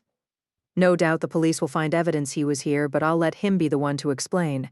Benton and I emerge into a rapid stutter of red and blue lights, the parking lot crowded with law enforcement vehicles and vans, marked and unmarked. The FBI has shown up, at least a dozen agents wearing flak jackets. Helicopters are hovering. I suppose it was inevitable the media would find out that something awful has happened, but a few miles from where Rachael Stanwyck was found dead. Channel 5 is here. All of the major networks are, their satellite trucks lining the street out front as film crews stalk Bellhaven Market's barricaded entrance. The Secret Service crime scene unit has set up lighting, and I noticed the 2 e-bikes propped against the open-sided tent. But I see no sign of Lucy and Tron as Benton, and I pull off our Tyvek and gloves. If I never wear this again, it will be too soon. I drop PPE in the biohazard trash. The shoes are a nice touch. Benton eyes the wrinkled linen outfit I wore to court, and Lucy's borrowed bike socks and sneakers. He's wearing the same suit he put on early this morning, charcoal gray with a gray striped shirt, a gray tie, and he's sweated through every layer. His platinum hair is damp, and he pushes it off his forehead as Marino emerges from the door we just came through. He has my briefcase as promised and hands it over. Don't worry, I changed my gloves before touching it, he says. Speaking of, I indicate the officer dusting the front door. You'd better let them know about our earlier visit. Already have, Marino says. He tells us that Fabian will be here any minute, and I walk inside the crime scene tent, grabbing several bottles of water from the ice chest. Benton and I set out through the parking lot, and the emergency strobes are harsh and disconcerting. I shield my eyes with my hand, squinting as if staring into the sun. The constant rumbling of diesel engines is like the heaving of a stormy ocean, and I avoid looking at the cameras pointed our way. I can hear Dana DeLetti talking into her microphone about the legendary Benton Wesley. The serial killer whisperer, she refers to him. Just like in Silence of the Lambs, she sang. My husband's black Tesla SUV is parked between 2 unmarked cars, and as we climb inside, I take the caps off 2 bottles of water, giving him one. I don't want to track flower petals, dirt, and other debris onto the carpet. I rinse the bottoms of my sneakers. Benton does the same, and we shut our doors. The electric engine is quiet, and police move the sawhorse barricades to let us leave as TV cameras film. Sometimes I forget that my smartly dressed, psychologically minded husband spends as much time on the Secret Service's tactical driving range as Lucy. He speeds off as if we're being shot at and nobody's going to give him a ticket. There's not much traffic on the parkway, and he passes everyone without seeming to try, his touch light but sure. Hi. His profile is sharply outlined in the glow of the glass cockpit, and the stubble on his jaw looks like sand. I'm glad to see you. He reaches for my hand. The woods are pitch black between here and the river. I continue looking back and checking the mirrors, relieved no one seems to be following. No doubt Benton would lose whoever tried, and it's the first time I've begun relaxing even slightly all day. I'm glad to see you too, I reply. I was wishing you were with me. And then there you were. I'm glad you showed up. There's no substitute for seeing something yourself. That's not the only reason I'm here. He finds a menu on the touchscreen, adjusting the temperature of the air blowing on us. I thought you might need a lift home, or I was hoping you would, and I've got a few updates. They're not encouraging ones, he says. The terrorists we're up against are new at what they're doing, but clever and sophisticated. They're smarter than Benton wants to believe, he explains as we drive home. What's happened today is worse than the public's been led to think. That's not what I was hoping to hear, I admit. We didn't see the attack coming, he says, Not the Secret Service, the FBI, the CIA, nobody. We know nothing about the people responsible. And that's very disturbing, Kay. It's beyond disturbing and way too close for comfort. I think of the many hours we've spent talking about this very thing. We're accustomed to worst-case scenarios, and vital to protection and readiness is information. Calamities are avoided because of advance warnings, and almost always there's chatter on the internet. There are cell phone activities and satellite images. Spies and snitches give a heads up, and the modus operandi often is predictable and recognizable. But not with these bad guys, Benton says. We didn't ping on anything until the last minute, and it wasn't their phones we were detecting. It was their damn weapons firing up, and as you say, that's way too close for comfort. We weren't looking for these people and have no idea who they are. That's not what the news has been reporting. You're right, I reply. By all indications in the media, you were tipped off. What was released to the public is what we want the terrorists to believe. That we got an alert. That we weren't blindsided, but we were. I don't want to think about what might have happened had the motorcade not diverted. If the president and others had gotten out of their vehicles, well, I don't need to say it. Chapter 24. It sounds to me like you're trying to make the terrorists paranoid and even more enraged. I look at my husband's sharp profile, his quiet fury like heat rising from an overworked engine.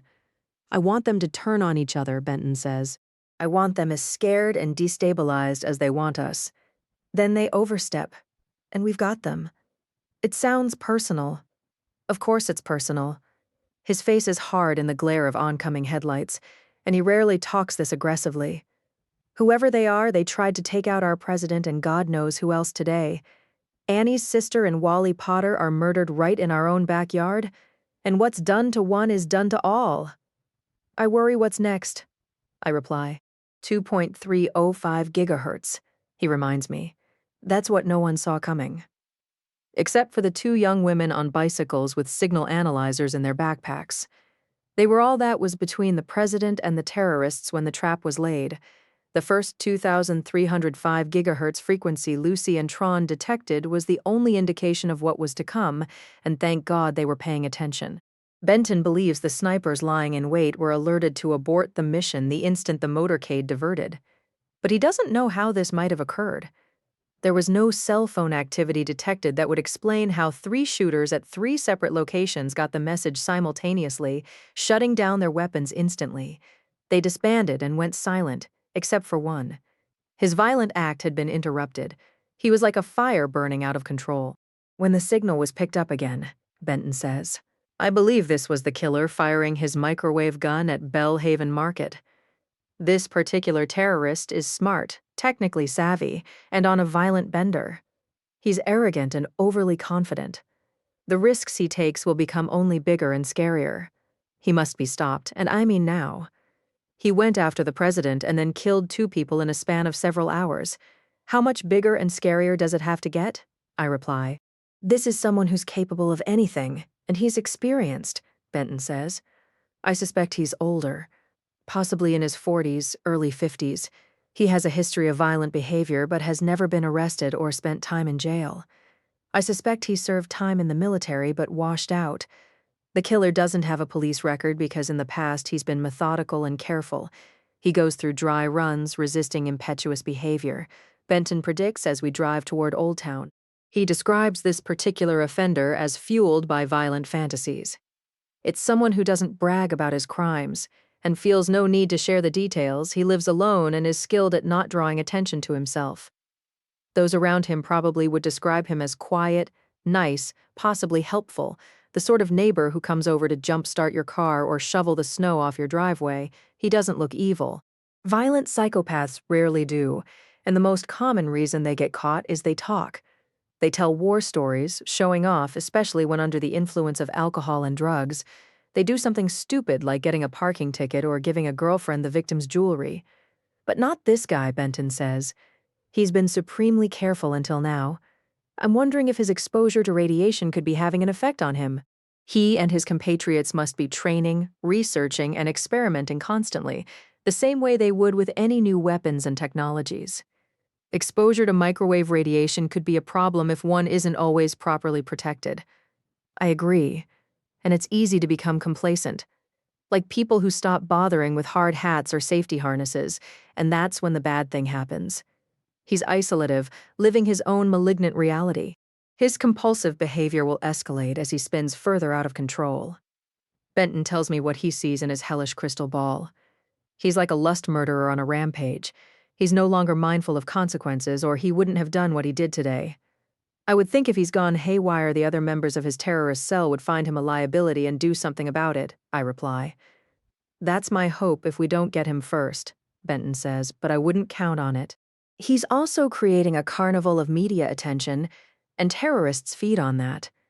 A bigger threat is these heinous acts become a recruiting tool. As he's saying this, I check Marino's text that just landed. He's letting me know that Wally Potter's body is safely wrapped up and inside the van. The police will accompany it to my headquarters, and Fabian must be in heaven. His exotic physical appearance has ensured that he's everywhere, mostly looking up at the TV news helicopters, conspicuously standing by the van. In other headlines I'm scrolling through on my phone, Annie Chilton was escorted by the FBI into her house through the splintered front doors hours earlier. She was allowed there long enough to gather certain belongings and not left unattended for a moment. I can't imagine what Annie must make of all this, I comment to Benton. We're driving along Patrick Street now and not far from home. It's almost midnight, and Old Town is mobbed. Restaurants and bars are overflowing, and people are out on the sidewalks talking in loud voices and laughing. The sight seems surreal as Benton and I discuss the day's atrocities. At least she's safely at our house, he says, and Dorothy's with her. Not exactly who I would have put Annie with at the moment, I reply. My sister likes nothing better than to dig into business that isn't hers. But Benton didn't have the time to get Annie settled, and Dorothy came right over, for which I'm grateful. I'm wondering what Annie knows about Rachael's alleged relationship with Bose Flagler. I look for a sign that Benton is aware. Are you familiar with the rumors? I know about their romantic involvement, he says. Then it's more than gossip or speculation. Flagler admits that he was dating her discreetly, but not exclusively. He's stunned and upset, but I didn't get the impression he's heartbroken. You talked to him yourself. I didn't, Benton says. He watched the interview remotely while cueing the investigator who was doing the questioning. Bose Flagler wasn't in love with Rachael Stanwyck, but he admitted that she was in love with him. During recent weeks, he'd not seen her much, and it wasn't only because of the Gilbert Hooke trial. Flagler's family keeps a yacht at Raven Landing, but he hasn't had time for sailing either, Benton says. I guess it was easier seeing Rachael if he was doing something else he liked while he was at it. What's known as a twofer. She must have been miserable. He worried that Rachael had gotten serious way too fast, Benton says.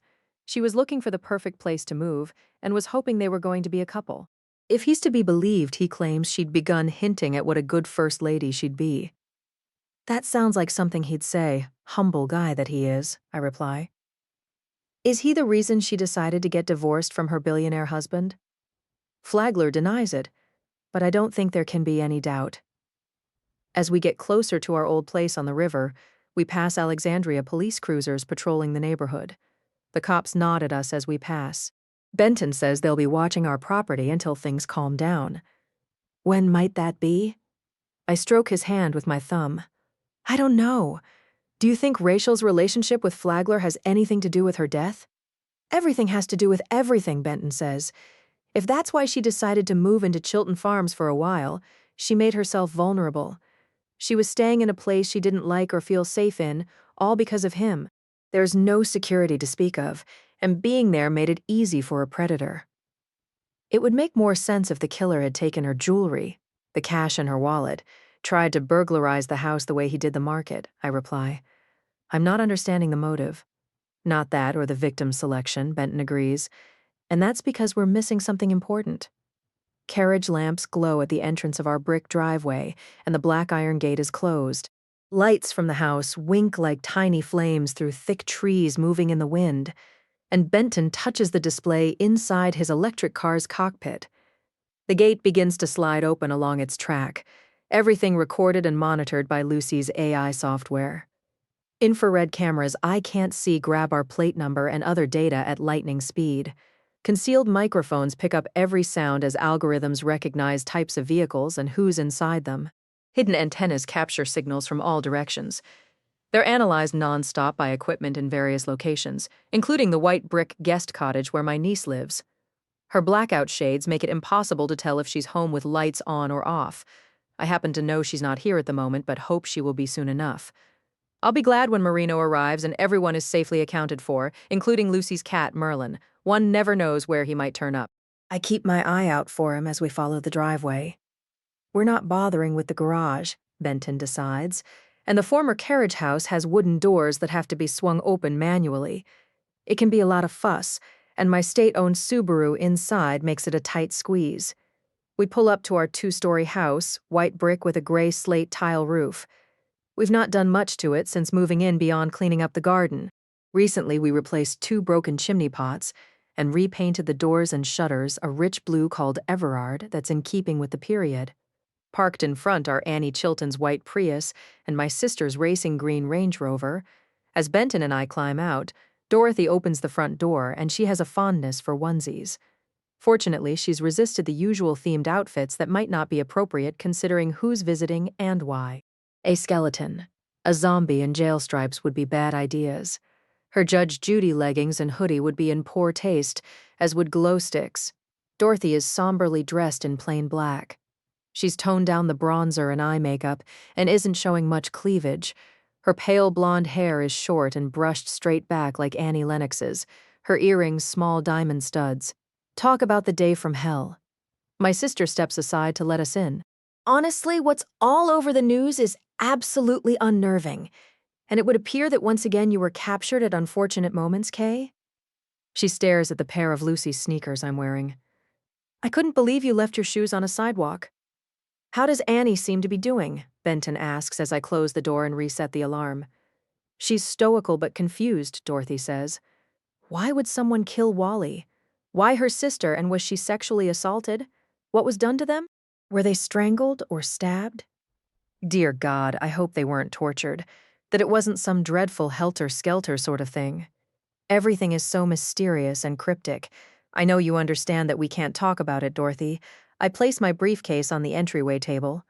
Please don't take it personally, because she always does. You must be exhausted. She can go from warm to chilly very quickly. Thanks for helping out with Annie. Benton takes off his suit jacket. It's very much appreciated. Should we be frightened? Well, I know you're not going to tell me.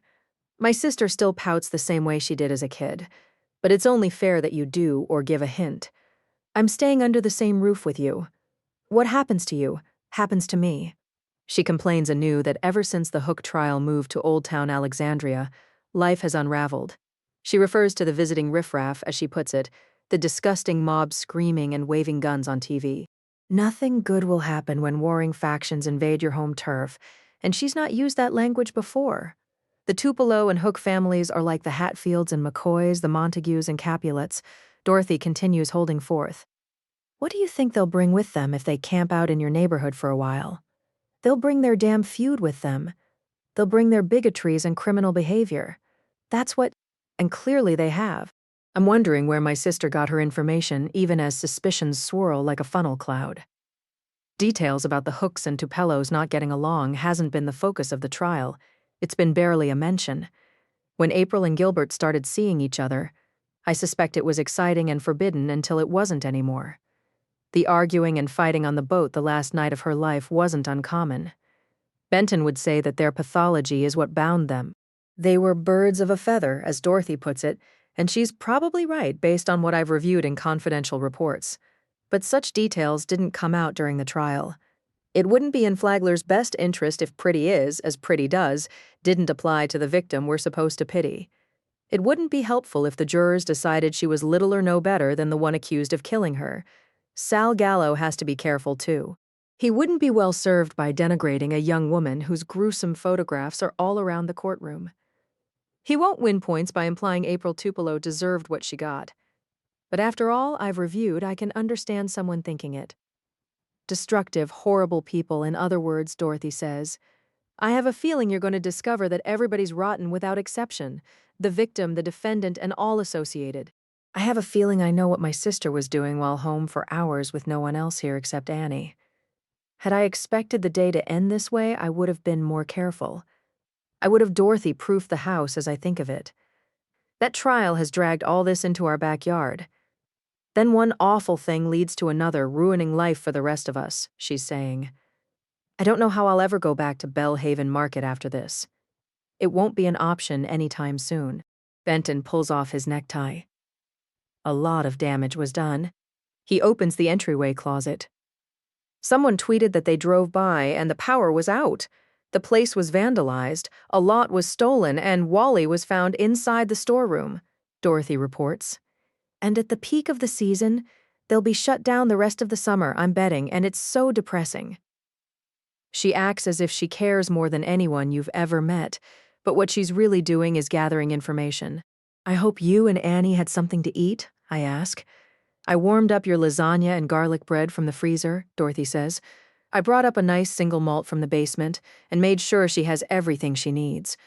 That was kind of you, I reply, and I ask Benton if he's hungry. I had a tuna melt in D.C., my usual, he says, and that likely means he ate at the White House. The mess hall in the West Wing has a grilled albacore tuna sandwich that Benton gets at every opportunity. Annie and I ate, had a few drinks while chatting. Dorothy tells us they've had a fine and meaningful visit. Did you two discuss anything we should know about? Benton asks. Well, it's interesting, she says. Rachael suddenly dying before the divorce was over means the plug gets pulled. You can't divorce someone who's dead, and how convenient for Lance Stanwyck. God only knows what he just saved in settlement money. Hundreds of millions, no doubt. And he spared a long, drawn-out legal battle that was going to cost him in every way imaginable. Did Annie tell you this? Benton stuffs his suit jacket, his tie inside the nylon bag that goes to the dry cleaner. I asked her what would happen with the divorce. She said that legally, Lance and Rachael are still married. Legally and officially, he's now a widower. The two of them will never be divorced for all perpetuity. Imagine that. My sister likes nothing better than being the bearer of important news. Is Annie suspicious that Lance Stanwyck had something to do with Rachel's death? Benton takes off his shirt, and it goes into the dry cleaner bag. She didn't say, but I don't have that impression. Dorothy boldly enjoys the view of my athletically built husband, stripped down to his slacks and tight undershirt. She didn't have a bad word to say about Lance, and if I didn't know better, I might wonder about the judge and him.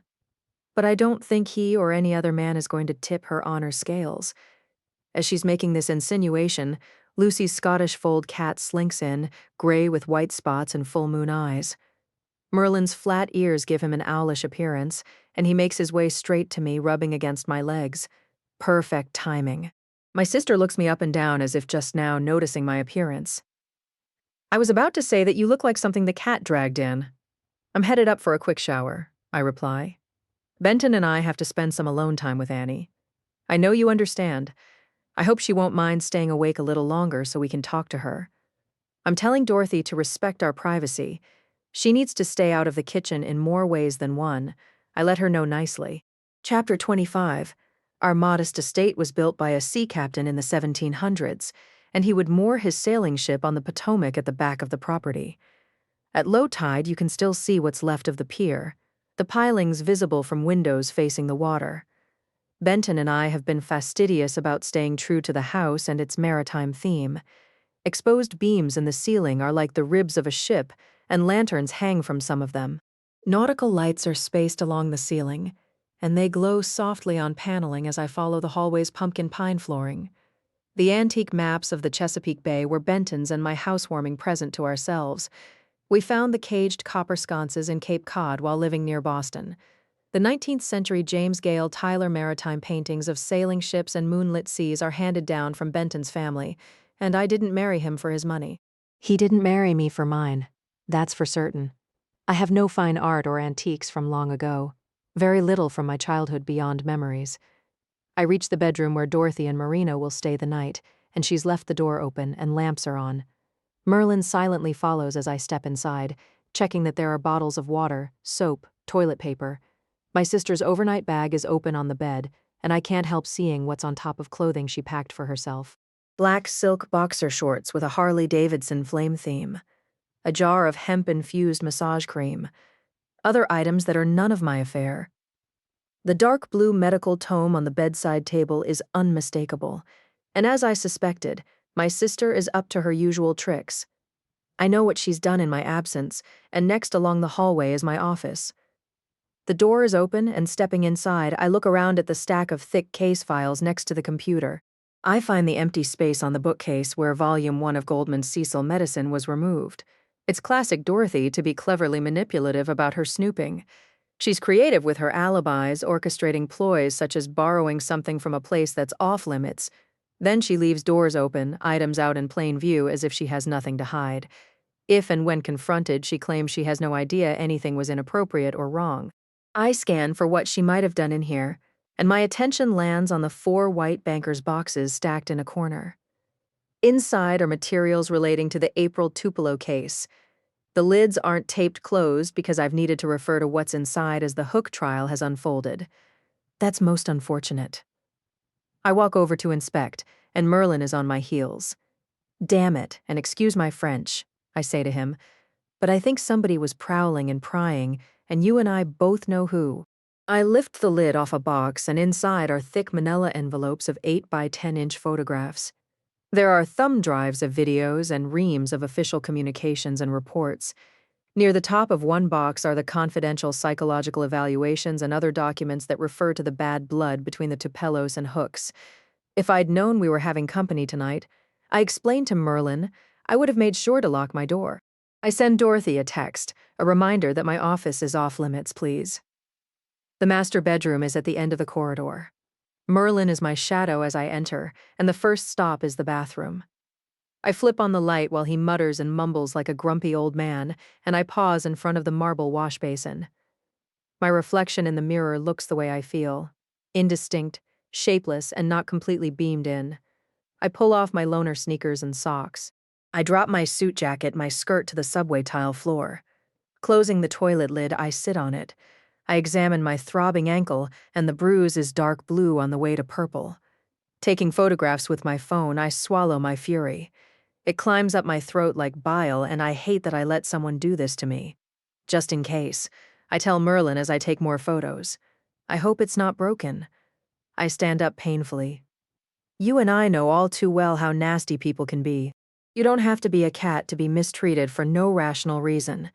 Dampening a cotton pad with makeup remover, I get rid of the last few stubborn smudges of mascara. My eyes are bloodshot, my collar-length hair, an Andy Warhol blondish mop. My clothes go into the hamper for now, I'll sort them out later, and I step into the shower. I brush my teeth while hot water drums the top of my head, my back and shoulders. I scrub and shampoo away the day with antibacterial soap that's followed by something kinder and more fragrant. Moments later, I emerge in a cloud of lavender-scented steam. I begin drying off with a towel. Wrapping up in it, I blow-dry my hair while Merlin guards the doorway like the Great Sphinx of Giza. You've met Annie when she's been over. And just because she's a judge and can seem aloof doesn't mean she doesn't have feelings. I walk into the bedroom. She's very sad and confused.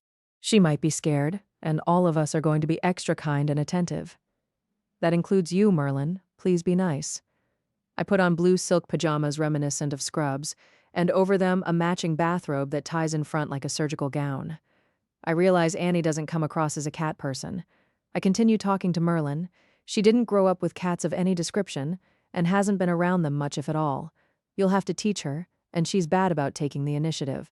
I slip my feet into a pair of rubber surgical clogs that have good arch support. Catching myself in the full-length mirror, I'm reminded that no matter what I do, I always look like myself. The problem is that she's a bird lover, and unfortunately so are you. I turn off the closet light. I don't want any gifts left on the doorstep or dragged inside like you did last time she was here. Merlin is a rescue and the product of early imprinting like the rest of us. As a kitten, he survived on his own, spending considerable time outside in harrowing conditions. A scrounger and a fighter, he was all but feral before having the good fortune of ending up with my niece. It's in his programming to be an indoor-outdoor cat, and when the urge strikes, it's the call of the wild. He's going outside, otherwise he'll yowl and shriek non-stop while tearing things apart.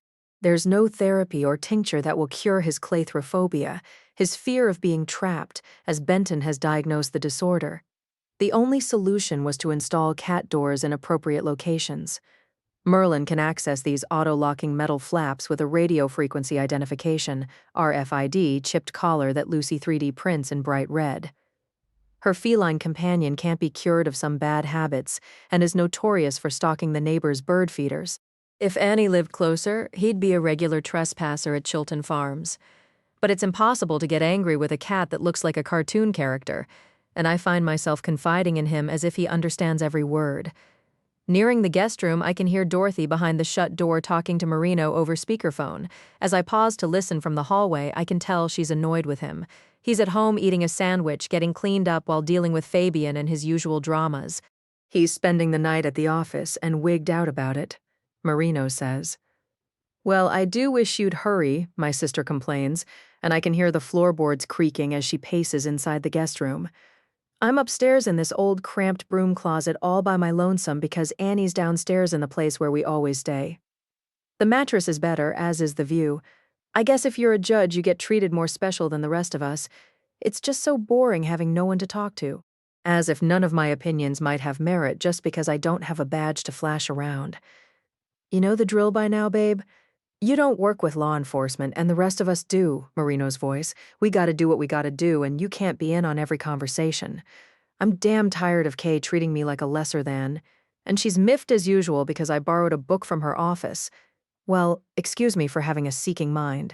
You're not supposed to go in there, and you know that, Marino says as I stand outside the shut door hearing every word.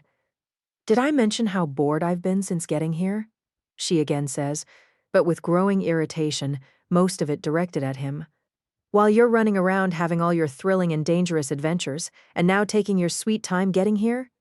The doc has a lot of private shit in her office. You need to respect that. Digging into what's none of your business could be bad for her, and me both. The door was open. What do you expect? Dorothy never appreciates it when he sticks up for me, and I've heard quite enough. Downstairs, Mozart's The Magic Flute plays quietly, and no doubt Benton put that on. I hungrily detect the aromas of garlic, ricotta, basil, and it seems like some other person's cooking since it's not me warming it up. Inside the living room, the ceiling is low, the furniture simple and minimal but comfortable. Sofas are leather or fabric in earth tones, and table lamps have mica shades that glow warmly. Impressionistic works of art are arranged on plaster walls that are worn in places, the original bricks showing. I stop to peek behind the drapes as if the boogeyman might be hiding, acting paranoid and weird as always. What I'm confirming are window screens as Lucy's signal analyzers constantly sweep the property silently, invisibly. I'm grateful that the metal mesh that covers our windows and doors will keep out invaders far more dangerous than flies and mosquitoes. But it would be better to have a copper roof and high metal fencing around the entire property.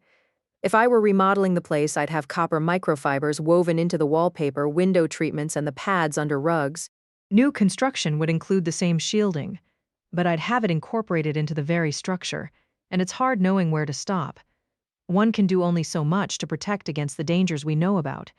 It's not like I can live inside a metal box, a cavern, a lava tube, or, as my forensic pathology advisor at Johns Hopkins would say, the safest thing, the best prevention is being dead. Then you have no further worries, and that's humorous, but not an option I'd choose. It used to be that my biggest preoccupation was locking up and setting the alarm. It was checking that smoke and carbon monoxide detectors were operating properly and making sure a firearm was within reach when needed. But that's not the simple world we live in anymore. As I walk through the house, I can't rid myself of a growing sense of urgency. It's rare I see Benton nervous. I know when he is. I'd like to be alone with him, or even with my thoughts. Both of us could use some restorative attention and rest. We're not going to get it anytime soon, and I think of the data constantly uploaded by my smart ring. Microsensors spy on my sleep, stress hormones, blood sugar, physical activity, and other information that might indicate my readiness to serve. Everyone on the Doomsday Commission is equipped with wearable computers. Many government officials and military leaders have AI-assisted rings and similar devices monitoring their every breath and heartbeat.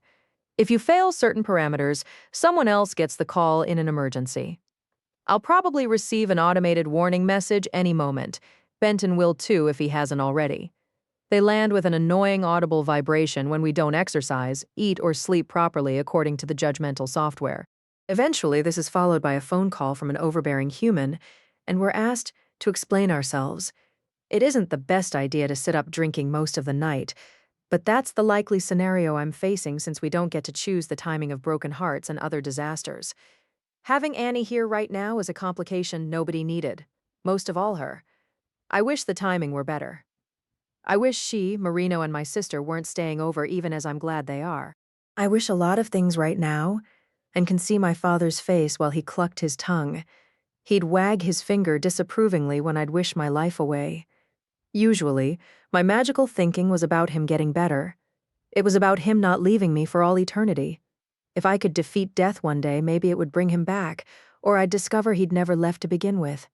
I'd wish it constantly. I still do.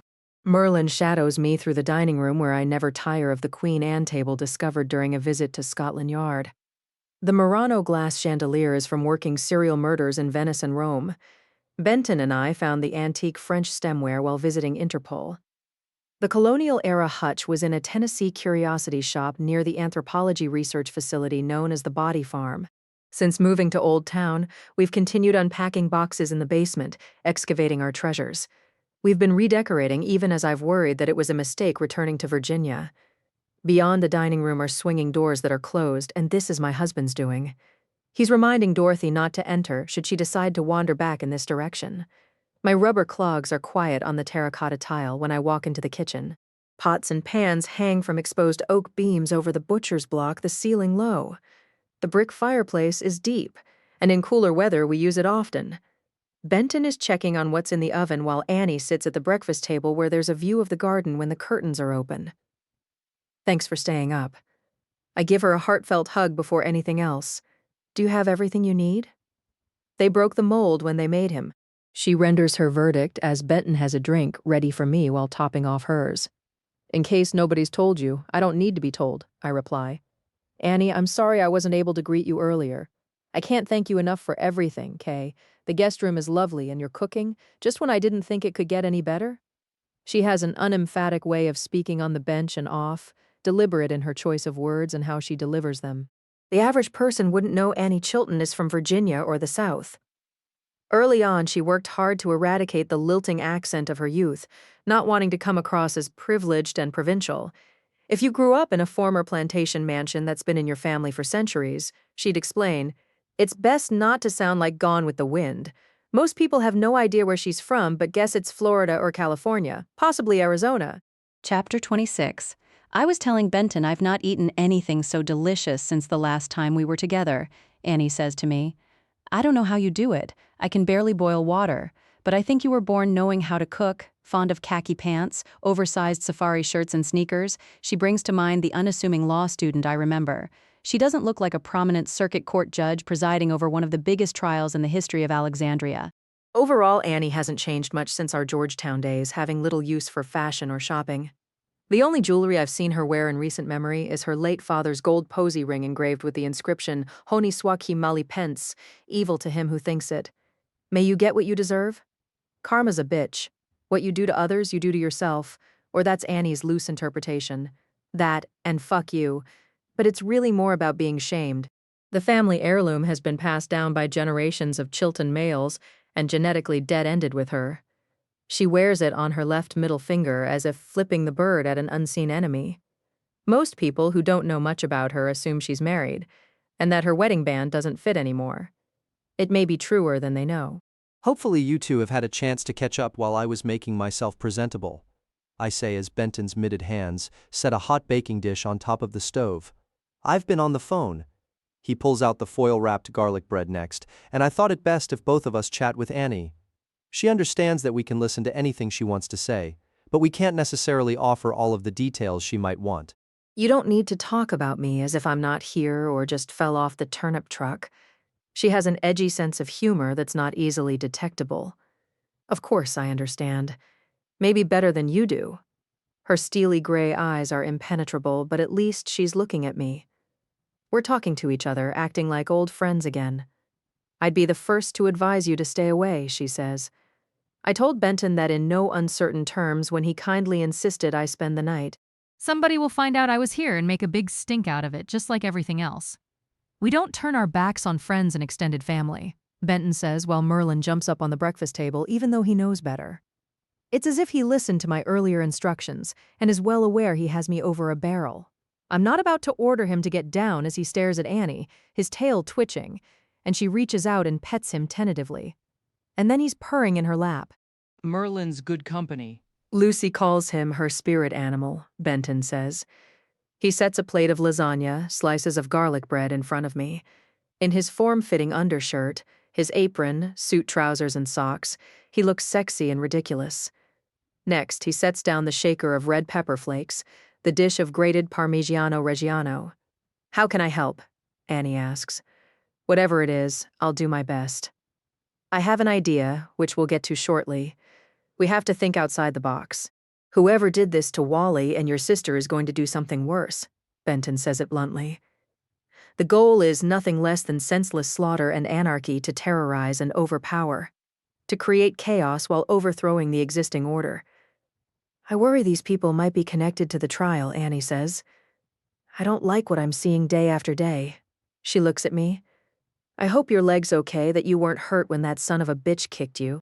I would have raised hell, but that wouldn't have been wise under the circumstances. She was aware of what had happened, but afraid of a riot. Annie goes on to confess that she wanted to get out of her courtroom as badly as Marino and I did. We need you to be open with us, as open as you've ever been, and to feel safe and comfortable while doing so, Benton says to her. You certainly don't have to answer questions or talk at all. I realize the late hour and everyone's tired. To say the least, you've been through an emotional ringer. As long as we're not recording anything, she knows exactly what he's saying. We're not taking notes or making a record of any kind. This is Benton's way of Mirandizing her without doing it at all. We're just old friends having a few nightcaps talking about whatever comes to mind. He's giving her fair warning she best not have anything to hide, as long as it's okay with you and you're comfortable. He says that again. I'll tell you and Kay anything you want to know. Annie replies without hesitation. I've no illegal secrets, not even exciting ones.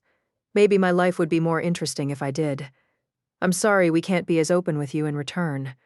Not as much as we'd like? Benton makes himself a drink neat. Of course you can't be open with me. Annie rubs Merlin's spotted belly. At the moment you don't know who's guilty or innocent of a goddamn thing. Rachael was living with me and I have motive. Which is? Benton asks. Where do I start? Annie says. I hated having my sister in the house even more than she hated being there. We've never gotten along. How do you know I'm not involved in a conspiracy to get rid of her? Perhaps with the billionaire she's divorcing. How convenient that she dies before the case has been settled. Lance's lawyers must be thanking their lucky stars. One might suppose he's most grateful of all. She scripts it like the brilliant jurist that she is, and prosecutor she once was. There isn't much the three of us haven't seen when it comes to crimes and those who commit them. People will do the unthinkable when the need is overpowering, and often it's a mundane one. Revenge, rage, envy, lust, greed, the usual. I was loyal to my sister but didn't like or respect her. Truth be told, I'm partly to blame for what's happened. Annie doesn't sound bereft or even all that sorry Rachael is dead. I shouldn't have allowed her to move in with me to begin with. It's always been easier giving in than squabbling. Speaking of enabling, Benton says to her, how about a refill on your drink, and maybe some chocolate? I won't say no to either. Dark with hazelnuts, please. I place my order in advance as I eat lasagna. Rachael called me right before Easter saying she didn't feel safe with Lance. She must move out immediately, and I knew it was bullshit, Annie says. But what was I supposed to do? Say no when she was crying, claiming she was terrified. Her profession was all about appearances, and so was her life. Like the spies she worked with, she lied for a living. Maybe all of us do. We lie by omission if nothing else. Benton walks into the pantry. You can't tell people everything. He opens the small refrigerated wine cabinet where we keep guilty pleasures. For their own good, you can't? Is it for my own good that you're lying to me? She asks us, point blank. I saw the damage done to my property. You think I didn't notice the dead foliage that wasn't there this morning? It's like someone sprayed the entrance with Agent Orange. Benton returns to the table, setting down napkins and a box with a deep red foil lid as I order Merlin to hop down from Annie's lap. Cats and chocolate can be a lethal combination, and he alights on the floor with an indignant loud trill. He starts cleaning himself the way he does when offended. "What else did you notice?" Benton asks Annie. Something had knocked out the power. She helps herself to a Belgian praline. "It was suggested that I'll probably have to get the entire place rewired. What's happened is a disaster." "What have you been told about Rachel's death?" "I use garlic bread to sop up sauce." "What did the police, the FBI, anybody say today when you were with them at Chilton Farms?" "The implication is that my sister was stalked and murdered during a home invasion. Someone tried to steal her jewelry and fled." Annie sets down her drink glass with a sharp tap that reminds me of her gavel. "Meaning you've been told what's in the news," I reply. "Meaning I've been told bullshit." "And the explanation for the power outage?" Benton asks. "It was suggested lightning might be to blame from the sudden storm we had earlier." She takes another sip of her drink. Again, bullshit. "I've seen lightning strikes on my property and other places. That's not what they look like." She stares at us. "It was some kind of weird weapon, wasn't it? That's why the feds are crawling all over the place. I'm not naive about attacks around the White House and elsewhere that microwaves are suspected." "Stay here as long as you'd like." Benton carries over the bottle of scotch, the bucket of ice. "Havana Syndrome," she says, "whatever you want to call it. I realize you can't tell me if that's what we're talking about." "This may not be the Ritz, but it's about as safe as Fort Knox," Benton says. "Fortunately, it won't be necessary for me to wear out my welcome." Annie stares off, her face haunted. "Lance has a furnished place at the Watergate he's letting me have until I know what I'm doing. I need to sell Chilton Farms, probably to Raven Landing. They've been after me for years, hoping to turn the house into a lodge, a restaurant, an indoor climbing wall, a fucking spa, who knows. Is Lance aware of Rachel's affair with Flagler? What Benton's really asking is if Annie is and she doesn't act surprised. It's not the first time. In fact, I'd call my sister a serial cheater, Annie says as I refill our glasses with ice. But Lance would put up with almost anything to keep her. And they decided on having an arrangement as some couples do. "She told you this?" Benton asks. "He did. Sounds like you two are pretty close. Lance and I met at Harvard, and I knew him before my sister did," Annie says. "He's always told me everything, using me as a sounding board, asking my advice. He and Rachael agreed they could have their sexual dalliances as long as the person didn't mean anything. That worked well enough because she never gave a shit about anyone," Annie says. "Until she encountered Bose Flagler some 7 or 8 months ago at a charity gala," she adds. "Rachael finally had met her match, the one who could undo her." "How did you find out? Did she tell you?" I ask. "Did Flagler?" "It seems an important detail he might have thought to pass along since you're the judge in the biggest trial of his career. One critical to his re-election and political future," Benton adds. "I returned home from a trip, and there was a condom in a toilet," Annie says. "Then I come to find out that Flagler's Lamborghini SUV was spotted on my driveway while I was gone, and also on other occasions. What about Holt Willard? I ask if the caretaker might have noticed that Rachael was having company. Whenever she worked from home, Annie makes quote marks in the air, she'd tell Holt to stay away. He wasn't to come to the property, she'd deal directly with him, usually through a text. That's not why she stayed home today," Benton says. "Flagler was tied up in court, busy showing off on live television. He wasn't sneaking around, driving to Chilton Farms. Rachael was out of sorts. She said she was worried about traffic because of the holiday weekend. Then it was announced that the president was visiting Old Town, and that would make traffic only worse," Annie says. "She'd been more depressed than usual, and I think we know why." "It sounds like she broke the house rule," I reply. "She fell for the person she was having her dalliance with. It wasn't just physical. It also wasn't reciprocal," Annie says. "Flagler did to her what she's always done to others, and Rachael simply wasn't used to it. I dare say it had never happened before, not once in her life. I would call it poetic justice if it didn't sound callous and mean. But she's not the only one who's lost everything." "How has Lance been feeling about Rachael now that she broke the house rule and then decided to sue him for divorce?" Benton asks. "He'll never stop loving her," Annie says. "He believes Flagler made it his ambition to turn Rachel's head to get her to fall for him in a big way. This was all for his manipulative and ambitious purposes, and I believe it too. The Commonwealth's attorney wanted Annie to find out. He probably left the condom in the toilet on purpose and damn well knew his flashy car would be spotted, she says.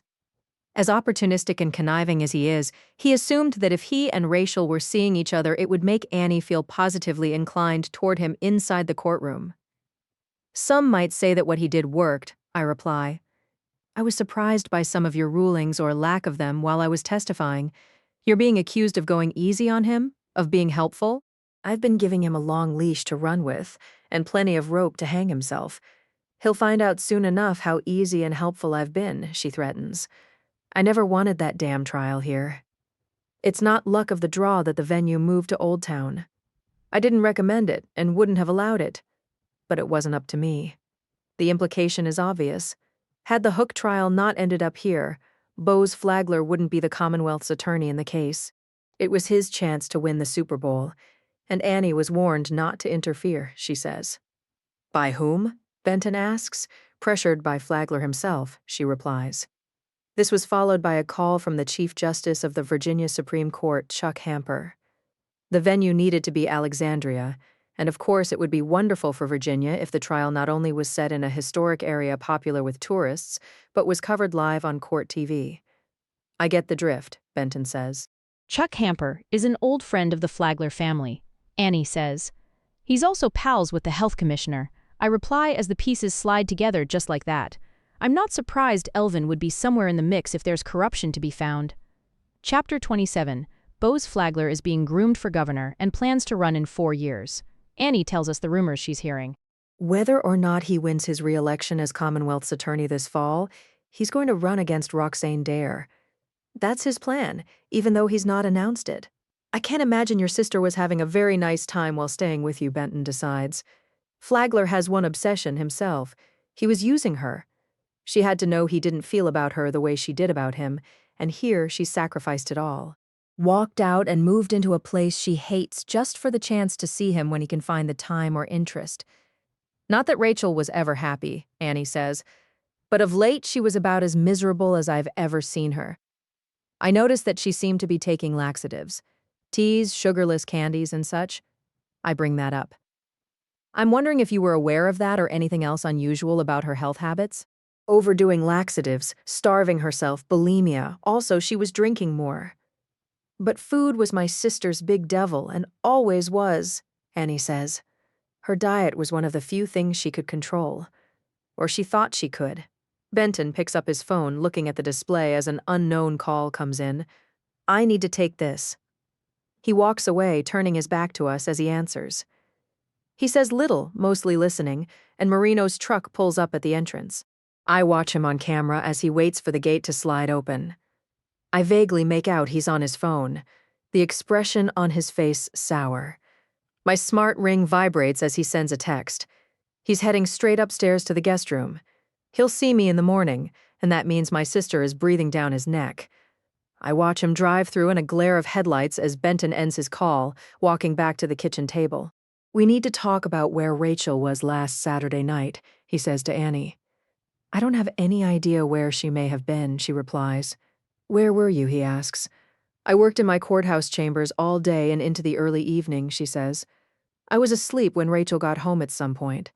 I rarely had any idea what she was doing. I'm wondering if she might have mentioned Molly's Underground. Benton asks about the Washington, D.C. bar and grill in the Navy Yard. I know she's a regular, Annie says. A number of her CIA folks go there, and I've been a few times. But I wouldn't imagine she was meeting Flagler unless they wanted their relationship to be a topic of conversation. Of course, it would end up in the media if the CIA's press secretary was going out with Alexandria's most desirable bachelor. Your sister wasn't meeting Flagler, Benton says, and he's gotten information I don't have. She was there at a cozy table for 2 with Dana DeLetti. I was just on the phone with the Underground's owner, Molly Gunner. That's who I was talking to while you were upstairs cleaning up. He says this to me. She's been checking into a few things. He informs Annie that the GPS inside Rachael's Mercedes indicates the car was driven to the Underground this past Saturday, the night of June 25. The reservation was in Dana's name for 2 people for 7:30 p.m. Molly talked to Elizabeth, the hostess, gathering the details. Apparently, Channel 5 is working on an investigative television story about you that Dana expects to be huge, Benton says. And I recall what Maggie told me over the phone. Elvin Reddy is aware that Annie and I were roommates during law school. He knows I paid $1 monthly for rent in a pricey Georgetown row house, that it was free if you don't count what I did to earn my keep. There can be little doubt what's implied and who's been helping Dana Delady with a titillating story that's mostly fiction. A big TV expose that creates a scandal for Annie and me would have pleased Rachael to no end. She didn't need encouragement when contacted about it. I have no doubt. She was insatiably insecure and vain. It was her job to be on camera. It was where she belonged, was most comfortable, and she had countless scores to settle. Elizabeth kept overhearing the words explosive and award-winning. Benton passes along what he's learned. Jesus, Annie replies. I guess I didn't realize how much my own flesh and blood wanted me ruined. As if implying Kay and I were more than roommates would do it, I'd almost laugh if there were anything funny right now. Rachael wanted attention just as she always has, Benton says. Especially of late, she wasn't feeling good about herself, and here you are on live TV every day. You're chummy with her estranged billionaire husband while Flagler ignores her. Rachael must have been seething and humiliated. And jealous, I add. I wonder if she was so brazen as to go on camera and openly talk about me. Annie acts as if she doesn't care what people think of her. But she does, and that's always been the problem. Maybe the so-called character assassinating TV piece will get her over her fears. I suspect she'll find there's no monster hiding in the closet, only herself. Or was she offering behind-the-scenes guidance? Annie is saying. You know, secretly steering the train she's trying to wreck as opposed to coming across as the treacherous person that she was. We'll find out if there are any recordings. Benton rinses my plate. I'm going to predict that Rachael is on camera plenty, narcissist that she was, but she won't be the one who's saying anything critical or disloyal about you or Kay or anyone else. She's the sort to set it up so others do her dirty work. Benton pulls out a chair at the table, sitting down with us, getting around to the last item of business he mentioned earlier. He needs Annie's help. The public statement he wants her to write should be from the heart. She's to thank people for their condolences about the tragic murder of her sister, and also of Wally Potter, whom she has known since childhood. Please be assured that we will bring swift and certain justice to those responsible, she composes with careful assistance, mostly from Benton. We can't discuss the tips and leads the authorities are following, but even as we speak, these terrorists are being hunted down. Are you sure about this? Annie asks as we proofread the tweet multiple times. Propaganda, the good kind, Benton replies. We'll blast it from social media platforms, circulate it everywhere, let the games begin. With that, he kisses me goodnight, headed up to shower and bed. I open a kitchen cabinet, finding the bottle of Advil. It would be smart to take some prophylactically, I tell Annie. Doctor's orders, and I always follow them. Except all of your patients are dead, and that should be a warning. It's been her joke since we first met, so I'm not sure why I listen to a damn thing you say. But I always have, Kay. I'm not sure why either, Annie. I get each of us another bottle of water. Except I'm your friend and care about you. Always have, always will. I shake out the ibuprofen gel caps for us as Merlin hops up on the fireplace hearth. Annie stares down at her drink, blinking back tears. You were kind and generous to me when others weren't. I don't need to remind her what it was like. At the time, there were very few women forensic pathologists. That was a man's game. People like me weren't supposed to involve ourselves in such messy horrors, and I wasn't always greeted warmly. I was an oddity, a bit of a freak, by the time I arrived at Georgetown. But Annie and her parents included me as if I were their own. Both of us have been around a lot of people who didn't want us to succeed, Annie says. Still are, I'm thinking of Elvin Reddy. It's the green-eyed monsters you've got to watch for. She agrees. Yes, and it's not a new subject. At times it feels like nothing changes much. I've decided that at the end of the day there are no new stories, Annie says. Cain slaying Abel, Jacob cheating Esau, Joseph's brothers throwing him into a pit. Anybody looking at Rachael and me would never believe that she was the jealous one, who would think she'd envied me instead of the other way around. Your father set up a difficult dynamic from the start. Mostly it was difficult for my sister. Benton's right about the timing of the TV investigative piece. Or maybe we should just call it a hatchet job. Because you know it will be, Kay. You won't be happy either. I probably won't watch it. Sticks and stones, she says. Except words do hurt, and both of us know it, Annie. We can't let sensational news get to us, the latest flash in the pan. We have to move on. Well, it's already bad enough. She takes another swallow of water. I've been in the news for months. I can't even go out in public because the trial has made me so recognizable. My sister couldn't tolerate it if the spotlight was on me. Rachael didn't get as much of their father's attention as she should have because Annie was born first. She was the only child for the better part of 5 years, the heir apparent. Except Annie wasn't a boy. What went on wasn't fair to Rachael, Annie says. It really wasn't. It wasn't fair to either of you, let's be honest, I reply. Rachael and I never met until several months ago, but I vividly recall Annie's comments while we lived together during law school. Annie's story was the incarnation of the ugly duckling, so sure she was of her inferiority because she didn't look like Rachael. Annie wasn't the son her father wanted either. She's never seen herself as a swan. And then he gave me this. She holds up her left hand, showing me the posy ring he used to wear. Her father gave it to her when he was on his deathbed. He slipped off the ring, placing it on Annie's finger while Rachael watched. She wanted his ring something awful, and that simple gesture turned her even more covetous and contemptuous. This was dramatically worsened when she realized the truth about the family money, Annie explains, which was all Rachael cared about, and in her mind the only reason to be a Chilton. She was waiting to inherit a fortune that she didn't know wasn't there anymore. The upkeep of Chilton Farms is impossible. Annie confides to me what she hasn't before. There's little left from selling art and other valuables. Not spending a dime on security and improvements isn't only because she's an ardent conservationist. It's not that she's cheap, careless, or peculiar. For all practical purposes, my parents died broke and in debt. When you met them, Kay, they were already well on their way, Annie says. They didn't live like it, but were running on fumes. Just the insurance policies on the artwork and antiques alone were untenable. It sounds like I should have been paying more than $1 for rent every month, I reply. At that time, I didn't realize the truth, that both of us were poor. You're right, I should have charged you more, she says, and we begin laughing at something so preposterous. Both of us poor as a church mouse. Annie can barely talk. We're laughing so hard. Tears are streaming down our faces, and then the kitchen's double doors swing open. Did I miss something good?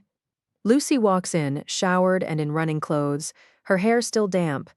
The fanny pack around her waist conceals one of her guns, no doubt, and she has on her AI-assisted sport glasses, the lenses clear and barely visible. Merlin saunters over to her purring and mewing. Depends on what you mean by good. Annie gives my niece a penetrating look. If you're referring to the company, the food and drink, then it couldn't be better. I came to collect my two-timing cat. Lucy picks him up. Have you been behaving yourself? This to Merlin, and they're eye to eye, because Judge Chilton can lock up your furry ass in cat jail. She may not know you're on the top 10 most wanted list for the Audubon Society. We're old friends now, Annie says. Your tweet's going crazy, Lucy tells her, and of course she would be involved in Benton's scheme. It's getting picked up everywhere. Let's hope what we just did doesn't blow up in our faces, Annie says. The problem is we're not sure what we're poking a stick at. And when you poke at something, it's going to poke back. Poke away, we're ready and waiting. Lucy is content to hang around chatting to Annie, and I get up from the table. Nobody seems particularly distracted by my departure. Merlin doesn't follow me this time, and it's quiet inside Marino and Dorothy's room as I walk by. Benton is asleep, and he's left the bathroom light on for me. The doors open a crack, the mirror above the sink still fogged up a little from his shower. I can smell his soap in the humid air and hear his quiet breathing a few minutes later when I slide into bed. My smart ring complains about the late hour and my bad behavior. I take it off, placing it inside the bedside drawer next to the gun I rarely think to carry. Chapter 28. The early morning sun glows around the edges of the closed window shades, and I reach for the other side of the bed. It's empty and cool beneath my hand, and I panic over the time. Sitting straight up, I find my phone.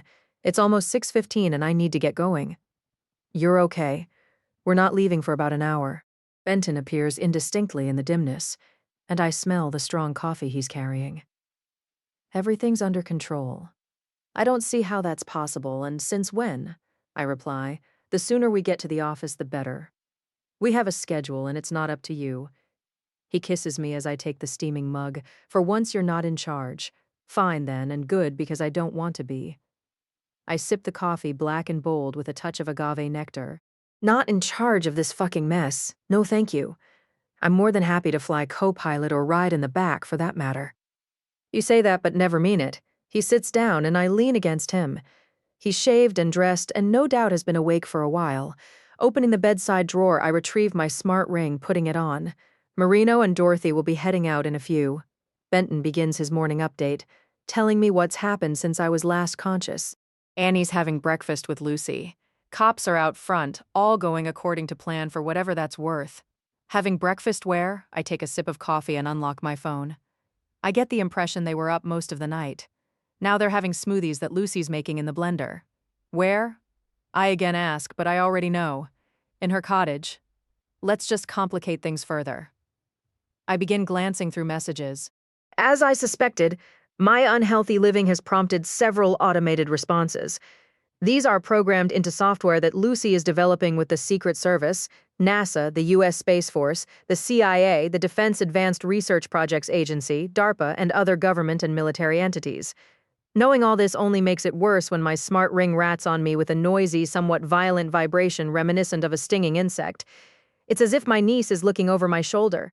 When I read the message that lands on my phone, it may as well be from her. You've been up 18 hours. It's time to go to bed. Your total sleep was only 2.1 hours is the most recent alert. I feel chastised, just like I always do when I'm reminded to stretch my legs, eat a snack, or get some shut-eye. How about you? I ask Benton if his ring ratted on him too. Did you get sent to the principal's office? I was better behaved than you, he says as we get up from the bed, and most days my meticulous husband wears a suit and tie. One might assume he's a successful businessman or a lawyer. He could be a politician. And I often say he looks like an actor playing someone like himself, a smart and sexy secret agent man. Even my sister will admit that he's deliciously pretty. He has gorgeous taste except for his wife. She likes to quip, but this morning he's dressed for getting dirty. His cargo pants and polo shirt can be thrown into the wash later when we get home. His black tactical shoes are comfortable on hard floors and easily disinfected. He picks up his gun, the pancake holster from the top of his dresser, sliding them into the back of his waistband. He tucks his badge wallet into a pocket. The threat level is higher than it was last night. He watches me pad barefoot to my closet. Things could get violent, and Annie will have a police escort to court. As will we to your headquarters? Oh, God, more cop cars and flashing lights. Just when I thought life couldn't get any duller. I try to figure out what to wear, deciding on khaki pants and a button-up white cotton shirt. I pick out a woven leather belt and loafers that have a comfortable heel even as I'm mindful of my aching ankle. Protesters are already gathering at Courthouse Square and around your building. Benton continues filling me in on what I've missed in the scant few hours I was asleep. If Elvin was unhappy before, he must be beside himself now, I reply. He's unhappy for a number of reasons. That's what you get when your reach exceeds your grasp. Maybe it will come out that our lovely health commissioner had something to do with the Hooke trial ending up here in Alexandria. That it was a political manipulation he's been involved in from the start. I continue while getting dressed, no doubt for favors or promises of them to come. Hard to prove and not everybody will care, Benton says. Our governor might. I think back to what Fruge mentioned about her friend appropriately named Echo. She's the chef in the governor's mansion and can be trusted to repeat certain information. I have a feeling that by now Roxane Dare is well aware of Elvin Reddy's Machiavellian machinations. She might even know that Bose Flagler is plotting and planning to defeat her in the next gubernatorial election. All I ask is that people see Maggie and Elvin for what they are. That's all I ever ask about anyone. I stand in front of the full-length mirror, tucking in my shirt. You'll be happy to know that we've limited who can be present this morning. Benton means the Secret Service has. Few are on the list, he tells me. Elvin Reddy and Maggie Cutbush aren't among them. They've been told politely but in no uncertain terms to stay clear of my building in these cases. They are not to interfere with anything at all. It sounds like I'm without a secretary today. I'm relieved I won't have to deal with her, but it's a weird feeling. An odd disconnect like having a gangrenous limb lopped off or getting out of prison. You've been without a secretary ever since you took this job. What you inherited was the gargoyle left to guard Elvin's empire, Benton says. If that's what Maggie really is to him, I'd feel sorry for her if I were able, I reply. Time for breakfast, and then we're off to see the wizard, Benton says. Per orders of the U.S. Secret Service, the medical examiner's investigation into the deaths of Rachael Stanwyck and Wally Potter will be witnessed. We'll be your partners in anything needed. Who's we? I'll be your sidekick this morning. Who else is showing up, I ask. I think I'm more than enough. You mean you're my sole chaperone? Your friendly witness and helper at your service, or your wizard behind the curtain, depending on how you feel about it. I don't mind unless you get out of line. I wrap my arms around him and we hold each other. I finish getting dressed, and the house is quiet when I join him in the kitchen a little later. The curtains are open. It's a beautiful day. The sun winking on the deep blue water of the Potomac showing through trees. Birds are busy at the feeder beyond the window, and I'm not hungover. But I've been better. Are Lucy and Annie still here? I ask Benton as he cracks eggs into a bowl one-handed like a pro. No. I saw them on camera leaving a few minutes ago, he says. Lucy walked Annie to her car. They were quite friendly with each other and seemed none the worse for wear. I'm not sure how I feel about it. I tie on an apron. They have a lot in common. Life has dealt both of them some pretty hard blows, and I was glad to see them smiling and energetic despite everything. It's my turn. I take the whisk from him. You're in charge of coffee and keeping me company. Fill me in on every detail of what to expect this morning. Fruge and other police are out front waiting until we're ready to leave, and we'll be escorted like a head of state. Secret Service advance teams will be clearing the way along our route, and the idea of it is disheartening. I'd prefer walking out to the garage and driving myself to work or anywhere. I'd prefer a lot of things. I whisk eggs vigorously, mixing in pinches of basil, sea salt, and pepper. Benton sets a mug of coffee next to me and carries his to the breakfast table where Annie and I were sitting not long ago. I slice open onion bagels and place them in the toaster oven as he tells me that unfolding developments are rapid and alarming. As of 20 minutes ago, a terrorist organization that calls itself the Republic has taken credit for yesterday's 2 homicides in Alexandria. They released a statement to the media and wouldn't be doing that unless they want publicity. That means they'll strike again soon while the iron's hot, Benton says. Were you familiar with this particular group before? I find the bottle of olive oil I want. No, that likely means they're probably in the early stages of organizing. Recruiting resources and people, getting money, weapons, training, and that doesn't happen overnight. We're hearing about them now because they're riding the publicity wave, Benton says, and I wonder if he regrets adding to it. He used Annie to taunt the terrorists, to goad them into recklessness by making them fear they're about to get caught. But I have a feeling that may not be what's happening. Possibly they've been emboldened and further motivated in a way that might end very badly. It sounds like Annie's statement that's all over the media simply gave these assholes what they want. I check the bagels. Most likely it will inspire them to do something, Benton says, but it won't get them what they want. Not in the end. Are they also taking credit for yesterday's attempted attack on the president? Nobody will take credit or even admit it was planned. Who wants to brag about a failure? But what happened at Bellhaven Market and Chilton Farms is another matter, Benton says. The terrorists are claiming these were well-orchestrated hits. The message is that no one is safe. Do they mention microwave weapons? Dripping olive oil into a pan, I turn up the flame. They didn't and may not realize we know about that. Benton sips his coffee, staring out the window at a bright red cardinal on the bird feeder. Where are these horrible people located? Where do they train and experiment with their sadistic weapons? I ask. We don't know, but most likely it's somewhere around here. That doesn't mean they don't have terrorist cells elsewhere, such as the eastern shore where the Tupellos and Hooks are from, and all their scary-looking relatives and friends.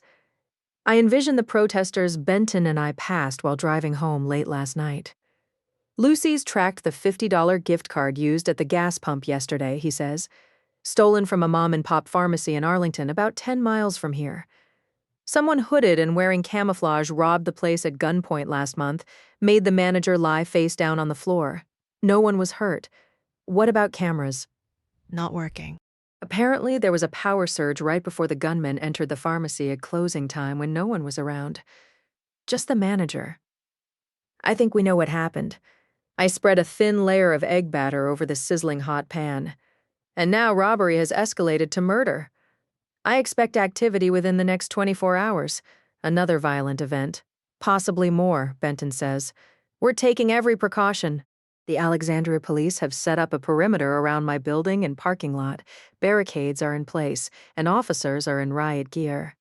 Chatter on the internet indicates a mob will storm my headquarters if Gilbert Hooke is found not guilty today, as pundits and top legal analysts are predicting. Almost exclusively, they're basing this on your court testimony, Benton says.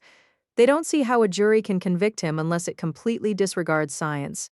As if I wasn't popular enough, I turn off the toaster oven. After eating and taking a few minutes to finish getting ready, we head out to Benton's car, driving off in a salvo of red and blue flashing lights. 3 Alexandria cruisers are in front, 3 in back, and staggered at intervals are state troopers on motorcycles. The George Washington Masonic National Memorial rises 9 stories from the top of a hill. Its soaring tower gleams white, seeming to follow us in the bright morning sunlight. We move along at a steady pace, sirens whelping only occasionally, our convoy drawing intense stares. Cars pull over to let us pass as we drive northwest out of Old Town. My commute to work can take anywhere from 20 minutes to an hour depending on traffic. I have no doubt we'll make it there in record time this morning as we divert away from King Street. We're avoiding the area around Courthouse Square, and my smart ring alerts me of a call coming in. It's Albert Alamand at the Smithsonian's Museum of Natural History. Benton and I are driving to my office, and you're on speakerphone. I let him know as I answer. What's going on? Can you believe it? Already I'm getting squeezed, he says in his strong French accent. He informs us that the Secret Service dropped off my insect and plant evidence several hours ago as planned.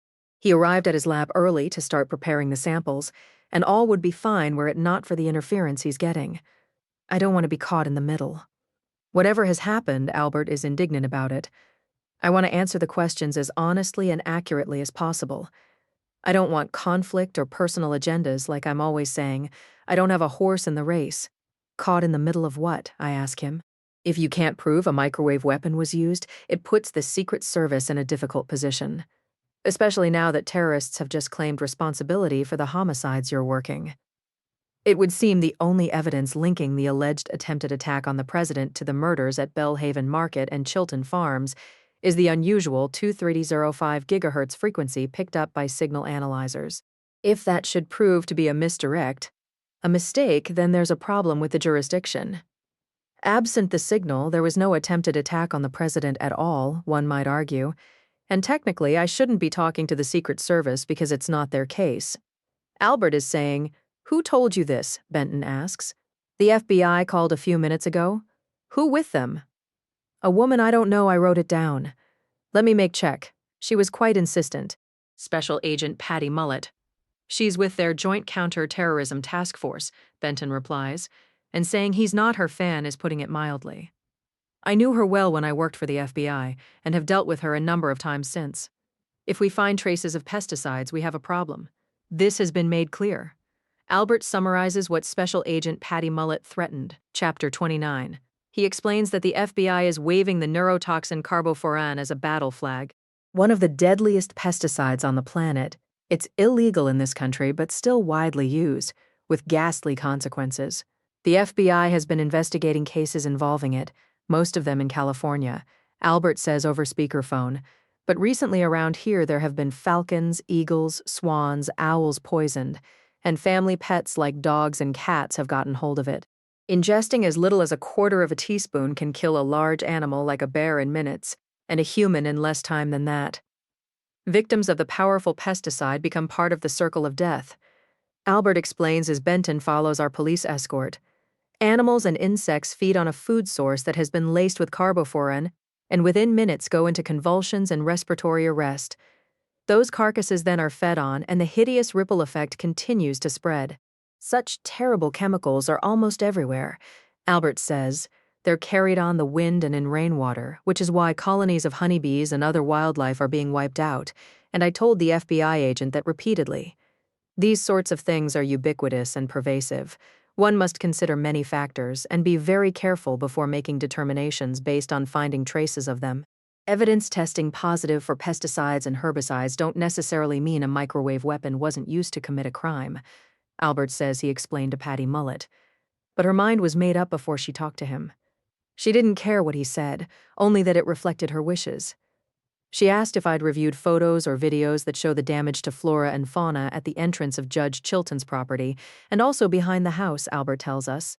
And I replied, but of course I have studied many such images carefully since I was first contacted. The FBI wants him to submit a signed statement. He's supposed to say it's his expert opinion that the destroyed insects, animals, and vegetation very likely are the result of an exposure to carbofuran or something similar. Benton's face is angry as he listens, watching his mirrors, the flashing police lights mesmerizing. Christ, he replies after Albert finishes telling us what Patty Mullet has coerced and tried to leverage. She shouldn't have done that. And I hope you don't intend to listen to such bullshit, because that's what it is, Albert.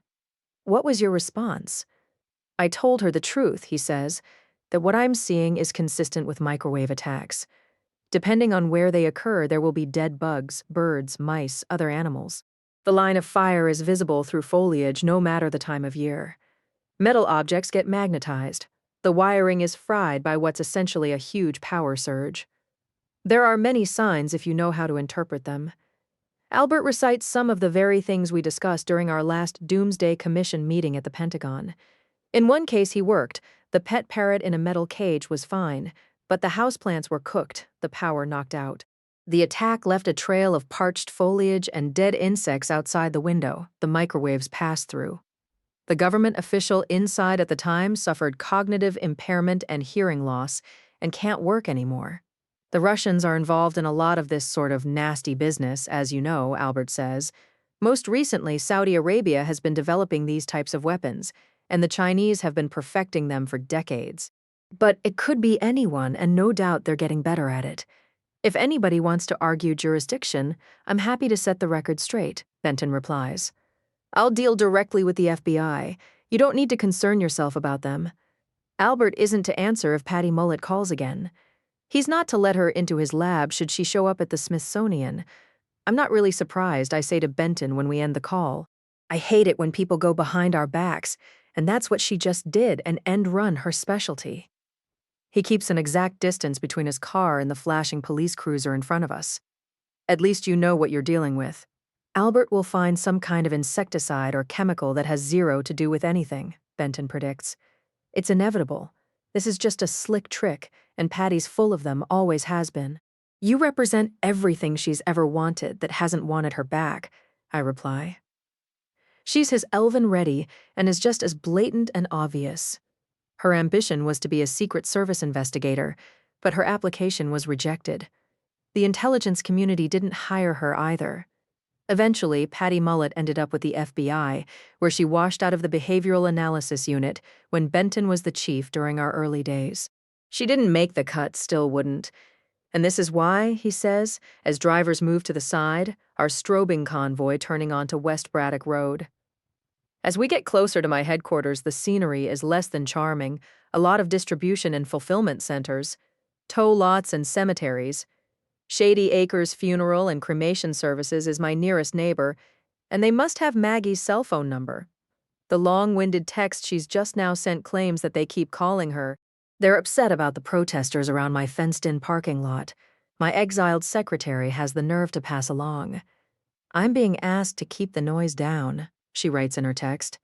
I'm sure it gives her pleasure to alert me of a problem while she's been ordered to stay away from my building. I can imagine her on the phone with Elvin, and what they must be saying and conniving. A service is about to start in the cemetery across the street.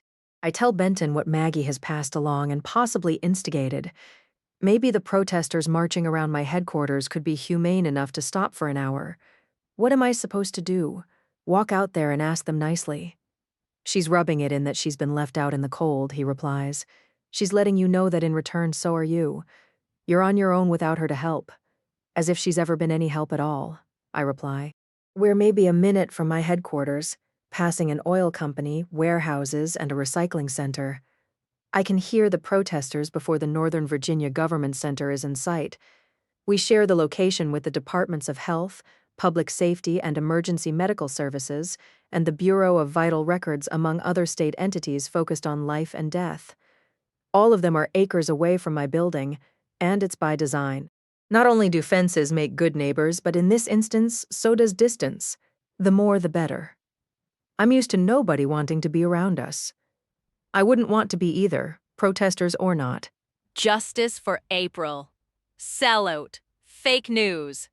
They shout to the beating of wooden spoons and drumsticks against metal pans and 5-gallon plastic drums. They're crowded outside the police line, and it's the same scary-looking bunch as before. Only in recent days, it's been maybe a dozen of them marching, verbally abusing those driving in and out, including Marino and me. Now it's more like 3 times that many, mostly men. I don't like it that a number of them wear guns on their hips and have assault rifles on slings. An older woman has a bandana tied around her long gray hair and carries a pump shotgun. She's accompanied by a young man similarly armed and hateful. The police don't let anybody close as we approach the entrance, and I can tell the protesters don't recognize the electric car or its driver. But that doesn't stop them from yelling at us. Our escorts peel off, and we're waved through the security gate, nothing more than a wooden arm that goes up and down. It closes behind us, protesters shouting slurs and insults. The medical examiner's Northern District headquarters and forensic labs are in the 4-story tan brick building ahead. A tall smokestack rises above the flat roof, and I always know from a distance when our anatomical division's oven is running. It isn't, thank God. This would be a bad day to incinerate dead bodies, most of them returned to us from medical schools. We need no other visuals that are sensational and morbid. The state and U.S. flags flap and clank against metal poles, and there are planted trees on islands and along the aggregate concrete sidewalk. Our glass front door with its painted seal of Virginia has been locked for years and is mostly accessed by employees. Let's hope this doesn't go on much longer, I say to Benton as the noise of the protesters follows us like the roar of a tidal wave about to crash. Justice for April! Justice for April! Justice for April! Justice for April! Over and over again. My parking lot is full, only the visitor's space is empty, and I see that Marino is here. His truck is in its usual spot near where Maggie parks. But her old silver Volvo is missing. Benton stops in front of the massive steel bay door, not having a remote for it because he doesn't work here. Of course, mine is at home inside my car. I'll take care of it. He releases his seatbelt. No, it's better if I do. I'm opening my door, stepping out before he gets the chance. Depending on who's checking the security cameras, my Secret Service agent husband might not be recognized. Since we moved here, he's been to my office but a few times. His car won't be familiar to most people, and I head to the squawk box as the agitators spot me. Sellout! Sellout! Sellout! They turn up the volume, chanting through bullhorns while beating their pans and plastic drums frantically. I've never gotten used to ugly name-calling and being accused of horrendous things I would never dream of doing. I'm unaccustomed to people screaming that I belong in jail or worse, and I push the intercom button. Instantly, the loud electric motor engages. The rust-stained heavy metal door begins to clank and creak as it's slowly rolled up by chains and pulleys. Sellout! Sellout! Sellout! I hurry back inside Benton's car as the vehicle bay's square opening widens. The technology old, the door slow. Now and then it goes off track, getting stuck on its way open or shut. This would be an unfortunate moment for that. You have to wait until it's done or the safety mechanism will halt it, I remind Benton as the din of the hostile crowd crescendos. A good thing nobody's shooting at us, he says, as the door screeches and shutters, taking forever. My building dates back to the 1980s and is tired. Things are broken that don't get fixed, and finding what we need is a constant scavenger hunt. What Fabian gripes about is true. I'm not above begging area hospitals, medical facilities, and funeral homes for supplies they don't want. I'm resourceful where I shop. But there's only so much I can do on a bare-bones budget. As challenging as the job is under normal circumstances, after 20 years of Elvin Reddy, we're barely managing. He never fought for anything important, most of all his people. We're short scientists, clerical staff, and forensic pathologists. Equipment is old, and much needs to be replaced and added. When I was the first woman chief medical examiner of Virginia before moving on many years ago, Elvin was a shadow figure, a nuisance. He had no power. He hadn't ruined anything yet and wouldn't for a while. Our statewide medical examiner system is the one of the oldest and most established in the United States. It used to be the gold standard, and I intend to restore what he's tried to destroy. The bay door has stopped, and Benton drives inside a cavernous windowless space about the size of an aircraft hangar. The concrete walls and floor are sealed with beige epoxy that can be disinfected and hosed off easily. There are storage areas with pallets of supplies such as PPE and body pouches, and drums of disinfectant and dangerous chemicals like formaldehyde and bleach. Parked out of the way are a Zodiac boat and our crime scene mobile unit, old and in need of significant upgrades. In the very back is the forensic bay where we can enclose large objects such as vehicles inside tents for superglue, fuming, and other evidence collection. Benton parks off to the side near Fabian's 1970s El Camino.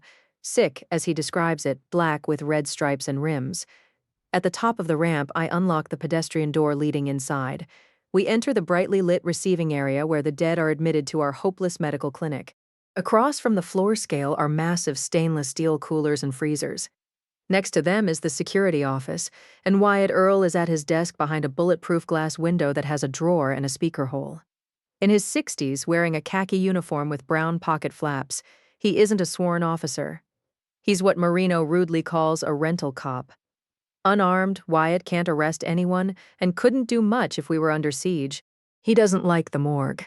And when I started here, I felt he liked me less. But we're growing on each other. We have an understanding. Good morning, Wyatt, I greet him. He's eating a Bojangles steak biscuit and hash browns, his attention on the security monitors mounted on the cinder block wall above his desk. I don't think there's much good about it, Chief. He dabs his mouth with a napkin. All those protesters out there, reaching for his coffee. If we didn't have a lot of police, we'd be in big trouble. I introduce him to Benton because they've not met, and the cooler door opens with a loud rush of refrigerated air. Fabian emerges from a fog of foul condensation, rolling out a gurney with a pouched body on top. He's typically dramatic in black scrubs, his long hair tucked up in a black surgical cap that has blue skulls on it. Thanks for staying over last night, I say to him. I hope you got some rest. Not much, but I'm ready with bells on, he replies cheerily, vibrating with excitement. Can you believe what's going on out there? He shoves the cooler door shut. It's not a good thing, Wyatt says, and he and Fabian aren't compatible. I know you like being on the news, but maybe the rest of us like it quiet. My phone's blowing up. Fabian is almost breathless. It's unbelievable. I've got TV producers calling me, even a reality show. Death Quest is the working title, and they'd like to follow me around on the job. But I said I wasn't sure that would be allowed. It wouldn't, I reply. Who have you got here? I look at the pouched body he's ferrying somewhere. A pickup, he says. The jogger hit by a car from the other day. Fabian informs Benton and me that Marino is upstairs in the fingerprint lab with examiner Andy Patient. They're trying to figure out the best way to deal with the duct tape, and it's not rocket science. Fabian informs Benton and me. Doug just gets so nervous. And of course, with all that's going on, my God, can you believe how many people are out there with guns? Fabian gushes while Wyatt eats his breakfast behind glass. I don't know how anyone expects me to get home eventually, while these violent thugs are marching around. Not even 15 minutes ago, there were news choppers hovering over our building. He continues painting a scene that would be routine if he had his way about it. Apparently, a fight broke out in front of the courthouse. I just saw it on Instagram, Fabian says, explaining where the choppers suddenly buzzed off to, but they'll be back, I'm betting. Don't expect anything to get calmer or better throughout the day, Benton informs everyone. Especially when the Hooke case goes to the jury, we can expect a lot of trouble. Have we had any uninvited visitors or attempts? I ask Wyatt as he keeps an eye on the security monitors. Not so far, he says. Nobody's here you don't know about, Chief.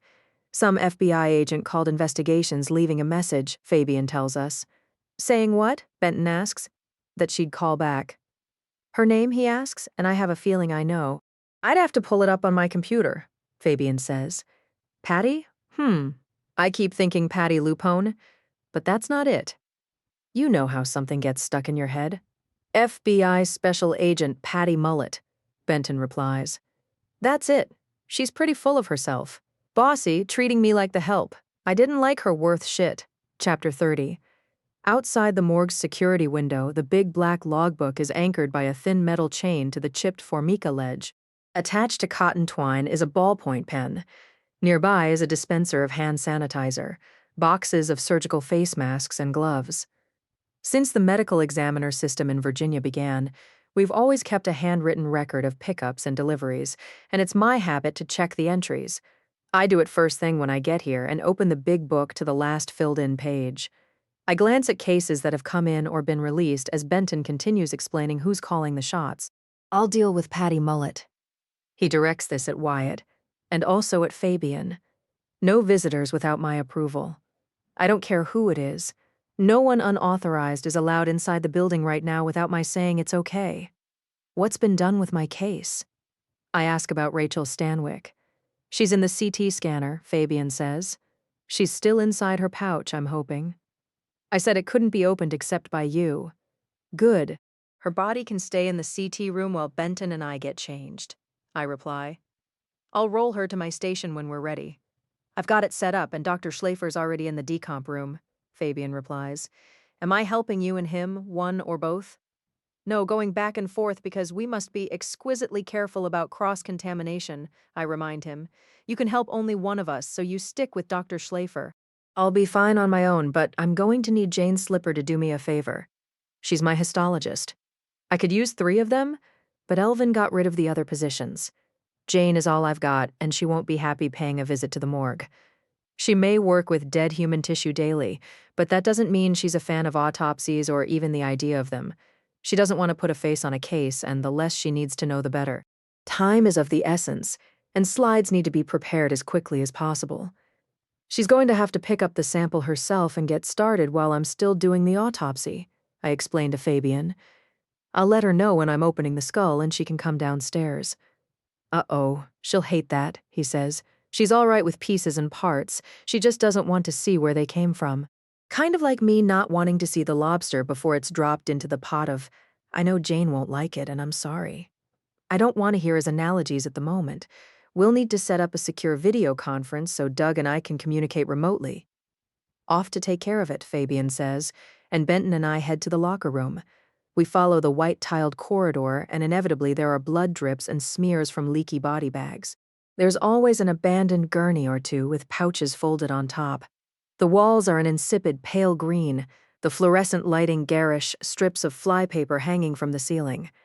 We near the CT suite, and through the observation window radiologist Johnny Hahn is sitting at his console, surrounded by an array of video displays, talking on his phone. On the other side of leaded glass is Rachael Stanwyck's pouched body on the tray inside the CT scanner's wide bore. The next room is where we do full-body x-rays, and the door is shut. The lights out after that is the evidence room where bloody clothing hangs in glass drying chambers. On an examination table covered by white butcher paper are bloody shattered glasses, keys, a wallet, an asthma inhaler from a recent shooting. Outside the decomp room, the red light warns not to enter, and most people wouldn't want to anyway. When bodies are badly decomposed, contaminated, in the grimmest of shape, this is where we work on them. There's no observation window for good reason, and it takes a lot of self-control for me not to walk in and check on Doug Schlafer. But I don't. Next is our small anthropology lab, where skeletal remains are laid out like a puzzle, and there's nothing much sadder than dying alone and unknown. In back is a storage area with more than 80 boxes of bones going back many decades. During his time as chief, my predecessor greatly added to our skeleton closet. If the case wasn't easy or politically to his advantage, Elvin didn't care. Benton and I have reached the autopsy suite, and through closed doors I can hear people working inside. I know from glancing at the morgue log that we have 6 cases so far this morning, including Rachael and Wally. In addition are a motor vehicle accident and 2 victims from a suspected murder-suicide by shotgun. Next is the locker room, and using my elbow, I push a hands-free button on the wall. Our changing area is functional and simple.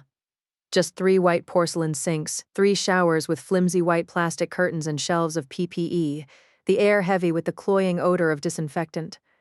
Filling a wall are steel lockers painted institutional green and numbered.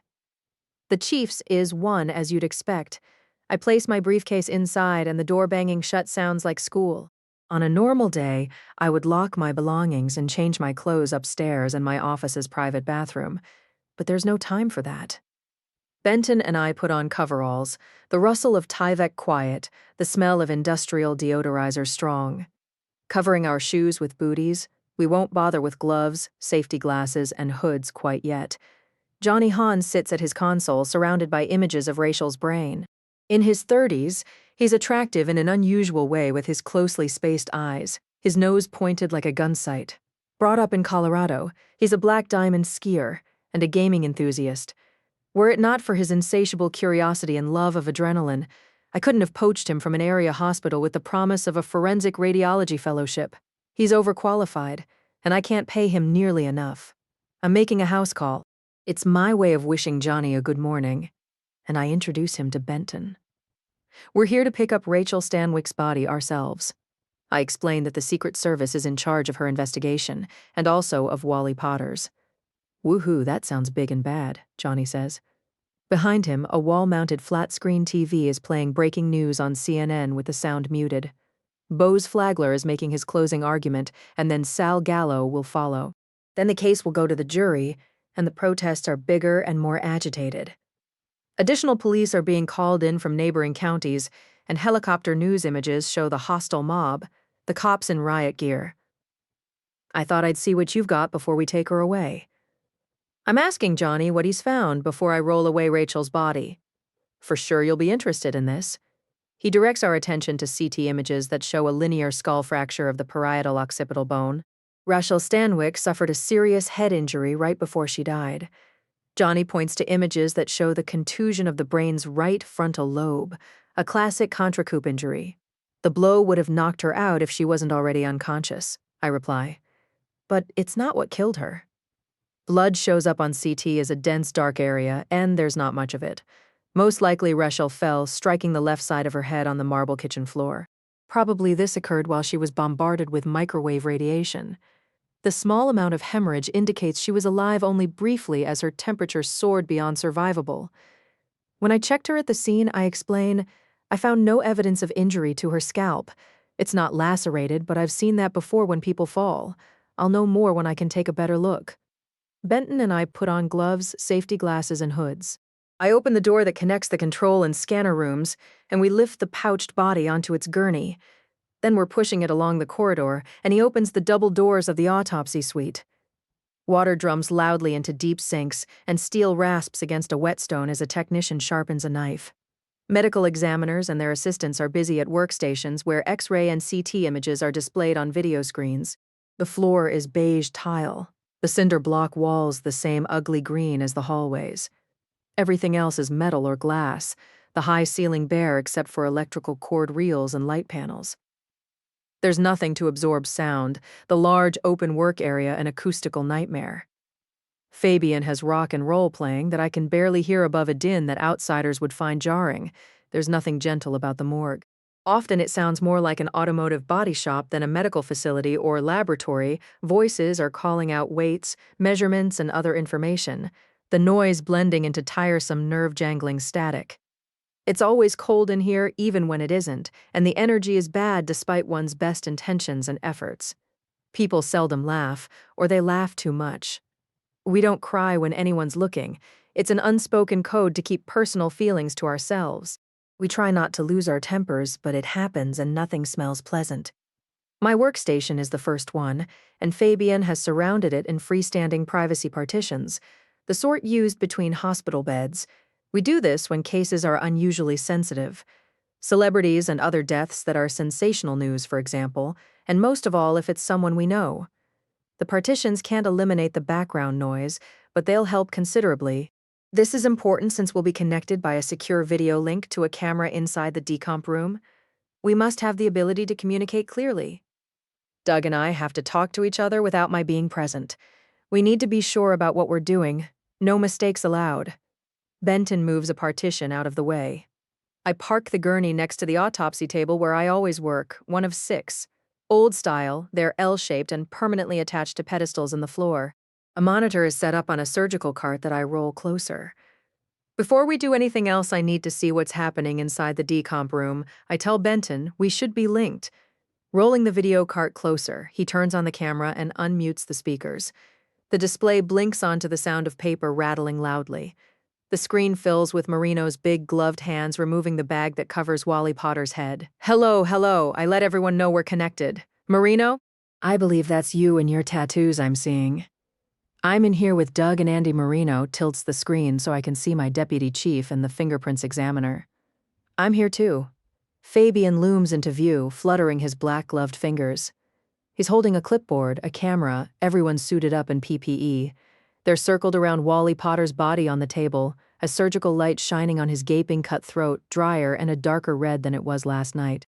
He hasn't been undressed yet, and won't be until the duct tape can be dealt with. The single strip covering his mouth is approximately 8 inches long. It doesn't overlap, and hasn't been wrapped all the way around the head as I often see. We need to remove the tape without ruining possible evidence on the top layer or adhesive backing. Usually the underside of the tape is going to be wet from saliva and purge fluid, and that will make it easier to remove, I explain. It's also helpful that he's been in the cooler all night. The colder the adhesive, the less sticky. That's what I'm hoping for, too, Andy Patient says, balding and stooped, his blue eyes faded as he peers at me in the monitor. The ultimate goal will be to superglue all of the duct tape for prints. That's swabbing for DNA, checking for any trace evidence, Doug says. And the question is the best order so we don't fuck up anything. Which is why we're talking about it first. I agree. For now, we're going to focus on removing the tape from his mouth. We're going to peel it off very carefully. We could use liquid nitrogen first to get it really good and cold, Andy considers. I'm hopeful that won't be necessary, I reply. And were I in the room with them right now, what we're discussing would have happened already. It's not that hard if you've done this a few times and aren't overly cautious, losing sight of common sense. But I need to stay put, and Doug needs to learn. Maybe so do I when it comes to trusting people again, letting them do their jobs and believing they can. That's what we'll do with the tape around his wrists and ankles, Andy is explaining. We'll cut it off and freeze it. Then we can peel it apart, one thing at a time. Let's just try getting a purchase on a corner of the tape over his mouth and see what happens, I suggest to Doug. It's harder with gloves on. His face is tense. Pinch the tape between your thumb and index fingertips. And yes, it might stick to your glove, but that's okay, as long as you don't start touching other areas of the tape. Begin pulling very gently and slowly, I tell him. Okay, total transparency? This is my first duct tape case, Doug confesses. I know I feel better, Marino says. I watch the monitor as Doug works off the duct tape, part of Wally's lips showing. Looking good, I encourage. It's coming, Doug says, as if we're in the same room together. It's not ripping the skin, abrading it or anything. He keeps easing off the tape. So far, so good. There we go. Got it, thank you, God. He holds up the strip for all to see. Good job, I can stop holding my breath. Marino says, I think you can handle it without me from this point on. I let Doug know, and Benton turns off the monitor. Chapter 31. I unzip Rachel's black pouch, her body mummy-like in layers of white paper sheets. She's fully rigorous now, stiff as a board, as they say, and refrigerated cold. She dully thuds against steel as I pull her onto the table. I cut through the paper with scissors, spreading the sheets open, sliding them out from under her. If you don't mind folding them, placing them inside a plastic bag, I say to Benton. We'll send it up to trace evidence along with the bags from her hands and feet, her clothing and anything else that should be checked. Palpating the injured side of her head, I can't feel anything significant. She didn't survive long enough to mount much of a tissue response, and clicking on the surgical lamp, I pick up a scalpel. I snap in a new blade and shave away some of Rachel's lovely long hair, black as volcanic glass. You can barely see the contusion. I direct the light at a dusky red area of her scalp about the size of a silver dollar. Benton looks on as I make tiny cuts, verifying that the discoloration is from blood seeping into tissue after her skull was fractured. She definitely has a bruise, I tell him, and she didn't survive long, possibly a few minutes. Not too many things make you drop like a shot. He leans closer, staring at the patch of shaved scalp that I'm glad Rachael can't see. The microwave energy she was hit with must be very powerful, I reply. I suspect she was affected so quickly that she didn't have time to think about finding a chair, or even sitting down on the floor. No doubt she was in massive pain, ripping off her jewelry, confused and terrified as she lost consciousness. That's not the way I want to go. Benton begins selecting the appropriate forms and body diagrams from a wall of cubbyholes. He's been inside many autopsy rooms during his career. Not all of them mine or nearly as nice, which isn't saying much. But he's not squeamish. He more than gets the point and is keenly aware of what my work involves. We've been a team since the beginning of our time together, having an easy rhythm that isn't deliberate or conscious. We understand each other and don't care who's right as long as somebody is. He clamps the necessary paperwork into one of our masonite clipboards. Each has more gigantically written on it in permanent marker. Fabian makes sure of it lest anyone think of pinching something. String tied to the hole in the metal clamp is attached to a grease pencil that works fine on damp or gory paper. Turning my attention to the paper bags and their rubber bands, I uncover Rachael's hands. Then her feet, and I focus on what's all over the bottom of her expensive sneakers.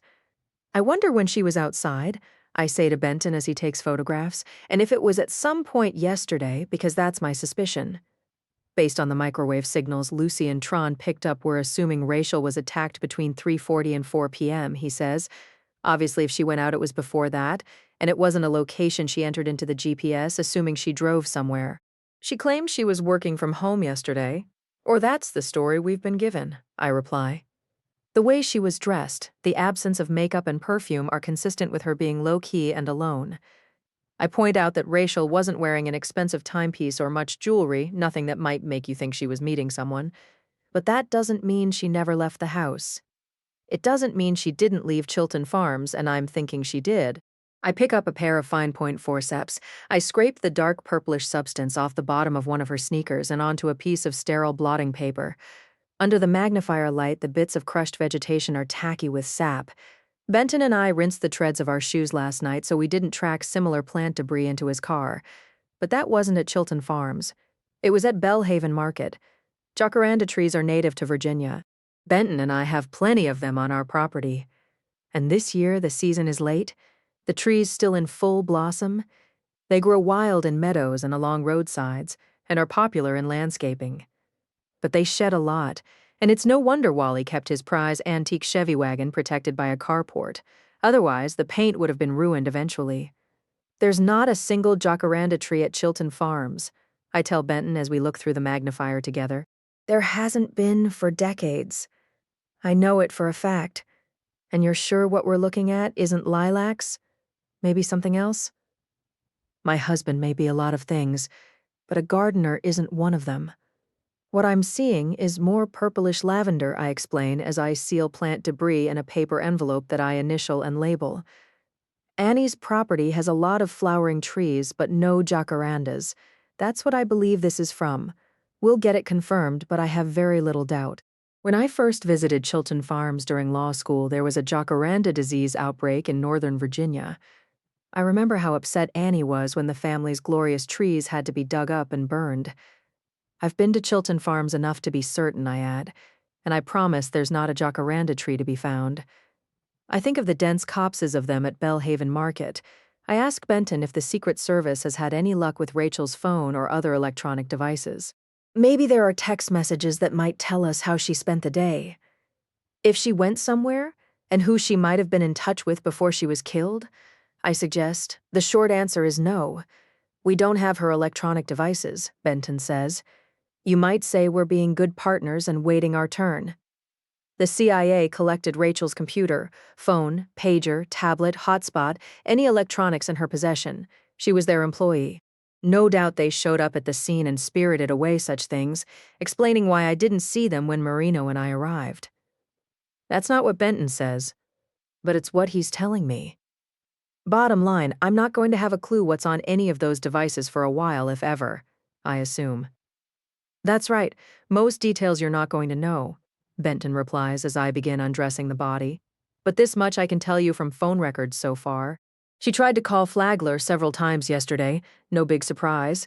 She wished him luck in court, said she loved him, and he didn't call her back.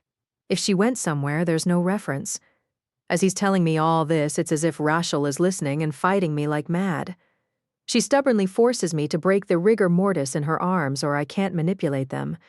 She's unyielding as I work off her warm-up suit, her lingerie. Then she's naked on my table, and I fold her clothing, placing it in her shoes inside paper bags while Benton continues making notes and taking pictures. Long-legged and big-bosomed, Rachael died in perfect shape, it seems, except for her curiously bloated belly. I don't notice tattoos or body piercings, no scars from past injuries or surgeries. I see no signs of cosmetic procedures such as injectable fillers. She had the sort of sensuous beauty that would stop traffic, as the cliché goes, and she came by it naturally. Maybe she touched up her hair and availed herself of Botox, but that was about the extent of it, I have a feeling. Except for her laxatives and other compulsions, she seemed to have everything she wanted effortlessly. The overhead surgical lamp shines harshly on her dead face, her eyes and lips barely parted, dry and darkened. I ironically think of the countless times I've heard her referred to as drop-dead gorgeous. Annie's been saying it ever since I can remember. I look at every inch of the body, making sure I see nothing out of the ordinary. I find no other injuries except for the burns. I show Benton the ones around her neck, on her earlobes and a finger caused by her jewelry heating up. I check under her breasts, finding ones caused by the underwire in her sports bra. I measure the distance between the tiny red burns, and it's approximately 5 inches. 2.305 gigahertz, or a little more than 5 inches. I tell Benton as he takes pictures. That's the approximate distance between the repeating wave peaks. What we're seeing wasn't caused by a pesticide, he replies.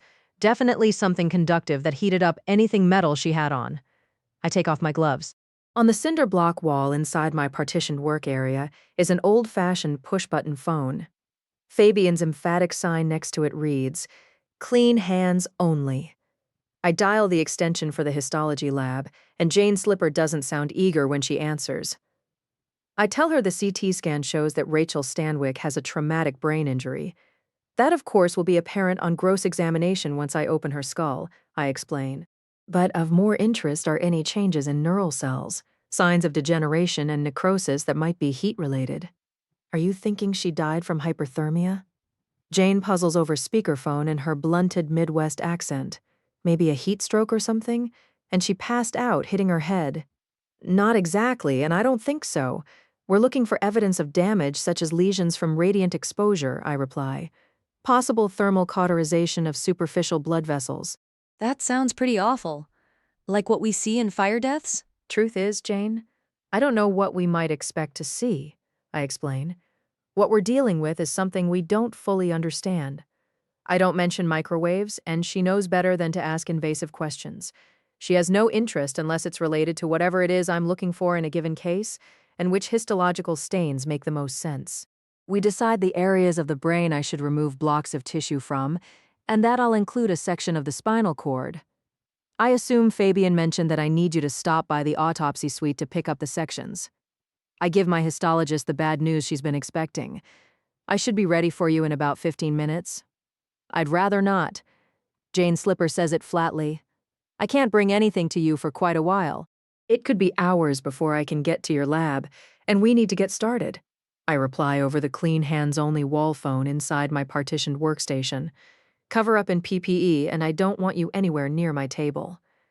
I'd really rather not come inside, especially on a busy morning like this, she says, and any morning is too busy.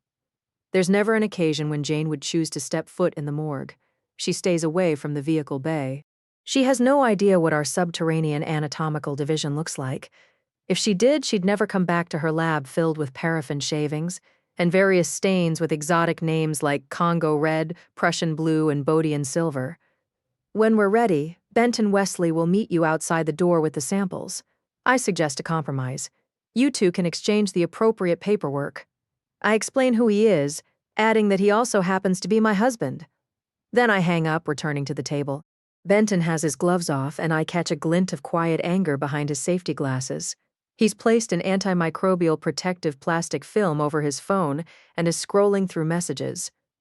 Now what? I ask him. It's not a surprise, and was just a matter of time, he says.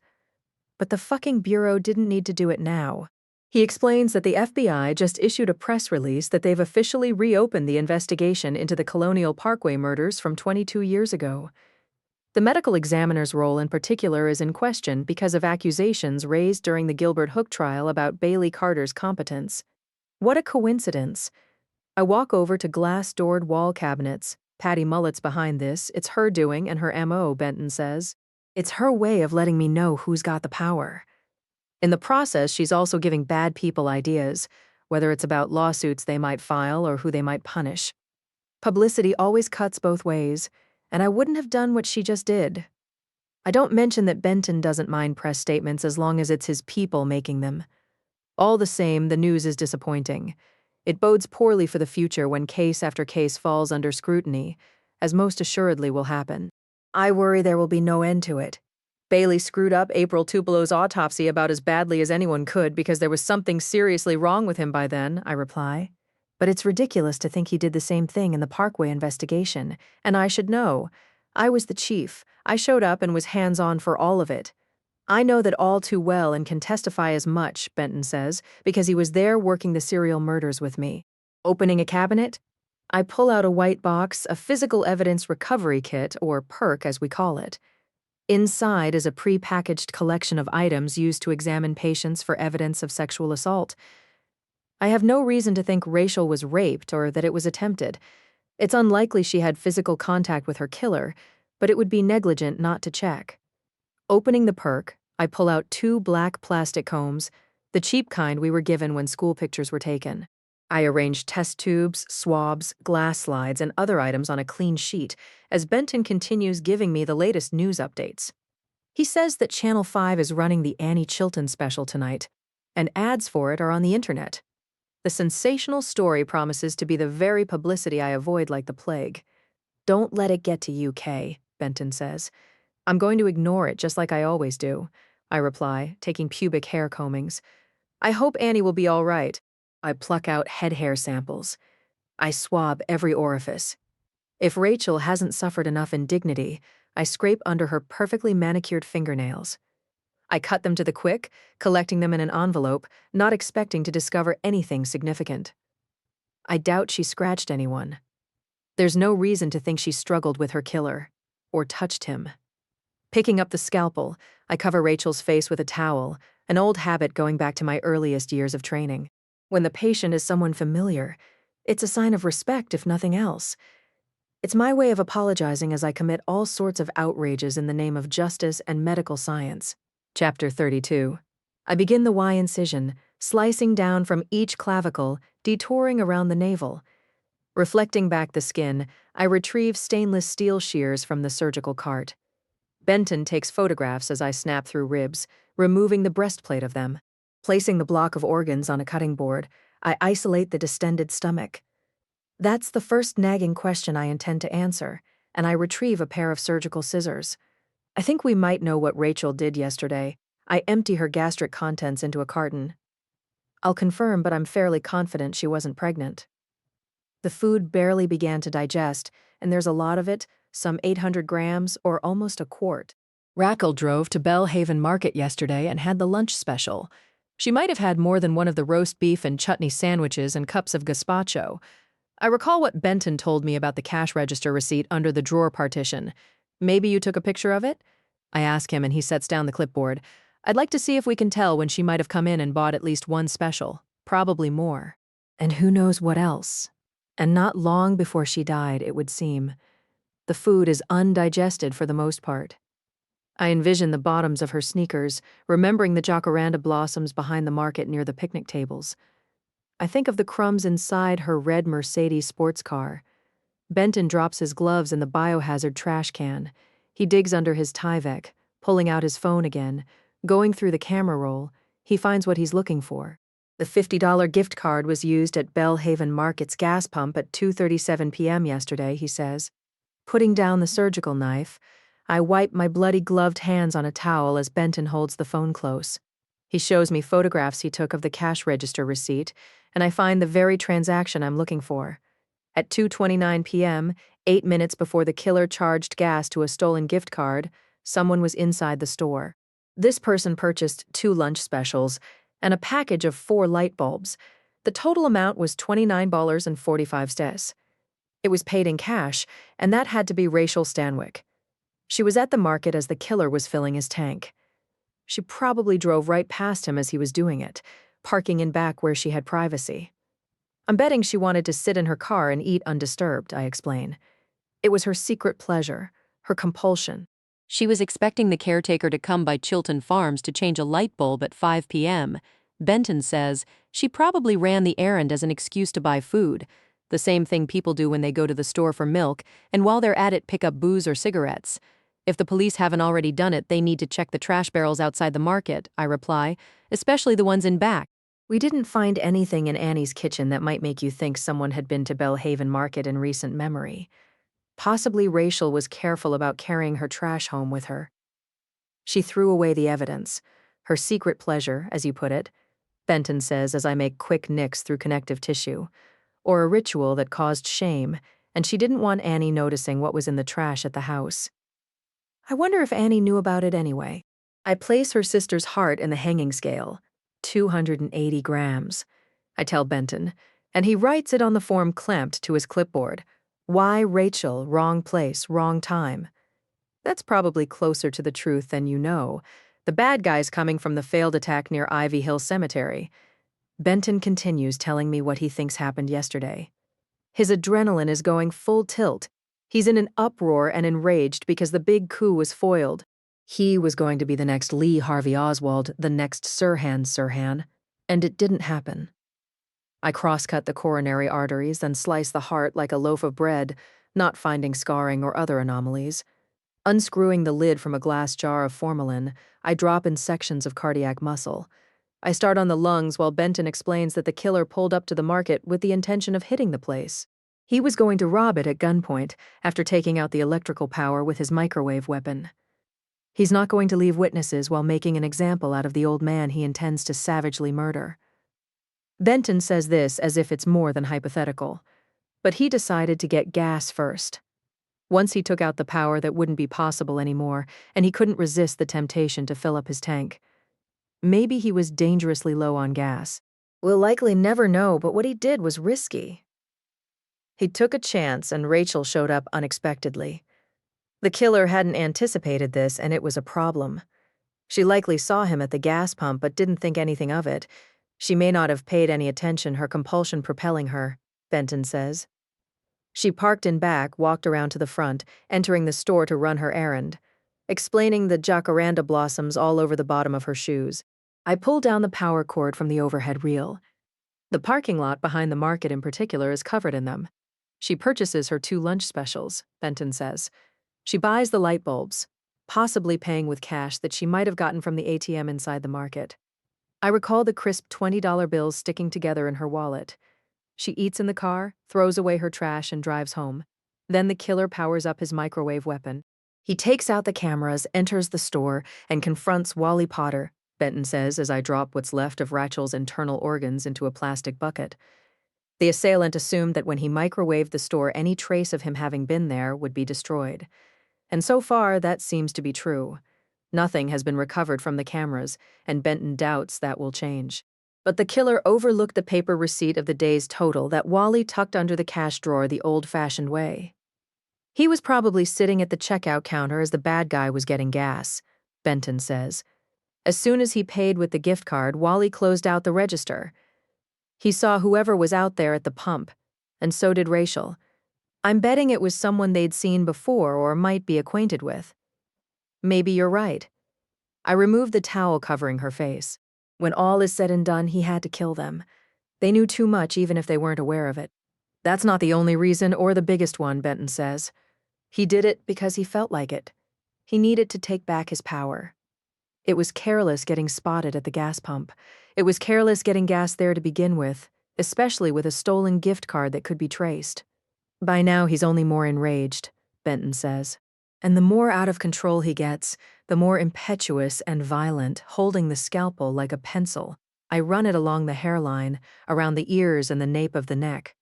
I pull the face and scalp down like a rubbery Halloween mask, the exposed skull as white as an egg. Turning on the striker saw, I press the oscillating blade against bone, loudly grinding through it. Moments later, Benton carries plastic containers to the autopsy suite door, handing them to Jane Slipper. He's meeting her in the corridor so she doesn't have to step inside. To speed up the process, she'll use undiluted formaldehyde as the fixative. She'll embed the sections in paraffin before making thin slices with a microtome, but there's only so fast the process can go. I won't be looking at any microscopic slides today. Benton returns to the table as I'm placing what's left of sectioned organs inside a heavy-duty plastic bag. This goes into the empty chest cavity. Everything returned to the body except for the sections and samples I need. The clean hands-only wall phone rings, and Benton takes off his gloves to answer. "Morgue," he says, pushing the button for speakerphone. "Who the hell is this?" Trace evidence examiner Lee Fishburne asks in his Texas drawl. Benton explains who he is and why he's answering the phone in the autopsy suite. He turns up the volume as high as it will go. "Kay is right here," he says. "I know what you're in the middle of and wouldn't bother you unless it's important," Lee replies. "Clark Givens and I are working on your dust bunny. We divided the evidence, and he's started rapid DNA testing on skin cells and other biological debris. The dust bunny was too big for the scanning electron microscope, SEM. The specimen holder that we commonly call a stub is only half an inch in diameter and goes inside the SEM's small vacuum chamber. Lee had to divide the evidence into small portions before analyzing it with extreme magnification and energy-dispersive X-ray spectroscopy. I thought you'd want to know that what I'm seeing likely isn't indigenous to Bellhaven Market." He tells us why he's calling. "What's made you decide that so quickly?" "I'm threading a surgical needle with cotton twine. There's gold and silver," Lee's voice from the old wall phone's tinny speaker. "As in the precious metals," he says. "Also fragments of copper and aluminum that have some sort of gold tint," he says as Benton listens while sending text messages. "These bright little bits you noticed in the dust bunny, Kay? That's what they are. Tiny bits of different metals," Lee explains. "Weirdly, the fragments are laminated in thin layers that may have been sputter-coated with metals. What would be the purpose? I suture with long sweeps of the needle and cotton twine, closing the Y incision." "I don't know, but it's not normal finding all this. Whatever it is," Lee says. "Maybe some sort of research experiment? Or from something being manufactured?" He's counted 33 metallic particles so far. He says the next step will be to analyze them with gas chromatography mass spectrometry for chemical compositions. He's conferred with toxicologist Rex Bonetta, who's getting started in his lab. "That should give us a better idea what this shiny material is, and might have been used for," Lee says. "There's a lot of other stuff in the dust bunny like silica, paper and cotton fibers, rust, gunpowder, sawdust, glass, mineral, and seashell fragments." He promises to get back to us when he knows more, and Benton ends the call on the wall phone. "I've got to go." He takes off his PPE, explaining he's been summoned to an emergency meeting at the Pentagon. Lucy has been busy with her forensic software, analyzing yesterday's recordings from signal analyzers. She's triangulated the locations where the 230.05 GHz frequency was picked up. She's factoring in not just signals that she and Tron detected with the portable analyzers they carry in their backpacks. Benton drops his PPE into the trash, but also from ones in fixed locations, and we have additional information. He tells me that Lucy's software has sifted through the noise floor and found other rapid energy bursts that might lead to the terrorists' camp. Possibly it's some 30 miles south of here in a rural area of Virginia near the Marine Corps base at Quantico. The Secret Service, the FBI, may know where the terrorists have been living and training for the past few years. After Benton leaves, I return to my lonely task, and it's not the job of the medical examiner to make a patient presentable. We don't offer hair and makeup like a funeral home, and I continue closing up Rachael Stanwyck's body. I line up the notch I made when removing the skull cap, fitting it back into place with a soft click. I suture the incision around her head. Parallel parking the gurney next to the autopsy table, I spread open the pouch all the way, lining it with a clean sheet. I slide the body inside, zipping it up. I place racks of test tubes and cartons of tissue and organ sections on the dumbwaiter. Pushing the button for the third floor, I send them up to the toxicology lab. Moments later, I'm steering the gurney along the corridor and tucking it back inside the cooler. I stop by the evidence room, placing Rachel's shoes and clothing inside a drying closet. Returning to the locker room, I remove my PPE, washing my face and hands, retrieving my belongings. Then I'm pushing through the fire exit door, taking the stairs to the second floor where my administrative corridor is quiet and empty. It's almost noon, and everyone is in the morgue or out somewhere. I'm mindful of a vacant feeling in the air that wasn't here before. I pass the empty break room and the conference room, and ahead is Maggie Cutbush's shut door. I walk past it to my office. Hearing the TV playing inside, I recognize the voices, my temper spiking. I open the door, angry it wasn't locked, because that's not how I left it. I didn't leave the lights or TV on either, and am confronted by Elvin Reddy talking to Dana Deletti on the Channel 5 midday news. She's interviewing him at his Richmond headquarters, and it's maddening to hear his self-serving bullshit. Yes, Dana, it's been very sad indeed, yet another dark stain on our fine medical examiner system. Elvin is seated at his big desk before a wall of glass, the skyline soaring around him. When the FBI contacted me, I said we'd do whatever it takes to comply. I promised I would personally see to it that Dr. Scarpetta cooperates to the fullest. He's in one of his hand-tailored suits, his bald head as shiny as polished stone. He looks appropriately disappointed and grim as he discusses why the Colonial Parkway murders have to be reopened. I turn off the TV in disgust, and I'm not sure what I'm noticing next to my desk. Then I can't believe it. No, a volt of shocked disbelief runs through me. You didn't. My heart hammers as I drop my briefcase to the floor. My fiddle-leaf fig tree, my orchids aren't dead, but they will be if I don't come to their rescue immediately. No, I knew my secretary was evil. But I didn't think even she would stoop this low. The plants were office-warming gifts from Benton and Lucy. I'm fastidious about their care, and Maggie has unpotted them. She's crammed them into the trash basket next to my desk, her parting shot. I can't prove she did it. But who else?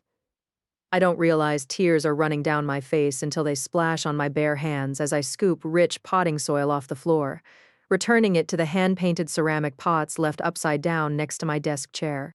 I carry the plants, the tree into the bathroom, trickling water through their clumped roots. I repot them, setting the orchids on my conference table and the fiddle fig nearby. They're bedraggled like birds missing feathers, but should survive. Worried what other damage I might find, I open the door connecting Maggie's office to mine.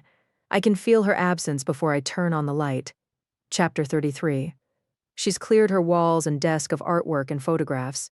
Missing are her various educational degrees, including from the University of Oxford, where she studied English language and literature. She never lets me forget. Maggie had more self-important commendations and certificates displayed than I do, and there's nothing left but bare hooks. I slide open the desk drawers and they're empty. She's quit. Either that or she's been fired by someone other than me. As I'm looking around her office, I realize that someone is inside mine. I'm in here, I call out, and then Pete Marino is walking through the connecting doorway. He scans Maggie's empty walls and bookcase, the overflowing waste paper basket, the desk with nothing on it but her unplugged computer. Holy shit, he says. Did you have any idea, I ask? Nope, but if it's true, good riddance, fuck her. It's true, it is now if it wasn't before. I promise with cold fury as I envision what she did to my fig tree and orchids. Ding dong. The witch is dead. Marino goes on to call her other names that don't bear repeating. You watch how this joint gets whipped into shape without her around anymore. How's Wally Potter coming along? He didn't aspirate blood, Marino says. You were right about him being already dead. And the duct tape has a motherload of shit sticking to it. He follows me as I return to my office. There's a lot of microscopic stuff, including glitter that Lee Fishburne says could be bits of metal, Marino says. Maybe the same stuff he's found in the dust bunny. The good news is the cash pouch was still in the cooler, in the hiding place where Wally kept it. The killer never got the $5,000 locked up in there. While he's telling me this, he's noticing the potting soil on the floor near my desk. He sees the flower petals and leaves in my trash can. He's looking at the orchids and fiddle fig tree convalescing. Holy shit, what is this? Fatal attraction? He understands what my secretary did as her final petty act. It's unfortunate that Maggie was given the chance to do damage, to get in the last ugly word. I know who was foolish enough to permit it. The only person I have to blame is myself. I should have gotten rid of her long ago and won't make the same mistake again. Let's make sure Wyatt, Fabian, that everyone knows she doesn't work here anymore. I tell Marino. She didn't leave on friendly terms, and isn't allowed on the premises. If she tries to return to our parking lot or building, security is to be notified immediately. If she pushes her luck, I'll have her arrested. I'm sending Wyatt a note right now, Marino says almost gleefully. I'll let him be the one to spread the word since he's such a big fan of hers. I unlock a drawer in my credenza, lifting out the thick files I placed there when the Hooke trial was getting underway in the spring. Accusations were made early on about Bailey Carter's credibility. His entire professional legacy was being brought into question, most of all the Colonial Parkway murders of 4 young couples 22 years ago. I wanted the materials here in my office, locked up and in easy reach. I had Marino bring the original records here to Alexandria so I could refresh my memory, and I fear the worst as I start looking through the paperwork. I flip through the 8 homicide cases, and the photocopies appear to have been made hastily, sloppily. The original documents and photographs are missing. Also gone are post-its and other slips of paper that were attached to reports, and this is most unfortunate. Not every scrap of information makes it into electronic format or is photocopied. The smallest note can be important, and without the original hard copies, I can't know what's missing. Possibly for good. I don't know when this happened, as I've not looked at these records in weeks. I explained to Marino. But I think it's obvious what Maggie's done. More of her damn sabotage, he says. By disappearing the original files, she's just left you another pile of shit. It looks really suspicious. Maybe people will think you're the one who took them because you have something to hide. While I dictate Rachael Stanwyck's autopsy report, maybe you could try to track down Piper Carter for me. Bailey Carter's widow, I reply. Yeah, I remember her like yesterday. She was always nice and friendly to me, Marino says. I'd like to talk to her, and we may have to pay her a visit. Pay a visit when? It depends on what I find out. And please pull up the electronic record of her husband's suicide and send it to me so I can have it in front of me, I reply. And Marino disappears through the doorway connecting my office to Maggie's. I didn't have Bailey's original case brought here because until now I wasn't concerned that something nefarious might happen to it. As worried as I've been about Maggie's access and agendas, obviously I wasn't worried nearly enough. Bailey's records should be at my Tidewater District headquarters in Norfolk, where his autopsy was performed. But I'm not trusting anything, and I call Dr. Rena Peace, the Tidewater deputy chief who went to the suicide scene and performed the autopsy. Bailey retired soon after April Tupelo's death in mid-October of 2020. Elvin Reddy hired Rena as Bailey Carter's replacement after he became impaired. She didn't know Bailey. They never met until he hanged himself inside his boathouse. Do you have questions about his death? I've been following the trial up there in Alexandria. Better you than us, Rena is saying. Originally, it was supposed to be here in Norfolk. You should be grateful it's not.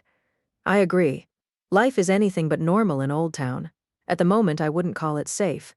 I couldn't handle the angry mobs of protesters, she says. While we talk, I'm watching them on my wall-mounted security monitors as they march around my headquarters. But I know you didn't call me to chat, Rena adds. What can I help you with, Kay? I assume you have Bailey Carter's original case file there, I reply. That's my question. I'm just confirming it's there where it should be. Well, no, it's not at the moment. What do you mean? Elvin Reddy took it, she says. He's not returned it yet. Rena informs me that Elvin paid an unannounced visit to the Norfolk office last week and left with Bailey's original records. He explained that the FBI had questions about his suicide and the Colonial Parkway murders. There likely would be many other cases reopened because of allegations about his incompetence that now span decades, as Rena puts it. She got this directly from Elvin. He claimed the governor in particular demanded answers and is worried about being politically embarrassed. It was at this point that Rena informed him about Marino collecting the original Parkway murder cases and bringing them to my Northern Virginia office. Elvin was most unhappy, Rena tells me over speakerphone. He wanted to have his hands on those files. He wanted the originals. He was insistent about it and got quite cross when I said I couldn't do anything about it. The original files are with you. I don't offer that, they're not anymore. And you didn't think his behavior was a little strange? I reply, and I'm getting a good idea of the timing. Elvin showed up at the Norfolk office last week to collect the original Parkway murder records he was interested in reviewing and no doubt intending to tamper with. He didn't realize that the files were in Alexandria, inside my credenza. He must have alerted Maggie to take care of the problem, and she did. There's no telling where the originals are now or if they even still exist. In the future, no such thing is to be done without my permission. I tell Rena with far more diplomacy than I'm feeling. Elvin shouldn't have walked off with original paperwork of any description. He shouldn't have been looking at Bailey's case to begin with. Certainly not without my knowing. But he's the health commissioner, Kay. And I'm the chief medical examiner, Rena. I'm the legal custodian of all our records, and the buck stops with me for better or worse. If Elvin really thought what he was doing was okay, then why didn't he ask me directly? Why bypass me? I didn't think about that. I assumed he'd discussed it with you. Rena feels bad about it, and she should. I'm aware of Marino talking on the phone in Maggie's office, and it gives me a strange feeling. It's as if she's there. But he doesn't make the same sounds. His energy big and blunt as opposed to sneaky and sideways. Logging onto my computer's autopsy protocol software, I begin working on Rachael Stanwyck's report. There's no point in dictating my findings when I no longer have a secretary to type them. I guess I'll have to manage on my own for a while like I used to do in the early days, and then Marino calls me on line 1. I got Piper Carter, he says. Don't get used to me acting like your freaking secretary. Put her through, please. I didn't know Bailey's wife well long ago when he and I worked together. I remember her as cheery and positive, warm and reassuring, while he was her polar opposite. Bailey never admitted that he struggled with anxiety and depression, but I sensed his heavy churning moods. I gave him space when he got sullen and offended by the latest inhumanity or cruel act of nature. Murders, negligent deaths, suicidal leaps from buildings, drownings, shark attacks, tornadoes, insect stings and food allergies. I can see Bailey looking up at the heavens, angrily shaking his head, accusing the Almighty of sleeping on the job. He used to say that when he got to the other side, he planned to hold the creator of all this mess to a meaningful conversation. What original sin, Bailey would say. There's nothing original about what evil people do. I'd hear stories about him isolating at work with his office door shut. He could be ungracious and critical, what Benton calls a curmudgeon. My Tidewater deputy chief was given to fits of pique and deep moroseness, and when we worked the Parkway murders, he was like a wounded animal. His children were around the same ages as the victims. His insulation got pierced in a way it hadn't before. He couldn't handle the serial murders, certainly not alone, and had I met him when he was in medical school, I would have steered him away from his eventual profession. Forensic pathology takes you places you think you're fine to go but can't come back from. Bailey wasn't emotionally equipped to handle the exposure, his psyche forever kinked and broken by it. Hello, Piper. I put the call on speakerphone, writing the date and time in one of the notebooks I always carry. I was very saddened to hear about Bailey, and I hope you got my letter. I did, and the beautiful flowers that you and Benton were so kind to send. Forgive me for not writing, but I wasn't myself for a while. She draws out her O's, her accent Eastern Shore, her tone more shadowed than before. How are you holding up? As well as can be expected, life being what it is, she says. I'm glad Bailey's not here to see what's happening in the world, to be honest. He has relatives on his mother's side who live in Ukraine. Or they did. I hope they're safe, thanks to the kindness of strangers in Poland. I'm glad he's not here to see the news every night. It's such an irony that you're the chief again, Kay. Piper is struggling not to cry. If things had turned out differently, Bailey might be working for you all over again. I know how much that would have pleased him. It would have pleased me too. I had a great deal of respect for your husband, still do, I reply. I need to ask you a few questions about him, Piper. I want to talk to you about his death. I know it's not easy, and I regret having to probe, but it's important. I explain that Bailey's cases are under a cloud of suspicion and distrust. As she likely has heard on the news, the Parkway investigation has been reopened by the FBI. I'm the first to say it's unmerited and a terrible waste for so many reasons. Mostly, it's about politics. It's about attorneys and others exploiting a vulnerability, I explain. But we have to take the situation seriously. I have to prepare myself for what's to come, and you need to do the same. What they're saying about Bailey is bad enough already, Piper replies as I sit at my desk taking notes. And I guess he'll be forever judged by the last things he did instead of all that went before. I heard your testimony on TV yesterday. I regret the necessity of it. I realize you had to say what you did about the mess he made of the April Tupelo case. And he did make a mess of it, a bad one, Piper. I'm not going to play games with her. That's because he wasn't himself by then. But he didn't make mistakes in his earlier work. I know that firsthand because I was the chief in those days. He was only 64. a very young 64, when this terrible thing was done to him. Her voice shakes badly. He had a mind like a steel trap until he didn't in the blink of an eye. What terrible thing are you talking about exactly? He was fine when he went to the boathouse as the sun was going down. When he came home a few hours later, he was completely altered. Piper says, "Nobody would listen to me. They thought I was hysterical. I've always believed somebody did something, maybe set up some sort of booby trap, probably something electrical, and Bailey walked into it." What she's referring to happened almost 2 years ago on September 20th, a Sunday, she says. It was getting close to 6 p.m. when Bailey headed out to the boathouse while she started dinner. What was he going there to do? I assume he was taking his boat out for a sunset spin along the river behind their house. Maybe he was checking on the crab pots, and I remember him telling me that fishing and crabbing were a way of relaxing. Sometimes he'd cruise alone in his boat as it was getting dark when there were few people out. But Piper replies that the boathouse was his home office, his private space. That Sunday night, he'd gone there to be alone and work for a while, as was his habit. The waterfront residence she's talking about used to be their Norfolk getaway on Little Creek near the Bay Point Marina. She tells me that when the pandemic started, Bailey converted the boathouse into his office. He worked from there whenever possible, and they sold their home near his Tidewater District headquarters. He'd drive to work only when his physical presence was necessary, typically to take care of autopsies. On the early evening, Piper is telling me about Bailey was inside the boathouse when he heard what sounded like a transformer blowing. Chapter 34. Whatever it was, it knocked the power out. Piper is explaining. He woke up on the floor in total darkness and terrible pain, not sure at first where he was. Or this is what he remembered. It's what he told me initially. Did you call the police? Was a booby trap or anything else checked for? I inquire, double underlining power outage in my notes. Did you call for an ambulance? We didn't call the police or anyone, she says. I drove him to the hospital that night, and he had all sorts of tests. They figured it might have been a stroke, and then soon enough it was decided he had early dementia. I scroll through the autopsy report that Marino's just emailed as Piper explains over the phone that her late husband was confused and difficult after that. Then he got angrier and more depressed, she says as I find the histological section of the electronic record. He got stubborn and should have retired before he did. He should have done it instantly. But he refused to acknowledge that he wasn't himself. He wouldn't listen, and people around him were noticing and making comments. The microscopic examination of Bailey's brain tissue shows diffuse white matter disease and cellular necrosis. It's probably similar to how Rachael Stanwyck's slides are going to look when they're prepared and I finally see them.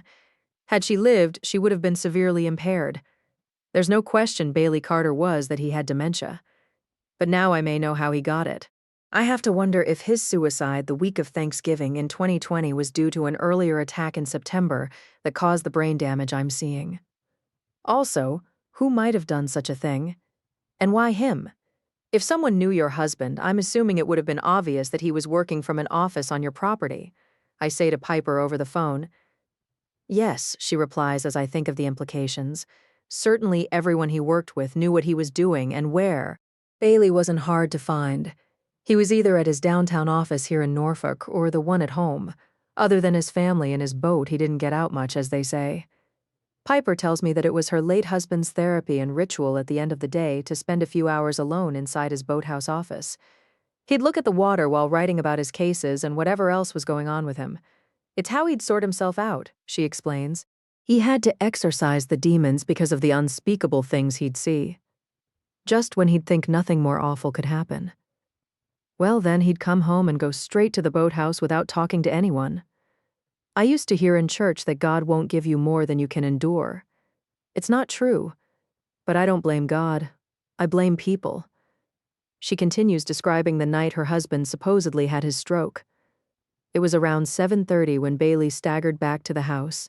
He was slurring his words and talking about being abducted by extraterrestrials. That's what it felt like, he told Piper. The TV turned on, lights flickered, and sparks were flying. Then it was pitch dark and dead quiet. He didn't remember any other details except what I've described.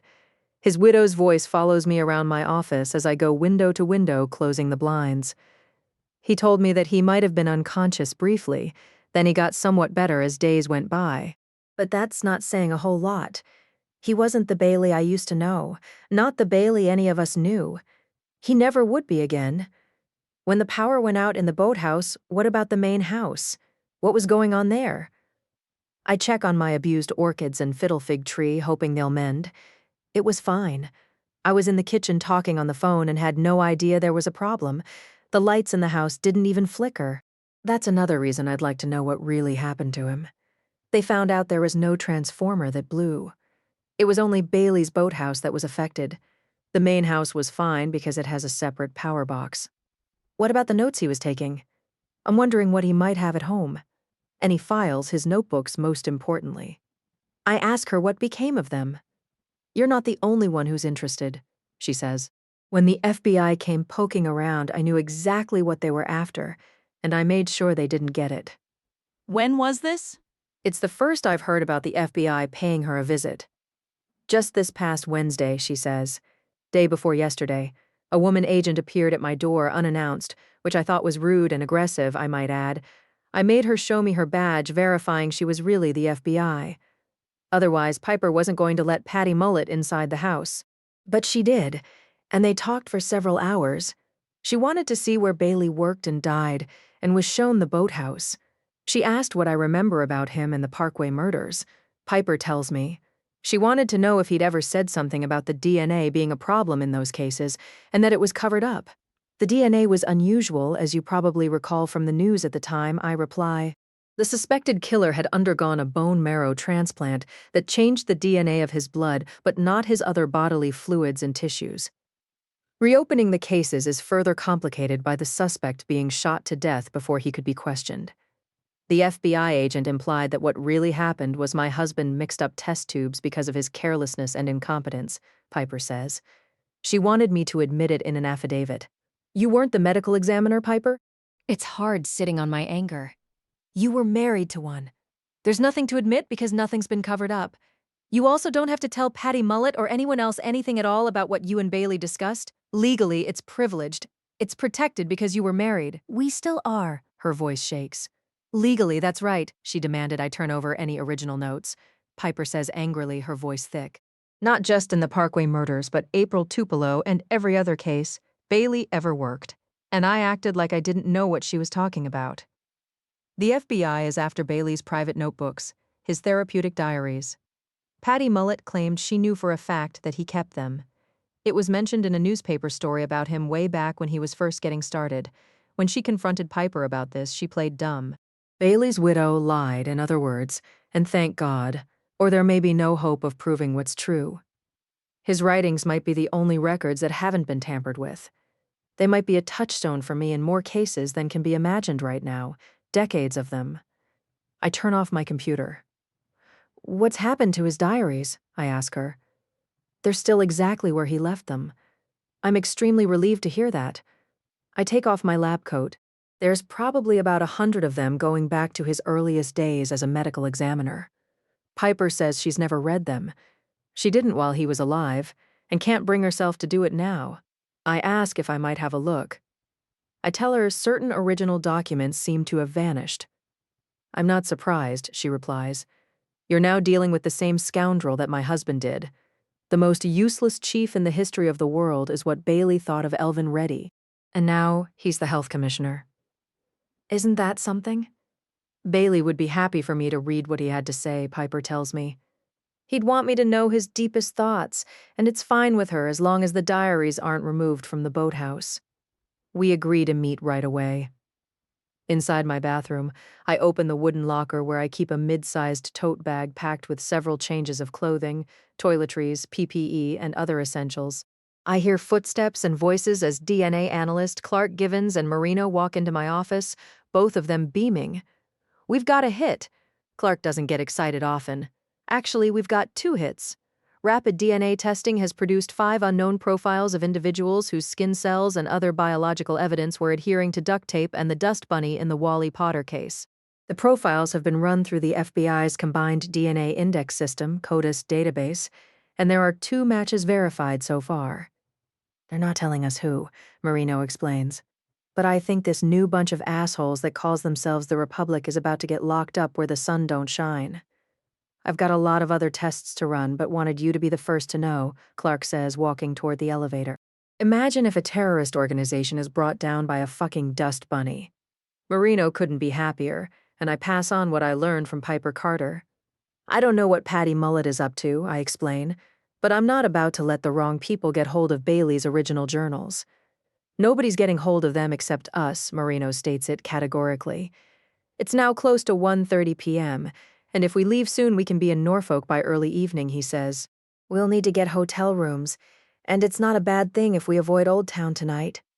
Benton won't be home. I doubt Lucy will be either. I have no desire to stay at the house by myself with police parked out front. Dorothy should be fine at their condo in its gated compound.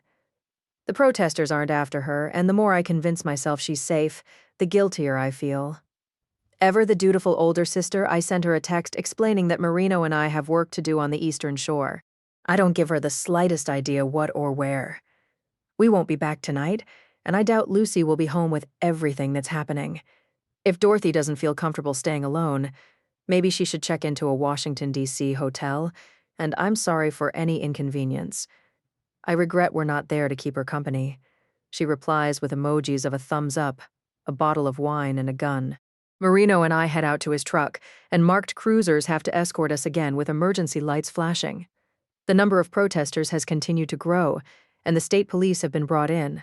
I don't look at the angry faces and block out their hate speech as we drive away. We take I-95 south for a while listening to coverage of the Hooke trial and other news. Then Marino switches to his favorite oldies station. We listen to the Grassroots, Three Dog Night, and early Elton John. We're well into Fleetwood Mac when we reach Richmond, the skyline bringing back memories of a city that's nothing like it was when we were getting started. The red brick Main Street station is now a shopping mall. Its clock tower displays the correct time, not a train in sight. Nearby is the parking deck where my former headquarters used to be in a low-lying area that has a flood wall. My old building at 14th and East Franklin Streets was demolished not long after I moved away some 20 years ago. Now the medical examiner's central district office is in the middle of a biotech park, surrounded by private laboratories.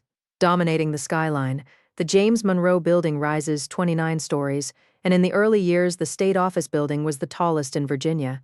I envision Elvin Reddy inside his top-floor suite, with its view of the James River. I think of the times he summoned me there to ruin my day. My ring vibrates, and I don't put Benton on speakerphone. I'd like what little privacy I can have.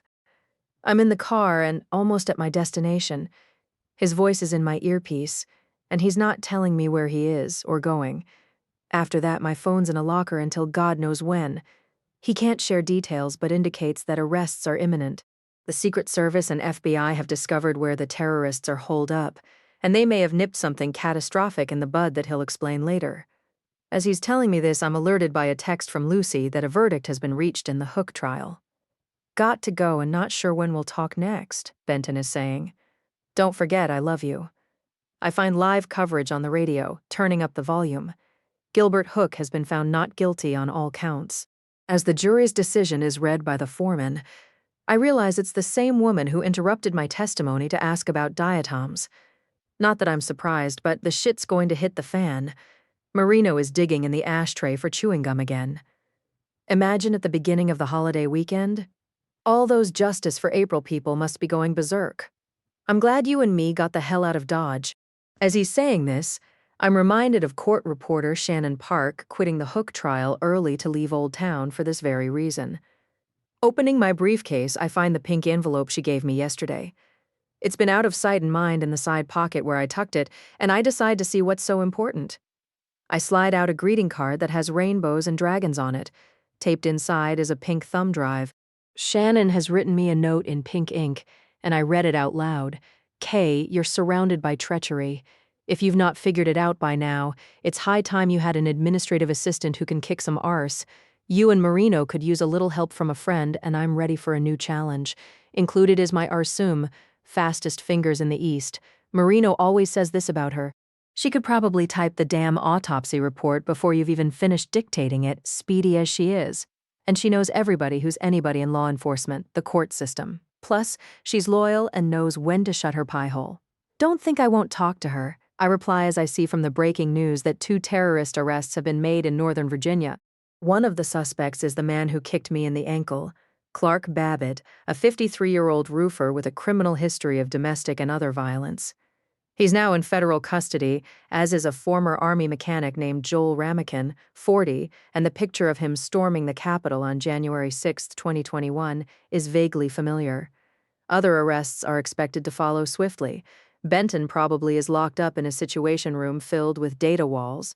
I imagine him surrounded by satellite images of the terrorists' camp, their compound, their vehicles, who knows what else.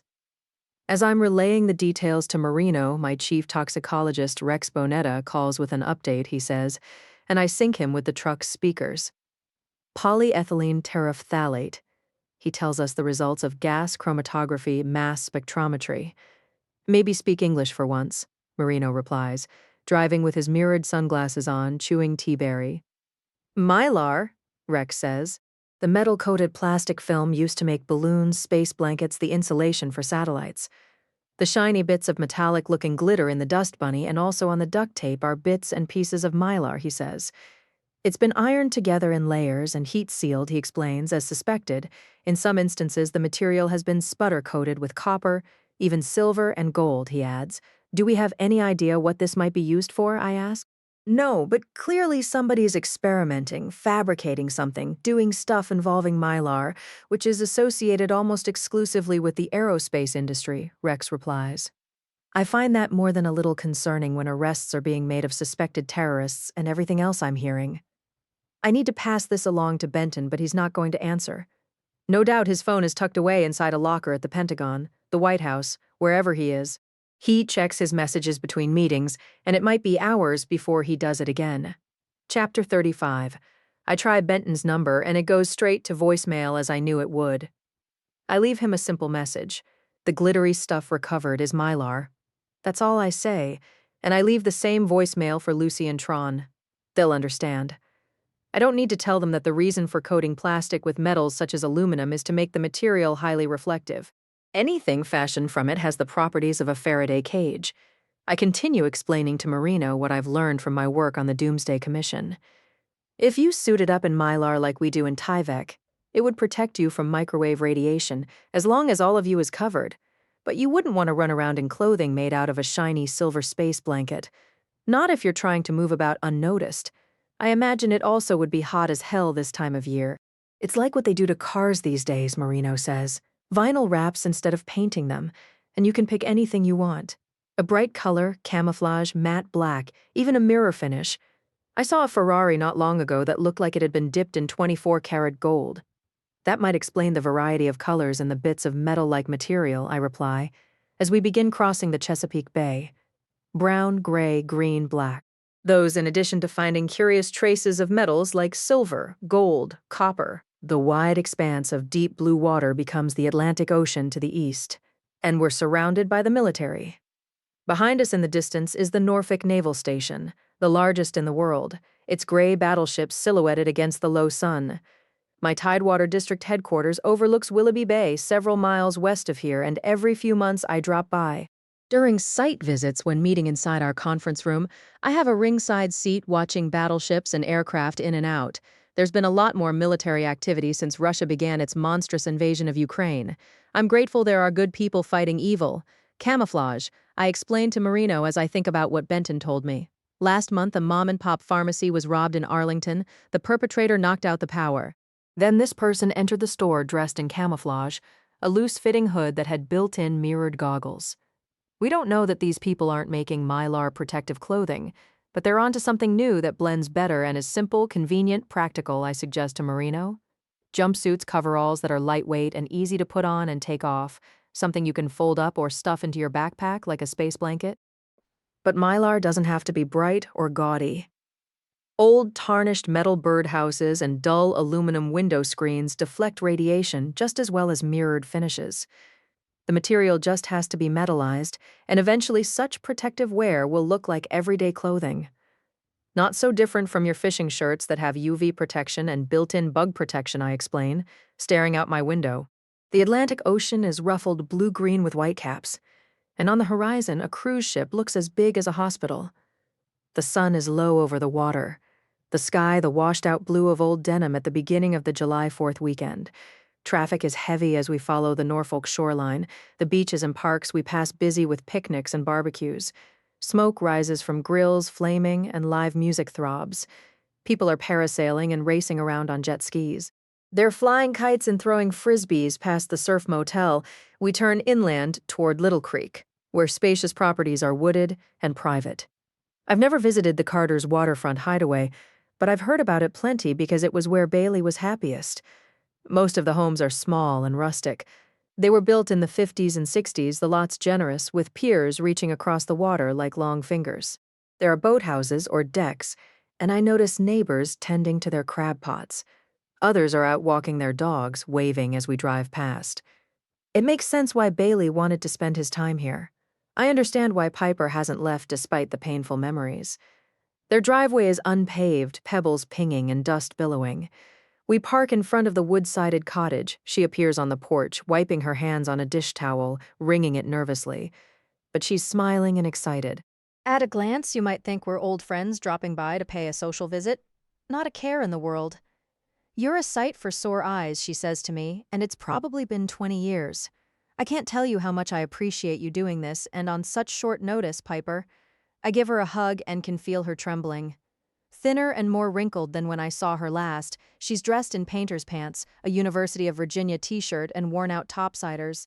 Her hair used to be long and blonde.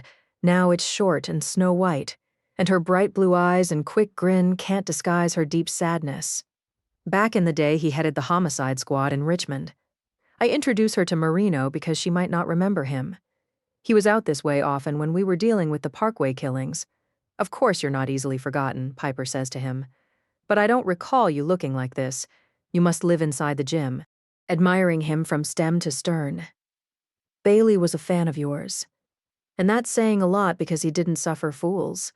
He'd tell me that detective doesn't miss much, his exact words, she says to Marino. He didn't know me all that well, he jokes, flattered as hell. My husband was a perfectionist, if you've not figured that out. Yeah, I know what it's like to work for one of those, is Marino's response. Well, I do hope the two of you are planning to have a little supper. She leads us inside the house, charming with braided rugs on the heart pine flooring. I just put cheese biscuits in the oven and made a fresh batch of honey butter. You don't have to twist my arm. Marino would have invited us had she not asked, and they're getting along famously. The living room has a stunning view of Little Creek and the graying pier stretching over it, the dark green painted boathouse at the end. I'd live in a place like this if I had my way about it, Marino says, looking around. He steps close to the picture window and a great blue heron flaps off from the shore, swooping across the water. Ducks paddle away in a wake of ripples. Seagulls screech as if startled by the looming presence gazing wistfully through glass. It's nice where Dorothy and me are on the Potomac with a boat slip, the whole 9 yards, he says. But too many freaking condos, everything freaking brand new, including the people. This is real peaceful, and I bet the fishing's good. I wish you could spend the night, but as you can see, there's not much space, Piper says. When we got this place long ago, it was mostly for when the weather was nice and Bailey was in the mood. We didn't plan on living here full time. Then COVID happened, and he said things couldn't get worse. Well, he was wrong. I've not had a good crab picking in a while. Marino can't take his eyes off the view. And it's slack tide. When the water level is at its lowest or highest, the tidal motion is the stillest. It's the ideal time for catching blue crabs and peelers. Marino tells Piper he's happy to help check her pots. I was hoping you'd say that, she replies. I have 5, that's the limit, you know. I baited them a little while ago with chicken necks, and have a feeling we'll have an embarrassment of riches. And I've got beer. Now we're talking, Marino tells her. Piper leaves us in the living room, and I look out at the pier, at a creek as wide as a lake or a harbor. Sailboats cut against the darkening sky, and shorebirds wheel and cry. When she returns with 3 sweating bottles of Molson Golden Ale, we drink a toast to Bailey.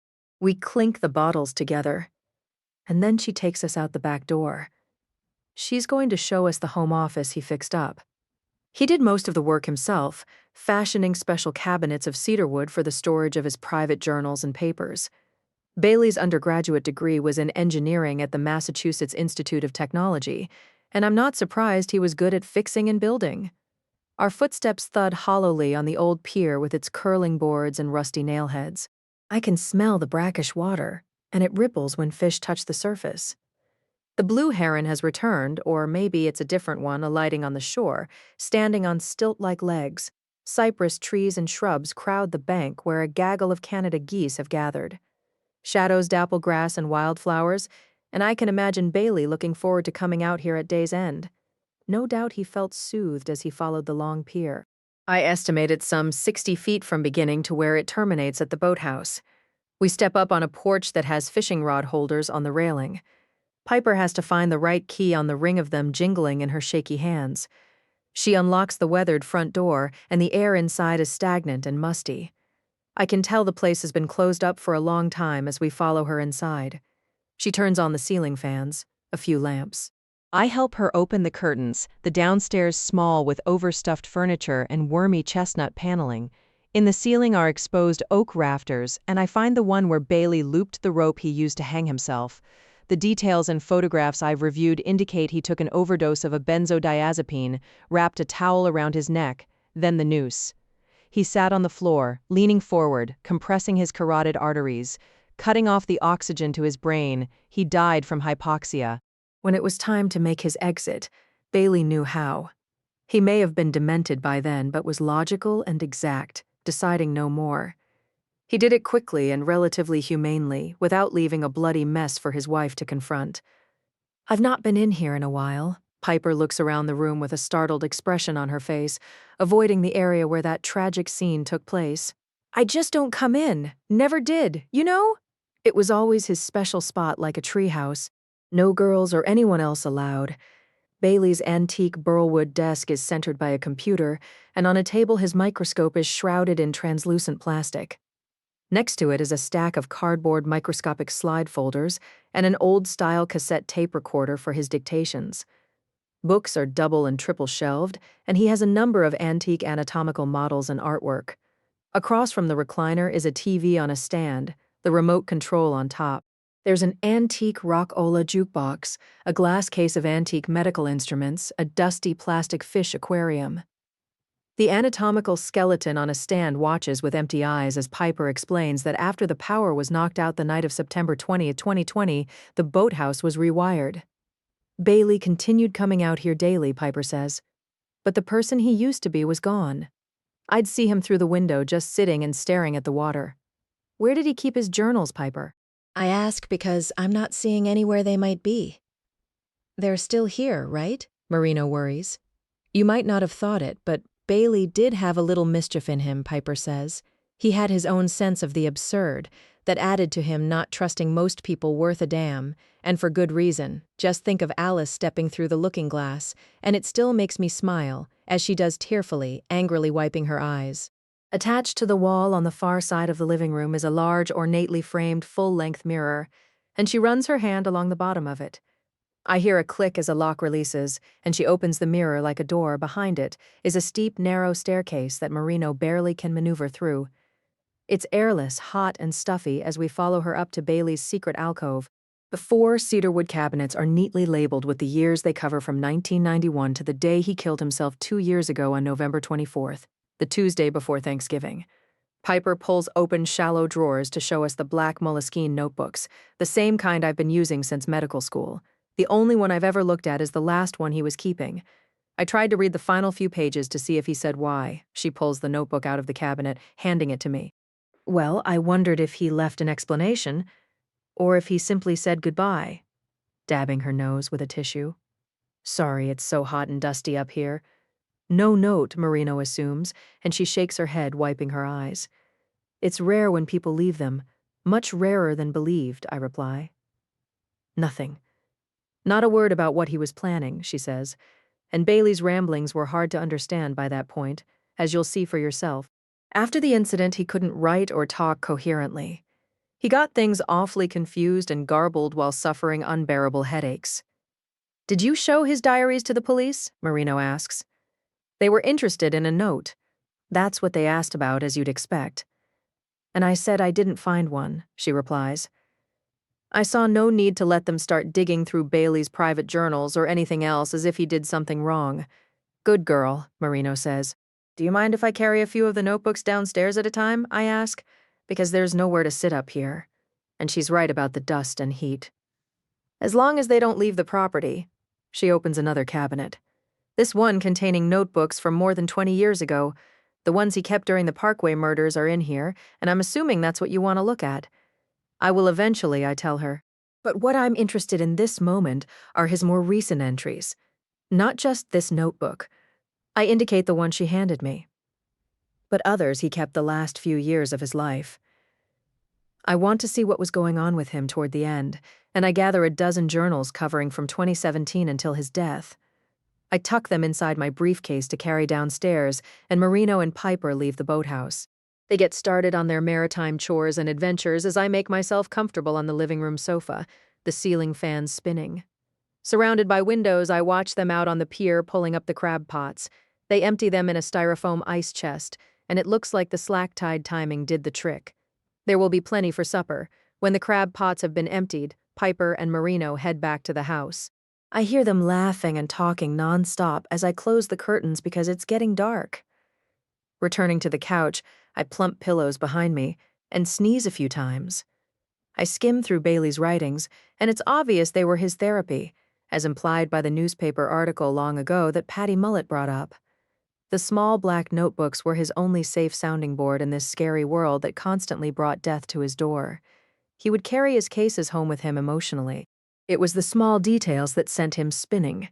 The bag of groceries inside the crashed car. The stuffed animals scattered around the plane wreckage. The lucky rabbit's foot in the pocket of someone hit by a train. Bailey had an eye for poignant images, and he hated his job. He didn't like the people in his office and felt his best days were gone. Forensic pathologists weren't the purists they used to be, a lot of them not discreet and respectful anymore. They're too busy wanting to be talking heads on TV, he says. Everybody wants to be famous. Well, I don't. Chapter 36. He decided the world had been overtaken by selfish, wrong-headed people lacking in empathy, and I'm curious about his repeated references to BFD. The first mention I've seen is for August 17, 2020. The pandemic was in full swing, and Bailey was working inside the boathouse as much as possible. But that morning there were 9 autopsies, and he was more short-staffed than usual. Elvin Reddy was the chief then and treated his Tidewater District office as badly as the rest of them. Bailey was having budget and personnel problems that added to his growing aggravation. He drove to his headquarters and at 6:45 p.m. was back inside the boathouse making that day's diary entry. Terrible, terrible. There's no honor or decency anymore. Where is everything headed? No place good. This morning, the bay door was left wide open again as if inviting any scoundrel to come in. BFD. The stairwell door on the first level wasn't locked again. BFD as in big fucking deal, I suppose. And Bailey didn't swear beyond an occasional damn or hell, but he did pepper his conversations with euphemisms and an occasional acronym.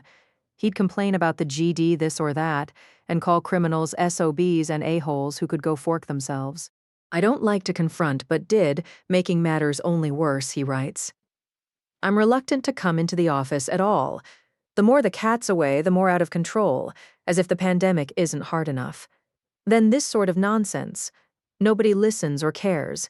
Taking a swallow of beer, I realize it's not cold anymore, and I've been at this for a while. I get up from the sofa, checking my phone. It's almost 8:30. The sky is a fiery orange as the sun smolders over the horizon, and I touch base with Marino. Just wondering how things are going, I ask, hearing music in the background. We're picking crabs. He's in good spirits. Piper's going to make her famous crab cakes. What a place. I wouldn't mind staying here a week or two, maybe the entire summer. You about ready to take a break? Let me get through a little bit more, I reply. And my vision is bleary. Bailey's handwriting is tough to read. So far, I'm not finding much that's helpful unless you have a guess who or what he might have been referring to when he mentions BFD.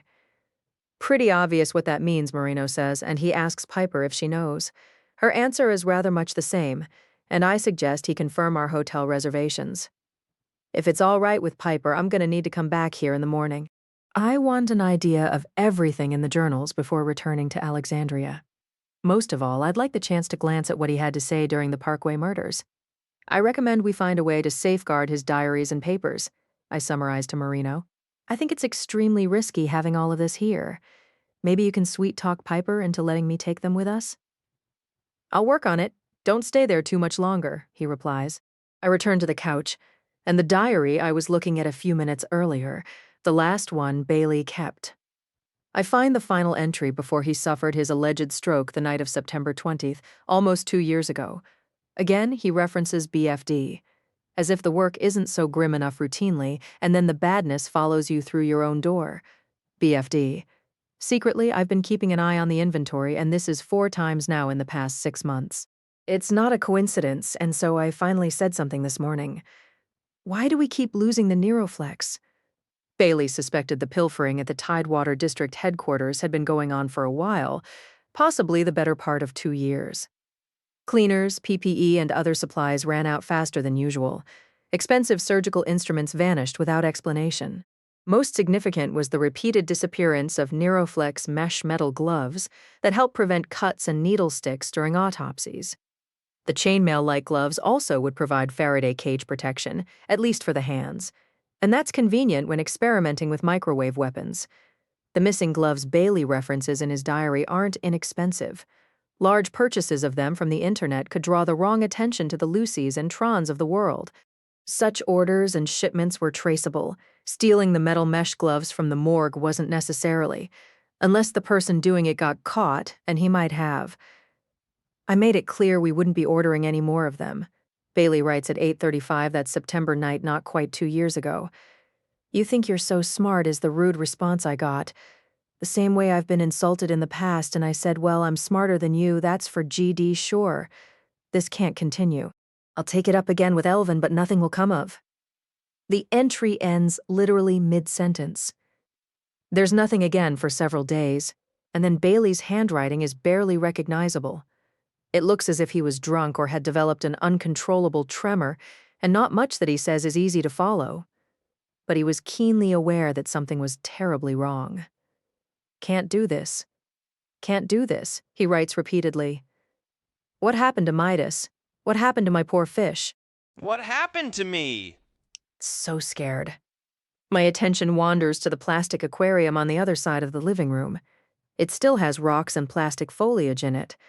I have little doubt what Bailey was referring to, and the scenario gets only sadder. But there's no grim carcass left to collect this time. All the same, I need a confirmation, and I call Marino again. Ask Piper about a fish called Midas. I say to him, hold on. He puts us on speakerphone, and I repeat my question. Bailey's goldfish. It died when the power went haywire, Piper says what I expect. He was very upset about it, just heartbroken. He used to talk to Midas the same way he talked to his journals. The goldfish had no protection in its non-metallic tank, just as Bailey didn't in the rustic wooden boathouse with its unscreened windows and doors. I tell Piper and Marino that I'm packing up, and we'll be there shortly. Promising to return the diaries to their proper place, I pack them inside my briefcase. I climb the stairs to the alcove, smelling the cedarwood, feeling terrible for Bailey, for his fish and everyone. I slide open a file drawer, and when the lights flicker, it doesn't alarm me. When it happens a second time as I'm returning to the living room, the power goes out with a boom, throwing me into complete darkness. I feel sizzling heat and searing pain while hearing loud bangs and pops. Electricity sparks and arcs all around me like fireworks as I fumble like mad with the briefcase Lucy insists I carry. Unfolding it, I shield myself while crouching behind the mirrored door. I smell hot metal, the TV and antique jukebox blaring crazily. Music turns on and off, dialogue blurting. Bailey's monotone voice sounds from the tape recorder on his desk. Within normal limits. Liver weighs 5,600 grams. Case is pending until further investigation. The air crackles as if on fire as I crouch behind my deployed messenger bag and the mirrored door. There's nothing I can do but hide, waiting for what's next. My heart thuds against my chest, pounding in my neck, my mouth as dry as paper. Bang! Bang! Bang! Then complete silence. I barely breathe, as I strain to listen, thinking about my gun in the drawer at home. Startled when the door leading outside suddenly flies open, knocking loudly against the wall, I hear heavy feet stepping inside on the wooden floor and stopping. "Doc?" Marino's voice, and he sounds the most frightened I've ever heard him. "Doc, are you in here? Where else would I be?" I sound like somebody else as I step out from behind the door in the pitch darkness. "Are you okay?" "I'm not sure. I think so, but I don't know. My balance isn't good, and my ears feel stopped up, as if I've been swimming." I lower my unfolded briefcase, and a flashlight shines across the living room. I can see Marino's silhouette as he directs the light near me, but not in my eyes. The hot metallic odor is stronger. "What's happened?" I ask as he comes closer. "I heard gunfire. I think I did. It's hard to know, there was so much noise. Come on, Doc, let's get the fuck out of here." He puts his big arm around me, helping me through the door, outside into the warm, brackish-smelling air, the tide quietly lapping. I'm shivering as if it's winter as he lights our way. I look up dazed at the star-spangled sky, the moon glowing through clouds like a skull. In the distance, the main house is lit up cheerily, apparently undamaged. It wasn't in the line of fire, and I remember Piper telling me the house has its own separate electrical box. Marino leads me along the pier, and then to a grassy area on the shore where I noticed geese earlier. The assailant was crouched in the cover of shrubs and cypress trees. From here he couldn't be seen easily, and the boathouse would have been an unobstructed target. He knew just the right spot because he'd done this before in September of 2020, when Bailey suffered his alleged stroke, the power surging, his goldfish dying. Now the monster was back to ruin and kill some more, and Marino shines the light on the bloody bearded face, the open eyes blinding staring, the white gleam of the slightly bared teeth. I vaguely recognize the Raven Landing security officer named Dog. He aggressively rode our bumper when we were headed to Chilton Farms, and I envision his sunglasses boldly fixed on us. It was Dog who told the Alexandria police about noticing Flagler's car in Annie's driveway. No doubt the private security officer noticed all sorts of things as he stalked and planned his terrorist activities while people treated him like a good guy. His thick beard is streaked with gray and soaked with blood from the bullet wound to his left temple. I bend closer, and in the glare of the flashlight, the hole is tangential, angled slightly down. That shot alone was a showstopper, and if I had to guess, it was the first one Marino fired. 2 more bullets penetrated Dog's upper body, likely ripping through vital blood vessels and organs. Any one of the injuries would have been fatal, I suspect. I resist the impulse to compliment Marino on a job well done, to tell him how relieved and impressed I am. I thank him for saving my life, and it's not the first time I've done it. Chances are it won't be my last. He paints his light over Dog's camouflage coveralls. Nearby on the ground is the hood he didn't bother wearing, and Marino picks it up. It has mirrored built-in goggles. I can't swear to it, he says, but it feels like Mylar. The same with the coveralls, and he turns over the body. The seams are heat-sealed except for a small-toothed plastic zipper in back that's protected by a Velcro flap Marino rips open. Dog didn't bother wearing a hood, eye protection, gloves, or shoe covers as he unleashed bursts of high energy at the boathouse while I was inside it. I don't know how long the attack lasted. It felt like forever, but Marino says it was no more than a minute. Maybe 2.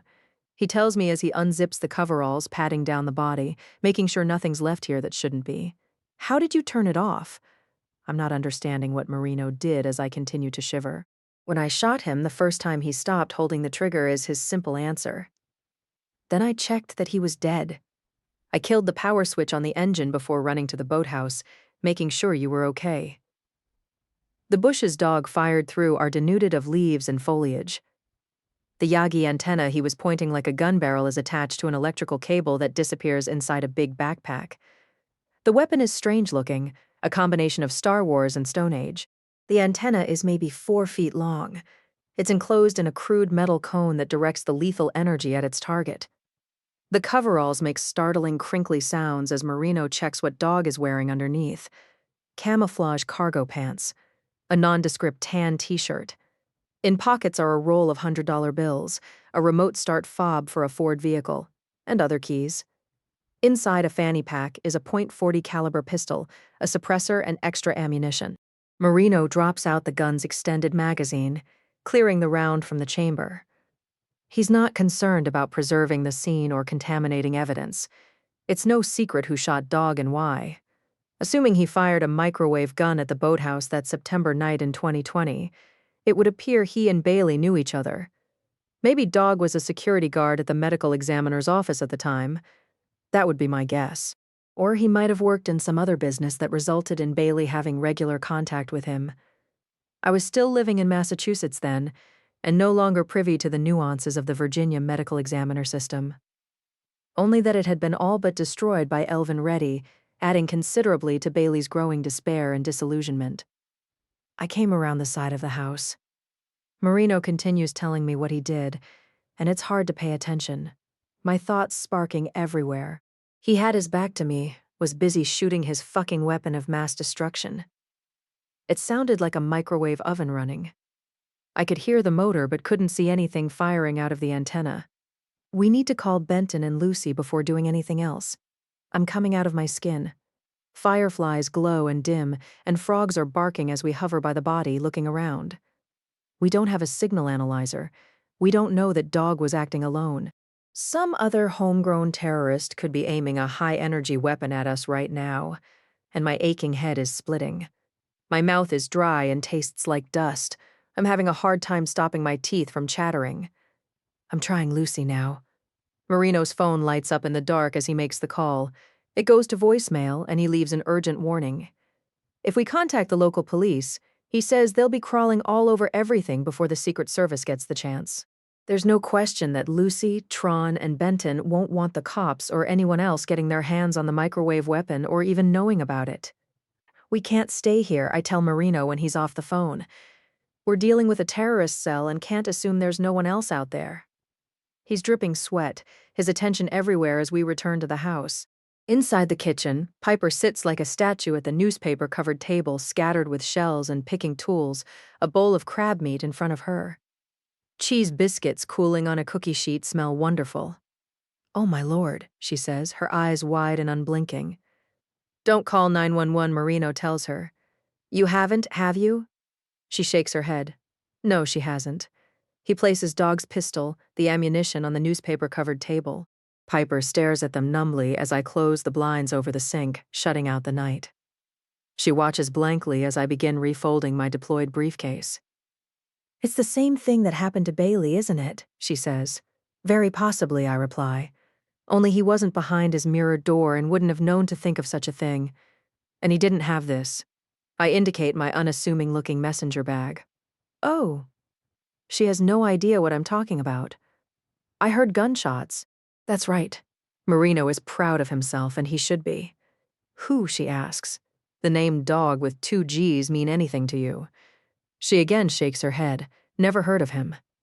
But Bailey didn't bring his work into the house. She keeps repeating herself.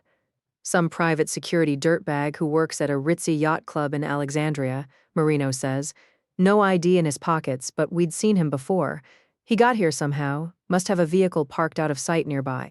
But that's not for us to be sticking our nose into. It wouldn't be safe, for one thing. And he came here tonight because he knew you'd be here? Piper is baffled and getting angry.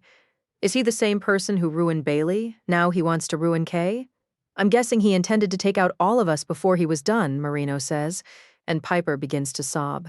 Maybe he followed us, Marino decides, his pistol in hand and pointed down. I don't know, but we need to leave, and you're coming with us, Piper. We're taking the damn journals and other shit while we're at it, unless you don't want to ever see them again. The Norfolk cops, the FBI will grab them, and that's the end of it. He's right. I visibly jump when my ring vibrates, my phone working fine. I pull it out of a compartment in my briefcase where I tucked it earlier, halfway expecting another automated complaint about how poorly I take care of myself. But it's Benton calling. Are you hurt? He's steady and quiet the way he sounds when frantic. I don't think so. No time to talk. We've got agents 2 blocks away and they'll take care of things, he says. As soon as they arrive, you, Marino, Piper are to get in his truck.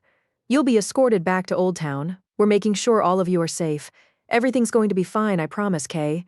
Don't forget I love you. 1 week later.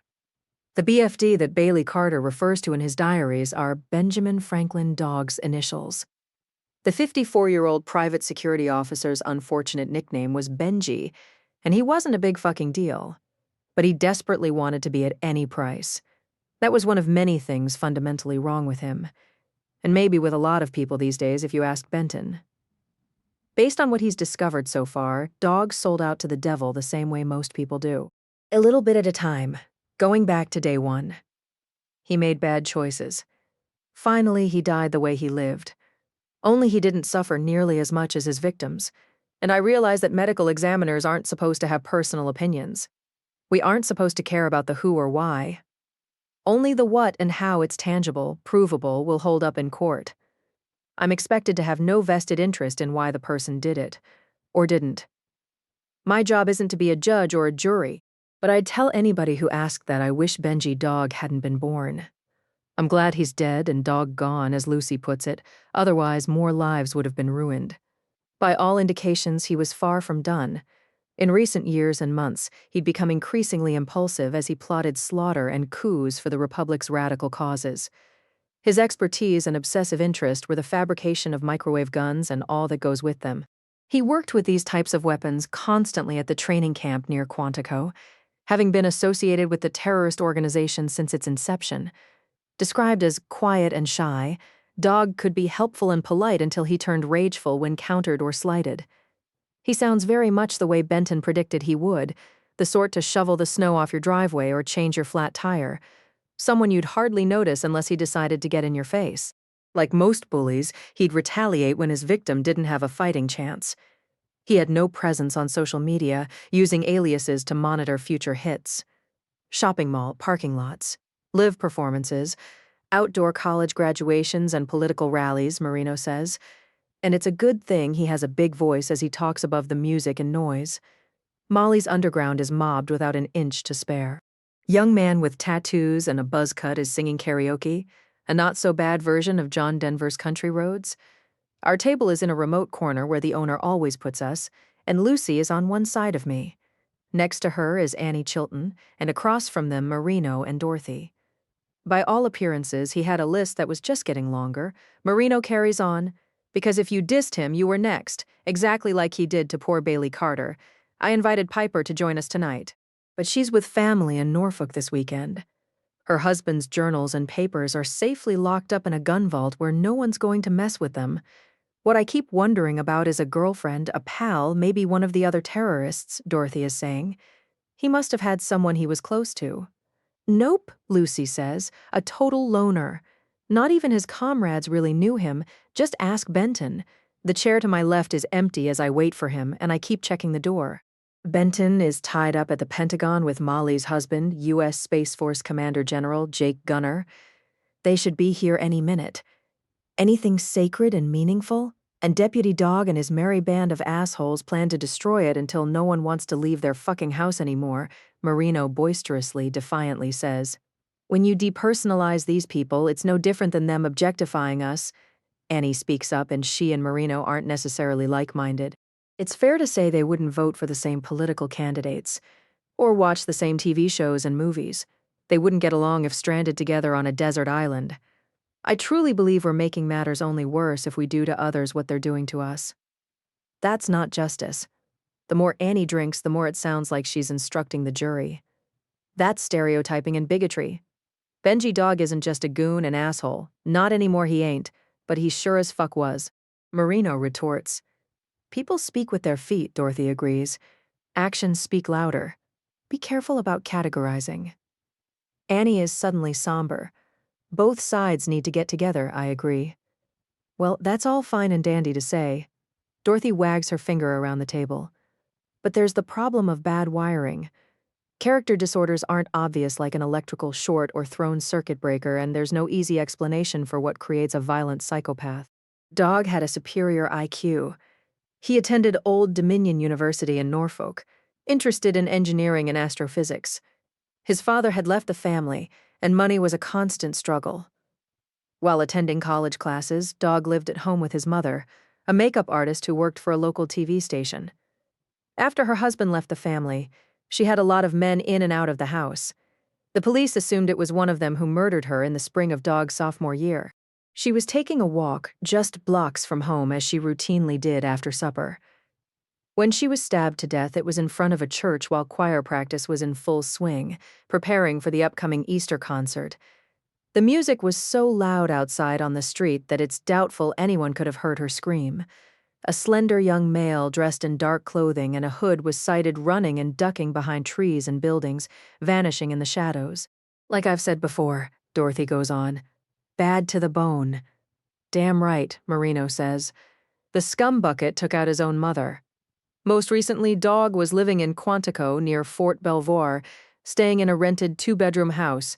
His Raven Landing private security Durango SUV was in plain view in the driveway when federal agents arrived. He kept his personal pickup truck inside the garage, but the night he died, it was parked out of sight close to the Carter's waterfront property in Norfolk. Inside the truck was a rucksack containing a tactical knife with Wally Potter's DNA on it. There was a roll of duct tape, and the strips recovered from his body were fracture-matched back to it. Trace evidence clinging to the adhesive was consistent with what we found in the dust bunny. Touch DNA on Wally's shirt was matched to Benjamin Franklin Dog, as was DNA left inside Belhaven Market's safe and on the office chair. Dog was out of control, arrogant, and maybe he'd deluded himself into believing he was invincible. He wasn't in the FBI's CODIS database because he'd never been arrested, and that added to his false sense of security. I had my Norfolk Deputy Chief Rena Peace work the death scene and conduct the post-mortem examination. It wasn't for me to do. I thought it fitting since she'd taken care of Bailey Carter. I toy with my Martian margarita, one of the house specials. Tequila, a splash of water and pomegranate juice on the rocks. Well, it's no fun to think about. Dorothy is holding forth about the Colonial Parkway murders again, has been doing it nonstop, and I wish she wouldn't. But how do you know he wasn't involved somehow in the horrible deaths of those poor young couples? I have to admit, the same thought keeps crossing my mind. Annie says, maybe back then he was getting started, learning how to hunt humans, he was practicing. That's right. Dorothy nods her head. And he very well could have partnered with what's-his-name, the person blamed for the murders, the one with the weird DNA who got shot to death. Maybe both of them were involved. Who's to say partners in the worst crimes imaginable? It would be easier for two people to control a couple. There's a lot we don't know. I try to change the subject. Suffice it to say that if Dog had something to do with the Parkway cases, I have a feeling we'll find out eventually. He may not have kept notes or even photos, but I bet he kept souvenirs, Lucy says as she helps herself to jalapeno poppers called flashbangs. She passes the basket to Annie, who is dressed in her usual khakis and oversized safari shirt. Living at the Watergate seems to agree with her. She has no plans to relocate and continues to employ Holt Willard, whom Lucy refers to as the only family the judge has left, her faithful retainer. Mostly he runs a few errands, helping out with minor chores. He and Annie have coffee, talking about the old days when she's not on the bench or otherwise engaged. Dana DeLetti's TV investigative piece hasn't done any harm. If anything, it seems to have upped Annie's stock based on editorials and news stories I've been following. From what I understand, Raven Landing is buying Chilton Farms, and my old friend won't be as poor as a church mouse ever again. Well, the more I think of it, Dorothy slurs, of far more concern is the real couple killer still being out there somewhere, God forbid. What if he never was caught to begin with? Elizabeth, the bombshell hostess, appears with another round nobody ordered or will turn down. Her live-in boyfriend Jack, the bartender, has a heavy pour, and Annie's not much of a drinker. She's on her second Jack the Ripper's Bloody Mary, made with non-Russian vodka. It's a good thing Lucy is the designated driver for her honor, and also for her mother and Marino. What if reopening the cases goads him into action and he starts hunting down couples or who knows what? Dorothy is on a roll. Doing something awful all over again. You're talking 22 years ago. Whoever it is, he's probably too old by now, Annie decides. Nonsense, Dorothy objects. Whoever committed those murders might be only in his 50s by now. The same age as the psycho Marino had to take out. Yeah, you can't make assumptions about age. There are guys in their 70s and more who you sure as hell wouldn't want to mess with. Marino toys with his shot glass of bourbon, his biceps bulging. I hate that Bailey ever got tangled up with the fucking dog shit with 2 Gs. I keep thinking if the doc and I had been in Virginia at the time, it wouldn't have happened. It wouldn't have happened. Amen to that. Dorothy deeply nods her head as if she's in church. If we'd been right here in Virginia, we could have prevented it. Don't you agree, Doc? He looks at me. No fucking way things would have gone this far. I would hope not, I reply. For sure, had Bailey complained to me the way he did to Elvin, I would have done something about it. Dog began working security at the Norfolk Medical Examiner's office the fall of 2019. By then, he already was involved with the fledgling terrorist cell that now calls itself the Republic, of which Gilbert Hooke was a founding member. They knew each other, and it's likely that Dog encountered April Tupelo at some point. She was well aware of Hooke's anarchist involvements and aspirations. She more than shared his views, and they were frequent visitors to the Northern Virginia training camp. Now she's dead, and Hooke is back behind bars, this time on terrorist charges after interviews with his comrades and other evidence. If April were alive, she'd be locked up too. Both of them would be charged with multiple crimes: theft of government property and armed robberies that were happening in the Hampton Roads area not long before she died. Dorothy continues reciting what's been in the news about April Tupelo. And you know what I say about her going overboard? Marino raises another shot of bourbon, looking around the table. That was just life fucking throwing her back. I told you she and Gilbert were cut from the same cloth. My sister says this dramatically and loudly while she looks at me, and it wouldn't surprise me if she had some help tripping and ending up in the ocean. Hooke could have pushed her while they were fighting, right, Doc? Marino says. As shit-faced drunk as she was, it wouldn't have been hard. He didn't strangle her to death. I helped myself to another flashbang, a sip of my drink. But he could have pushed her overboard and left her to drown. It wouldn't have taken long. He may not have been able to save her even if he'd tried. We'll never know. But nothing about April Tupelo's last day alive has been truthful. When she and Hooke were out in his trawler retrieving the crashed weather balloon on October 14, 2020, it was about more than helping NASA wallops recover a failed experiment. The balloon was constructed of enough mylar to cover a football field. Normally, the damaged material would have ended up sold as surplus, but this never happened. After April and Hooke helped recover the ruined balloon, it vanished. Typical of government facilities with multiple overcrowded warehouses, nobody noticed. When the terrorist camp and training grounds were raided, it was discovered that the Republic had quite a cottage industry. It included mylar, ovens, and industrial shredders. The terrorists had been making construction tiles embedded with mylar glitter, some of it sputter-coated with microscopic amounts of precious metals. The tiles were used in their own buildings, creating habitats with Faraday cage shielding. Camouflage protective clothing was fabricated, and they'd modified their phones using spread-spectrum technology. This explains why no one pinged on the terrorists when they attempted their attack on the president. Their phone signals were lost in the noise floor and didn't pop up. Their communications undetected. The bad guys were careful, but Dog wasn't when he went on to create murder and mayhem at Bellhaven Market and Chilton Farms. It was even more reckless when he showed up in Norfolk, not bothering with gloves, a hood, or other protection. He didn't worry that he might be spotted before he could finish what he started. Maybe he was cocky or too angry to use logic and good judgment. Or more likely, he wasn't thinking clearly anymore, possibly from chronic exposure to radiation. It must not have occurred to him that Marino might be looking out a window when the lights flickered right before the boathouse went pitch dark. I knew right away what was going down. Marino's recounting gets more dramatic as happy hour goes on. I went out the front door and crept around the side of the house. I could make out the shape of the fucker on the shore in a clump of bushes. He must have sensed me, turning his head just enough for me to pop him in the left temple. Then twice more center mass. Elizabeth, the hostess, interrupts his latest recycled rendition. She's appeared with Guardian guacamole with frag chips and baskets of heat-seeking fries, compliments of the house. She bends over far enough in her low-cut blouse for Marino to enjoy the view. My attention wanders across the room to Bose Flagler, this moment alone in his booth, and for an instant our eyes meet. He stopped by the table after we got here, acting the way he always does, friendly, charming, and witty, while my sister stared at him carnivorously and Marino got pissy. The Commonwealth's attorney is having dinner with Patty Mullet, just now returning from the ladies' room or wherever she went. Sliding back into her seat, she resumes a conversation with him. The FBI special agent is considerably older, and based on Flagler's demeanor, I doubt they're on a date. She avoids looking in this direction and probably won't say hello to Benton when he arrives. Her attempted investigative takeover was weakened further when the insect, animal, and plant evidence I collected from Chilton Farms was negative for carbofuran. Not a trace of it or any other poison. I'm getting the urge, my sister announces as the last karaoke contestant leaves the stage to a rowdy round of applause and cheers. Somebody better do it first, or I'm gonna. She threatens it seductively. The prize money is up to $300. My sister increasingly interested as she drinks Cosmic Cosmos.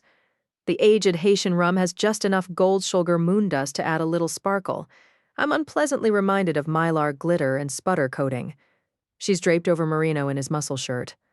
I'm not kidding. Dorothy stares at the empty stage. The seconds creep by slowly as nobody volunteers. I reach for my drink knowing what's coming.